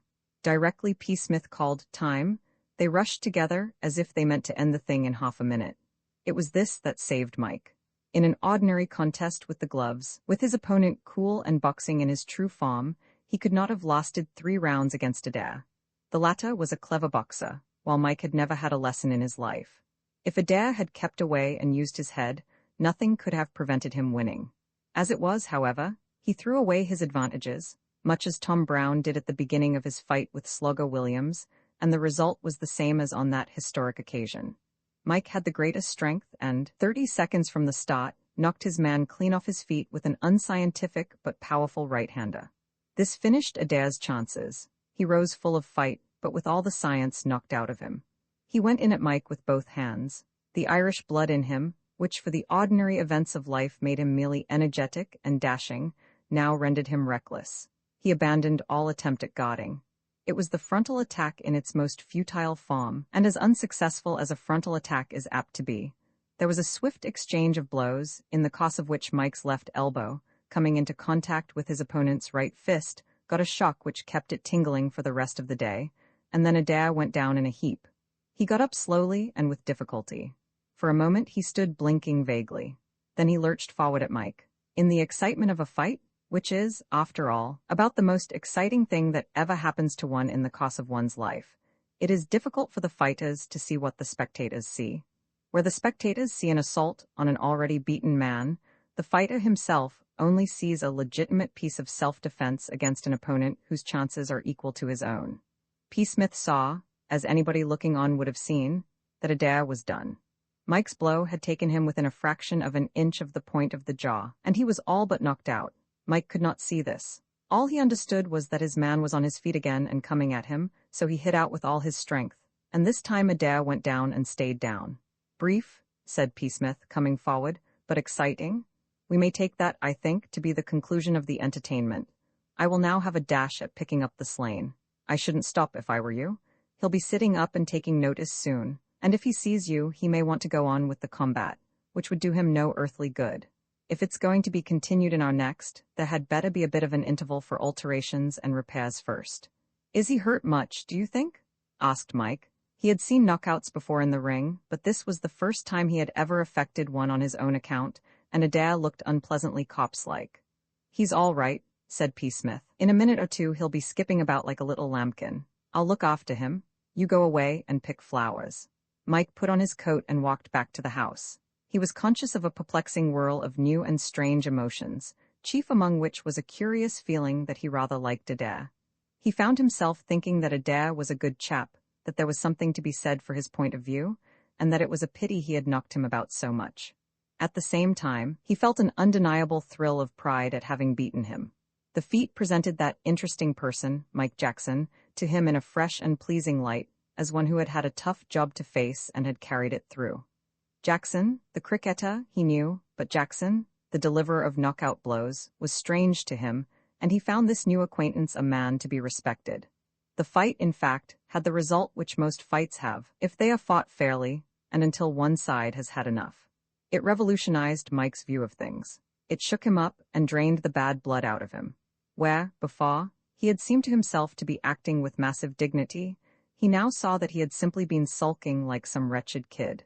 There had appeared to him something rather fine in his policy of refusing to identify himself in any way with Sedley, a touch of the stone walls do not a prison make sort of thing. He now saw that his attitude was to be summed up in the words, "Shan't play."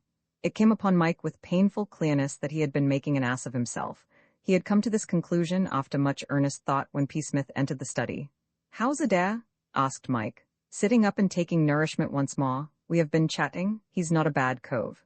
He's all right, said Mike. There was a pause. P. Smith straightened his tie. Look here, he said. I seldom interfere in terrestrial strife, but it seems to me that there's an opening here for a capable peacemaker, not afraid of work, and willing to give his services in exchange for a comfortable home. Comrade Adair's rather a stoutish fellow in his way. I'm not much on the play-up for the old-school Jones game, but everyone to his taste. I shouldn't have thought anybody would get overwhelmingly attached to this abode of wrath, but Comrade Adair seems to have done it. He's all for giving Sedley a much-needed boost-up. It's not a bad idea in its way. I don't see why one shouldn't humor him. Apparently he's been sweating since early childhood to buck the school up, and as he's leaving at the end of the term, it mightn't be a scaly scheme to give him a bit of a send-off, if possible, by making the cricket season a bit of a banger. As a start, why not drop him a line to say that you'll play against the MCC tomorrow? Mike did not reply at once. He was feeling better disposed towards Adair and Sedley than he had felt, but he was not sure that he was quite prepared to go as far as a complete climb down. It wouldn't be a bad idea, continued P. Smith.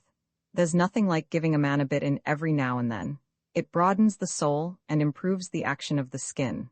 What seems to have fed up Comrade Adair, to a certain extent, is that Stone apparently led him to understand that you had offered to give him and Robinson places in your village team. You didn't, of course? Of course not, said Mike indignantly. I told him he didn't know the old noblesse oblige spirit of the Jacksons. I said that you would scorn to tarnish the Jackson escutcheon by not playing the game. My eloquence convinced him. However, to return to the point under discussion, why not? I don't. What I mean to say, began Mike. If your trouble is, said P. Smith, that you fear that you may be an unworthy company, don't be an ass. Dismiss it, I am playing. Mike stared. You're what? You? I, said P. Smith, breathing on a coat button and polishing it with his handkerchief. Can you play cricket? You have discovered, said P. Smith, my secret sorrow. You're rotting. You wrong me, Comrade Jackson. Then why haven't you played? Why haven't you? Why didn't you come and play for Lower Balloch, I mean? The last time I played in a village cricket match I was caught at point by a man in braces. It would have been madness to risk another such shock to my system. My nerves are so exquisitely balanced that a thing of that sort takes years off my life. No, but look here, Smith, bar rotting. Are you really any good at cricket? Competent judges at Eton gave me to understand so. I was told that this year I should be a certainty for Lords. But when the cricket season came, where was I? Gone like some beautiful flower that withers in the night. But you told me you didn't like cricket. You said you only liked watching it. Quite right, I do. But at schools where cricket is compulsory you have to overcome your private prejudices, and in time the thing becomes a habit.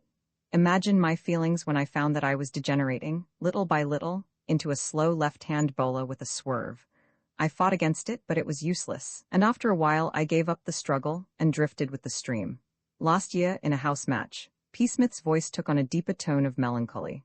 I took 7 for 13 in the second innings on a hard wicket. I did think, when I came here, that I had found a haven of rest, but it was not to be. I turn out tomorrow. What Comrade Outwood will say, when he finds that his keenest archaeological disciple has deserted, I hate to think. However, Mike felt as if a young and powerful earthquake had passed. The whole face of his world had undergone a quick change. Here was he, the recalcitrant, wavering on the point of playing for the school, and here was P. Smith, the last person whom he would have expected to be a player, stating calmly that he had been in the running for a place in the Eton 11. Then, in a flash, Mike understood. He was not by nature intuitive, but he read P. Smith's mind now. Since the term began, he and P. Smith had been acting on precisely similar motives. Just as he had been disappointed of the captaincy of cricket at Wrykyn, so had P. Smith been disappointed of his place in the Eton team at Lords. And they had both worked it off, each in his own way. Mike sullenly, P. Smith whimsically, according to their respective natures, on Sedley. If P. Smith, therefore, did not consider it too much of a climb down to renounce his resolution not to play for Sedley, there was nothing to stop Mike doing so, as, at the bottom of his heart, he wanted to do. By Jove, he said, if you're playing, I'll play. I'll write a note to Adair now. But I say, he stopped, I'm hanged if I'm going to turn out and field before breakfast tomorrow. That's all right, you won't have to. Adair won't be there himself, he's not playing against the MCC. He's sprained his wrist. LVI in which peace is declared sprained his wrist, said Mike. How did he do that? During the brawl. Apparently one of his efforts got home on your elbow instead of your expressive countenance, and whether it was that your elbow was particularly tough or his wrist particularly fragile, I don't know. Anyhow, it went. It's nothing bad, but it'll keep him out of the game tomorrow. I say, what beastly rough luck, I'd no idea, I'll go round. Not a bad scheme. Close the door gently after you, and if you see anybody downstairs who looks as if he were likely to be going over to the shop, ask him to get me a small pot of some rare old jam, and tell the man to chalk it up to me. The jam Comrade Outwood supplies to us at tea is all right as a practical joke, or as a food for those anxious to commit suicide, but useless to anybody who values life. On arriving at Mr. Downing's and going to Adair's study, Mike found that his late antagonist was out. He left a note informing him of his willingness to play in the morrow's match. The lock-up bell rang as he went out of the house. A spot of rain fell on his hand. A moment later there was a continuous patter, as the storm, which had been gathering all day, broke in earnest. Mike turned up his coat collar and ran back to Outwood's. At this rate, he said to himself, there won't be a match at all tomorrow. When the weather decides, after behaving well for some weeks, to show what it can do in another direction, it does the thing thoroughly. When Mike woke the next morning, the world was gray and dripping. Leaden-colored clouds drifted over the sky, till there was not a trace of blue to be seen, and then the rain began again, in the gentle, determined way rain has when it means to make a day of it. It was one of those bad days when one sits in the pavilion, damp and depressed, while figures in mackintoshes, with discolored buckskin boots, crawl miserably about the field in couples. Mike, shuffling across to school in a Burberry, met Adair at Downing's gate. These moments are always difficult. Mike stopped. He could hardly walk on as if nothing had happened and looked down at his feet. Coming across? He said awkwardly. Right-ho, said Adair. They walked on in silence. It's only about 10 to, isn't it? Said Mike. Adair fished out his watch and examined it with an elaborate care-bon of nervousness. About 9 to. Good, we've got plenty of time. Yes, I hate having to hurry over to school. So do I. I often do cut it rather fine, though. Yes, so do I. Beastly nuisance when one does. Beastly. It's only about a couple of minutes from the houses to the school, I should think, shouldn't you? Not much, Ma, might be 3? Yes, 3 if one didn't hurry. Oh yes, if one didn't hurry. Another silence. Beastly day, said Adair. Rotten. Silence again. I say, said Mike, scowling at his toes, awfully sorry about your wrist. Oh, that's all right, it was my fault. Does it hurt? Oh no, rather not, thanks. I'd no idea you'd crooked yourself. Oh no, that's all right, it was only right at the end, you'd have smashed me anyhow. Oh, rot? I bet you anything you like you would. I bet you I shouldn't? Jolly hard luck, just before the match. Oh no, I say, thanks awfully for saying you'd play. Oh, rot, do you think we shall get a game? Adair inspected the sky carefully. I don't know, it looks pretty bad, doesn't it? Rotten, I say, how long will your wrist keep you out of cricket? Be all right in a week, less, probably. Good. Now that you and Smith are going to play, we ought to have a jolly good season. Rummy, Smith turning out to be a cricketer. Yes, I should think he'd be a hot bowler. With his height, he must be jolly good if he was only just out of the Eton team last year. Yes. What's the time? Asked Mike. Adair produced his watch once more. 5 to. We've heaps of time. Yes, heaps. Let's stroll on a bit down the road, shall we? Right-ho, Mike cleared his throat, I say. Hullo, I've been talking to Smith. He was telling me that you thought I'd promised to give Stone and Robinson places in the... Oh no, that's all right. It was only for a bit. Smith told me you couldn't have done, and I saw that I was an ass to think you could have. It was Stone seeming so dead certain that he could play for Lower Ballock if I chucked him from the school team that gave me the idea. He never even asked me to get him a place. No, I know. Of course I wouldn't have done it, even if he had. Of course not. I didn't want to play myself, but I wasn't going to do a rotten trick like getting other fellows away from the team. No, I know. It was rotten enough, really, not playing myself.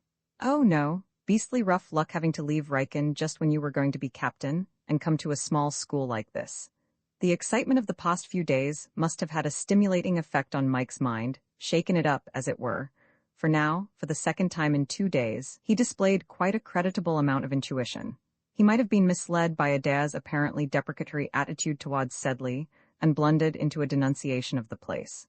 Adair had said a small school like this, in the sort of voice which might have led his hearer to think that he was expected to say, "Yes, rotten little hole, isn't it?" All words to that effect. Mike, fortunately, perceived that the words were used purely from politeness, on the Chinese principle. When a Chinaman wishes to pay a compliment, he does so by belittling himself and his belongings. He eluded the pitfall. "What rot?" he said. "Sedley's one of the most spotting schools I've ever come across. Everybody's as keen as blazes. so they ought to be after the way you've sweated. Adair shuffled awkwardly. I've always been fairly keen on the place, he said, but I don't suppose I've done anything much. You've loosened one of my front teeth, said Mike with a grin, if that's any comfort to you. I couldn't eat anything except porridge this morning. My jaw still aches. For the first time during the conversation their eyes met, and the humorous side of the thing struck them simultaneously. They began to laugh. What fools we must have looked, said Adair. You were all right, I must have looked rotten. I've never had the gloves on in my life. I'm jolly glad no one saw us except Smith, who doesn't count. Hullo, there's the bell. We'd better be moving on. What about this match? Not much chance of it from the look of the sky at present. It might clear before 11. You'd better get changed anyhow at the interval, and hang about in case. All right. It's better than doing Thucydides with Downing. We've got Moth till the interval, so I don't see anything of him all day, which won't hurt me. He isn't a bad sort of chap when you get to know him, said Adair. I can't have done then. I don't know which I'd least soon be, Downing or a blackbeetle, except that if one was Downing one could tread on the blackbeetle. Dash this rain. I got about half a pint down my neck just then. We shan't get a game today, or anything like it. As you're crocked, I'm not sure that I care much. You've been sweating for years to get the match on, and it would be rather rot playing it without you. I don't know that so much. I wish we could play, because I'm certain, with you and Smith, we'd walk into them. They probably aren't sending down much of a team, and really, now that you and Smith are turning out, we've got a jolly hot lot. There's quite decent batting all the way through, and the bowling isn't so bad. If only we could have given this MCC lot a really good hammering, it might have been easier to get some good fixtures for next season. You see, it's all right for a school like Riken, but with a small place like this, you simply can't get the best teams to give you a match till you've done something to show that you aren't absolute rotters at the game. As for the schools, they're worse. They'd simply laugh at you. You were cricket secretary at Riken last year. What would you have done if you'd had a challenge from Sedley? You'd either have laughed till you were sick, or else had a fit at the mere idea of the thing. Mike stopped. By Jove, you've struck about the brightest scheme on record. I never thought of it before. Let's get a match on with Riken. What, they wouldn't play us? Yes, they would. At least I'm pretty sure they would. I had a letter from Strachan, the captain, yesterday, saying that the Ripton match had to be scratched owing to illness. So they've got a vacant date. Shall I try them? I'll write to Strachan tonight if you like. And they aren't strong this year, we'll smash them. What do you say? Adair was as one who has seen a vision. By Jove, he said at last, if we only could. LVI Mr. Downing moves the rain continued without a break all the morning. The two teams, after hanging about dismally, and whiling the time away with stump cricket in the changing rooms, lunched in the pavilion at 1 o'clock. After which the MCC captain, approaching Adair, moved that this merry meeting be considered off and himself and his men permitted to catch the next train back to town. To which Adair, seeing that it was out of the question that there should be any cricket that afternoon, regretfully agreed, and the first Sedley v. MCC match was accordingly scratched. Mike and P. Smith, wandering back to the house, were met by a damp junior from Downing's, with a message that Mr. Downing wished to see Mike as soon as he was changed. "What's he want me for?" inquired Mike. The messenger did not know. Mr. Downing, it seemed, had not confided in him. All he knew was that the housemaster was in the house, and would be glad if Mike would step across. "A nuisance," said P. Smith. "This incessant demand for you, that's the worst of being popular. If he wants you to stop to tea, edge away. A meal on rather a sumptuous scale will be prepared in the study against your return." Mike changed quickly, and went off, leaving P. Smith, who was fond of simple pleasures in his spare time, earnestly occupied with a puzzle which had been scattered through the land by a weekly paper. The prize for a solution was £1,000, and P. Smith had already informed Mike with some minuteness of his plans for the disposition of this sum. Meanwhile, he worked at it both in and out of school, generally with abusive comments on its inventor. He was still fiddling away at it when Mike returned. Mike, though P. Smith was at first too absorbed to notice it, was agitated. "I don't wish to be in any way harsh," said P. Smith without looking up, "but the man who invented this thing was a blighter of the worst type. You come and have a shot. For the moment I am baffled. The whisper flies round the clubs, P. Smith is baffled. The man's an absolute drivelling ass," said Mike warmly. "Me, do you mean? What on earth would be the point of my doing it? You'd gather in 1,000 of the best, give you a nice start in life. I'm not talking about your rotten puzzle. What are you talking about? That ass Downing, I believe he's off his nut. Then your chat with Comrade Downing was not of the old college chums meeting unexpectedly after years separation type. What has he been doing to you? He's off his nut. I know. But what did he do? How did the brainstorm burst? Did he jump at you from behind a door and bite a piece out of your leg, or did he say he was a teapot? Mike sat down. You remember that painting Sammy business? As if it were yesterday, said P. Smith. Which it was, pretty nearly. He thinks I did it. Why, have you ever shown any talent in the painting line? The silly ass wanted me to confess that I'd done it. He as good as asked me to. Jawed a lot of rot about my finding it to my advantage later on if I behaved sensibly. Then what are you worrying about? Don't you know that when a master wants you to do the confessing act, it simply means that he hasn't enough evidence to start in on you with? You're all right, the thing's a standoff. Evidence? Said Mike. My dear man, he's got enough evidence to sink a ship. He's absolutely sweating evidence at every paw. As far as I can see, he's been crawling about, doing the Sherlock Holmes business for all he's worth ever since the thing happened, and now he's dead certain that I painted Sammy. Did you, by the way? Asked P. Smith. No, said Mike shortly. I didn't, but after listening to Downing, I almost began to wonder if I hadn't. The man's got stacks of evidence to prove that I did. Such as what? It's mostly about my boots, but dash it, you know all about that. Why, you were with him when he came and looked for them. It is true, said P. Smith, that Comrade Downing and I spent a very pleasant half-hour together inspecting boots, but how does he drag you into it? He swears one of the boots was splashed with paint. Yes, he babbled to some extent on that point when I was entertaining him. But what makes him think that the boot, if any, was yours? He's certain that somebody in this house got one of his boots splashed and is hiding it somewhere, and I'm the only chap in the house who hasn't got a pair of boots to show, so he thinks it's me. I don't know where the dickens my other boot has gone. Edmund swears he hasn't seen it, and it's nowhere about. Of course I've got 2 pairs, but one's being sold, so I had to go over to school yesterday in pumps. That's how he spotted me. P. Smith sighed. Comrade Jackson, he said mournfully, all this very sad affair shows the folly of acting from the best motives. In my simple zeal, meaning to save you unpleasantness, I have landed you, with a dull, sickening thud, right in the cot. Are you particular about dirtying your hands? If you aren't, just reach up that chimney a bit. Mike stared. What the dickens are you talking about? Go on, get it over, be a man and reach up the chimney. I don't know what the game is, said Mike, kneeling beside the fender and groping, but hullo? Aha, said P. Smith moodily. Mike dropped the soot-covered object in the fender and glared at it. It's my boot, he said at last. It is, said P. Smith, your boot, and what is that red stain across the toe? Is it blood? No, 'tis not blood, it is red paint. Mike seemed unable to remove his eyes from the boot. How on earth did, by Jove? I remember now. I kicked up against something in the dock when I was putting my bicycle back that night. It must have been the paint pot. Then you were out that night? Rather, that's what makes it so jolly awkward. It's too long to tell you now. Your stories are never too long for me, said P. Smith. Say on? Well, it was like this, and Mike related the events which had led up to his midnight excursion. P. Smith listened attentively. This, he said, when Mike had finished, confirms my frequently stated opinion that Comrade Jellicoe is one of nature's blitherers. So that's why he touched us for our hard-earned, was it? Yes, of course there was no need for him to have the money at all. And the result is that you are in something of a tight place. You're absolutely certain you didn't paint that dog, didn't do it by any chance in a moment of absent-mindedness and forgot all about it? No, I suppose not. I wonder who did. It's beastly awkward. You see, Downing chased me that night. That was why I rang the alarm bell. So you see he's certain to think that the chap he chased, which was me, and the chap who painted Sammy, are the same. I shall get landed both ways. P. Smith pondered. It is a tightish place, he admitted. I wonder if we could get this boot clean, said Mike, inspecting it with disfavor. Not for a pretty considerable time. I suppose not. I say, I am in the cot. If I can't produce this boot, they're bound to guess why. What exactly, asked P. Smith, was the position of affairs between you and Comrade Downing when you left him? Had you definitely parted brass rags? Or did you simply sort of drift apart with mutual courtesies?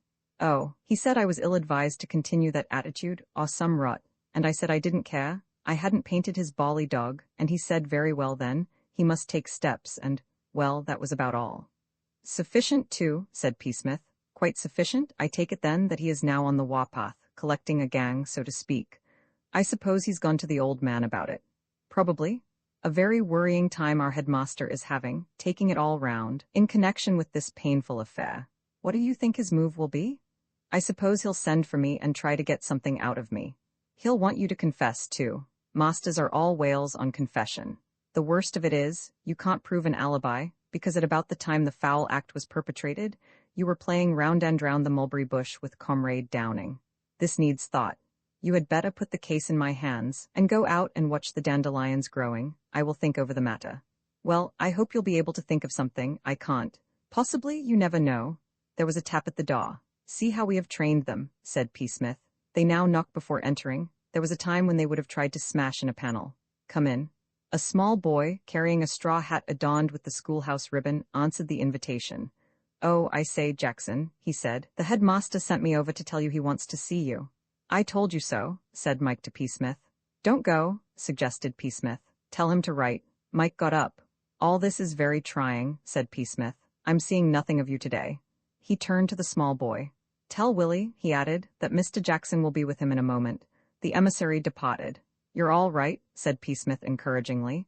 Just you keep on saying you're all right. Stout denial is the thing. Don't go in for any airy explanations. Simply stick to stout denial. You can't beat it. With which expert advice he allowed Mike to go on his way.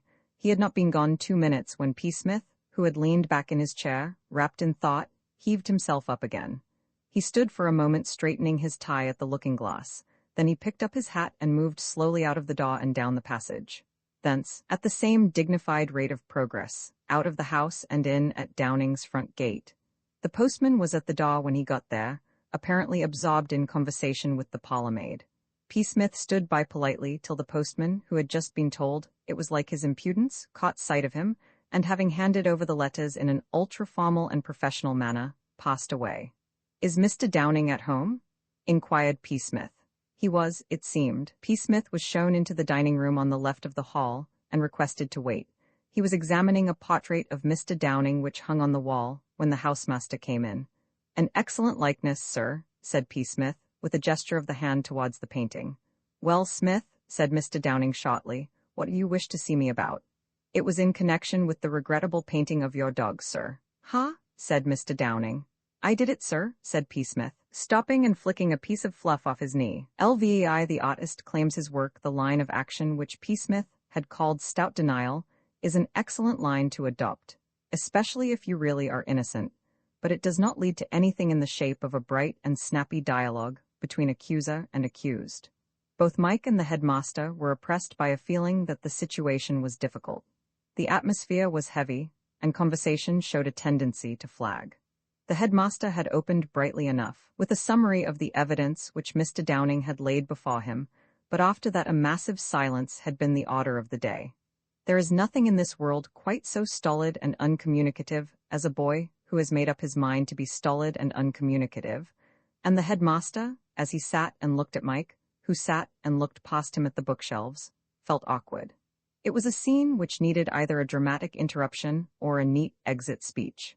As it happened, what it got was the dramatic interruption. The headmaster was just saying, I do not think you fully realize, Jackson, the extent to which appearances, which was practically going back to the beginning and starting again, when there was a knock at the door. A voice without said, Mr. Downing to see you, sir, and the chief witness for the prosecution burst in. I would not have interrupted you, said Mr. Downing. But, not at all, Mr. Downing. Is there anything I can? I have discovered, I have been informed, in short, it was not Jackson who painted my dog. Mike and the headmaster both looked at the speaker. Mike with a feeling of relief, for stout denial, unsupported by any weighty evidence, is a wearing game to play, the headmaster with astonishment. Not Jackson, said the headmaster. No, it was a boy in the same house, Smith. P. Smith? Mike was more than surprised. He could not believe it. There is nothing which affords so clear an index to a boy's character as the type of rag which he considers humorous. Between what is a rag and what is merely a rotten trick, there is a very definite line drawn. Masters, as a rule, do not realize this, but boys nearly always do. Mike could not imagine P. Smith doing a rotten thing like covering a housemaster's dog with red paint, any more than he could imagine doing it himself. They had both been amused at the sight of Sammy after the operation, but anybody, except possibly the owner of the dog, would have thought it funny at first. After the first surprise, their feeling had been that it was a scuggish thing to have done and beastly rough luck on the poor brute. It was a kid's trick. As for P. Smith having done it, Mike simply did not believe it. Smith, said the headmaster. What makes you think that?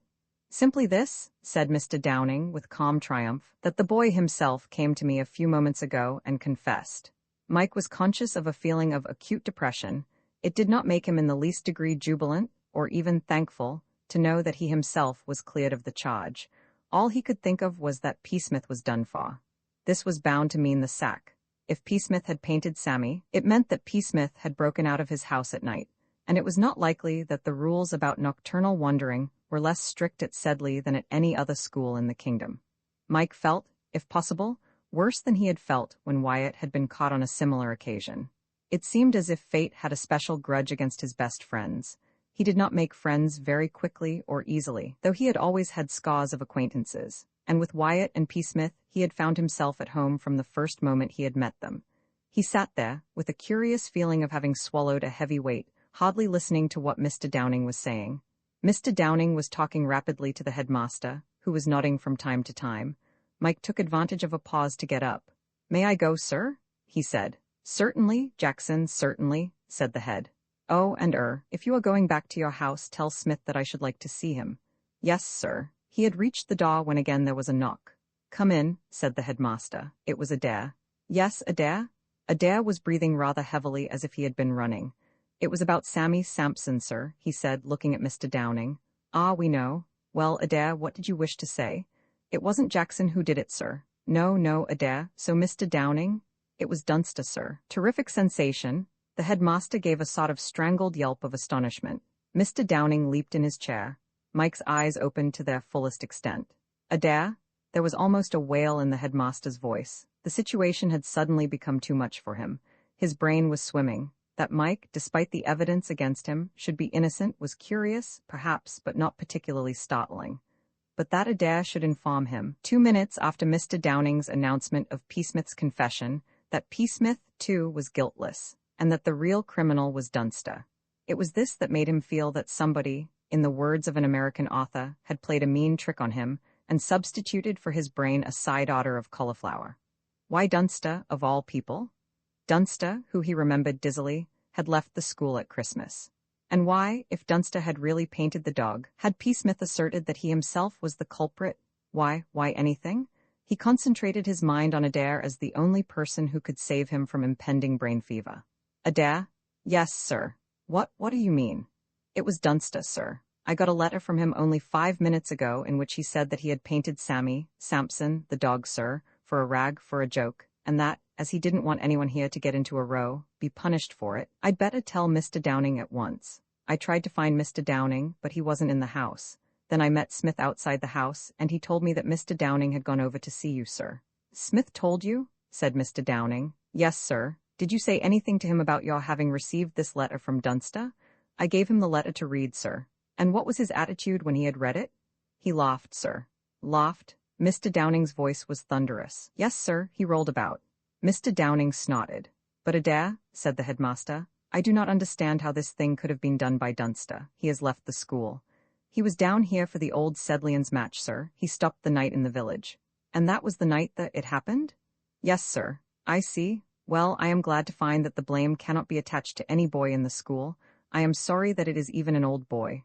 It was a foolish, discreditable thing to have done, but it is not as bad as if any boy still at the school had broken out of his house at night to do it."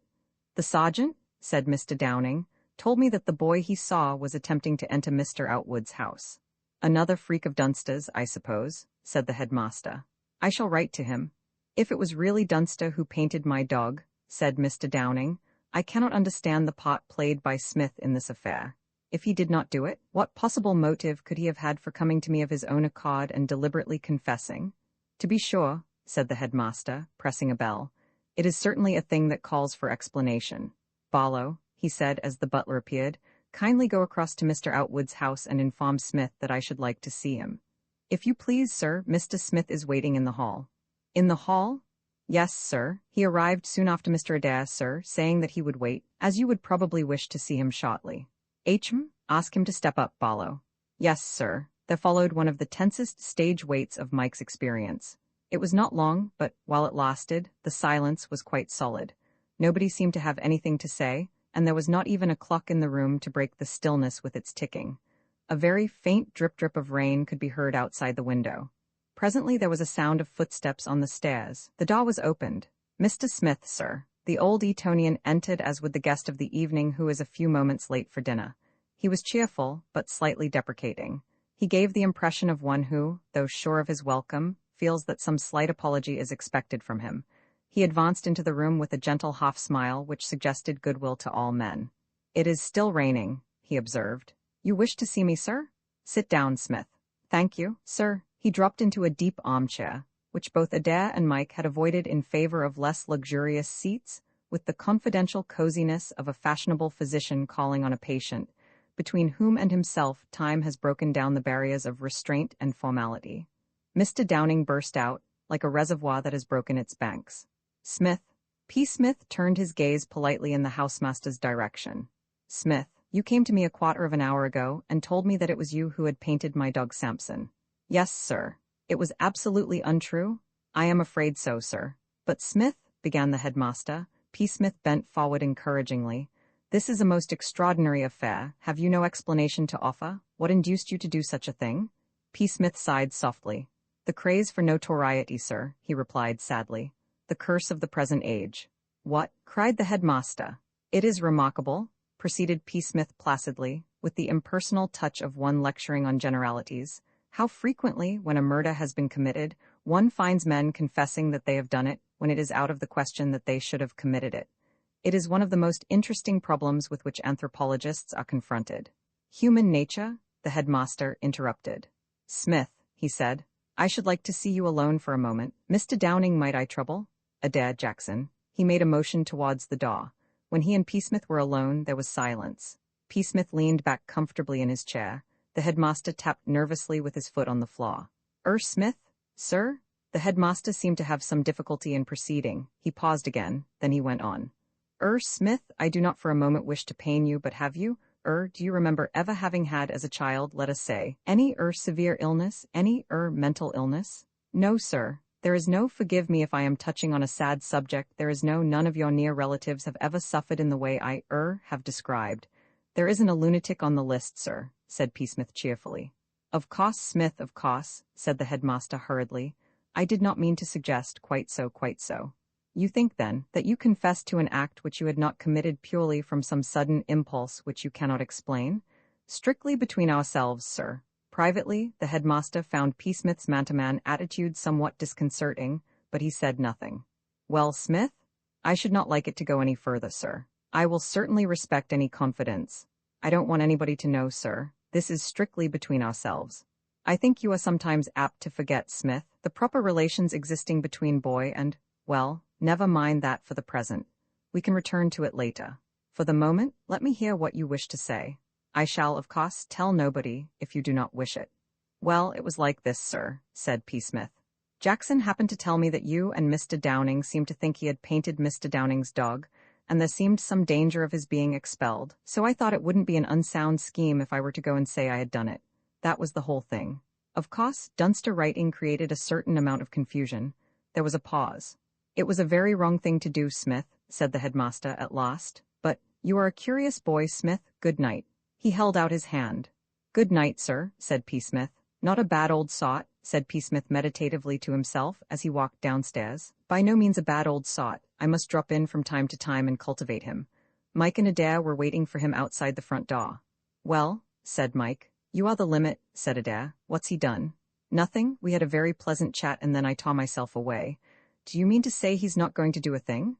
"Not a thing." "Well, you're a marvel," said Adair. P. Smith thanked him courteously. They walked on towards the houses. "By the way, Adair," said Mike as the latter started to turn in at Downing's, "I'll write to Strecken tonight about that match." "What's that?" asked P. Smith. "Jackson's going to try and get Riken to give us a game," said Adair. "They've got a vacant date. I hope the dickens they'll do it." "Oh, I should think they're certain to," said Mike. "Good night. And give Comrade Downing, when you see him," said P. Smith, "my very best love. It is men like him who make this merry England of ours what it is." "I say, P. Smith," said Mike suddenly, "what really made you tell Downing you'd done it?" "The craving for? Oh, chuck it, you aren't talking to the old man now. I believe it was simply to get me out of a jolly tight corner." P. Smith's expression was one of pain. "My dear Comrade Jackson," said he, "you wrong me. You make me writhe. I'm surprised at you. I never thought to hear those words from Michael Jackson." "Well, I believe you did, all the same," said Mike obstinately. "And it was jolly good of you, too. P. Smith moaned. Lix Sedley v. Riken. The Riken match was 3 pots over, and things were going badly for Sedley. In a way, one might have said that the game was over, and that Sedley had lost, for it was a one-day match, and Riken, who had led on the first innings, had only to play out time to make the game theirs. Sedley were paying the penalty for allowing themselves to be influenced by nerves in the early part of the day. Nerves lose more school matches than good play ever won. There is a certain type of school batsman who is a gift to any bowler when he once lets his imagination run away with him. Sedley, with the exception of Adair, P. Smith, and Mike, had entered upon this match in a state of the most azure funk. Ever since Mike had received Strachan's answer and Adair had announced on the notice board that on Saturday, July the 20th, Sedley would play Riken, the team had been all on the jump. It was useless for Adair to tell them, as he did repeatedly, on Mike's authority, that Riken were weak this season, and that on their present form Sedley ought to win easily. The team listened, but were not comforted. Riken might be below their usual strength, but then Riken cricket, as a rule, reached such a high standard that this probably meant little.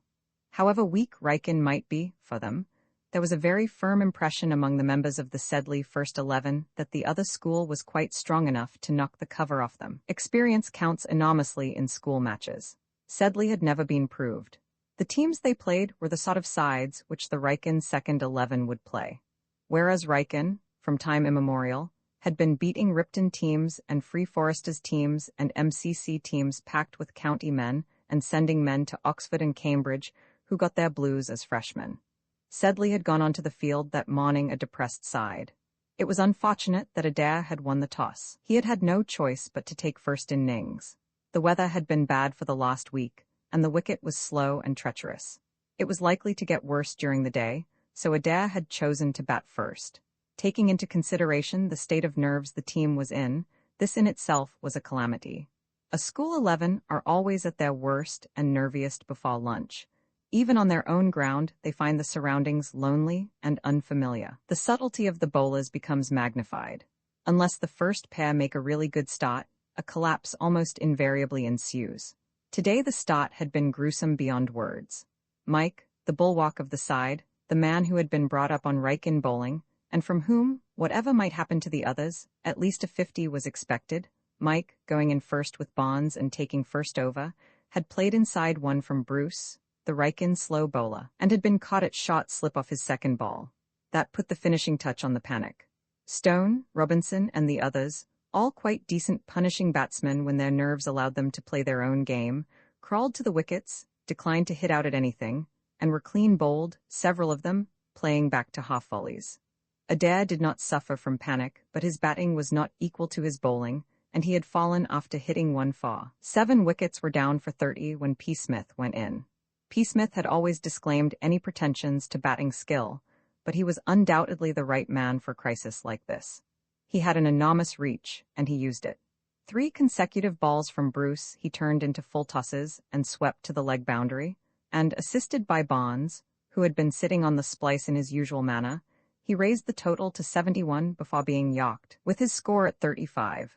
10 minutes later the innings was over, with Bonds not out 16 for 79. Riken had then gone in, lost Strachan for 20 before lunch, and finally completed their innings at 4:15 for 131. This was better than Sedley had expected. At least 8 of the team had looked forward dismally to an afternoon's leather hunting. But Adair and P. Smith, helped by the wicket, had never been easy, especially P. Smith, who had taken 6 wickets, his slows playing havoc with the tail. It would be too much to say that Sedley had any hope of pulling the game out of the fire, but it was a comfort, they felt, at any rate, having another knock. As is usual at this stage of a match, their nervousness had vanished, and they felt capable of better things than in the first innings. It was on Mike's suggestion that P. Smith and himself went in first. Mike knew the limitations of the Riken bowling, and he was convinced that, if they could knock Bruce off, it might be possible to rattle up a score sufficient to give them the game, always provided that Riken collapsed in the second innings. And it seemed to Mike that the wicket would be so bad then that they easily might. So he and P. Smith had gone in at 4 o'clock to hit, and they had hit. The deficit had been wiped off, all but a dozen runs, when P. Smith was bowled, and by that time, Mike was set and in his best vein. He treated all the bowlers alike, and when Stone came in, restored to his proper frame of mind, and lashed out stoutly, and after him Robinson and the rest. It looked as if Sedley had a chance again. The score was 120 when Mike, who had just reached his 50, skied one to Strachan at cover. The time was 25 past 5. As Mike reached the pavilion, Adair declared the innings closed. Riken started batting at 25 minutes to 6, with 69 to make if they wished to make them, and an hour and 10 minutes during which to keep up their wickets if they preferred to take things easy and go for a win on the first innings. At first it looked as if they meant to knock off the runs, for Strachan forced the game from the first ball, which was P. Smith's, and which he hit into the pavilion. But at 15, Adair bowled him. And when, 2 runs later, P. Smith got the next man stumped and finished up his over with a CNB, Riken decided that it was not good enough. 17 for 3, with an hour all but 5 minutes to go, was getting too dangerous. So Drummond and Rigby, the next pair, proceeded to play with caution, and the collapse ceased. This was the state of the game at the point at which this chapter opened. 17 for 3 had become 24 for 3, and the hands of the clock stood at 10 minutes past 6. Changes of bowling had been tried, but there seemed no chance of getting past the batsmen's defense. They were playing all the good balls and refused to hit at the bad. A quarter past 6 struck, and then P. Smith made a suggestion which altered the game completely. "Why don't you have a shot this end?" he said to Adair as they were crossing over. "There's a spot on the off which might help you a lot. You can break like blazes if only you land on it. It doesn't help my leg breaks a bit, because they won't hit at them." Barnes was on the point of beginning to bowl, when Adair took the ball from him. The captain of Outwoods retired to short leg with an air that suggested that he was glad to be relieved of his prominent post. The next moment, Drummond's off stump was lying at an angle of 45. Adair was absolutely accurate as a bowler, and he had dropped his first ball right on the wan patch. 2 minutes later Drummond's successor was retiring to the pavilion, while the wicket-keeper straightened the stumps again. There is nothing like a couple of unexpected wickets for altering the atmosphere of a game. 5 minutes before, Sedley had been lethargic and without hope. Now there was a stir and buzz all round the ground. There were 25 minutes to go, and 5 wickets were down. Sedley was on top again. The next man seemed to take an age coming out. As a matter of fact, he walked more rapidly than a batsman usually walks to the crease. Adair's third ball dropped just short of the spot. The batsman, hitting out, was a shade too soon. The ball hummed through the air a couple of feet from the ground in the direction of mid-off, and Mike, diving to the right, got to it as he was falling and chucked it up. After that the thing was a walkover. P. Smith clean bowled a man in his next over, and the tail, demoralized by the sudden change in the game, collapsed uncompromisingly. Sedley won by 35 runs with 8 minutes in hand. P. Smith and Mike sat in their study after lockup, discussing things in general and the game in particular. "I feel like a beastly renegade, playing against Riken," said Mike. "Still, I'm glad we won. Adair's a jolly good sort, and it'll make him happy for weeks." "When I last saw Comrade Adair," said P. Smith, "he was going about in a sort of trance, beaming vaguely and wanting to stand people things at the shop. He bowled awfully well." "Yes," said P. Smith. "I say, I don't wish to cast a gloom over this joyful occasion in any way, but you say Riken are going to give Sedley a fixture again next year. Well, have you thought of the massacre which will ensue? You will have left, Adair will have left. Incidentally, I shall have left. Riken will swamp them. I suppose they will. Still, the great thing, you see, is to get the thing started. That's what Adair was so keen on. Now Sedley has beaten Riken, he's satisfied. They can get on fixtures with decent clubs and work up to playing the big schools. You've got to start somehow, so it's all right, you see. And besides," said P. Smith, reflectively, "in an emergency they can always get Comrade Downing to bowl for them. What? Let us now sally out and see if we can't promote a rag of some sort in this abode of wrath. Comrade Outwood has gone over to dinner at the schoolhouse, and it would be a pity to waste a somewhat golden opportunity. Shall we stagger?" They staggered. VI in which a tight corner is evaded for a moment. The situation paralyzed Mike. Then he began to be equal to it. In times of excitement, one thinks rapidly and clearly. The main point, the kernel of the whole thing, was that he must get into the garden somehow, and warn Wyatt.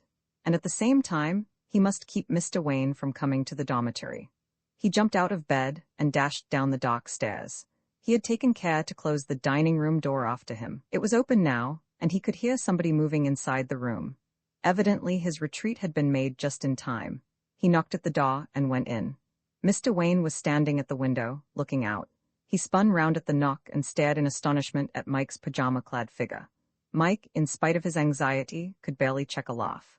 Mr. Wayne was a tall, thin man, with a serious face partially obscured by a grizzled beard. He wore spectacles, through which he peered owlishly at Mike. His body was wrapped in a brown dressing gown, his hair was ruffled, he looked like some weird bird. "Please, sir, I thought I heard a noise," said Mike. Mr. Wayne continued to stare. "What are you doing here?" said he at last. "Thought I heard a noise, please, sir." "A noise? Please, sir, a row. You thought you heard?" The thing seemed to be worrying Mr. Wayne. "So I came down, sir," said Mike. The housemaster's giant brain still appeared to be somewhat clouded. He looked about him and, catching sight of the gramophone, drew inspiration from it. "Did you turn on the gramophone?" he asked. "Me, sir," said Mike, with the air of a bishop accused of contributing to the police news. Of course not," said Mr. Wayne hurriedly. "Of course not. I don't know why I asked. All this is very unsettling. What are you doing here?" "Thought I heard a noise, please, sir." "A noise? A row, sir." If it was Mr. Wayne's wish that he should spend the night playing Massatambo to his massa bones, it was not for him to balk the housemaster's innocent pleasure. He was prepared to continue the snappy dialogue till breakfast time. "I think there must have been a burglar in here, Jackson." "Looks like it, sir. I found the window open. He's probably in the garden, sir." Mr. Wayne looked out into the garden with an annoyed expression, as if its behavior in letting burglars be in it struck him as unworthy of a respectable garden. "He might be still in the house," said Mr. Wayne, ruminatively. "Not likely, sir. You think not?" "Wouldn't be such a fool, sir. I mean, such an ass, sir." "Perhaps you are right, Jackson. I shouldn't wonder if he was hiding in the shrubbery, sir." Mr. Wayne looked at the shrubbery as who should say, "Et tu, brute?" "By Jove, I think I see him," cried Mike. He ran to the window and vaulted through it onto the lawn. An inarticulate protest from Mr. Wayne, rendered speechless by this move, just as he had been beginning to recover his faculties, and he was running across the lawn into the shrubbery. He felt that all was well. There might be a bit of a row on his return, but he could always plead overwhelming excitement. Wyatt was round at the back somewhere, and the problem was how to get back without being seen from the dining room window. Fortunately, a belt of evergreens ran along the path right up to the house. Mike worked his way cautiously through these till he was out of sight, then tore for the regions at the back. The moon had gone behind the clouds, and it was not easy to find a way through the bushes. Twice branches sprang out from nowhere and hit Mike smartly over the shins, eliciting sharp howls of pain.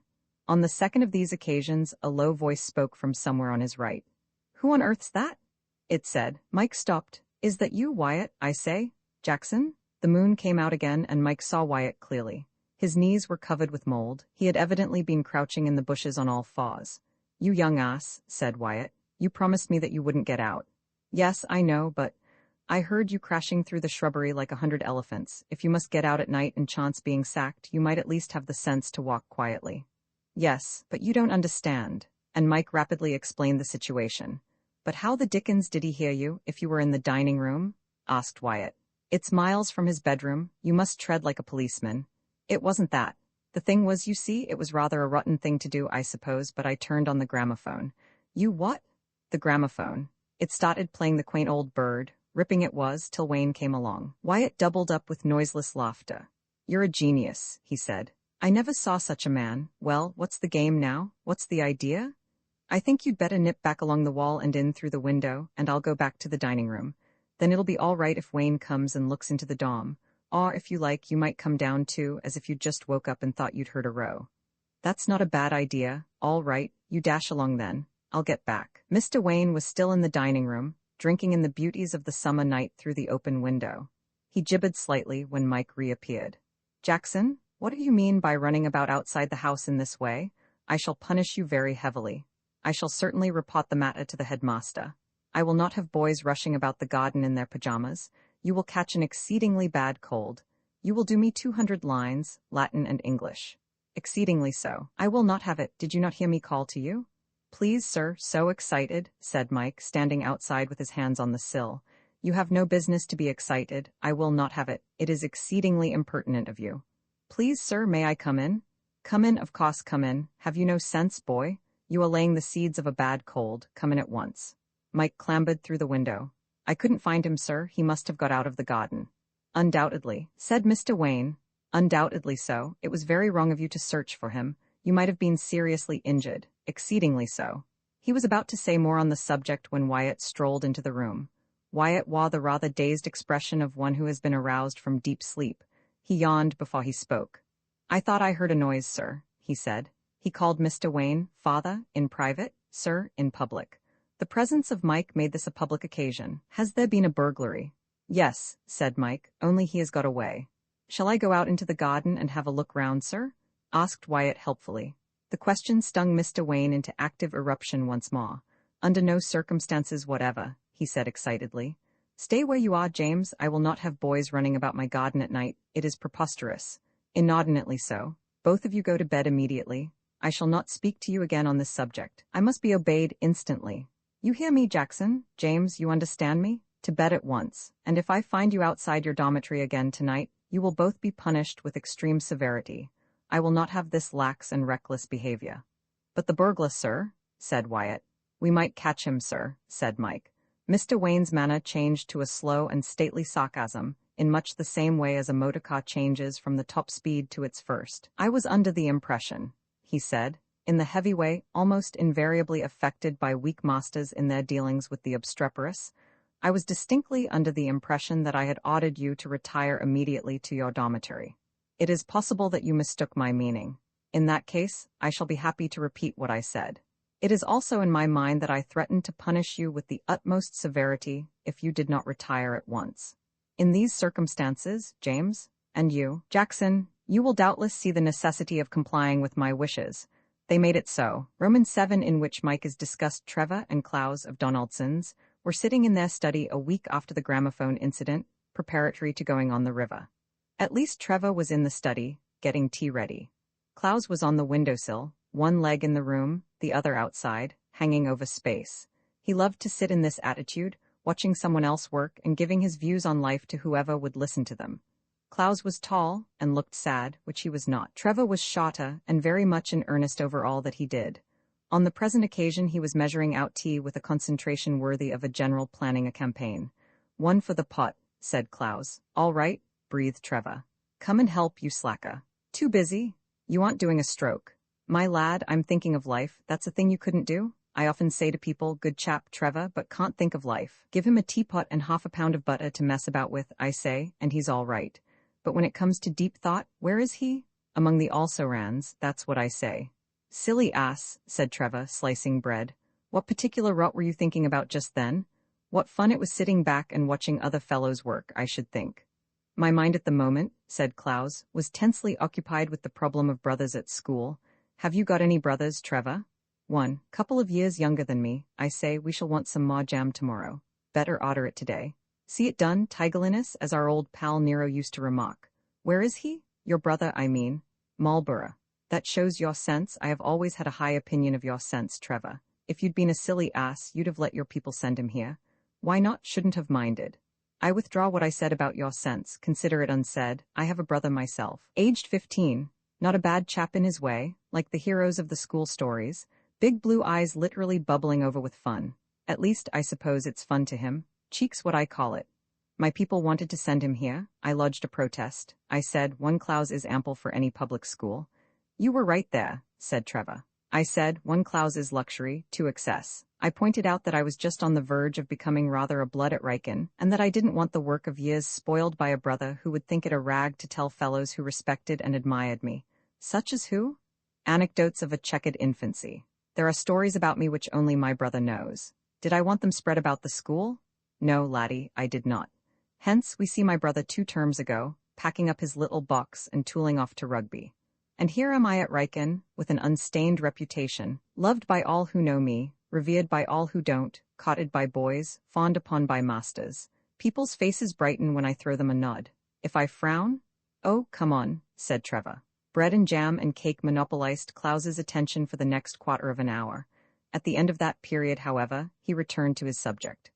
After the serious business of the meal was concluded, and a simple hymn had been sung by those present, he said, Mr. Klaus resumed his very interesting remarks. We were on the subject of brothers at school.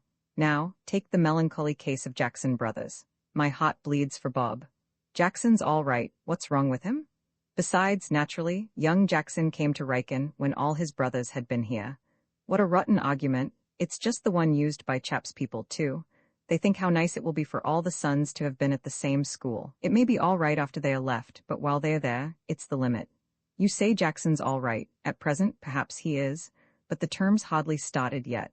Well, look here, what's at the bottom of this sending young brothers to the same school as elder brothers? Elder brother can keep an eye on him, I suppose. That's just it. For once in your life you've touched the spot. In other words, Bob Jackson is practically responsible for the kid. That's where the whole rotten trouble starts. Why? Well, what happens? He either lets the kid rip, in which case he may find himself any morning in the pleasant position of having to explain to his people exactly why it is that little Willie has just received the boot, and why he didn't look after him better. Or he spends all his spare time shadowing him to see that he doesn't get into trouble. He feels that his reputation hangs on the kid's conduct, so he broods over him like a policeman, which is pretty rotten for him and maddens the kid, who looks on him as no sportsman. Bob seems to be trying the first way, which is what I should do myself. It's all right so far, but as I said, the term's only just started. Young Jackson seems all right. What's wrong with him? He doesn't stick on side anyway, which he might easily do, considering his cricket. There's nothing wrong with him in that way. I've talked to him several times at the nets, and he's very decent, but his getting into trouble hasn't anything to do with us. It's the masters you've got to consider. What's up? Does he rag? From what I gather from fellows in his farm, he's got a genius for ragging. Thinks of things that don't occur to anybody else and does them, too. He never seems to be an extra. One always sees him about on half-holidays. That's always the way with that sort of chap. He keeps on wriggling out of small rows till he thinks he can do anything he likes without being dropped on, and then all of a sudden he finds himself up to the eyebrows in a record smash. I don't say young Jackson will land himself like that. All I say is that he's just the sort who does. He's asking for trouble. Besides, who do you see him about with all the time? He's generally with Wyatt when I meet him. Yes, well then? What's wrong with Wyatt? He's one of the decentest men in the school. I know, but he's working up for a tremendous row one of these days, unless he leaves before it comes off. The odds are, if Jackson's so thick with him, that he'll be roped into it too. Wyatt wouldn't land him if he could help it, but he probably wouldn't realize what he was letting the kid in for. For instance, I happen to know that Wyatt breaks out of his dom every other night. I don't know if he takes Jackson with him. I shouldn't think so, but there's nothing to prevent Jackson following him on his own, and if you're caught at that game, it's the boot every time. Trevor looked disturbed. Somebody ought to speak to Bob. What's the good? Why worry him? Bob couldn't do anything. You'd only make him do the policeman business, which he hasn't time for, and which is bound to make rows between them. Better leave him alone. I don't know. It would be a beastly thing for Bob if the kid did get into a really bad row. If you must tell anybody, tell the Gazka. He's head of Wayne's and has got far more chance of keeping an eye on Jackson than Bob has. The Gazker is a fool. All front teeth inside. Still, he's on the spot, but what's the good of worrying? It's nothing to do with us anyhow. Let's stagger out, shall we? Trevor's conscientious nature, however, made it impossible for him to drop the matter. It disturbed him all the time that he and Klaus were on the river, and walking back to the house, he resolved to see Bob about it during preparation. He found him in his study, oiling a bat. I say, Bob, he said, look here, are you busy? No, why? It's this way, Klaus and I were talking. If Klaus was there, he was probably talking. Well, about your brother. Oh, by Jove, said Bob, sitting up. That reminds me, I forgot to get the evening paper. Did he get his century all right?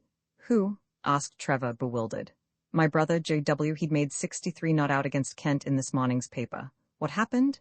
I didn't get a paper either. I didn't mean that, brother. I meant the one here. Oh, Mike, what's Mike been up to? Nothing as yet that I know of, but I say, you know, he seems a great pal of Wyatt's. I know, I spoke to him about it.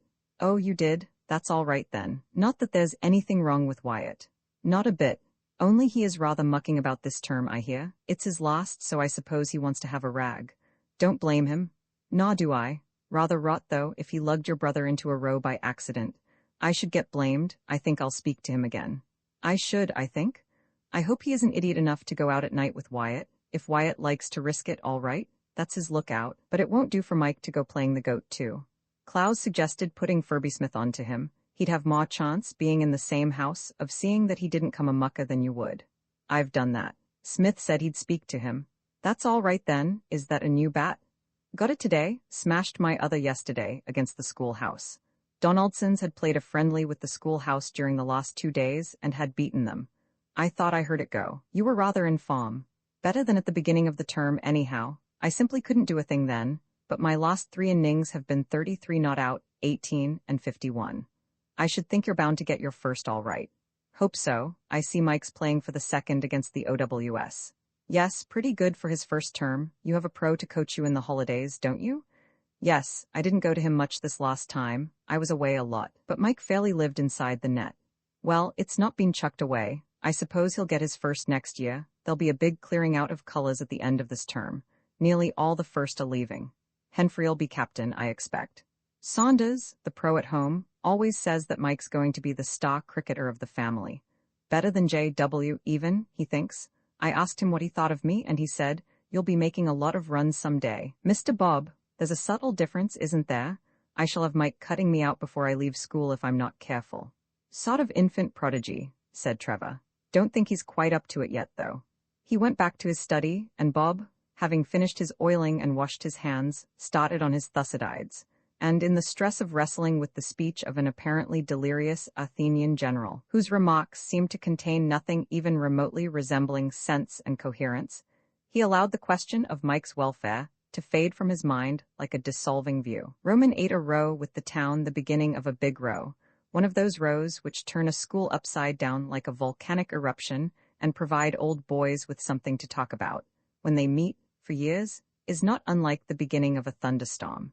You are walking along one seemingly fine day, when suddenly there is a hush, and there falls on you from space one big drop. The next moment the thing has begun, and you are standing in a shower bath. It is just the same with a row. Some trivial episode occurs, and in an instant the place is in a ferment. It was so with the great picnic at Riken. The bare outlines of the beginning of this affair are included in a letter which Mike wrote to his father on the Sunday following the old Rykinian matches. This was the letter: "Dear Father, thanks awfully for your letter. I hope you are quite well. I have been getting on all right at cricket lately. My scores since I wrote last have been 0 in a scratch game. The sun got in my eyes just as I played, and I got bowled. 15 for the third against an 11 of Masters, without G.B. Jones, the Surrey man, and Spence. 28 not out in the under-16 game, and 30 in a farm match. Rather decent. Yesterday one of the men put down for the second against the OW. Second couldn't play because his father was very ill, so I played. Wasn't it luck? It's the first time I've played for the second. I didn't do much, because I didn't get an innings. They stopped the cricket on OW matches day, because they have a lot of rotten Greek plays and things which take up a frightful time, and half the chaps are acting, so we stopped from lunch to faw. Rot, I call it. So I didn't go in, because they won the toss and made 215, and by the time we'd made 140 for 6, it was close of play. They'd stuck me in 8th wicket. Rather rot. Still, I may get another shot, and I made rather a decent catch at mid-on. Low down, I had to dive for it. Bob played for the first but didn't do much. He was run out after he'd got 10. I believe he's rather sick about it. Rather a rummy thing happened after lock-up. I wasn't in it, but a fellow called Wyatt, awfully decent chap. He's Wayne's stepson, only they bar one another, told me about it. He was in it all right. There's a dinner after the matches on OW Day, and some of the chaps were going back to their houses after it when they got into a row with a lot of brickies from the town, and there was rather a row. There was a policeman mixed up in it somehow, only I don't quite know where he comes in. I'll find out and tell you next time I write. Love to everybody. Tell Marjorie I'll write to her in a day or two. Your loving son Mike, P.S. I say, I suppose you couldn't send me 5 bob, could you? I'm rather broke. P.P.S. Half a crown would do, only I'd rather it was 5 bob, and on the back of the envelope these words, or a bob would be better than nothing. The outline of the case was as Mike had stated, but there were certain details of some importance which had not come to his notice when he sent the letter. On the Monday they were public property. The thing had happened after this fashion. At the conclusion of the day's cricket, all those who had been playing in the 4-11s which the school put into the field against the old boys, together with the school choir, were entertained by the headmaster to supper in the great hall. The banquet, lengthened by speeches, songs, and recitations which the reciters imagined to be songs, lasted, as a rule, till about 10 o'clock, when the revellers were supposed to go back to their houses by the nearest route and turn in. This was the official program. The school usually performed it with certain modifications and improvements. About midway between Riken, the school, and Riken, the town, there stands on an island in the center of the road a solitary lamppost. It was the custom, and had been the custom for generations back, for the diners to trudge off to this lamppost, dance round it for some minutes singing the school song or whatever happened to be the popular song of the moment, and then race back to their houses. Antiquity had given the custom a sort of sanctity, and the authorities, if they knew, which they must have done, never interfered. But there were others. Riken, the town, was peculiarly rich in gangs of youths. Like the vast majority of the inhabitants of the place, they seemed to have no work of any kind whatsoever to occupy their time, which they used, accordingly, to spend prowling about and indulging in a mild, brainless, rural type of hooliganism. They seldom proceeded to practical rowdyism, and never except with the school. As a rule, they amused themselves by shouting rude chaff. The school regarded them with a lofty contempt, much as an Oxford man regards the townie. The school was always anxious for a row, but it was the unwritten law that only in special circumstances should they proceed to active measures. A curious dislike for school and town rows, and most misplaced severity in dealing with the offenders when they took place, were among the few flaws in the otherwise admirable character of the headmaster of Riken.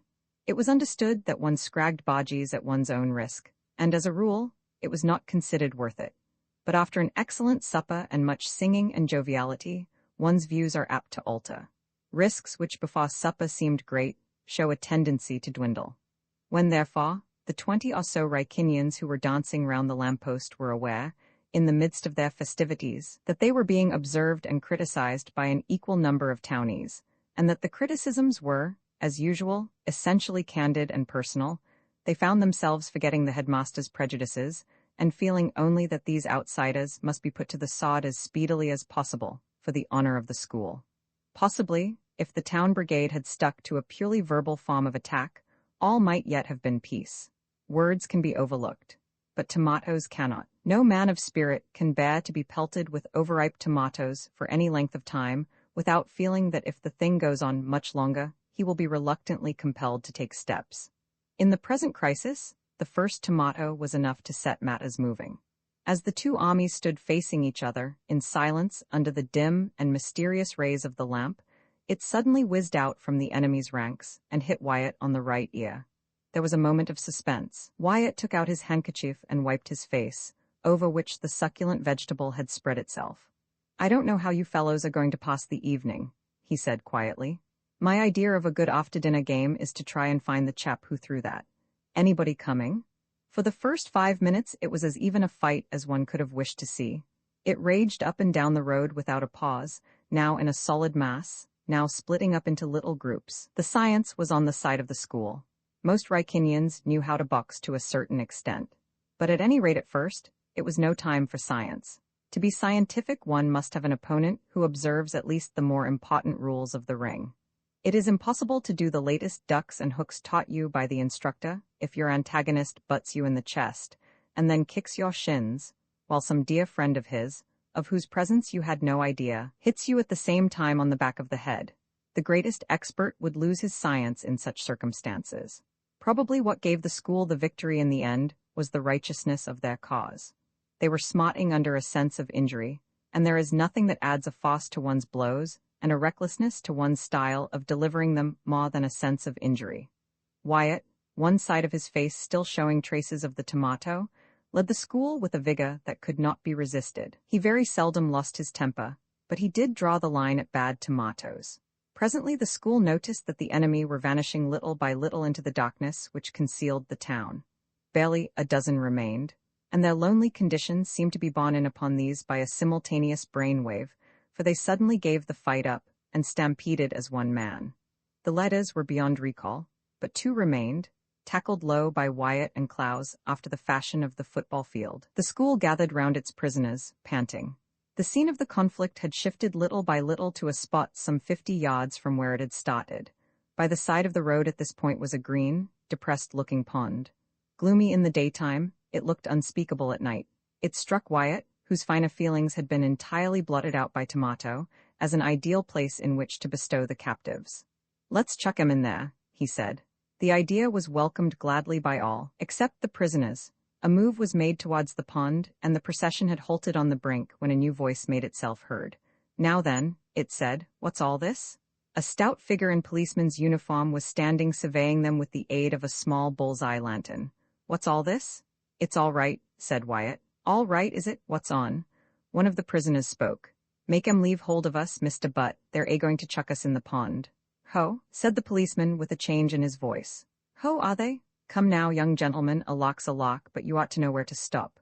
It's anything but a lock, said Wyatt in the creamy voice he used when feeling particularly savage. We're the strong right arm of justice. That's what we are. This isn't a lock, it's an execution. I don't want none of your lip, whoever you are, said Mr. Butt, understanding but dimly, and suspecting impudence by instinct. This is quite a private matter, said Wyatt. You run along on your beat, you can't do anything here. Ho, shove 'em in, you chaps. Stop, from Mr. Butt. Ooh, from prisoner number 1. There was a sounding splash as willing hands urged the first of the captives into the depths. He plowed his way to the bank, scrambled out, and vanished. Wyatt turned to the other prisoner. You'll have the worst of it going in second. He'll have churned up the mud a bit. Don't swallow more than you can help, or you'll go getting typhoid. I expect there are leeches and things there, but if you nip out quick, they may not get on to you. Carry on, you chaps. It was here that the regrettable incident occurred.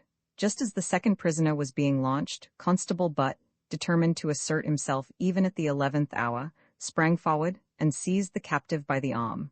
A drowning man will clutch at a straw. A man about to be hurled into an excessively dirty pond will clutch at a stout policeman. The prisoner did. Constable Butt represented his one link with dry land. As he came within reach, he attached himself to his tunic with the vigor and concentration of a limpet. At the same moment, the executioners gave their man the final heave. The policeman realized his peril too late.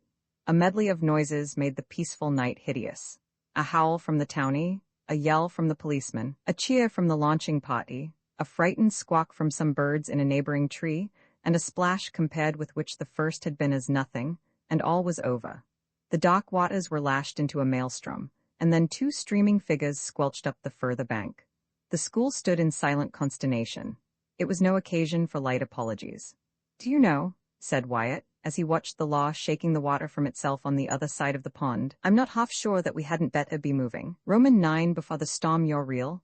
Devastating row has many points of resemblance with a prairie fire. A man on a prairie lights his pipe and throws away the match. The flame catches a bunch of dry grass, and before anyone can realize what is happening, sheets of fire are racing over the country, and the interested neighbors are following their example. I have already compared a row with a thunderstorm, but both comparisons may stand. In dealing with so vast a matter as a row, there must be no stint. The tomato, which hit Wyatt in the face, was the thrown-away match, but for the unerring aim of the town marksman great events would never have happened. A tomato is a trivial thing, though it is possible that the man whom it hits may not think so, but in the present case, it was the direct cause of epoch-making trouble. The tomato hit Wyatt. Wyatt, with others, went to look for the thrower. The remnants of the thrower's friends were placed in the pond, and with them, as they say in the courts of law, Police Constable Alfred Butt. Following the chain of events, we find Mr. Butt, having prudently changed his clothes, calling upon the headmaster. The headmaster was grave and sympathetic, Mr. Butt fierce and revengeful. The imagination of the Foss is proverbial. Nurtured on motorcars and fed with stopwatches, it has become world famous. Mr. Butt gave free rein to it. Threw me in, they did, sir. Yes, sir. Threw you in? Yes, sir, plop, said Mr. Butt with a certain sad relish. Really, said the headmaster. Indeed, this is dear me, I shall certainly they threw you in. Yes, I shall certainly. Encouraged by this appreciative reception of his story, Mr. Butt started it again, right from the beginning. I was on my beat, sir, and I thought I heard a disturbance. I says to myself, allo, I says, a fracas. Lots of them all gathered together, and fighting. I says, beginning to suspect something, what's this all about, I wonder? I says, blow me if I don't think it's a fracas. And concluded Mr. Butt with the air of one confiding a secret, and it was a fracas. And these boys actually threw you into the pond? Plop, sir? Mrs. Butt is drying my uniform at home at this very moment as we sit talking here, sir. She says to me, why, whatever ave you been doing? You're all wet. And he added again with the confidential air, I was wet too, ringin' wet. The headmaster's frown deepened. And you are certain that your assailants were boys from the school? Sure as I am that I'm sitting here, sir. They all add their caps on their heads, sir. I have never heard of such a thing. I can hardly believe that it is possible. They actually seized you and threw you into the water. Splish, sir? Said the policeman, with a vividness of imagery both surprising and gratifying. The headmaster tapped restlessly on the floor with his foot. How many boys were there? he asked. "Couple of 100, sir," said Mr. Butt promptly. 200? It was dark, sir, and I couldn't see not to say properly, but if you ask me my frank and private opinion, I should say couple of 100. Well, I will look into the matter at once, they shall be punished. Yes, sir. Yes, yes, most severely. Yes, sir. Yes, thank you, constable. Good night. Good night, sir. The headmaster of Riken was not a motorist. Owing to this disadvantage, he made a mistake. Had he been a motorist, he would have known that statements by the police in the matter of figures must be divided by any number from 2 to 10, according to discretion. As it was, he accepted Constable Butt's report almost as it stood. He thought that he might possibly have been mistaken as to the exact numbers of those concerned in his immersion, but he accepted the statement in so far as it indicated that the thing had been the work of a considerable section of the school, and not of only 1 or 2 individuals. And this made all the difference to his method of dealing with the affair. Had he known how few were the numbers of those responsible for the cold in the head, which subsequently attacked Constable Butt, he would have asked for their names, and an extra lesson would have settled the entire matter. As it was, however, he got the impression that the school, as a whole, was culpable, and he proceeded to punish the school as a whole. It happened that, about a week before the pond episode, a certain member of the royal family had recovered from a dangerous illness, which at one time had looked like being fatal. No official holiday had been given to the schools in honor of the recovery, but Eton and Harrow had set the example, which was followed throughout the kingdom, and Riken had come into line with the rest. Only 2 days before the OWS matches, the headmaster had given out a notice in the hall that the following Friday would be a whole holiday, and the school, always ready to stop work, had approved of the announcement exceedingly. The step which the headmaster decided to take by way of avenging Mr. Butt's wrongs was to stop this holiday. He gave out a notice to that effect on the Monday. The school was thunderstruck. It could not understand it. The pond affair had, of course, become public property, and those who had had nothing to do with it had been much amused. "There'll be a frightful row about it," they had said, thrilled with the pleasant excitement of those who see trouble approaching and themselves looking on from a comfortable distance without risk or uneasiness. They were not malicious. They did not want to see their friends in difficulties. But there is no denying that a row does break the monotony of a school term. The thrilling feeling that something is going to happen is the salt of life. And here they were, right in it after all. The blow had fallen and crushed guilty and innocent alike. The school's attitude can be summed up in 3 words. It was one vast, blank, astounded, "Here, I say." Everybody was saying it, though not always in those words. When condensed, everybody's comment on the situation came to that. There is something rather pathetic in the indignation of a school. It must always, or nearly always, expend itself in words, and in private at that. Even the consolation of getting onto platforms and shouting at itself is denied to it. A public school has no Hyde Park.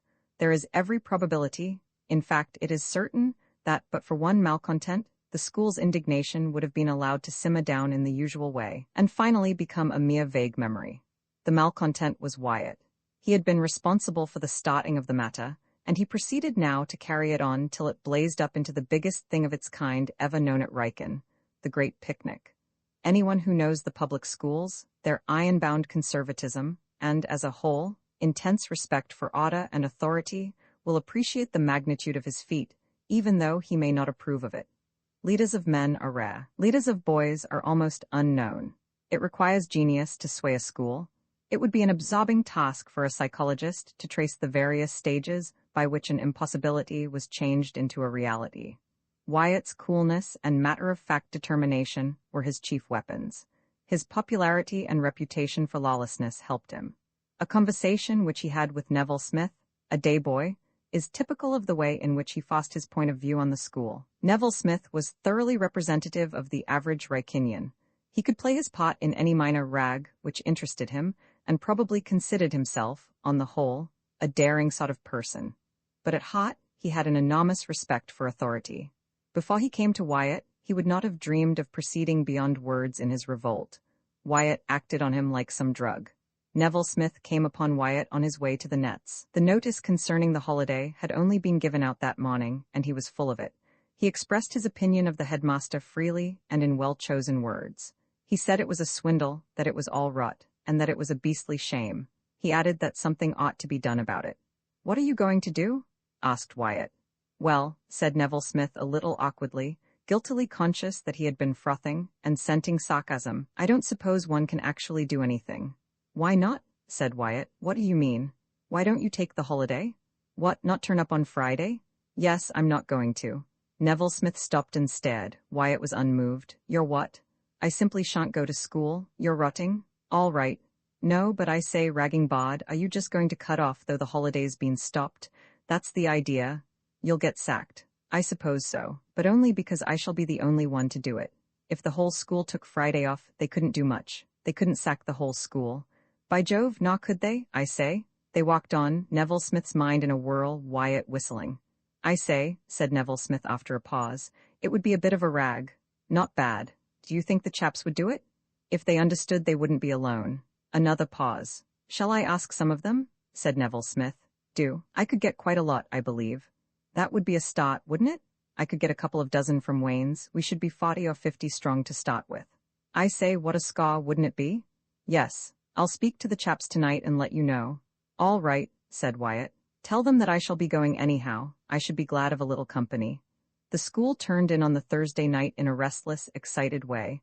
There were mysterious whisperings and gigglings. Groups kept forming in corners apart, to disperse casually and innocently on the approach of some person in authority. An air of expectancy permeated each of the houses.